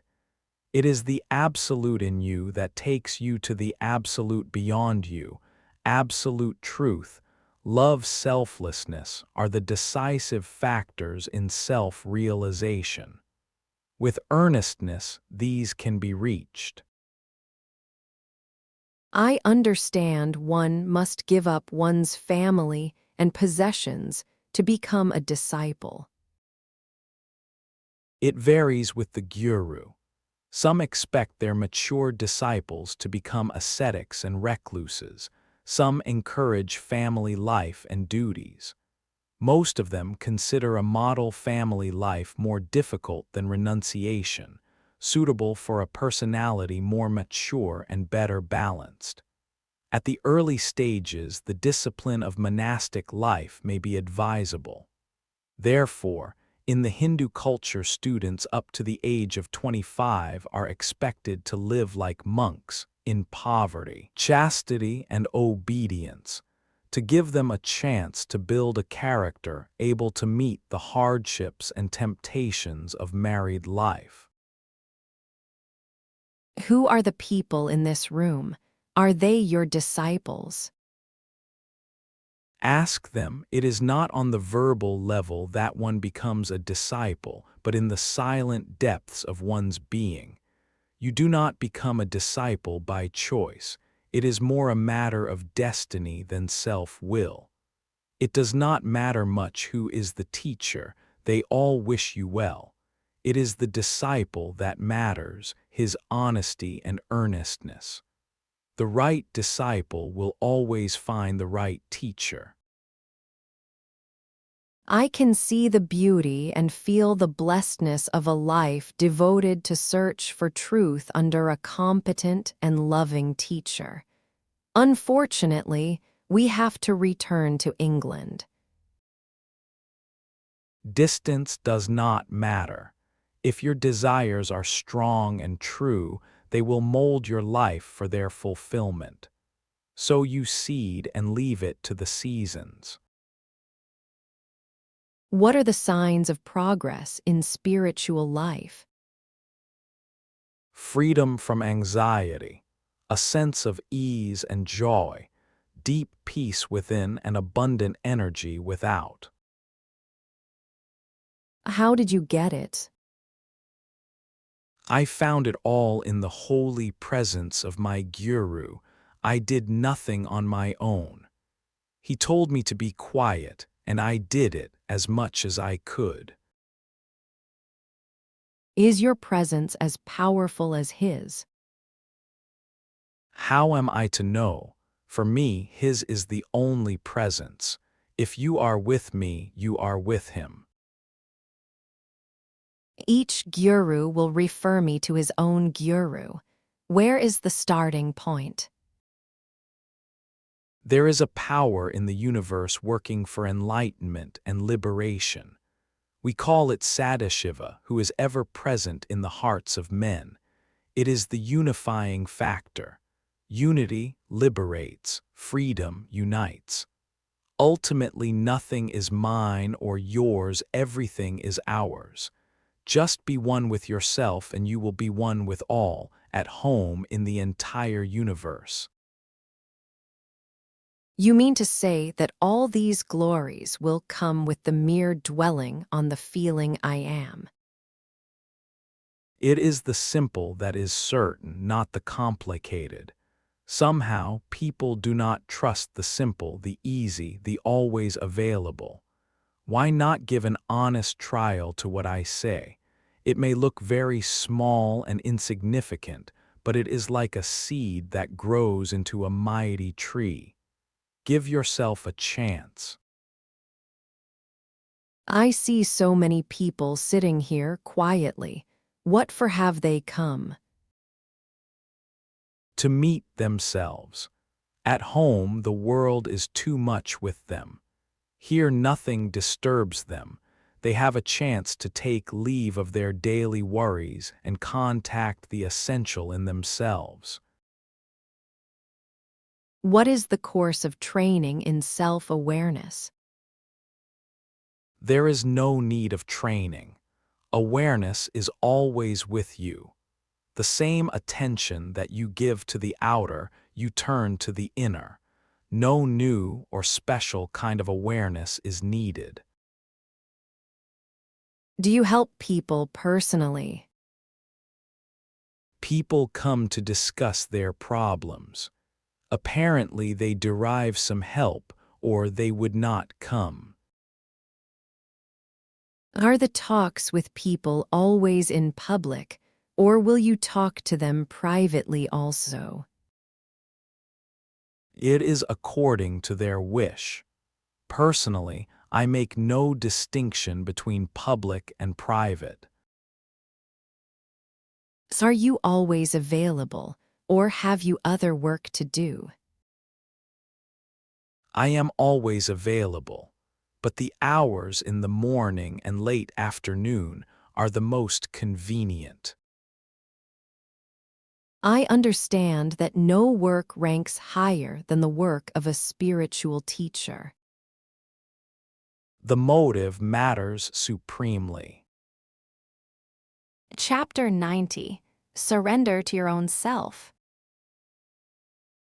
I was born in the United States, and the last 14 months I have spent in Sri Ramanashram. Now I am on my way back to the States where my mother is expecting me. What are your plans?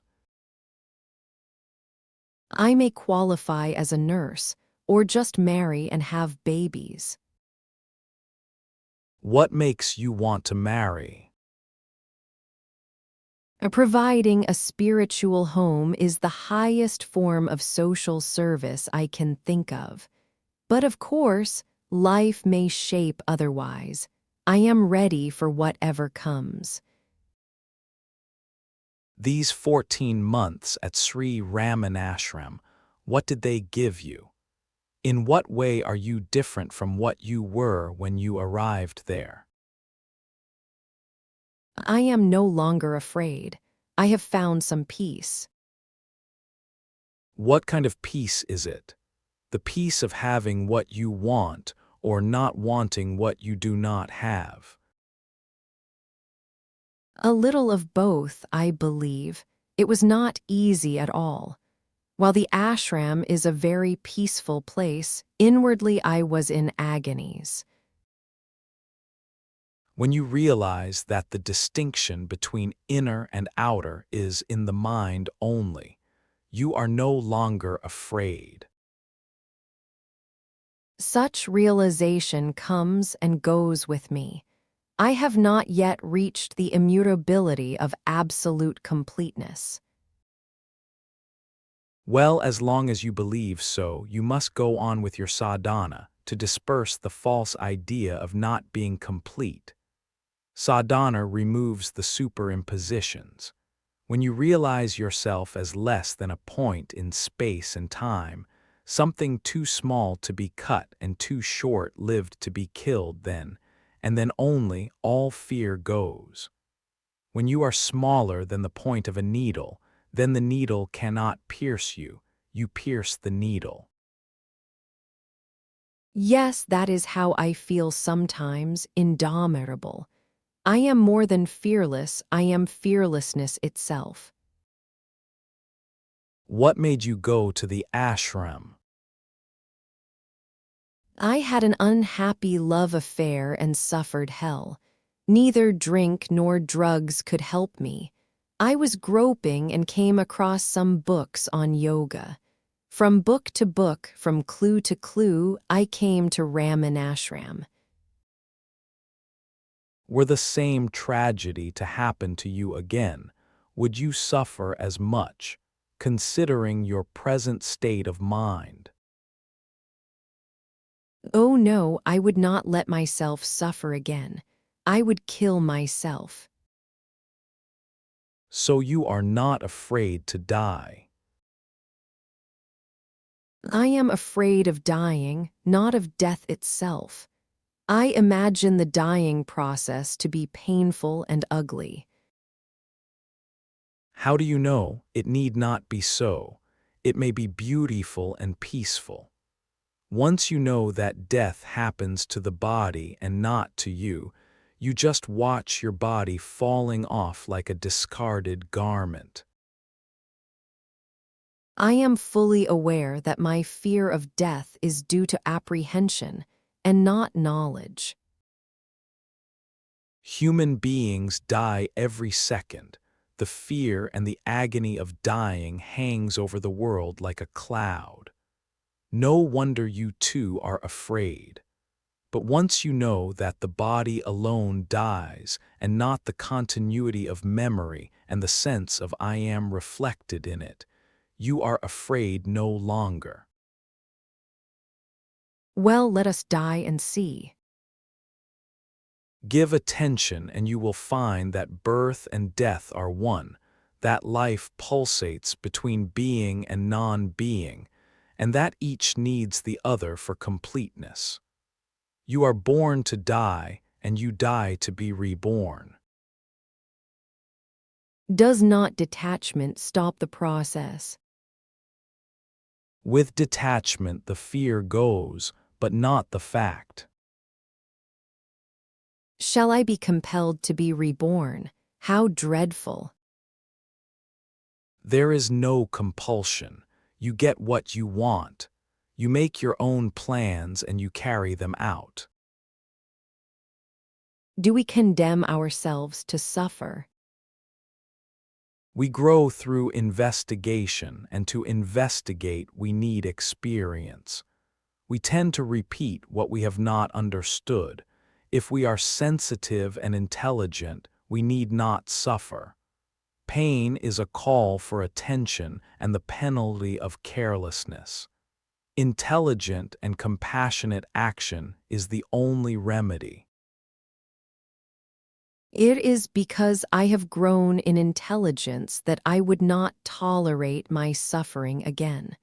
What is wrong with suicide? Nothing wrong if it solves the problem. What if it does not? Suffering caused by extraneous factors, some painful and incurable disease or unbearable calamity, may provide some justification, but where wisdom and compassion are lacking, suicide cannot help. A foolish death means foolishness reborn. Besides, there is the question of karma to consider. Endurance is usually the wisest course. Must one endure suffering, however acute and hopeless? Endurance is one thing and helpless agony is another. Endurance is meaningful and fruitful, while agony is useless. Why worry about karma? It takes care of itself anyhow. Most of our karma is collective. We suffer for the sins of others as others suffer for ours. Humanity is one. Ignorance of this fact does not change it. We could have been much happier people ourselves, but for our indifference to the sufferings of others. I find I have grown much more responsive. Good, when you say it, what do you have in mind? Yourself, as a responsive person within a female body. There is a body, and there is compassion, and there is memory, and a number of things and attitudes. Collectively, they may be called a person. Including the I am idea. The I am is like a basket that holds the many things that make a person. Or rather, it is the willow of which the basket is woven. When you think of yourself as a woman, do you mean that you are a woman, or that your body is described as female? It depends on my mood. Sometimes I feel myself to be a mere center of awareness. Or an ocean of awareness? But are there moments when you are neither man nor woman, not the accidental, occasioned by circumstances and conditions? Yes, there are, but I feel shy to talk about it. A hint is all that one can expect. You need not say more. Am I allowed to smoke in your presence?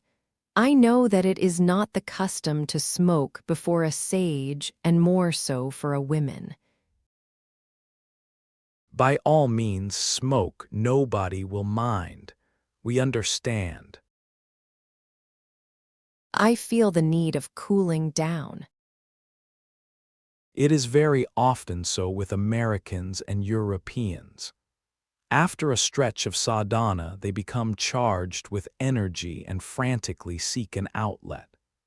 They organize communities, become teachers of yoga, marry, write books, anything except keeping quiet and turning their energies within to find the source of the inexhaustible power and learn the art of keeping it under control.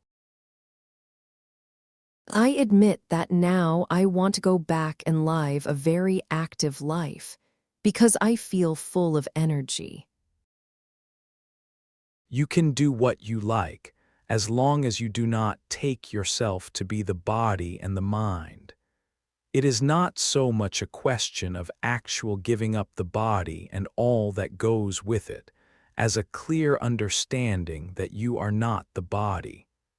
A sense of aloofness, of emotional non-involvement. I know what you mean. Some 4 years ago, I passed through a period of rejection of the physical. I would not buy myself clothes, would eat the simplest foods, sleep on bare planks. It is the acceptance of the privations that matters, not the actual discomfort. Now I have realized that welcoming life as it comes and loving all it offers is best of it. I shall accept with glad heart whatever comes and make the best of it. If I can do nothing more than give life and true culture to a few children, good enough. Though my heart goes out to every child, I cannot reach all. You are married and a mother only when you are man-women conscious. When you do not take yourself to be the body, then the family life of the body, however intense and interesting, is seen only as a play on the screen of the mind, with the light of awareness as the only reality. Why do you insist on awareness as the only real? Is not the object of awareness as real while it lasts? But it does not last. Momentary reality is secondary. It depends on the timeless. Do you mean continuous or permanent? There can be no continuity in existence. Continuity implies identity in past, present, and future. No such identity is possible, for the very means of identification fluctuate and change. Continuity, permanency, these are illusions created by memory, mere mental projections of a pattern where no pattern can be. Abandon all ideas of temporary or permanent, body or mind, man or women.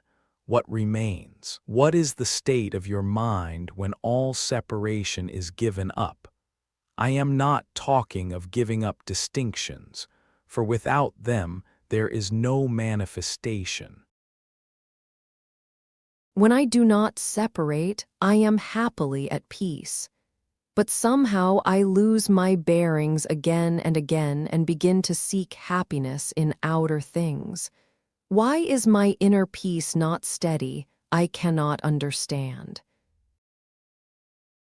Peace, after all, is also a condition of the mind. Beyond the mind is silence. There is nothing to be said about it. Yes, all talk about silence is mere noise. Why do we seek worldly happiness, even after having tasted one's own natural spontaneous happiness? When the mind is engaged in serving the body, happiness is lost.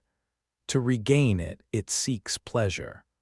The urge to be happy is right, but the means of securing it are misleading, unreliable and destructive of true happiness. Is pleasure always wrong? The right state and use of the body and the mind are intensely pleasant. It is the search for pleasure that is wrong. Do not try to make yourself happy, rather question your very search for happiness. It is because you are not happy that you want to be happy. Find out why you are unhappy. Because you are not happy, you seek happiness in pleasure. Pleasure brings in pain, and therefore you call it worldly. You then long for some other pleasure without pain, which you call divine. In reality, pleasure is but a respite from pain.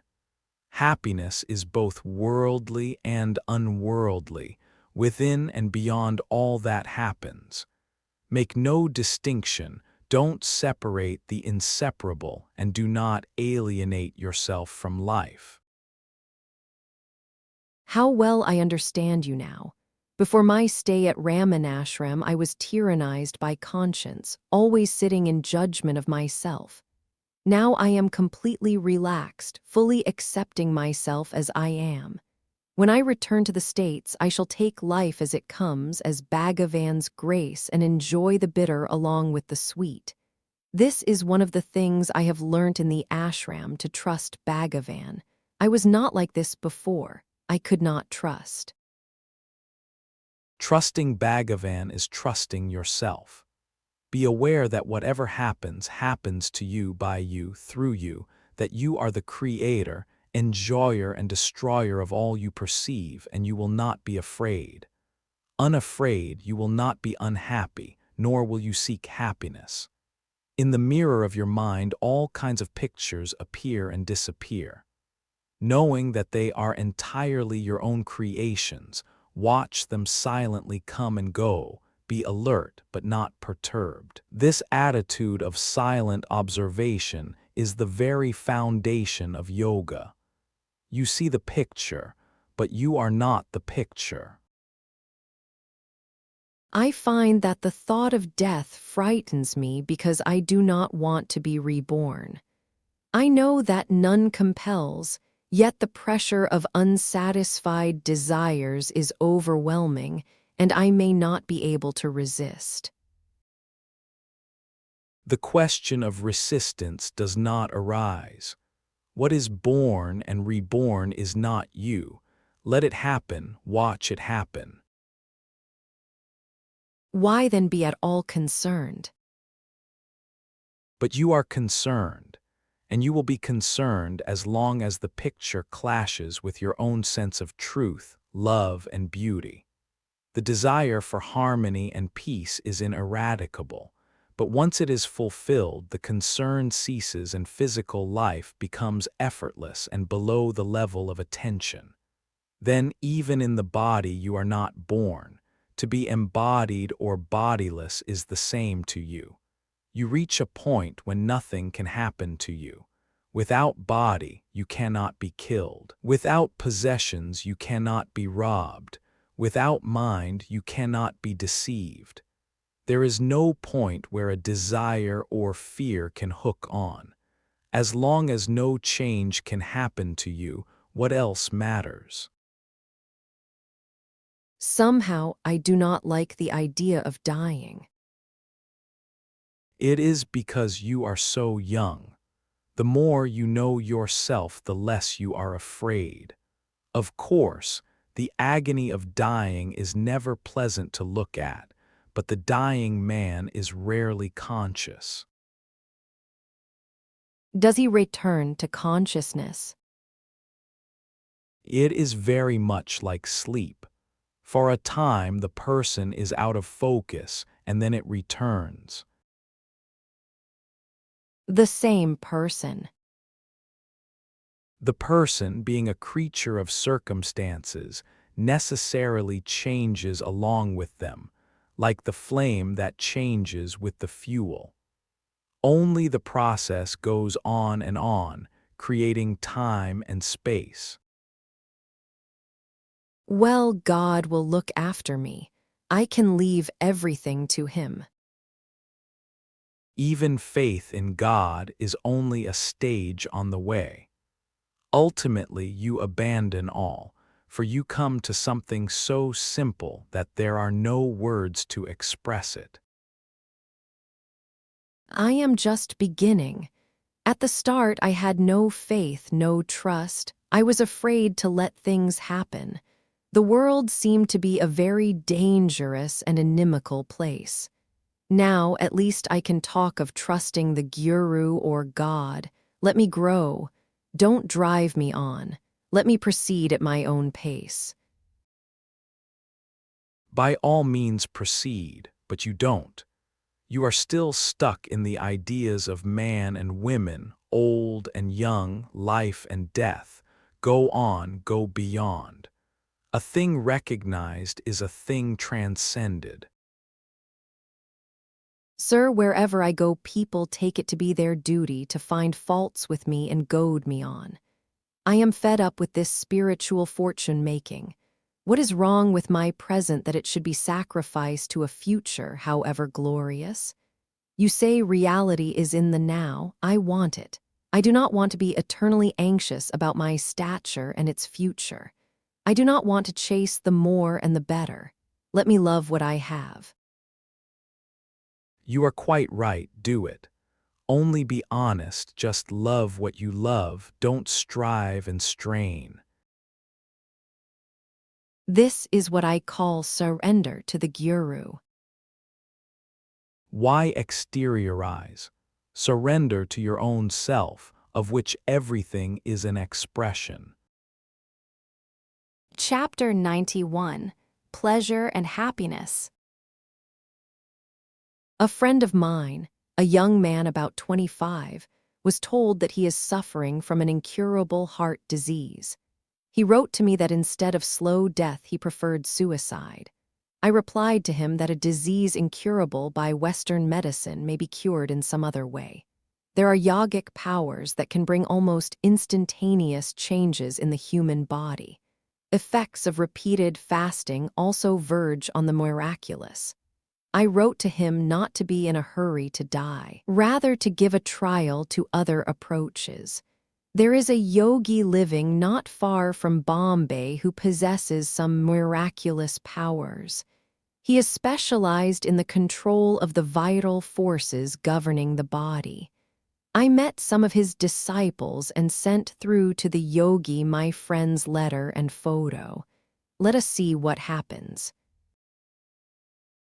Yes, miracles often take place, but there must be the will to live. Without it, the miracles will not happen. Can such a desire be instilled? Superficial desire, yes, but it will wear out. Fundamentally, nobody can compel another to live. Besides, there were cultures in which suicide had its acknowledged and respected place. Is it not obligatory to live out one's natural span of life? Natural, spontaneously, easy, yes. But disease and suffering are not natural. There is noble virtue in unshakable endurance of whatever comes, but there is also dignity in the refusal of meaningless torture and humiliation. I was given a book written by a Siddha. He describes in it many of his strange, even amazing experiences. According to him, the way of a true sadhaka ends with his meeting his guru and surrendering to him body, mind, and heart. Henceforth, the guru takes over and becomes responsible for even the least event in the disciple's life, until the two become one. One may call it realization through identification. The disciple is taken over by a power he cannot control nor resist, and feels as helpless as a leaf in the storm. The only thing that keeps him safe from madness and death is his faith in the love and power of his guru. Every teacher teaches according to his own experience. Experience is shaped by belief and belief is shaped by experience. Even the guru is shaped by the disciple to his own image. It is the disciple that makes the guru great. Once the guru is seen to be the agent of a liberating power, which works both from within and without, wholehearted surrender becomes natural and easy. Just as a man gripped by pain puts himself completely in the hands of a surgeon, so does the disciple entrust himself without reservation to his guru. It is quite natural to seek help when its need is felt acutely. But however powerful the guru may be, he should not impose his will on the disciple. On the other hand, a disciple that distrusts and hesitates is bound to remain unfulfilled for no fault of his guru. What happens then? Life teaches where all else fails, but the lessons of life take a long time to come. Much delay and trouble is saved by trusting and obeying, but such trust comes only when indifference and restlessness give place to clarity and peace. A man who keeps himself in low esteem will not be able to trust himself, nor anybody else. Therefore, in the beginning the teacher tries his best to reassure the disciple as to his high origin, noble nature, and glorious destiny. He relates to him the experiences of some saints as well as his own, instilling confidence in himself and in his infinite possibilities. When self-confidence and trust in the teacher come together, rapid and far-going changes in the disciple's character and life can take place. I may not want to change. My life is good enough as it is. You say so because you have not seen how painful is the life you live. You are like a child sleeping with a lollipop in its mouth. You may feel happy for a moment by being totally self-centered, but it is enough to have a good look at human faces to perceive the universality of suffering. Even your own happiness is so vulnerable and short-lived, at the mercy of a bank crash or a stomach ulcer. It is just a moment of respite, a mere gap between two sorrows. Real happiness is not vulnerable because it does not depend on circumstances. Are you talking from your own experience? Are you too unhappy? I have no personal problems, but the world is full of living beings whose lives are squeezed between fear and craving. They are like cattle driven to the slaughterhouse, jumping and frisking, carefree and happy, yet dead and skinned within an hour. You say you are happy. Are you really happy, or are you merely trying to convince yourself? Look at yourself fearlessly, and you will at once realize that your happiness depends on conditions and circumstances. Hence it is momentary, not real. Real happiness flows from within. Of what use is your happiness to me? It does not make me happy. You can have the whole of it and more for the mere asking. But you do not ask, you don't seem to want. Why do you say so? I do want to be happy. You are quite satisfied with pleasures. There is no place for happiness.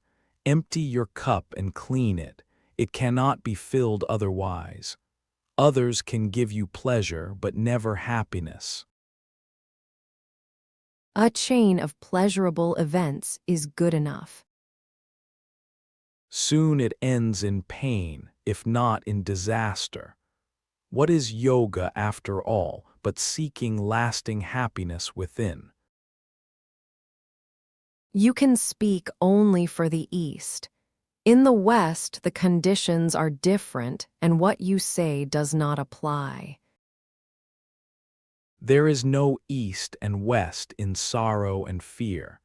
The problem is universal, suffering, and the ending of suffering. The cause of suffering is dependence, and independence is the remedy. Yoga is the science and the art of self-liberation through self-understanding. I do not think I am fit for yoga. What else are you fit for? All your going and coming, seeking pleasure, loving and hating, all this shows that you struggle against limitations, self-imposed or accepted. In your ignorance, you make mistakes and cause pain to yourself and others, but the urge is there and shall not be denied. The same urge that seeks birth, happiness, and death shall seek understanding and liberation. It is like a spark of fire in a cargo of cotton. You may not know about it, but sooner or later the ship will burst in flames. Liberation is a natural process and in the long run inevitable, but it is within your power to bring it into the now. Then why are so few liberated people in the world? In a forest, only some of the trees are in full bloom at a given moment, yet every one will have its turn. Sooner or later, your physical and mental resources will come to an end. What will you do then? Despair. All right, despair. You will get tired of despairing and begin to question.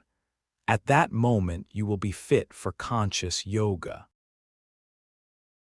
I find all this seeking and brooding most unnatural. Yours is the naturalness of a born cripple. You may be unaware, but it does not make you normal. What it means to be natural or normal you do not know, nor do you know that you do not know. At present you are drifting and therefore in danger, for to a drifter any moment anything may happen. It would be better to wake up and see your situation. That you are, you know. What you are, you don't know. Find out what you are. Why is there so much suffering in the world? Selfishness is the cause of suffering. There is no other cause. I understood that suffering is immanent in limitation. Differences and distinctions are not the causes of sorrow. Unity in diversity is natural and good. It is only with separateness and self-seeking that real suffering appears in the world. Chapter 92. Go beyond the I am the body idea. We are like animals, running about in vain pursuits, and there seems to be no end to it. Is there a way out? Many ways will be offered to you which will but take you round and bring you back to your starting point. First, realize that your problem exists in your waking state only, that however painful it is, you are able to forget it altogether when you go to sleep. When you are awake, you are conscious. When you are asleep, you are only alive.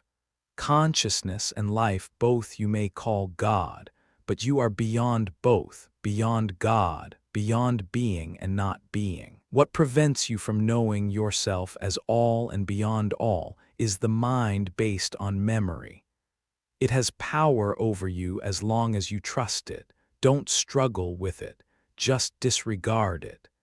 Deprived of attention, it will slow down and reveal the mechanism of its working. Once you know its nature and purpose, you will not allow it to create imaginary problems. Surely not all problems are imaginary. There are real problems. What problems can there be which the mind did not create? Life and death do not create problems. Pains and pleasures come and go, experienced and forgotten. It is memory and anticipation that create problems of attainment or avoidance, colored by like and dislike. Truth and love are man's real nature, and mind and heart are the means of its expression. How to bring the mind under control, and the heart which does not know what it wants. They cannot work in darkness. They need the light of pure awareness to function rightly. All effort at control will merely subject them to the dictates of memory. Memory is a good servant but a bad master. It effectively prevents discovery. There is no place for effort in reality. It is selfishness due to a self-identification with the body that is the main problem and the cause of all other problems. And selfishness cannot be removed by effort, only by clear insight into its causes and effects. Effort is a sign of conflict between incompatible desires. They should be seen as they are, then only they dissolve. And what remains? That which cannot change remains. The great peace, the deep silence, the hidden beauty of reality remain. While it cannot be conveyed through words, it is waiting for you to experience for yourself. Must not one be fit and eligible for realization? Our nature is animal to the core. Unless it is conquered, how can we hope for reality to dawn? Leave the animal alone. Let it be. Just remember what you are. Use every incident of the day to remind you that without you as the witness there would be neither animal nor God. Understand that you are both the essence and the substance of all there I, and remain firm in your understanding. Is understanding enough? Don't I need more tangible proofs? It is your understanding that will decide about the validity of proofs. But what more tangible proof do you need than your own existence? Wherever you go, you find yourself. However far you reach out in time, you are there. Obviously, I am not all-pervading and eternal. I am only here and now. Good enough, the here is everywhere and the now always. Go beyond the I am the body idea, and you will find that space and time are in you, and not you in space and time. Once you have understood this, the main obstacle to realization is removed. What is the realization which is beyond understanding?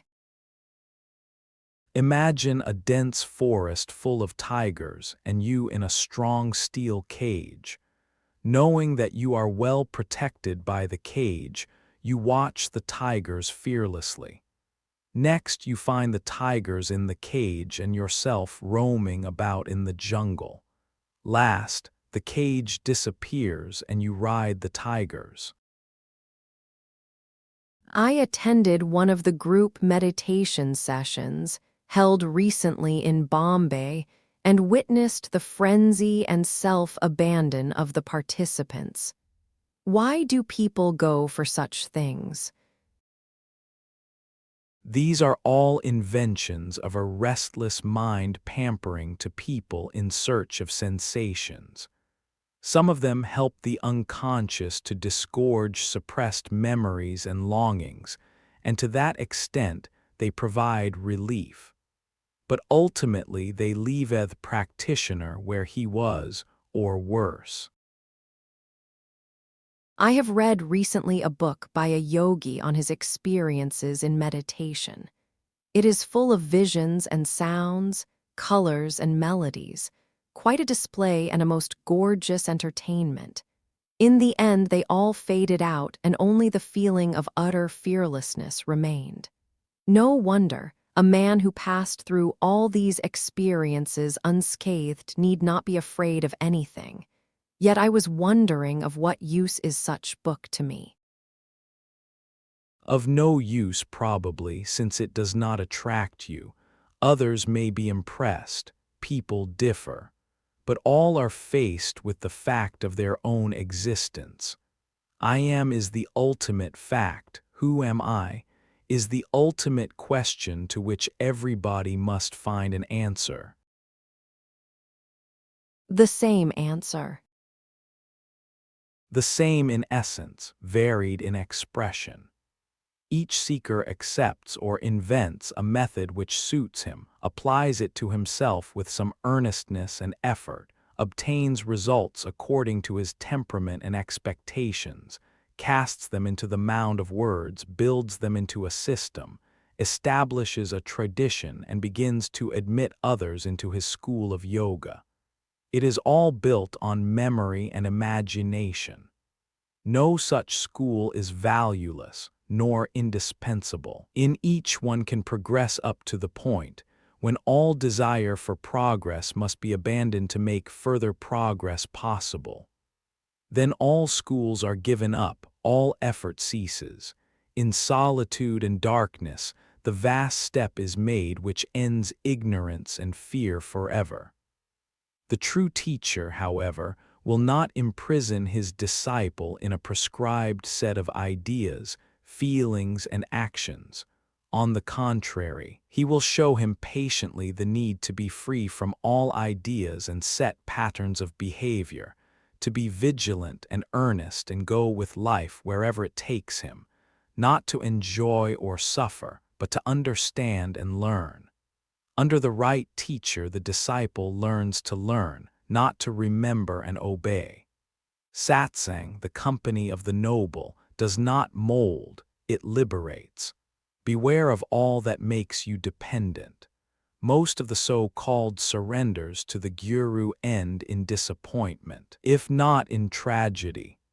Fortunately, an earnest seeker will disentangle himself in time, the wiser for the experience. Surely, self-surrender has its value.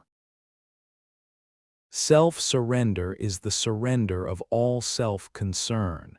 It cannot be done, it happens when you realize your true nature. Verbal self-surrender, even when accompanied by feeling, is of little value and breaks down under stress.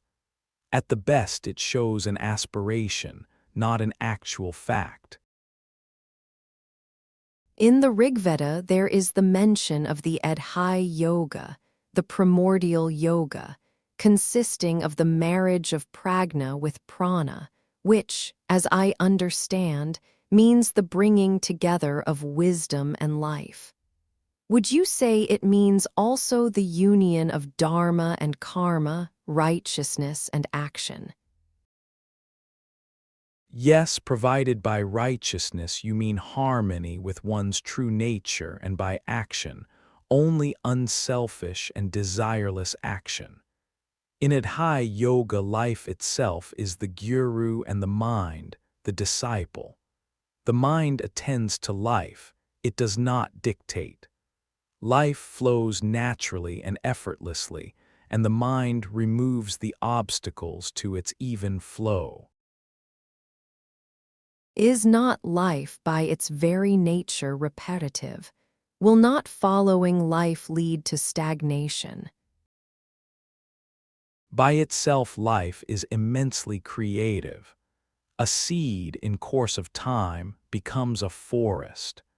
The mind is like a forester, protecting and regulating the immense vital urge of existence. Seen as the service of life by the mind, the Adhyaya Yoga is a perfect democracy. Everyone is engaged in living a life to his best capacity and knowledge.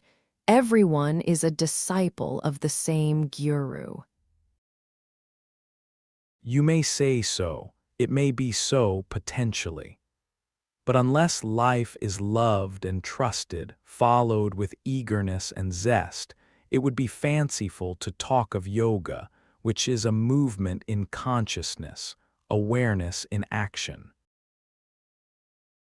Once I watched a mountain stream flowing between the boulders.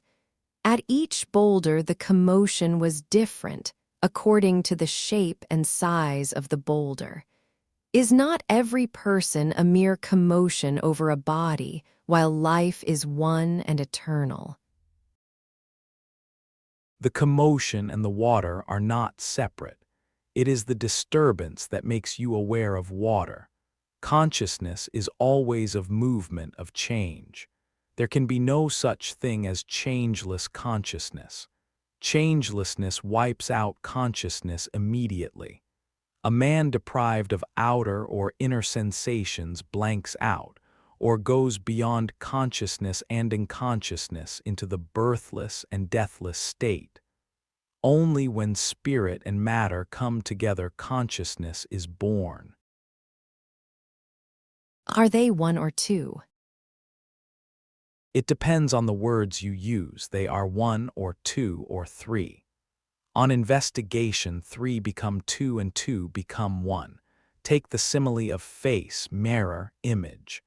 Any two of them presuppose the third which unites the two. In sadhana, you see the three as two until you realize the two as one. As long as you are engrossed in the world, you are unable to know yourself. To know yourself, turn away your attention from the world and turn it within. I cannot destroy the world. There is no need. Just understand that what you see is not what is. Appearances will dissolve on investigation, and the underlying reality will come to the surface. You need not burn the house to get out of it. You just walk out. It is only when you cannot come and go freely that the house becomes a jail. I move in and out of consciousness easily and naturally, and therefore to me the world is a home, not a prison. But ultimately, is there a world, or is there none?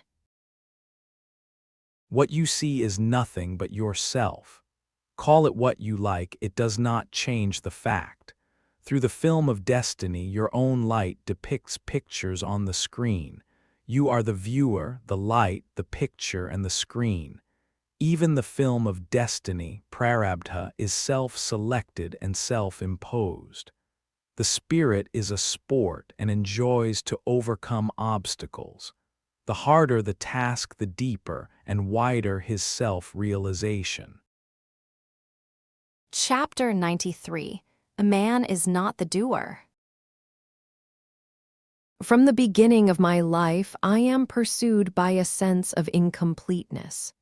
From school to college, to work, to marriage, to affluence, I imagined that the next thing will surely give me peace, but there was no peace. This sense of unfulfillment keeps on growing as years pass by. As long as there is the body and the sense of identity with the body, frustration is inevitable. Only when you know yourself as entirely alien to and different from the body will you find respite from the mixture of fear and craving inseparable from the I am the body idea. Merely assuaging fears and satisfying desires will not remove this sense of emptiness you are trying to escape from.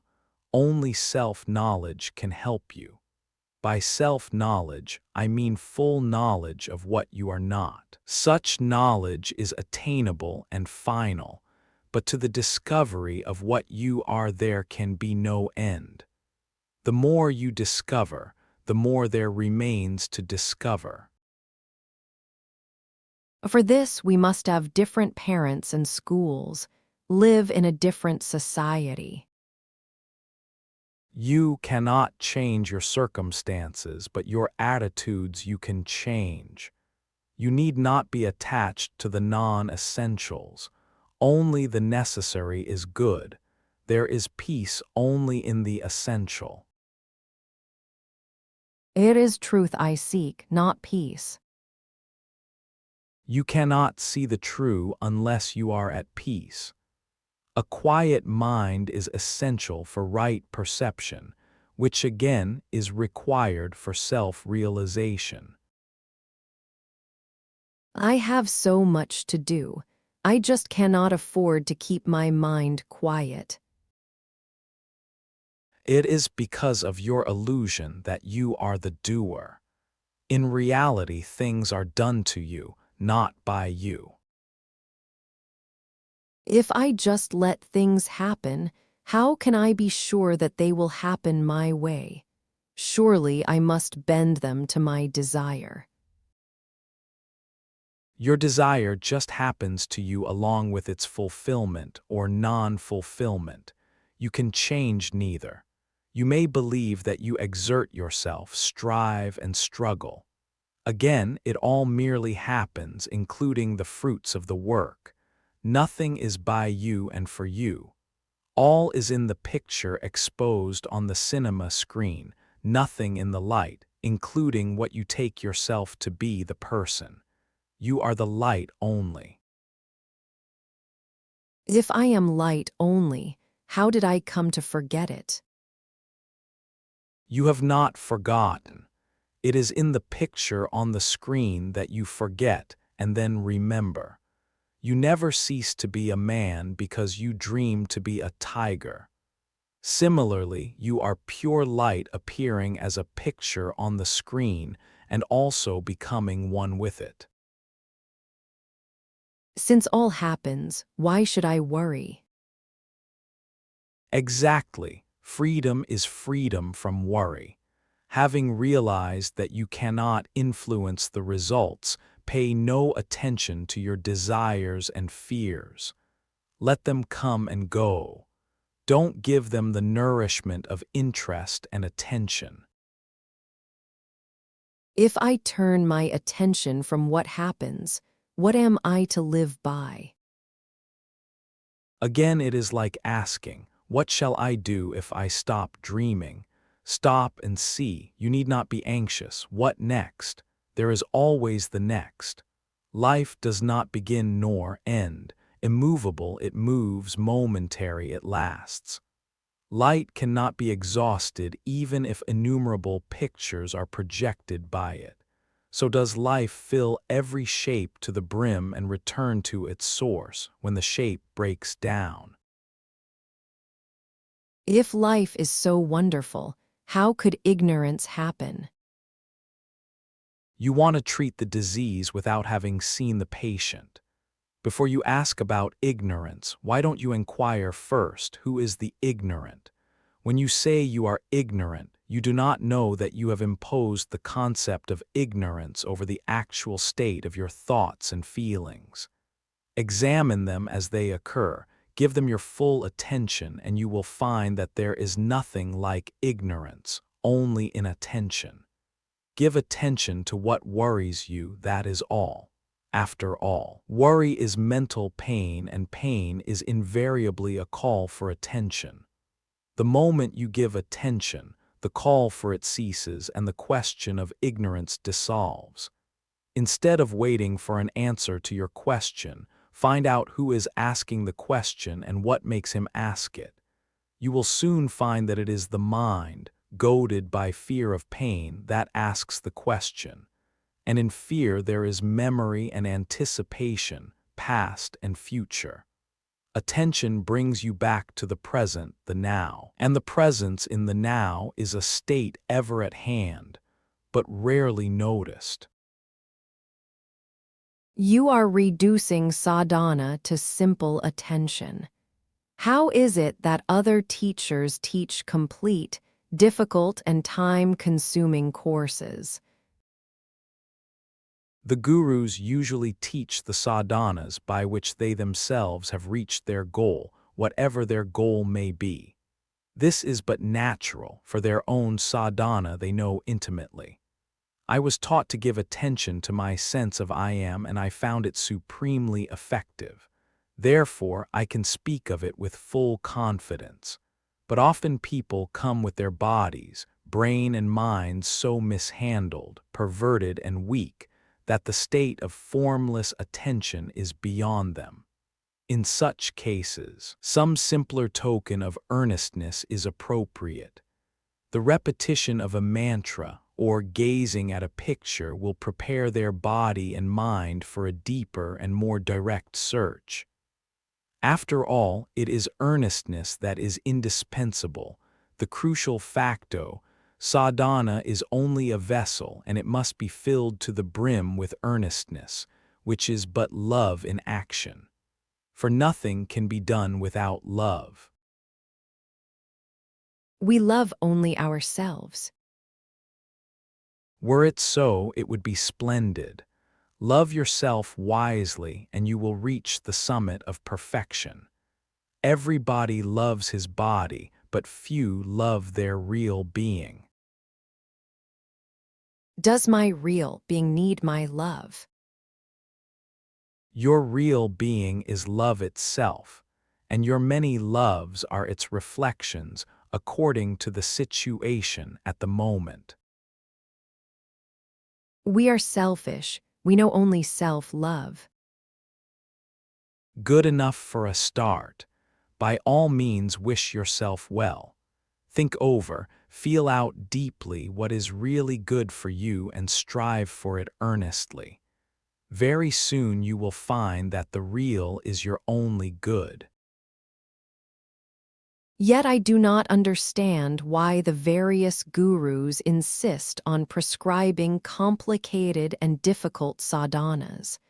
Don't they know better? It is not what you do, but what you stop doing that matters. The people who begin their sadhana are so feverish and restless that they have to be very busy to keep themselves on the track. An absorbing routine is good for them. After some time, they quieten down and turn away from effort. In peace and silence, the skin of their eye dissolves and the inner and the outer become one. The real sadhana is effortless. I have sometimes the feeling that space itself is my body. When you are bound by the illusion, I am this body, you are merely a point in space and a moment in time. When the self-identification with the body is no more, all space and time are in your mind, which is a mere ripple in consciousness, which is awareness reflected in nature. Awareness and matter are the active and the passive aspects of pure being, which is in both and beyond both. Space and time are the body and the mind of the universal existence. My feeling is that all that happens in space and time happens to me, that every experience is my experience, every form is my form. What I take myself to be becomes my body, and all that happens to that body becomes my mind. But at the root of the universe there is pure awareness, beyond space and time, here and now. Know it to be your real being and act accordingly. What difference will it make in action what I take myself to be? Actions just happen according to circumstances. Circumstances and conditions rule the ignorant. The knower of reality is not compelled. The only law he obeys is that of love. Chapter 94. You are beyond space and time. You keep on saying that I was never born and will never die. If so, how is it that I see the world as one which has been born and will surely die? You believe so because you have never questioned your belief that you are the body which, obviously, is born and dies. While alive, it attracts attention and fascinates so completely that rarely does one perceive one's real nature. It is like seeing the surface of the ocean and completely forgetting the immensity beneath. The world is but the surface of the mind, and the mind is infinite. What we call thoughts are just ripples in the mind. When the mind is quiet, it reflects reality. When it is motionless through and through, it dissolves and only reality remains. This reality is so concrete, so actual, so much more tangible than mind and matter, that compared to it even diamond is soft like butter. This overwhelming actuality makes the world dreamlike, misty, irrelevant. This world with so much suffering in it, how can you see it as irrelevant? What callousness! It is you who is callous, not me. If your world is so full of suffering, do something about it. Don't add to it through greed or indolence. I am not bound by your dreamlike world. In my world, the seeds of suffering, desire, and fear are not sown, and suffering does not grow. My world is free from opposites, of mutually distinctive discrepancies. Harmony pervades. Its peace is rock-like. This peace and silence are my body. What you say reminds me of the Dharmakaya of the Buddha. Maybe we need not run off with terminology. Just see the person you imagine yourself to be as a part of the world you perceive within your mind, and look at the mind from the outside, for you are not the mind. After all, your only problem is the eager self-identification with whatever you perceive. Give up this habit.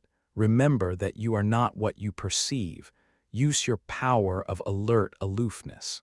See yourself in all that lives, and your behavior will express your vision. Once you realize that there is nothing in this world which you can call your own, you look at it from the outside as you look at a play on the stage or a picture on the screen, admiring and enjoying but really unmoved. As long as you imagine yourself to be something tangible and solid, a thing among things, actually existing in time and space, short-lived and vulnerable, naturally you will be anxious to survive and increase. But when you know yourself as beyond space and time, in contact with them only at the point of here and now, otherwise all-pervading and all-containing, unapproachable, unassailable, invulnerable, you will be afraid no longer. Know yourself as you are. Against fear there is no other remedy.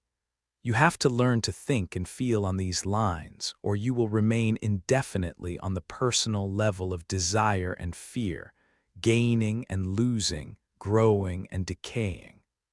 A personal problem cannot be solved on its own level. The very desire to live is the messenger of death, as the longing to be happy is the outline of sorrow. The world is an ocean of pain and fear, of anxiety and despair. Pleasures are like the fishes, few and swift, rarely come, quickly gone. A man of low intelligence believes against all evidence that he is an exception and that the world owes him happiness. But the world cannot give what it does not have. Unreal to the core, it is of no use for real happiness. It cannot be otherwise. We seek the real because we are unhappy with the unreal. Happiness is our real nature, and we shall never rest until we find it. But rarely we know where to seek it. Once you have understood that the world is but a mistaken view of reality, and is not what it appears to be, you are free of its obsessions. Only what is compatible with your real being can make you happy, and the world, as you perceive it, is its outright denial. Keep very quiet and watch what comes to the surface of the mind. Reject the known, welcome the so far unknown, and reject it in its turn. Thus you come to a state in which there is no knowledge, only being, in which being itself is knowledge. To know by being is direct knowledge. It is based on the identity of the seer and the seen. Indirect knowledge is based on sensation and memory, on proximity of the perceiver and his percept, confined with the contrast between the two. The same with happiness. Usually you have to be sad to know gladness and glad to know sadness. True happiness is uncaused, and this cannot disappear for lack of stimulation. It is not the opposite of sorrow, It includes all sorrow and suffering. How can one remain happy among so much suffering? One cannot help it. The inner happiness is overwhelmingly real. Like the sun in the sky, its expressions may be clouded, but it is never absent. When we are in trouble, we are bound to be unhappy. Fear is the only trouble. Know yourself as independent, and you will be free from fear and its shadows. What is the difference between happiness and pleasure? Pleasure depends on things, happiness does not. If happiness is independent, why are we not always happy? As long as we believe that we need things to make us happy, we shall also believe that in their absence we must be miserable. Mind always shapes itself according to its beliefs. Hence the importance of convincing oneself that one need not be prodded into happiness, that, on the contrary, pleasure is a distraction and a nuisance, for it merely increases the false conviction that one needs to have and do things to be happy, when in reality it is just the opposite. But why talk of happiness at all? You do not think of happiness except when you are unhappy. A man who says, "Now I am happy," is between two sorrows, past and future. This happiness is mere excitement caused by relief from pain. Real happiness is utterly unself-conscious. It is best expressed negatively as, "There is nothing wrong with me. I have nothing to worry about." After all, the ultimate purpose of all sadhana is to reach a point when this conviction, instead of being only verbal, is based on the actual and ever-present experience. Which experience? The experience of being empty, uncluttered by memories and expectations. It is like the happiness of open spaces, of being young, of having all the time and energy for doing things, for discovery, for adventure. What remains to discover? The universe without and the immensity within as they are in reality, in the great mind and heart of God. The meaning and purpose of existence, the secret of suffering, life's redemption from ignorance. If being happy is the same as being free from fear and worry, cannot it be said that absence of trouble is the cause of happiness? A state of absence, of non-existence, cannot be a cause. The pre-existence of a cause is implied in the notion. Your natural state, in which nothing exists, cannot be a cause of becoming. The causes are hidden in the great and mysterious power of memory. But your true home is in nothingness, in emptiness of all content. Emptiness and nothingness, how dreadful. You face it most cheerfully when you go to sleep. Find out for yourself the state of wakeful sleep, and you will find it quite in harmony with your real nature. Words can only give you the idea, and the idea is not the experience. All I can say is that true happiness has no cause, and what has no cause is immovable, which does not mean it is perceivable, as pleasure. What is perceivable is pain and pleasure. The state of freedom from sorrow can be described only negatively. To know it directly, you must go beyond the mind addicted to causality and the tyranny of time. If happiness is not conscious and consciousness, not happy, what is the link between the two? Consciousness, being a product of conditions and circumstances, depends on them and changes along with them. What is independent, uncreated, timeless, and changeless, and yet ever new and fresh is beyond the mind. When the mind thinks of it, the mind dissolves and only happiness remains. When all goes, nothingness remains. How can there be nothing without something? Nothing is only an idea, it depends on the memory of something. Pure being is quite independent of existence, which is definable and describable.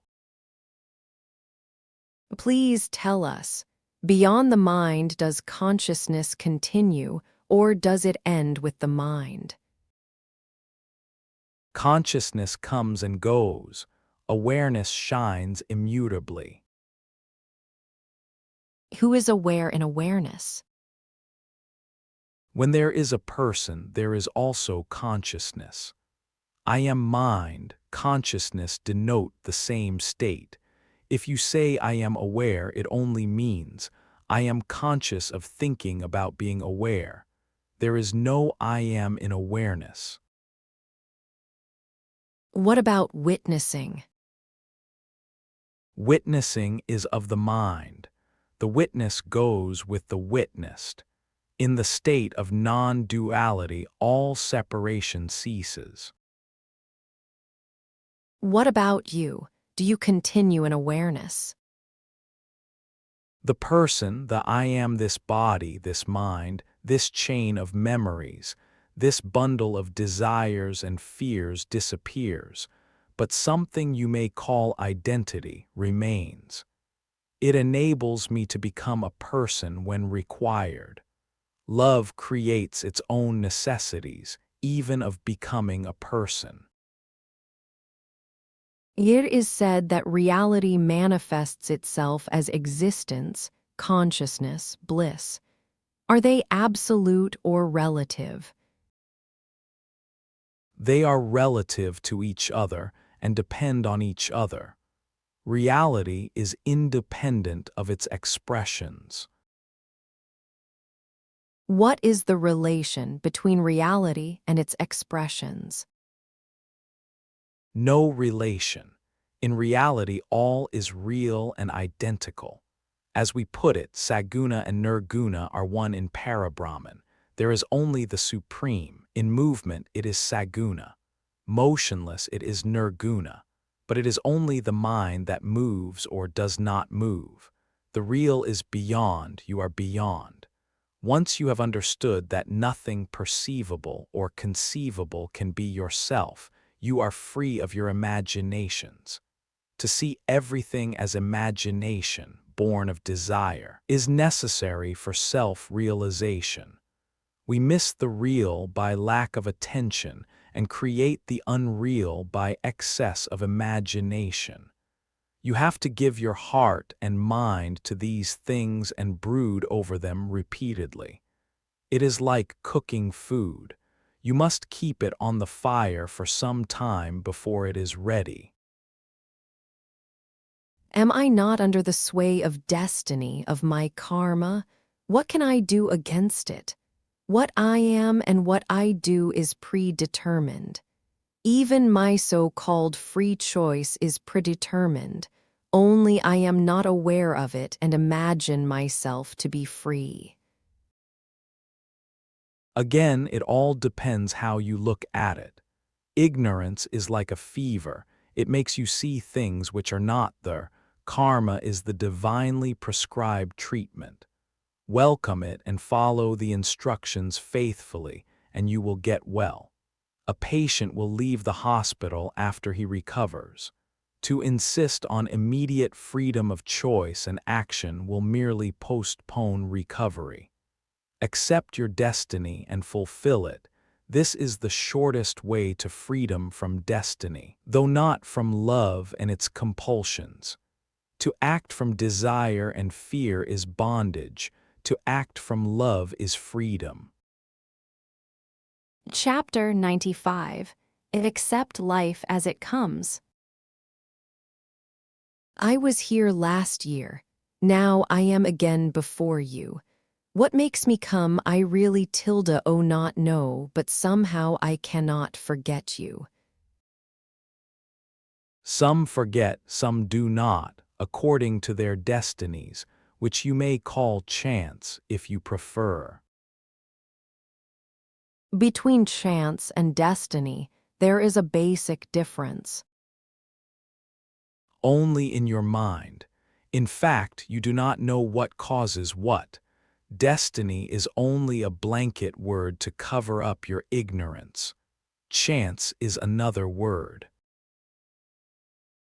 Without knowledge of causes and their results, can there be freedom? Causes and results are infinite in number and variety. Everything affects everything. In this universe, when one thing changes, everything changes. Hence the great power of man in changing the world by changing himself. According to your own words, you have, by the grace of your guru, changed radically some 40 years ago. Yet the world remains as it had been before. My world has changed completely. Yours remains the same, for you have not changed. How is it that your change has not affected me? Because there was no communion between us. Do not consider yourself as separate from me, and we shall at once share in the common state. I have some property in the United States which I intend to sell and buy some land in the Himalayas. I shall build a house, lay out a garden, get 2 or 3 cows, and live quietly. People tell me that property and quiet are not compatible, that I shall at once get into trouble with officials, neighbors, and thieves. Is it inevitable? The least you can expect is an endless succession of visitors who will make your abode into a free and open guest house. Better accept your life as it shapes. Go home and look after your wife with love and care. Nobody else needs you. Your dreams of glory will land you in more trouble. It is not glory that I seek reality.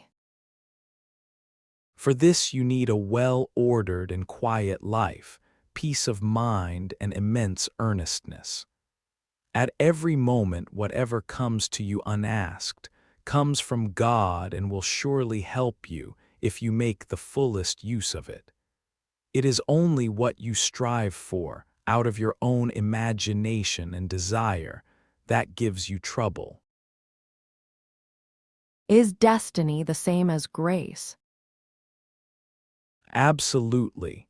Accept life as it comes and you will find it a blessing. I can accept my own life. How can I accept the sort of life others are compelled to live? You are accepting it anyhow. The sorrows of others do not interfere with your pleasures. If you were really compassionate, you would have abandoned long ago all self-concern and entered the state from which alone you can really help. If I have a big house and enough land, I may create an ashram with individual rooms, common meditation hall, canteen, library, office, etc. Ashrams are not made, they happen. You cannot start nor prevent them, as you cannot start or stop a river. Too many factors are involved in the creation of a successful ashram, and your inner maturity is only one of them. Of course, if you are ignorant of your real being, whatever you do must turn to ashes. You cannot imitate a guru and get away with it. All hypocrisy will end in disaster. What is the harm in behaving like a saint, even before being one? Rehearsing saintliness is a sadhana. It is perfectly all rig, provided no merit is claimed. How can I know whether I am able to start an ashram unless I try? As long as you take yourself to be a person, a body and a mind separate from the stream of life, having a will of its own, pursuing its own aims, you are living merely on the surface, and whatever you do will be short-lived and of little value, mere straw to feed the flames of vanity. You must put in true worth before you can expect something real. What is your worth? By what measure shall I measure it? Look at the content of your mind. You are what you think about. Are you not most of the time busy with your own little person and its daily needs? The value of regular meditation is that it takes you away from the humdrum of daily routine and reminds you that you are not what you believe yourself to be. But even remembering is not enough. Action must follow conviction. Don't be like the rich man who has made a detailed will but refuses to die. Is not gradualness the law of life? Oh no, the preparation alone is gradual. The change itself is sudden and complete. Gradual change does not take you to a new level of conscious being. You need courage to let go. I admit it is courage that I lack. It is because you are not fully convinced. Complete conviction generates both desire and courage, and meditation is the art of achieving faith through understanding. In meditation, you consider the teaching received in all its aspects and repeatedly, until out of clarity confidence is born, and with confidence action. Conviction and action are inseparable. If action does not follow conviction, examine your convictions. Don't accuse yourself of lack of courage. Self-depreciation will take you nowhere. Without clarity and emotional assent, of what use is will? What do you mean by emotional assent?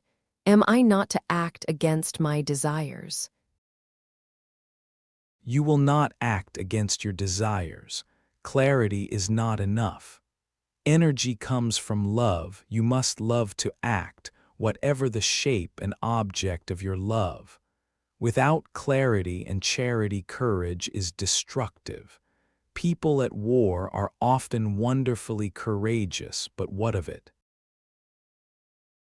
I see quite clearly that all I want is a house in a garden where I shall live in peace. Why should I not act on my desire? By all means act, but do not forget the inevitable, unexpected. Without rain, your garden will not flourish. You need courage for adventure. I need time to collect my courage. Don't hustle me. Let me ripen for action. The entire approach is wrong. Action delayed is action abandoned. There may be other chances for other actions, but the present moment is lost, irretrievably lost. All preparation is for the future. You cannot prepare for the present. What is wrong with preparing for the future? Acting in the now is not much helped by your preparations. Clarity is now, action is now. Thinking of being ready impedes action, and action is the touchstone of reality. Even when we act without conviction, You cannot live without action, and behind each action there is some fear or desire. Ultimately, all you do is based on your conviction that the world is real and independent of yourself. Were you convinced of the contrary, your behavior would have been quite different. There is nothing wrong with my convictions. My actions are shaped by circumstances. In other words, you are convinced of the reality of your circumstances, of the world in which you live. Trace the world to its source, and you will find that before the world was, you were, and when the world is no longer, you remain. Find your timeless being, and your action will bear it testimony. Did you find it? No, I did not. Then what else have you to do? Surely this is the most urgent task. You cannot see yourself as independent of everything unless you drop everything and remain unsupported and undefined. Once you know yourself, it is immaterial what you do, but to realize your independence, you must test it by letting go all you were dependent on. The realized man lives on the level of the absolutes. His wisdom, love, and courage are complete. There is nothing relative about him. Therefore, he must prove himself by tests more stringent, undergo trials more demanding. The tester, the tested, and the setup for testing are all within. It is an inner drama to which none can be a party. Crucifixion, death, and resurrection, we are on familiar grounds. I have read, heard, and talked about it endlessly, but to do it I find myself incapable. Keep quiet, undisturbed, and the wisdom and the power will come on their own. You need not hanker. Wait in silence of the heart and mind. It is very easy to be quiet, but willingness is rare. You people want to become supermen overnight.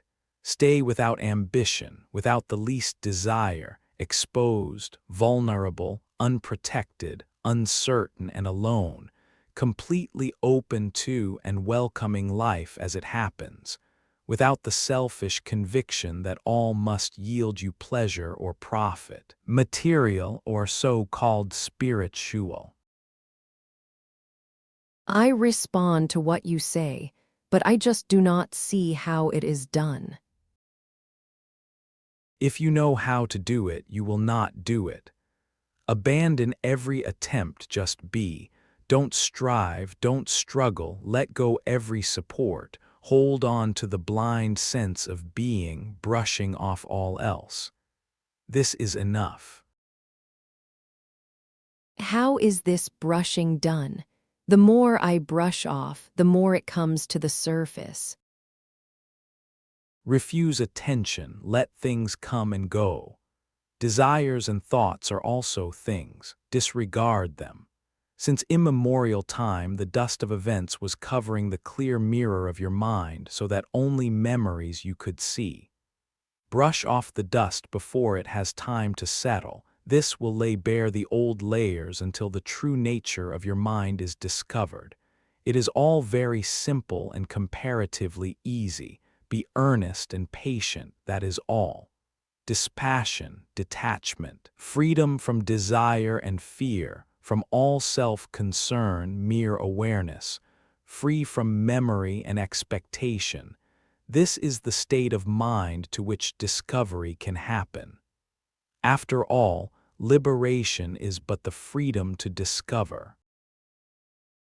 Chapter 96. Abandon Memories and Expectations. I am an American by birth, and for the last 1 year I was staying in an ashram in Madhya Pradesh, studying yoga in its many aspects. We had a teacher, whose guru, a disciple of the great Sivananda Saraswati, stays in Manghar. I stayed at Raman Ashram also.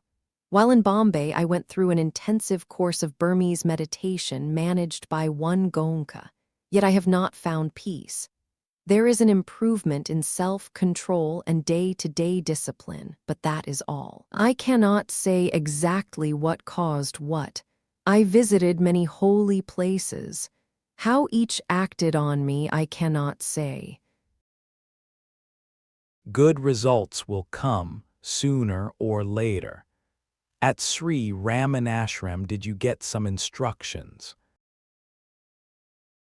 Yes, some English people were teaching me, and also an Indian follower of Jnana Yoga, residing there permanently, was giving me lessons.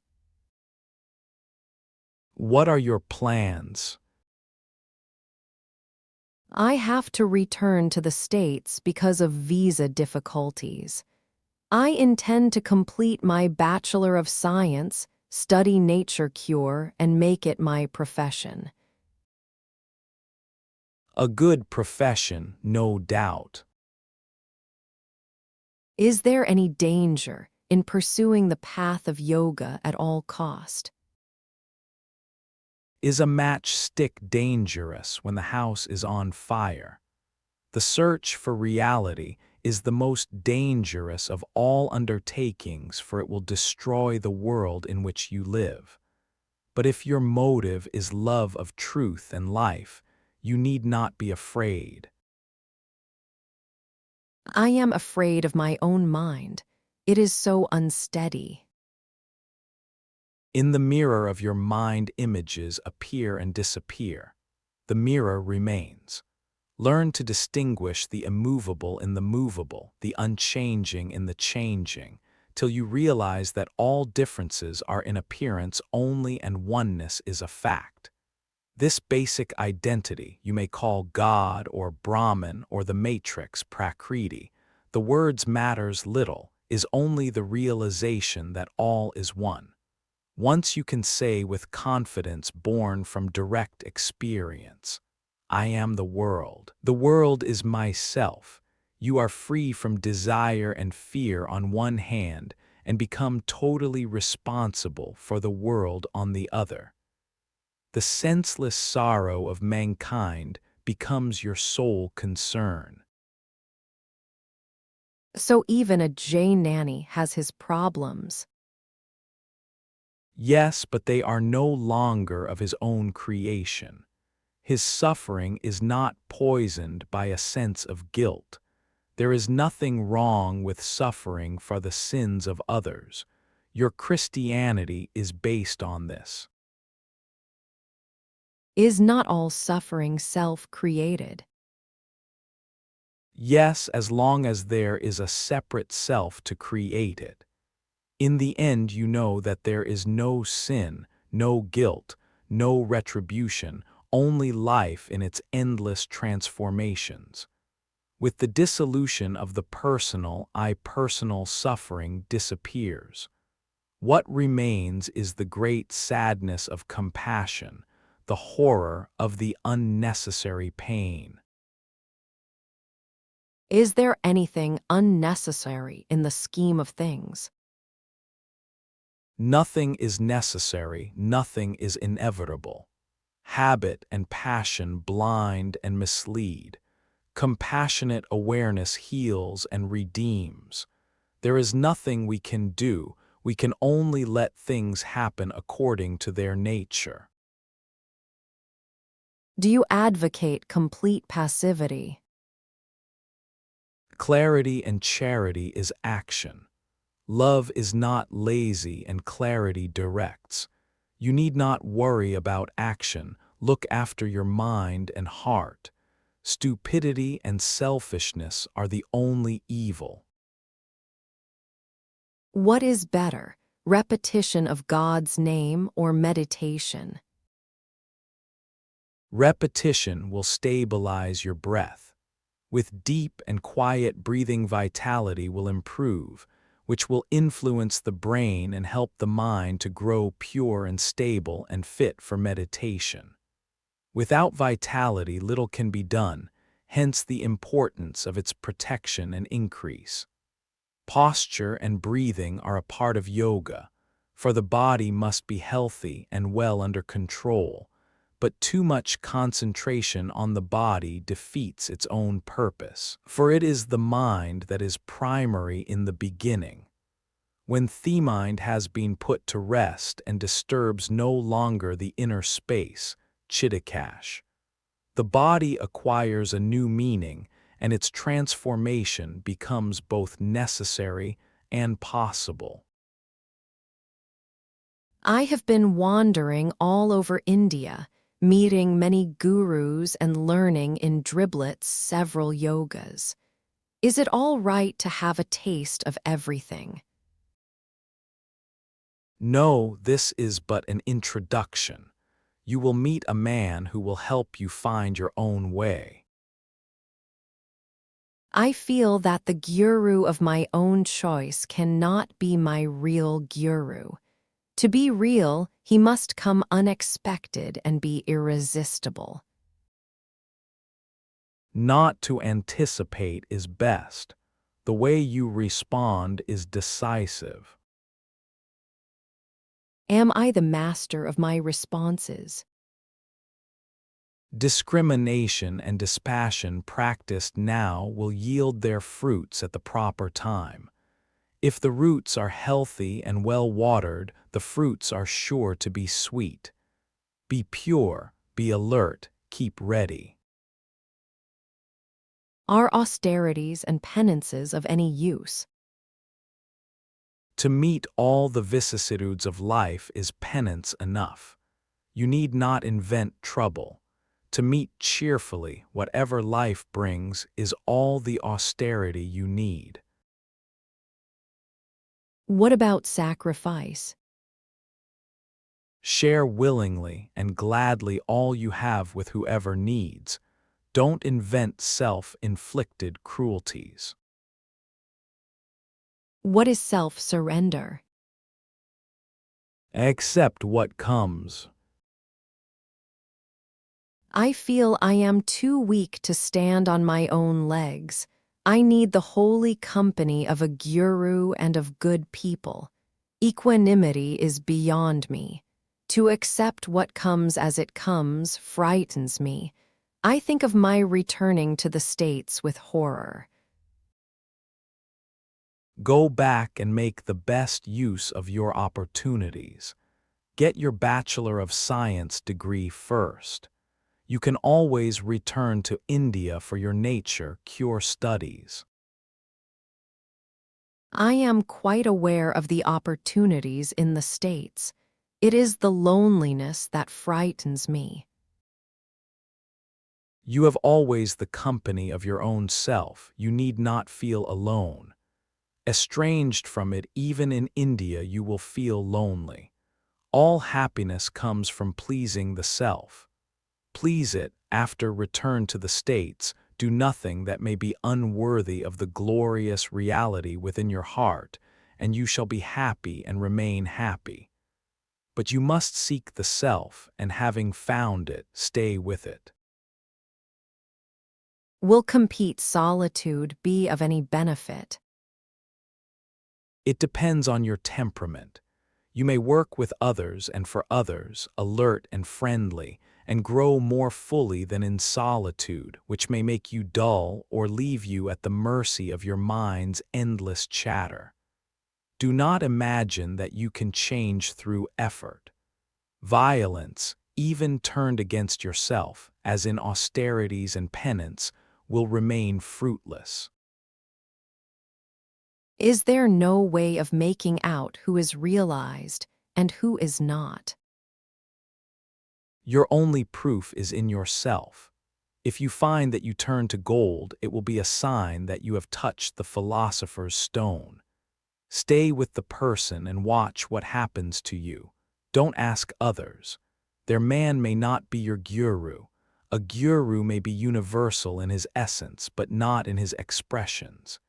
He may appear to be angry or greedy or over-anxious about his ashram or his family, and you may be misled by appearances, while others are not.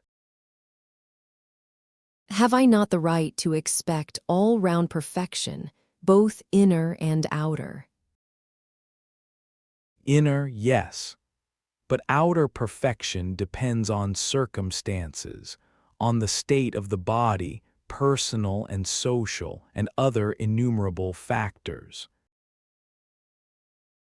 I was told to find a Jnani so that I may learn from him the art of achieving Jnana And now I am told that the entire approach is false, that I cannot make out a Jnani, nor can Jnana be conquered by appropriate means. It is all so confusing. It is all due to your complete misunderstanding of reality. Your mind is steeped in the habits of evaluation and acquisition, and will not admit that the incomparable and unobtainable are waiting timelessly within your own heart for recognition. All you have to do is to abandon all memories and expectations. Just keep yourself ready in utter nakedness and nothingness. Who is to do the abandoning? God will do it. Just see the need of being abandoned. Don't resist. Don't hold on to the person you take yourself to be. Because you imagine yourself to be a person, you take the Jnani to be a person too, only somewhat different, better informed, and more powerful. You may say that he is eternally conscious and happy, but it is far from expressing the whole truth. Don't trust definitions and descriptions, they are grossly misleading. Unless I am told what to do and how to do it, I feel lost. By all means, do feel lost. As long as you feel competent and confident, reality is beyond your reach. Unless you accept inner adventure as a way of life, discovery will not come to you. Discovery of what? Of the center of your being, which is free of all directions, all means and ends. Be all, know all, have all. Be nothing, know nothing, have nothing. This is the only life worth living, the only happiness worth having.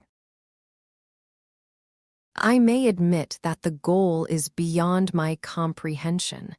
Let me know the way at least. You must find your own way. Unless you find it yourself, it will not be your own way and will take you nowhere. Earnestly live your truth as you have found it. Act on the little you have understood. It is earnestness that will take you through, not cleverness, your own or another's. I am afraid of mistakes. So many things I tried, nothing came out of them. You gave too little of yourself. You were merely curious, not earnest. I don't know any better. At least that much you know. Knowing them to be superficial, give no value to your experiences, forget them as soon as they are over. Live a clean, selfless life, that is all. Is morality so important? Don't cheat, don't hurt, is it not important? Above all, you need inner peace, which demands harmony between the inner and the outer. Do what you believe in and believe in what you do. All else is a waste of energy and time. Chapter 97. The mind and the world are not separate. I see here pictures of several saints, and I am told that they are your spiritual ancestors. Who are they, and how did it all begin? We are called collectively the 9 Masters. The legend says that our first teacher was Rishi Dattatreya, the great incarnation of the trinity of Brahma, Vishnu, and Shiva. Even the 9 Masters, Navnath, are mythological. What is the peculiarity of their teaching? Its simplicity, both in theory and practice. How does one become a Navnath? By initiation or by succession? Neither the 9 Masters' tradition, Navnath Parampara, is like a river. It flows into the ocean of reality, and whoever enters it is carried along. Does it imply acceptance by a living master belonging to the same tradition? Those who practice the sadhana of focusing their minds on I am may feel related to others who have followed the same sadhana and succeeded. They may decide to verbalize their sense of kinship by calling themselves Navnaths. It gives them the pleasure of belonging to an established tradition. Do they in any way benefit by joining? The circle of satsang, the company of saints, expands in numbers as time passes. Do they get hold thereby of a source of power and grace from which they would have been barred otherwise? Power and grace are for all and for the asking. Giving oneself a particular name does not help. Call yourself by any name as long as you are intensely mindful of yourself. The accumulated obstacles to self-knowledge are bound to be swept away. If I like your teaching and accept your guidance, can I call myself a Navnath? Please your word-addicted mind. The name will not change you. At best, it may remind you to behave. There is a succession of gurus and their disciples who in turn train more disciples, and thus the line is maintained. But the continuity of tradition is informal and voluntary. It is like a family name, but here the family is spiritual. Do you have to realize to join the Sampradaya? The Navnath Sampradaya is only a tradition, a way of teaching and practice. It does not denote a level of consciousness. If you accept a Navnath Sampradaya teacher as your guru, you join his Sampradaya.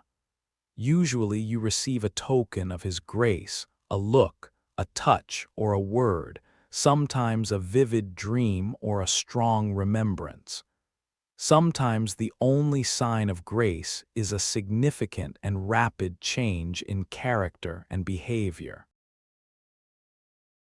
I know you now for some years and I meet you regularly. The thought of you is never far from my mind. Does it make me belong to your Sampradaya? Your belonging is a matter of your own feeling and conviction. After all, it is all verbal and formal. In reality, there is neither guru nor disciple, neither theory nor practice, neither ignorance nor realization. It all depends on what you take yourself to be. Know yourself correctly. There is no substitute to self-knowledge. What proof will I have that I know myself correctly? You need no proofs. The experience is unique and unmistakable. It will dawn on you suddenly when the obstacles are removed to some extent. It is like a frayed rope snapping. Yours is to work at the strands. The break is bound to happen. It can be delayed but not prevented. I am confused by your denial of causality. Does it mean that none is responsible for the world as it is? The idea of responsibility is in your mind. You think there must be something or somebody solely responsible for all that happens. There is a contradiction between a multiple universe and a single cause. Either one or the other must be false, or both. As I see it, it is all daydreaming. There is no reality in ideas. The fact is that without you, neither the universe nor its cause could have come into being. I cannot make out whether I am the creature or the creator of the universe. I am is an ever-present fact, while I am created is an idea. Neither God nor the universe have come to tell you that they have created you. The mind obsessed by the idea of causality invents creation and then wonders who is the creator. The mind itself is the creator. Even this is not quite true, for the created and its creator are one. The mind and the world are not separate. Do understand that what you think to be the world is your own mind. Is there a world beyond or outside the mind? All space and time are in the mind. Where will you locate a supramental world? There are many levels of the mind, and each projects its own version, yet all are in the mind and created by the mind. What is your attitude to sin? How do you look at a sinner, somebody who breaks the law, inner or outer? Do you want him to change, or you just pity him? Or are you indifferent to him because of his sins? I know no sin nor sinner. Your distinction and valuation do not bind me. Everybody behaves according to his nature. It cannot be helped, nor need it be regretted. Others suffer. Life lives on life. In nature, the process is compulsory. In society, it should be voluntary. There can be no life without sacrifice. A sinner refuses to sacrifice and invites death. This is as it is and gives no cause for condemnation or pity. Surely you feel at least compassion when you see a man steeped in sin. Yes, I feel I am that man and his sins are my sins. Right, and what next? By my becoming one with him, he becomes one with me. It is not a conscious process, it happens entirely by itself. None of us can help it. What needs changing shall change anyhow, enough to know oneself as one is, here and now. Intense and methodical investigation into one's mind is yoga. What about the chains of destiny forged by sin? When ignorance, the mother of sin, dissolves destiny, the compulsion to sin again ceases. There are retributions to make. With ignorance coming to an end, all comes to an end. Things are then seen as they are, and they are good. If a sinner, a breaker of the law, comes before you and asks for your grace, what will be your response?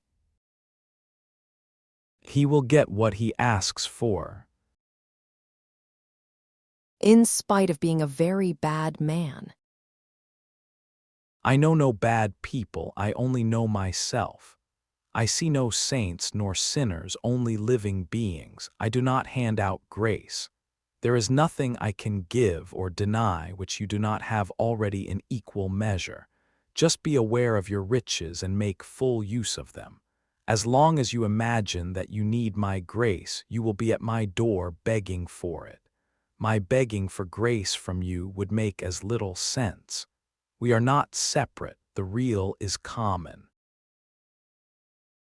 A mother comes to you with a tale of woe. Her only son has taken to drugs and sex and is going from bad to worse. She is asking for your grace. What shall be your response? Probably I shall hear myself telling her that all will be well. That's all. That's all, what more do you expect? But will the son of the woman change? He may or he may not.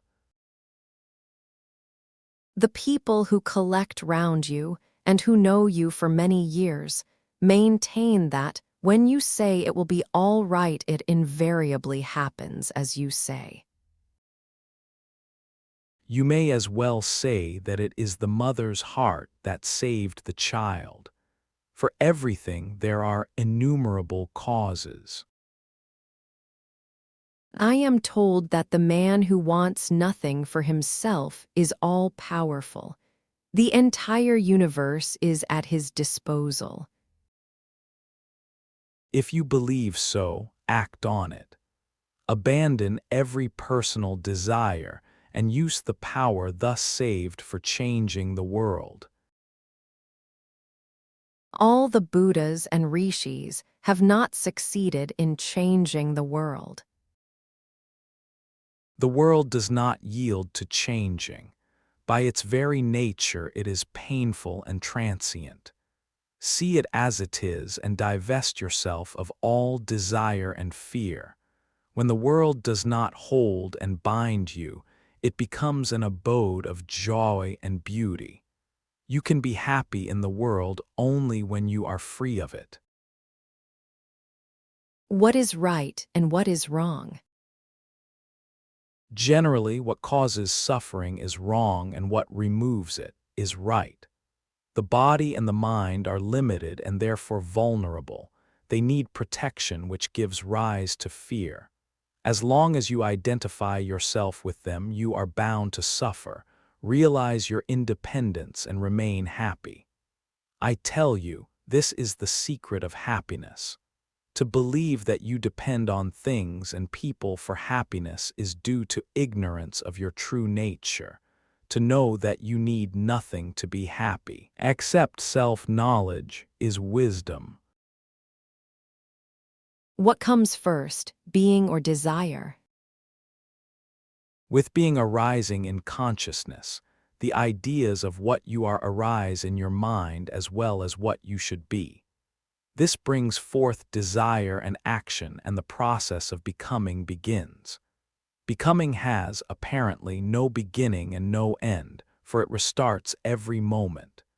With the cessation of imagination and desire, becoming ceases and the being this or that merges into pure being, which is not describable, only experienceable.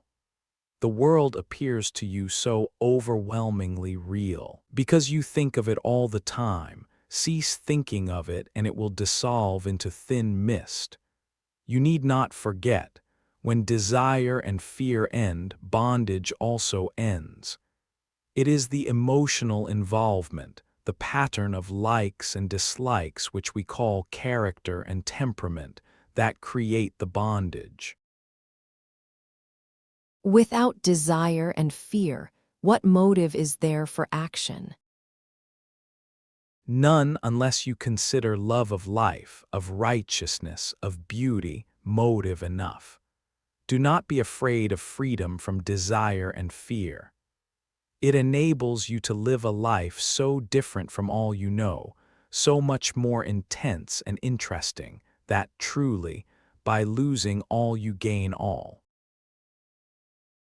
Since you count your spiritual ancestry from Rishi Dattatreya, are we right in believing that you and all your predecessors are reincarnations of the Rishi?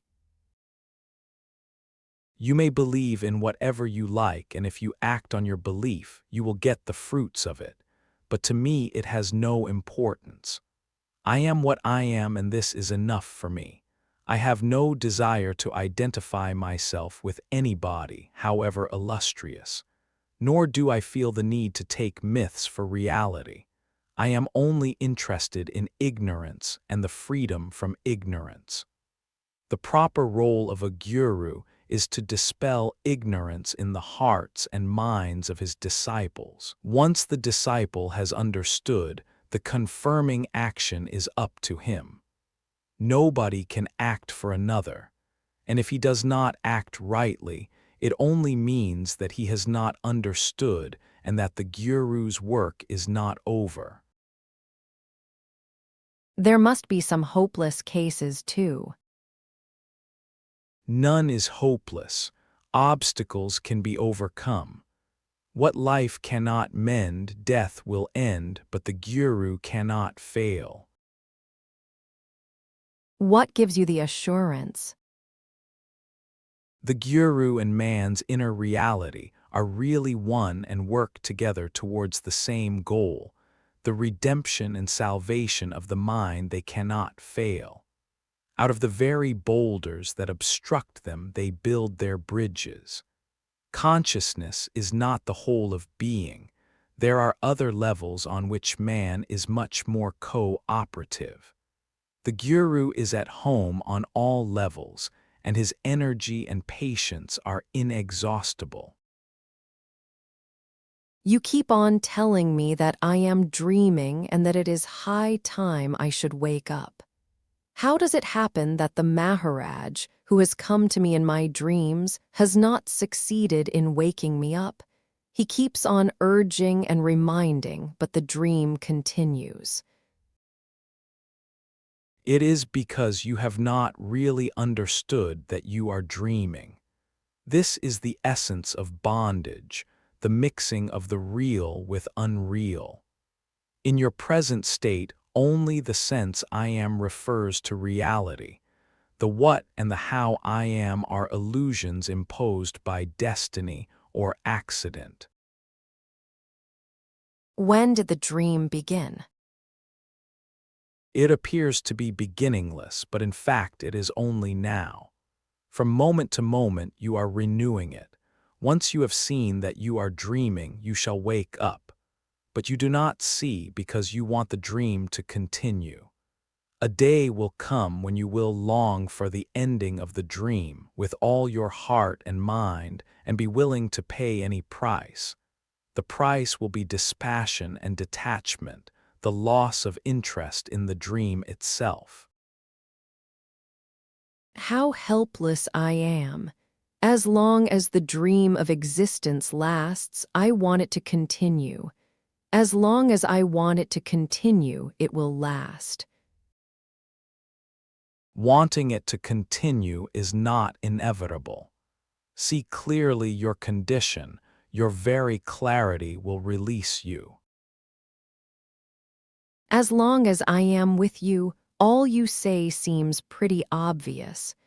But as soon as I am away from you, I run about restless and anxious. You need not keep away from me, in your mind at least. But your mind is after the world's welfare. The world is full of troubles. No wonder my mind, too, is full of them. Was there ever a world without troubles? Your being as a person depends on violence to others. Your very body is a battlefield, full of the dead and dying. Existence implies violence. As a body, yes.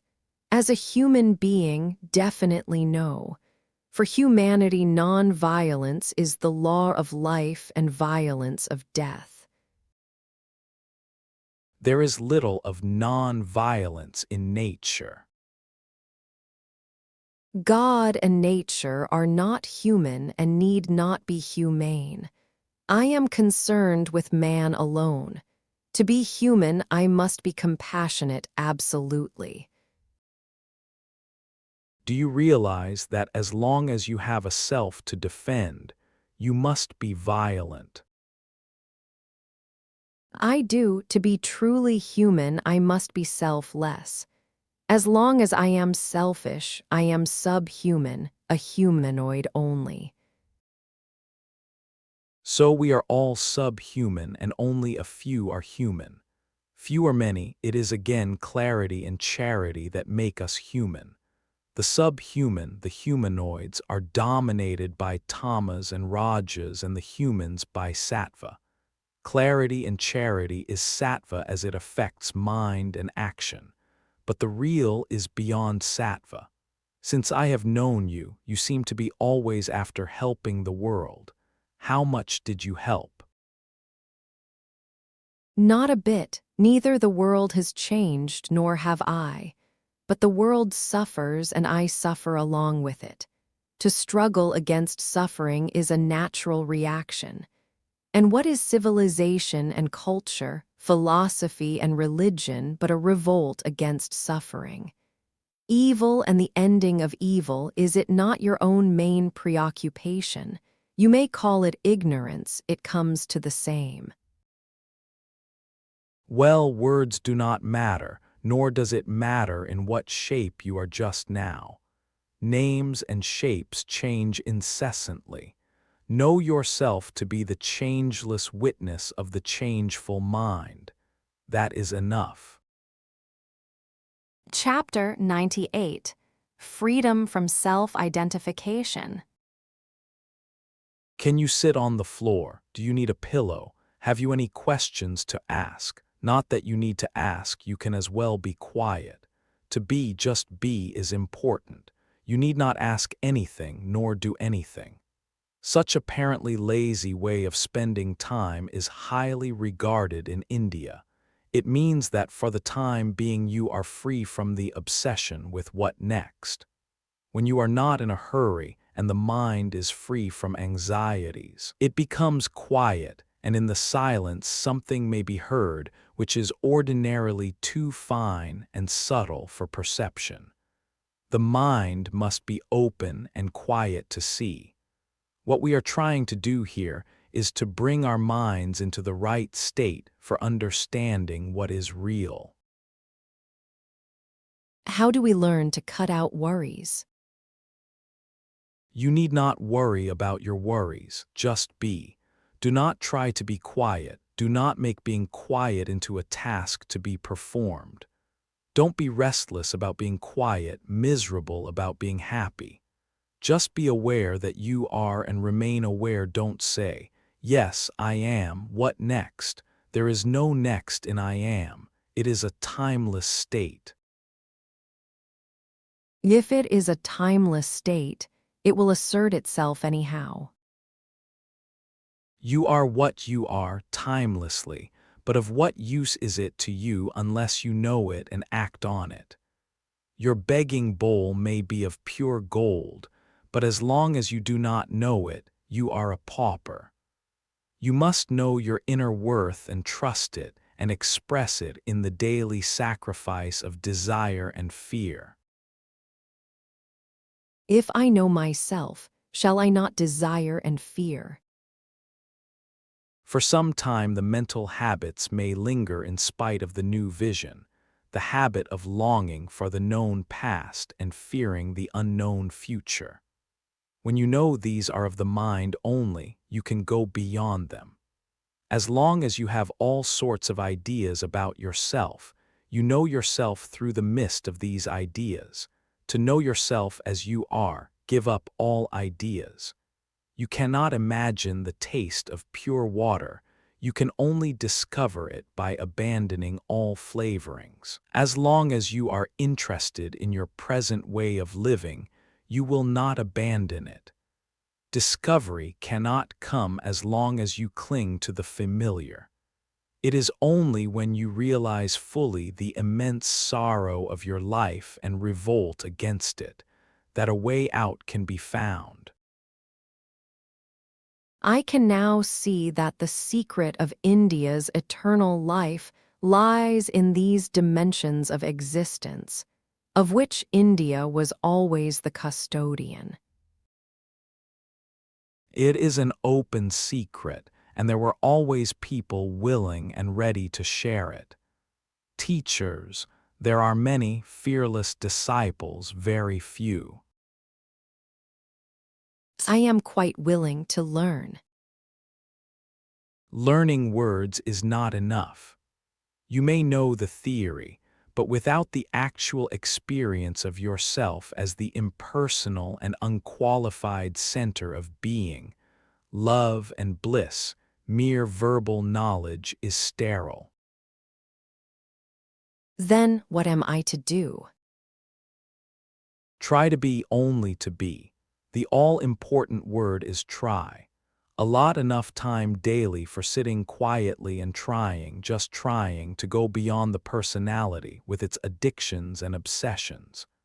Don't ask how, it cannot be explained.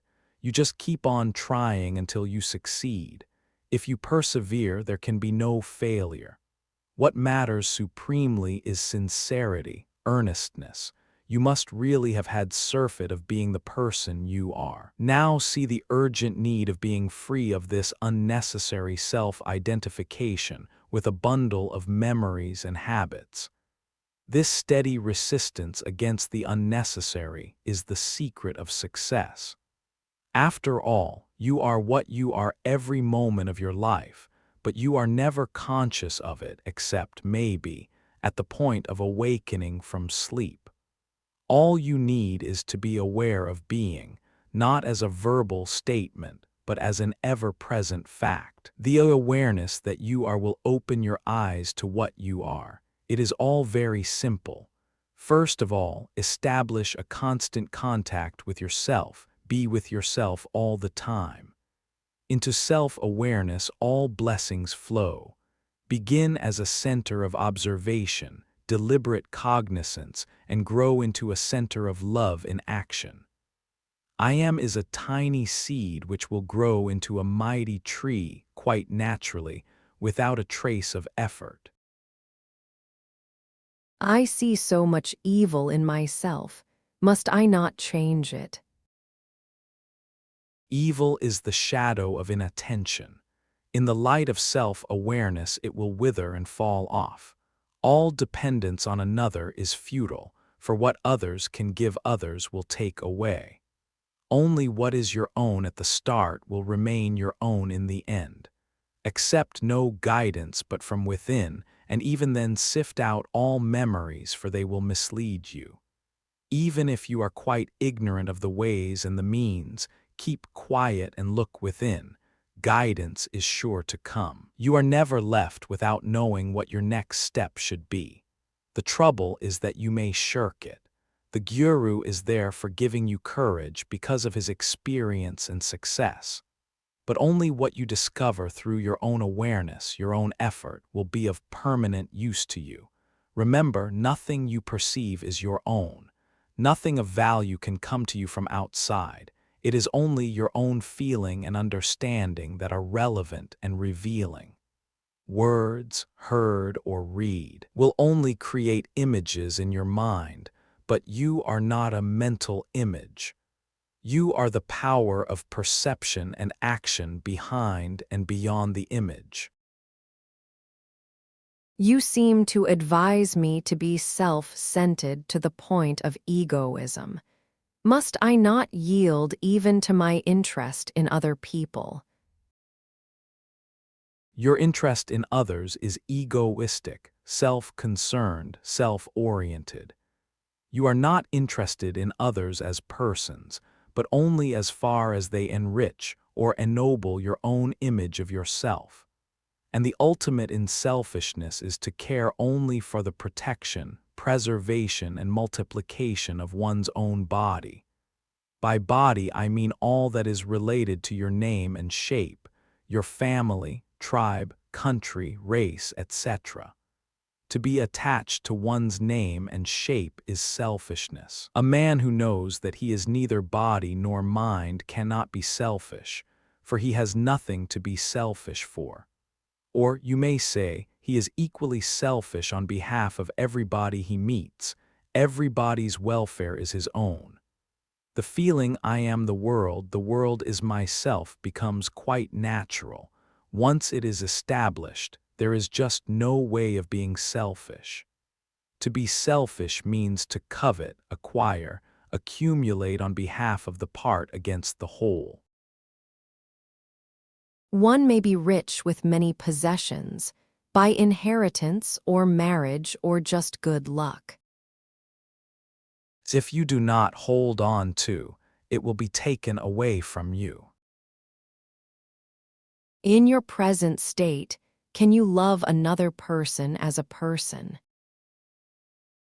I am the other person is myself.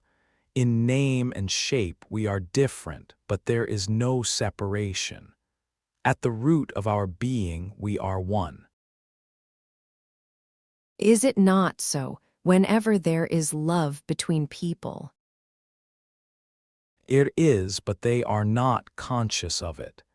They feel the attraction, but do not know the reason. Why is love selective? Love is not selective, desire is selective. In love, there are no strangers. When the center of selfishness is no longer, all desires for pleasure and fear of pain cease. One is no longer interested in being happy.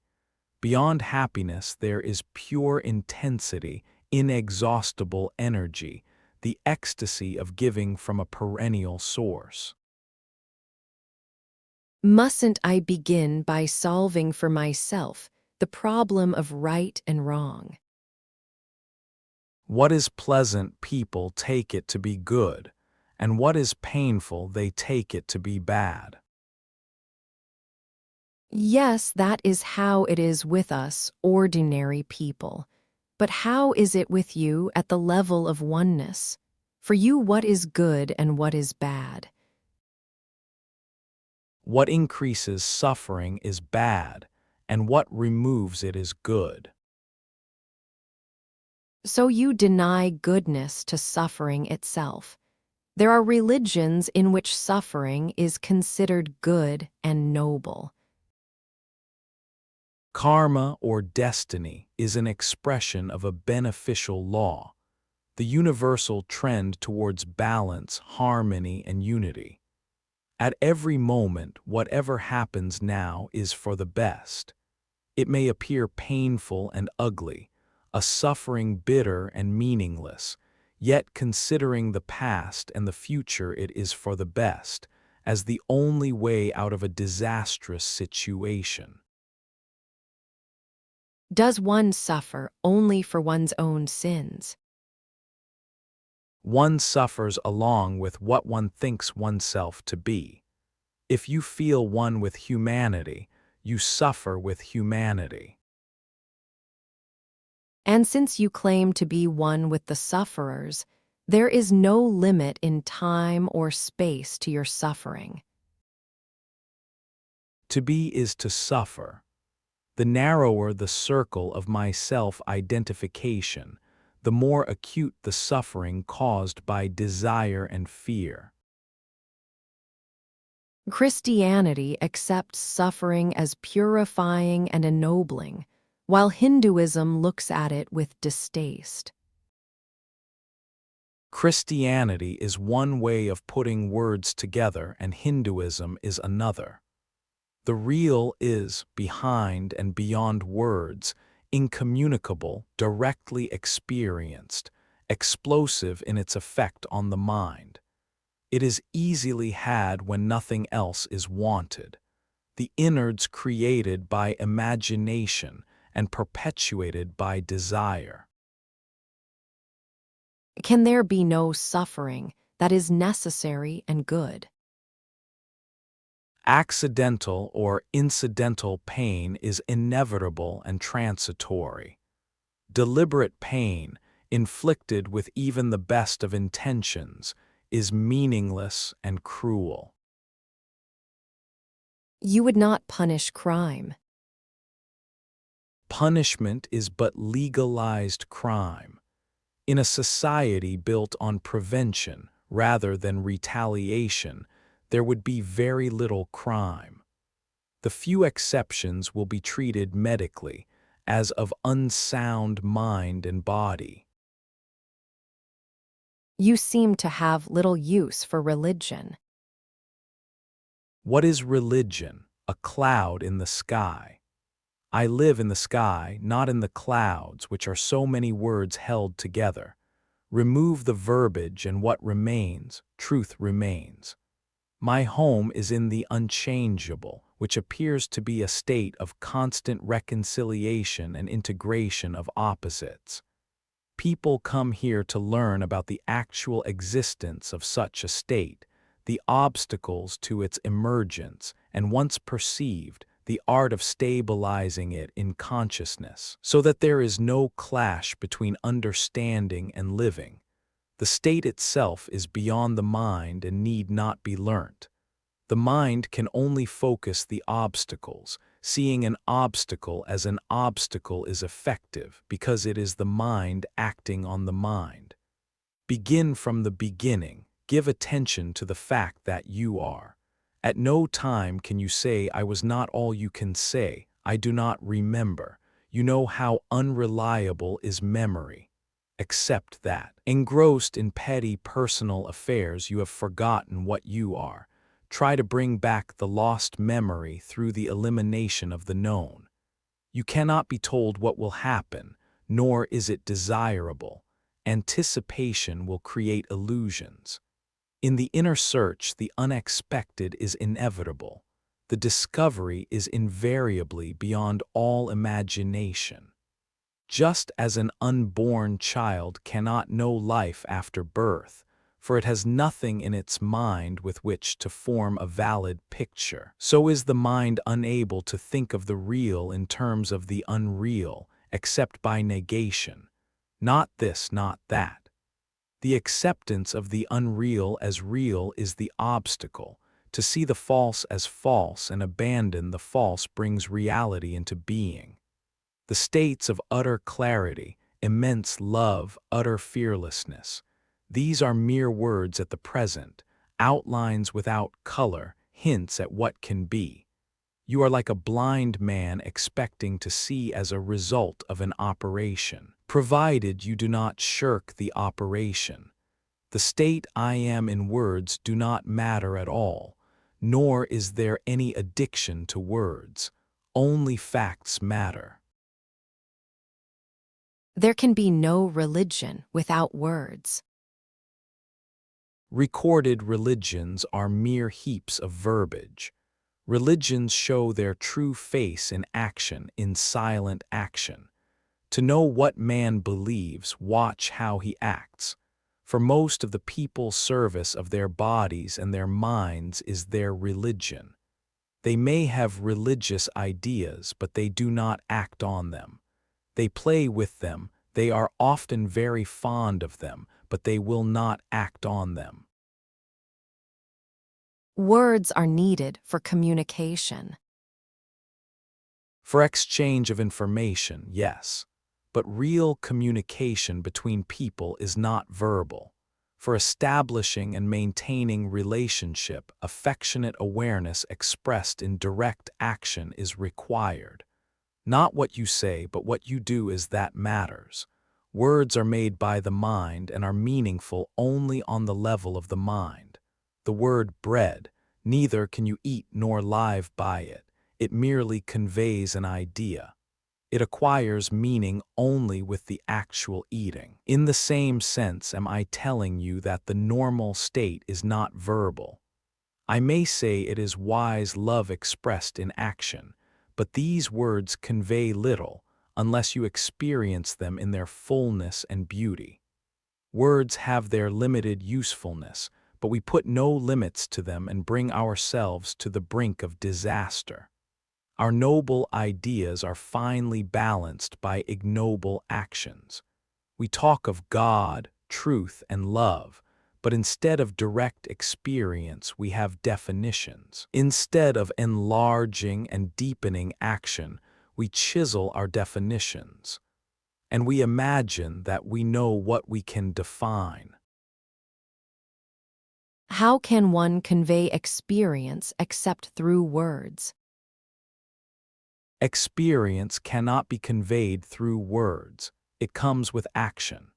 A man who is intense in his experience will radiate confidence and courage. Others, too, will act and gain experience born out of action. Verbal teaching has its use. It prepares the mind for voiding itself of its accumulations. A level of mental maturity is reached when nothing external is of any value and the heart is ready to relinquish all. Then the real has a chance and it grasps it. Delays, if any, are caused by the mind being unwilling to see or to discard. Are we so totally alone? Oh no, we are not. Those who have can give, and such givers are many. The world itself is a supreme gift maintained by loving sacrifice, but the right receivers, wise and humble, are so few. Ask and you shall be given is the eternal law. So many words you have learnt, so many you have spoken. You know everything, but you do not know yourself. For the self is not known through words, only direct insight will reveal it. Look within, search within. It is very difficult to abandon words. Our mental life is one continuous stream of words. It is not a matter of easy or difficult. You have no alternative. Either you try or you don't. It is up to you. I have tried many times and failed. Try again. If you keep on trying, something may happen. But if you don't, you are stuck. You may know all the right words, quote the scriptures, be brilliant in your discussions, and yet remain a bag of bones. Or you may be inconspicuous and humble, an insignificant person altogether, yet glowing with loving kindness and deep wisdom. Chapter 99. The perceived cannot be the perceiver. I have been moving from place to place investigating the various yogas available for practice, and I could not decide which will suit me best. I should be thankful for some competent advice. At present, as a result of all this searching, I am just tired of the idea of finding truth. It seems to me both unnecessary and troublesome. Life is enjoyable as it is, and I see no purpose in improving on it. You are welcome to stay in your contentment, but can you? Youth, vigor, money, all will pass away sooner than you expect. Sorrow, shunned so far, will pursue you. If you want to be beyond suffering, you must meet it halfway and embrace it. Relinquish your habits and addictions, live a simple and sober life, don't hurt a living being. This is the foundation of yoga. To find reality, you must be real in the smallest daily action.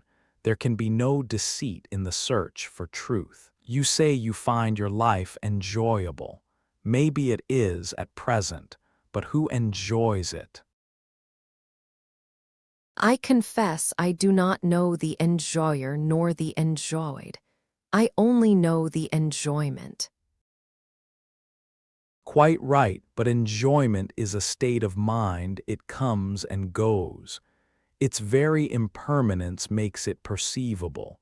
You cannot be conscious of what does not change. All consciousness is consciousness of change. But the very perception of change, does it not necessitate a changeless background? Not at all.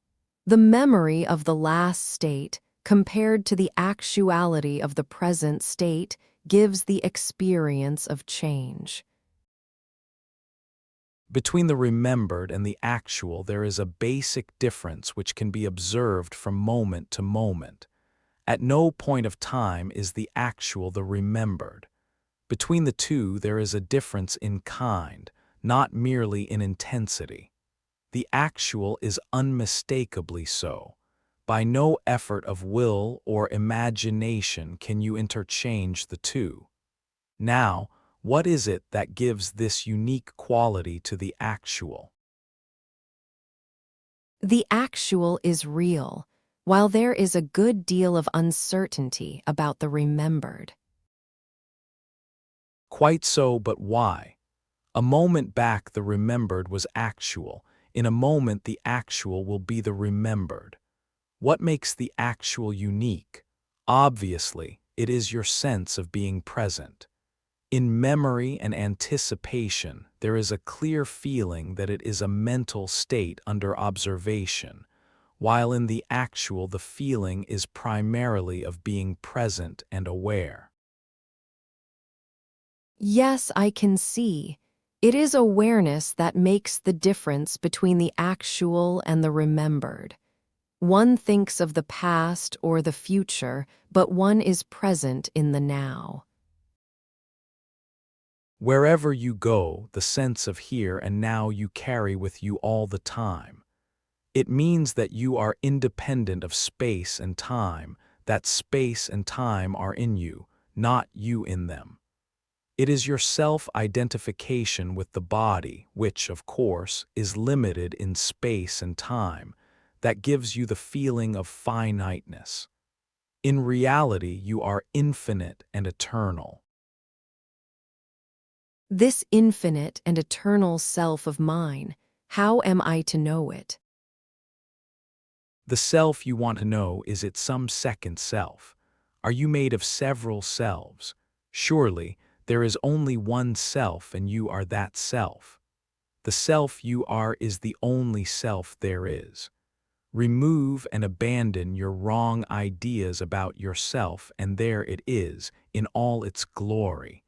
It is only your mind that prevents self-knowledge. How am I to be rid of the mind? And is life without mind at all possible on the human level? There is no such thing as mind. There are ideas and some of them are wrong. Abandon the wrong ideas, for they are false and obstruct your vision of yourself. Which ideas are wrong and which are true? Assertions are usually wrong and denials right. One cannot live by denying everything. Only by denying can one live. Assertion is bondage. To question and deny is necessary. It is the essence of revolt, and without revolt there can be no freedom. There is no second or higher self to search for. You are the highest self. Only give up the false ideas you have about yourself. Both faith and reason tell you that you are neither the body, nor its desires and fears, nor are you the mind with its fanciful ideas, nor the role society compels you to play, the person you are supposed to be. Give up the false and the true will come into its own. You say you want to know yourself. You are yourself. You cannot be anything but what you are. Is knowing separate from being? Whatever you can know with your mind is of the mind, not you. About yourself you can only say, I am aware, I like it. I find being alive a painful state. You cannot be alive, for you are life itself. It is the person you imagine yourself to be that suffers, not you. Dissolve it in awareness. It is merely a bundle of memories and habits. From the awareness of the unreal to the awareness of your real nature, there is a chasm which you will easily cross once you have mastered the art of pure awareness. All I know is that I do not know myself. How do you know that you do not know yourself? Your direct insight tells you that yourself you know first, for nothing exists to you without your being there to experience its existence. You imagine you do not know yourself because you cannot describe yourself. You can always say, I know that I am, and you will refuse as untrue the statement, I am not. But whatever can be described cannot be yourself, and what you are cannot be described. You can only know yourself by being yourself without any attempt at self-definition and self-description. Once you have understood that you are nothing perceivable or conceivable, that whatever appears in the field of consciousness cannot be yourself, you will apply yourself to the eradication of all self-identification as the only way that can take you to a deeper realization of yourself. You literally progress by rejection, a veritable rocket. To know that you are neither in the body nor in the mind, though aware of both, is already self-knowledge. If I am neither the body nor mind, how am I aware of them? How can I perceive something quite foreign to myself? Nothing is me is the first step. Everything is me is the next. Both hang on the idea, there is a world. When this too is given up, you remain what you are, the non-dual self. You are it here and now, but your vision is obstructed by your false ideas about yourself. Well, I admit that I am, I was, I shall be, at least from birth to death. I have no doubts of my being here and now, but I find that it is not enough. My life lacks joy, born of harmony between the inner and the outer. If I alone am and the world is merely a protection, then why is there disharmony? You create disharmony and then complain. When you desire and fear and identify yourself with your feelings, you create sorrow and bondage. When you create with love and wisdom and remain unattached to your creations, the result is harmony and peace.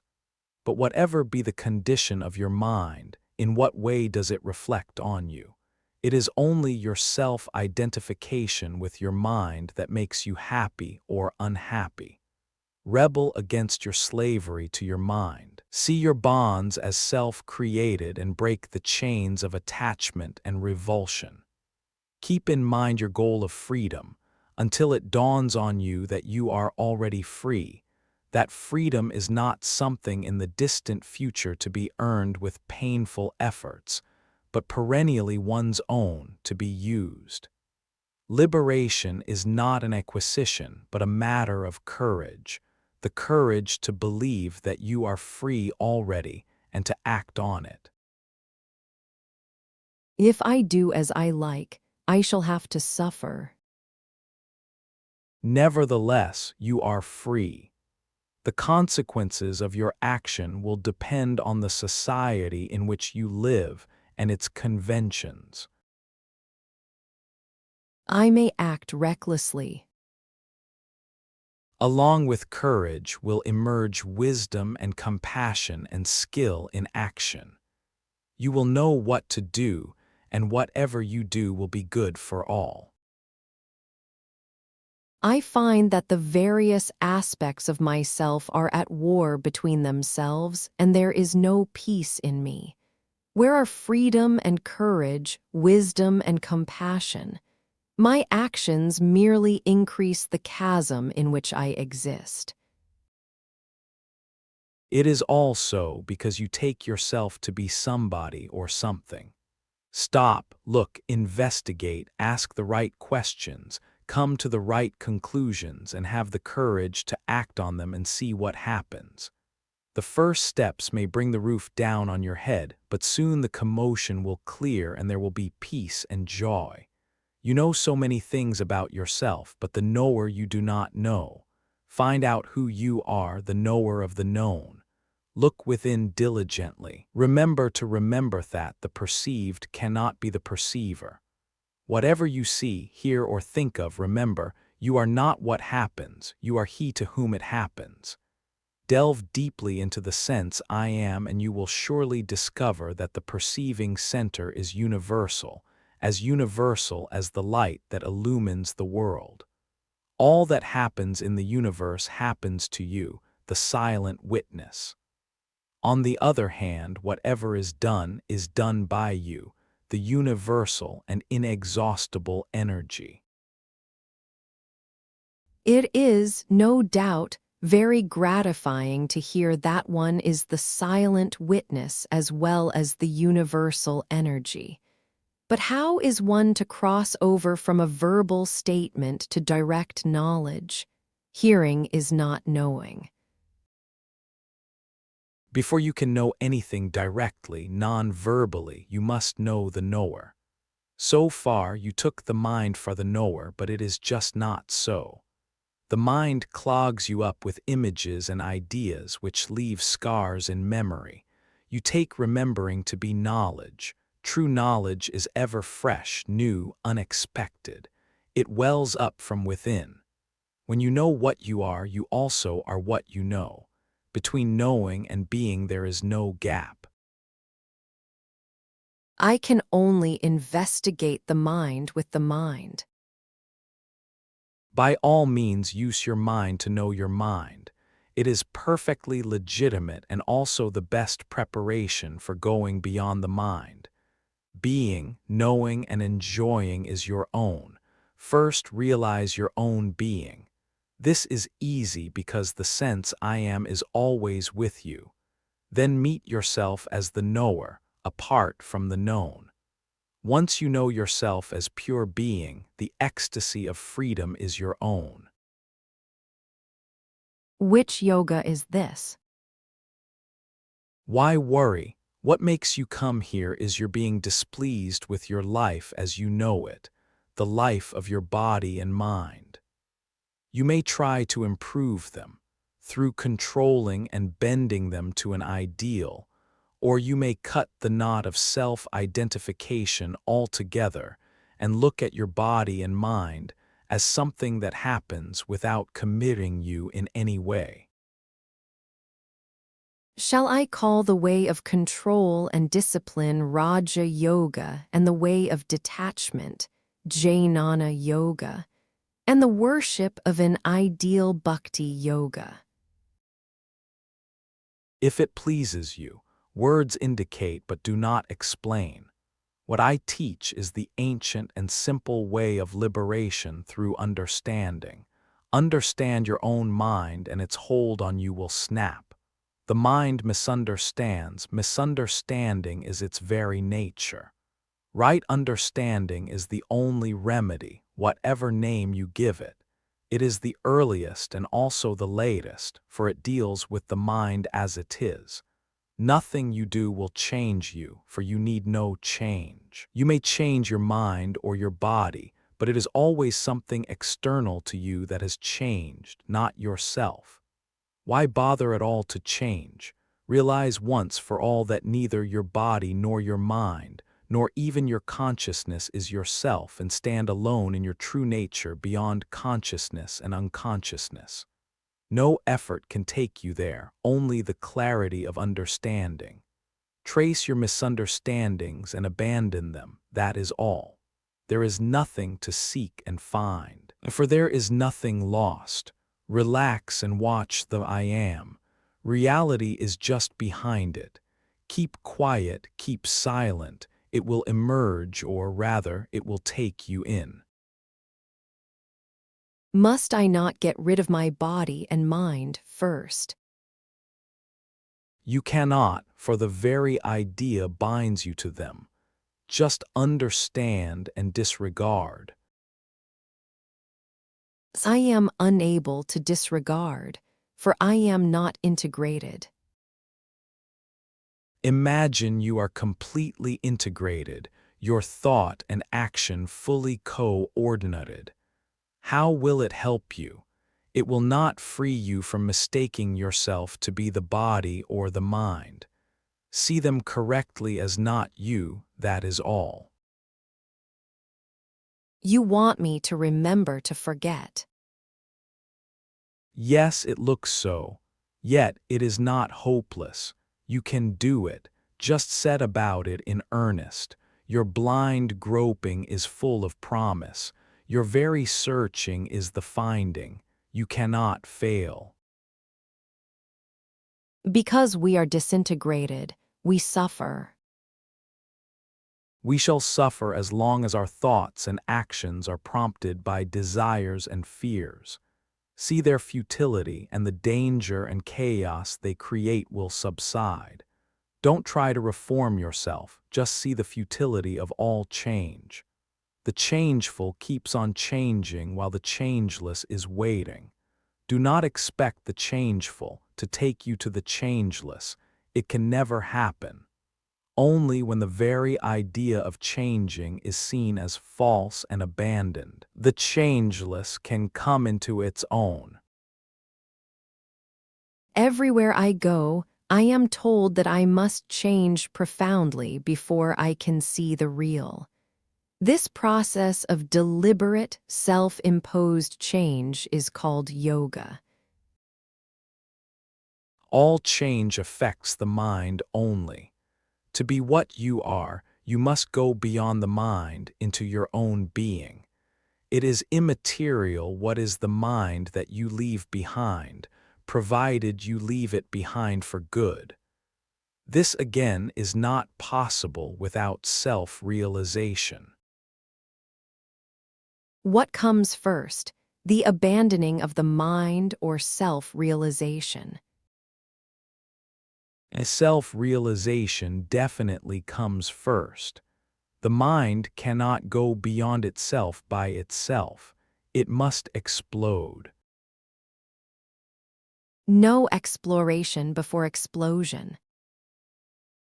The explosive power comes from the real, but you are well advised to have your mind ready for it.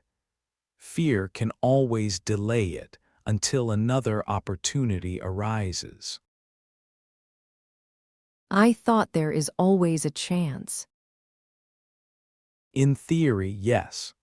In practice, a situation must arise when all the factors necessary for self-realization are present.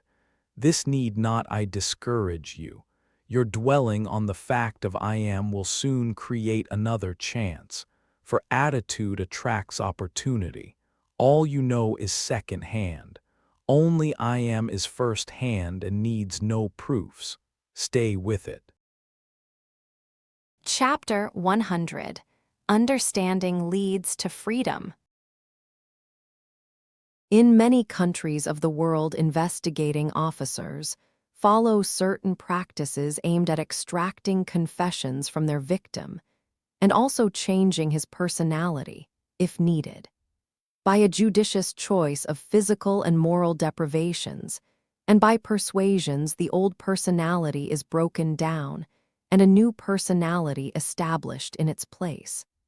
The man under investigation hears so many times repeated that he is an enemy of the state and a traitor to his country, that a day comes when something breaks down in him and he begins to feel with full conviction that he is a traitor, a rebel altogether despicable and deserving the direst punishment. This process is known as brainwashing. It struck me that the religious and yogic practices are very similar to brainwashing. The same physical and mental deprivation, solitary confinement, a powerful sense of sin, despair, and a desire to escape through expiation and conversion, adoption of a new image of oneself, and impersonating that image. The same repetition of set formulas, God is good, the Guru party knows, faith will save me. In the so-called yogic or religious practices, the same mechanism operates.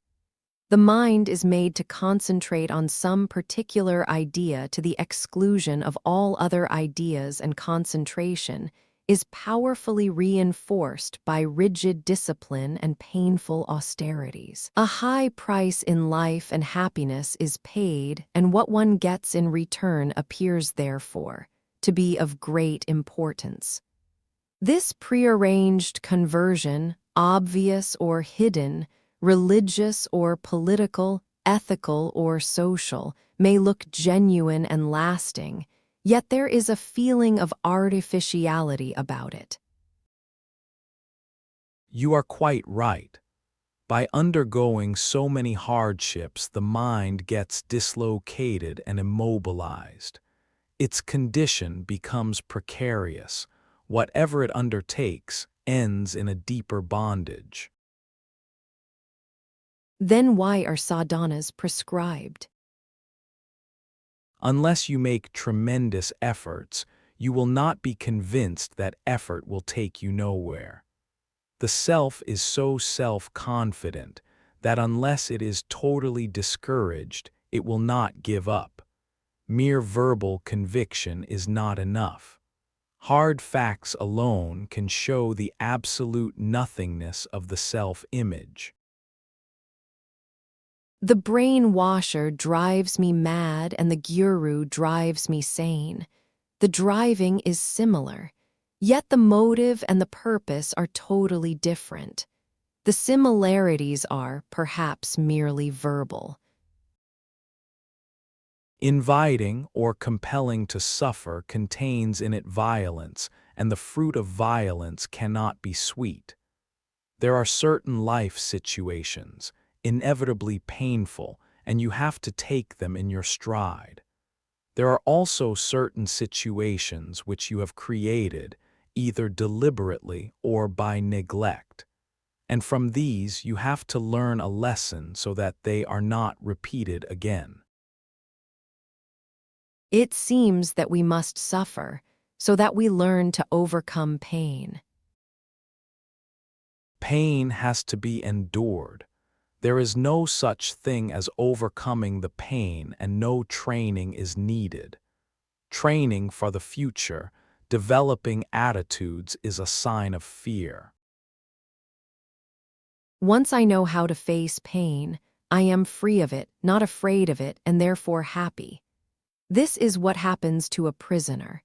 He accepts his punishment as just and proper and is at peace with the prison authorities and the state. All religions do nothing else but preach acceptance and surrender. We are being encouraged to plead guilty, to feel responsible for all the evils in the world and point at ourselves as their only cause. My problem is, I cannot see much difference between brainwashing and sadhana, except that in the case of sadhana one is not physically constrained. The element of compulsive suggestion is present in both. As you have said, the similarities are superficial. You need not harp on them.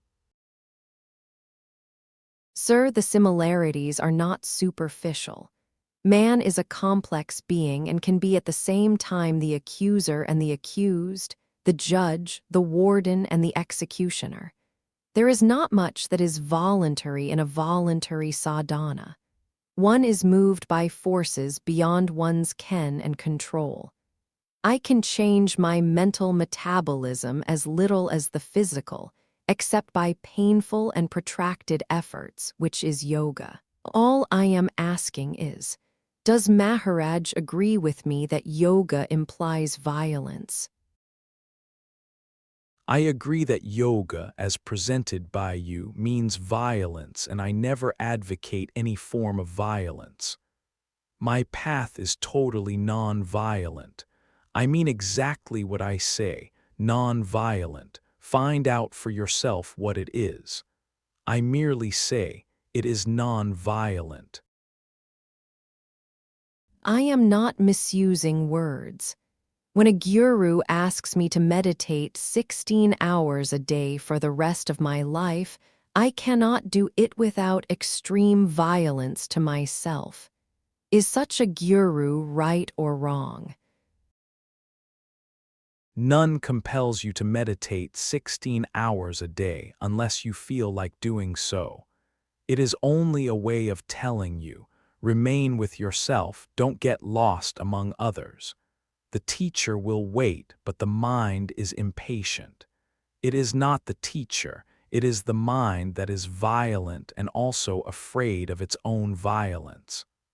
What is of the mind is relative. It is a mistake to make it into an absolute. If I remain passive, nothing will change. If I am active, I must be violent. What is it I can do which is neither sterile nor violent?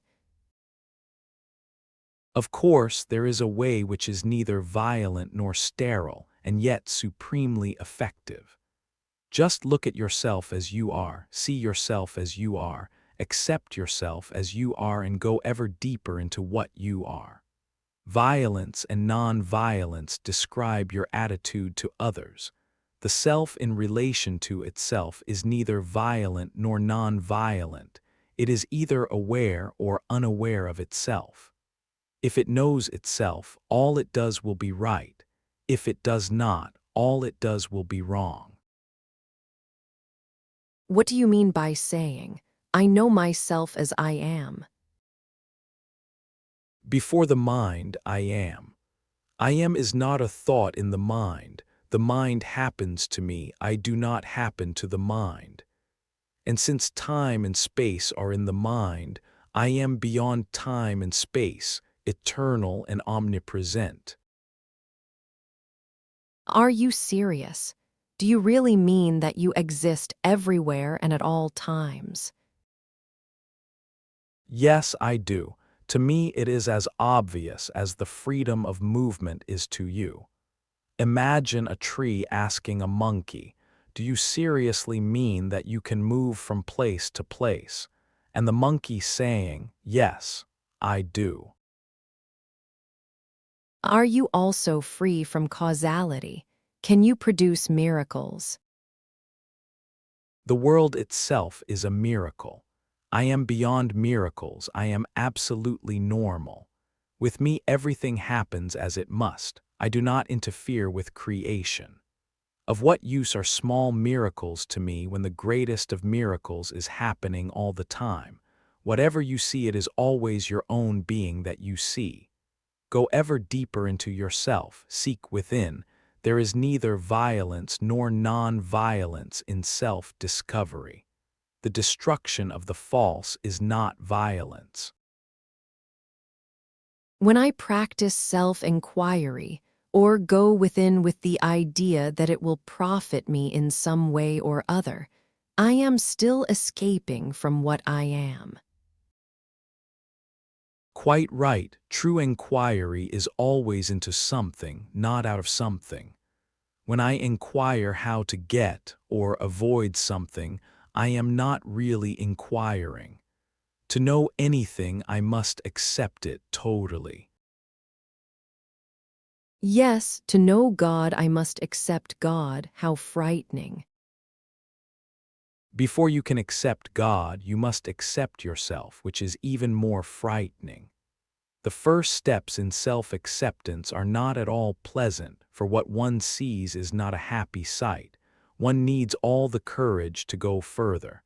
What helps is silence. Look at yourself in total silence. Do not describe yourself. Look at the being you believe you are and remember, you are not what you see.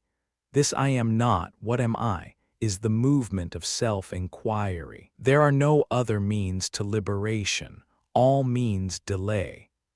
Resolutely reject what you are not, till the real self emerges in its glorious nothingness. It's not a thingness. The world is passing through rapid and critical changes. We can see them with great clarity in the United States, though they happen in other countries. There is an increase in crime on one hand and more genuine holiness on the other. Communities are being formed, and some of them are on a very high level of integrity and austerity.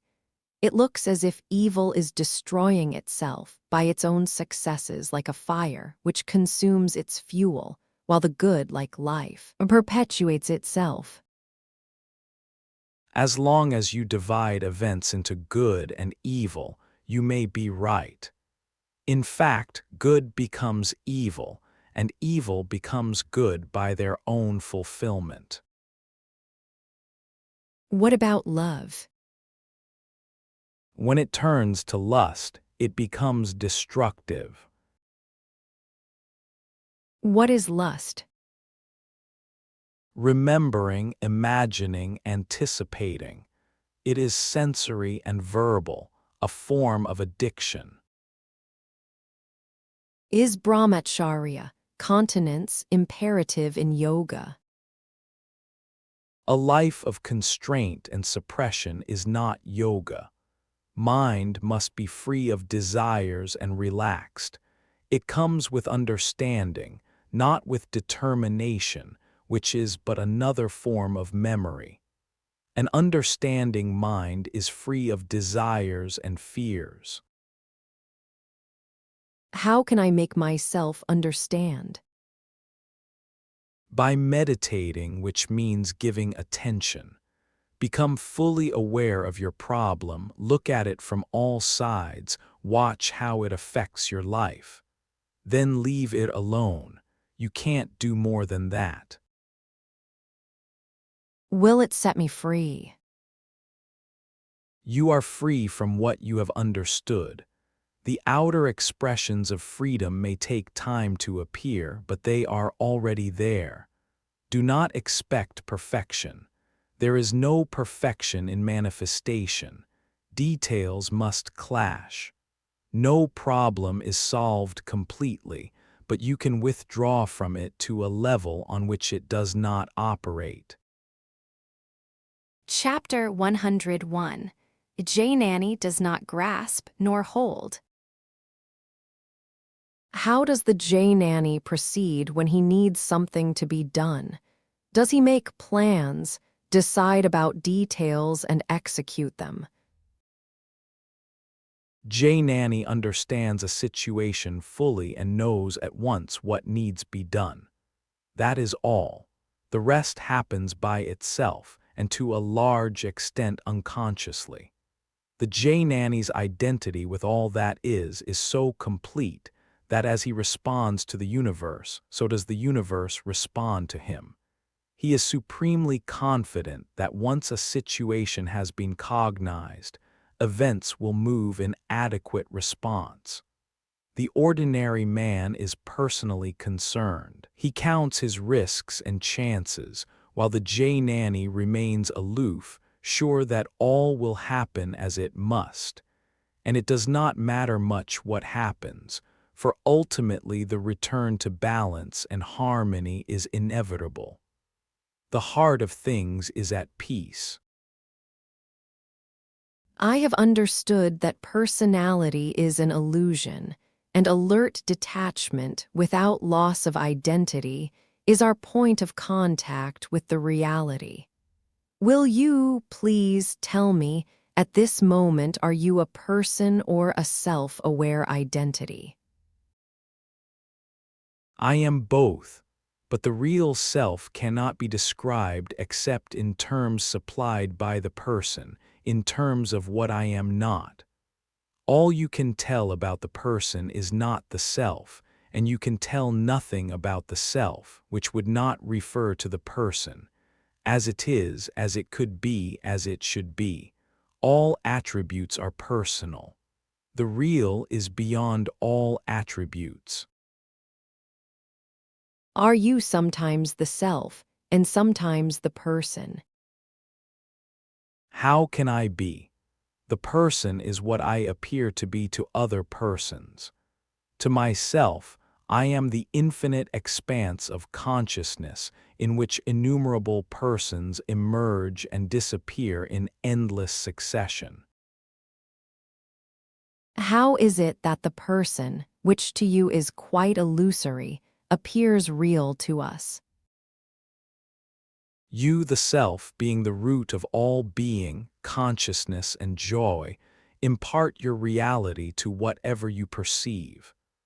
This imparting of reality takes place invariably in the now, at no other time, because past and future are only in the mind. Being applies to the now only.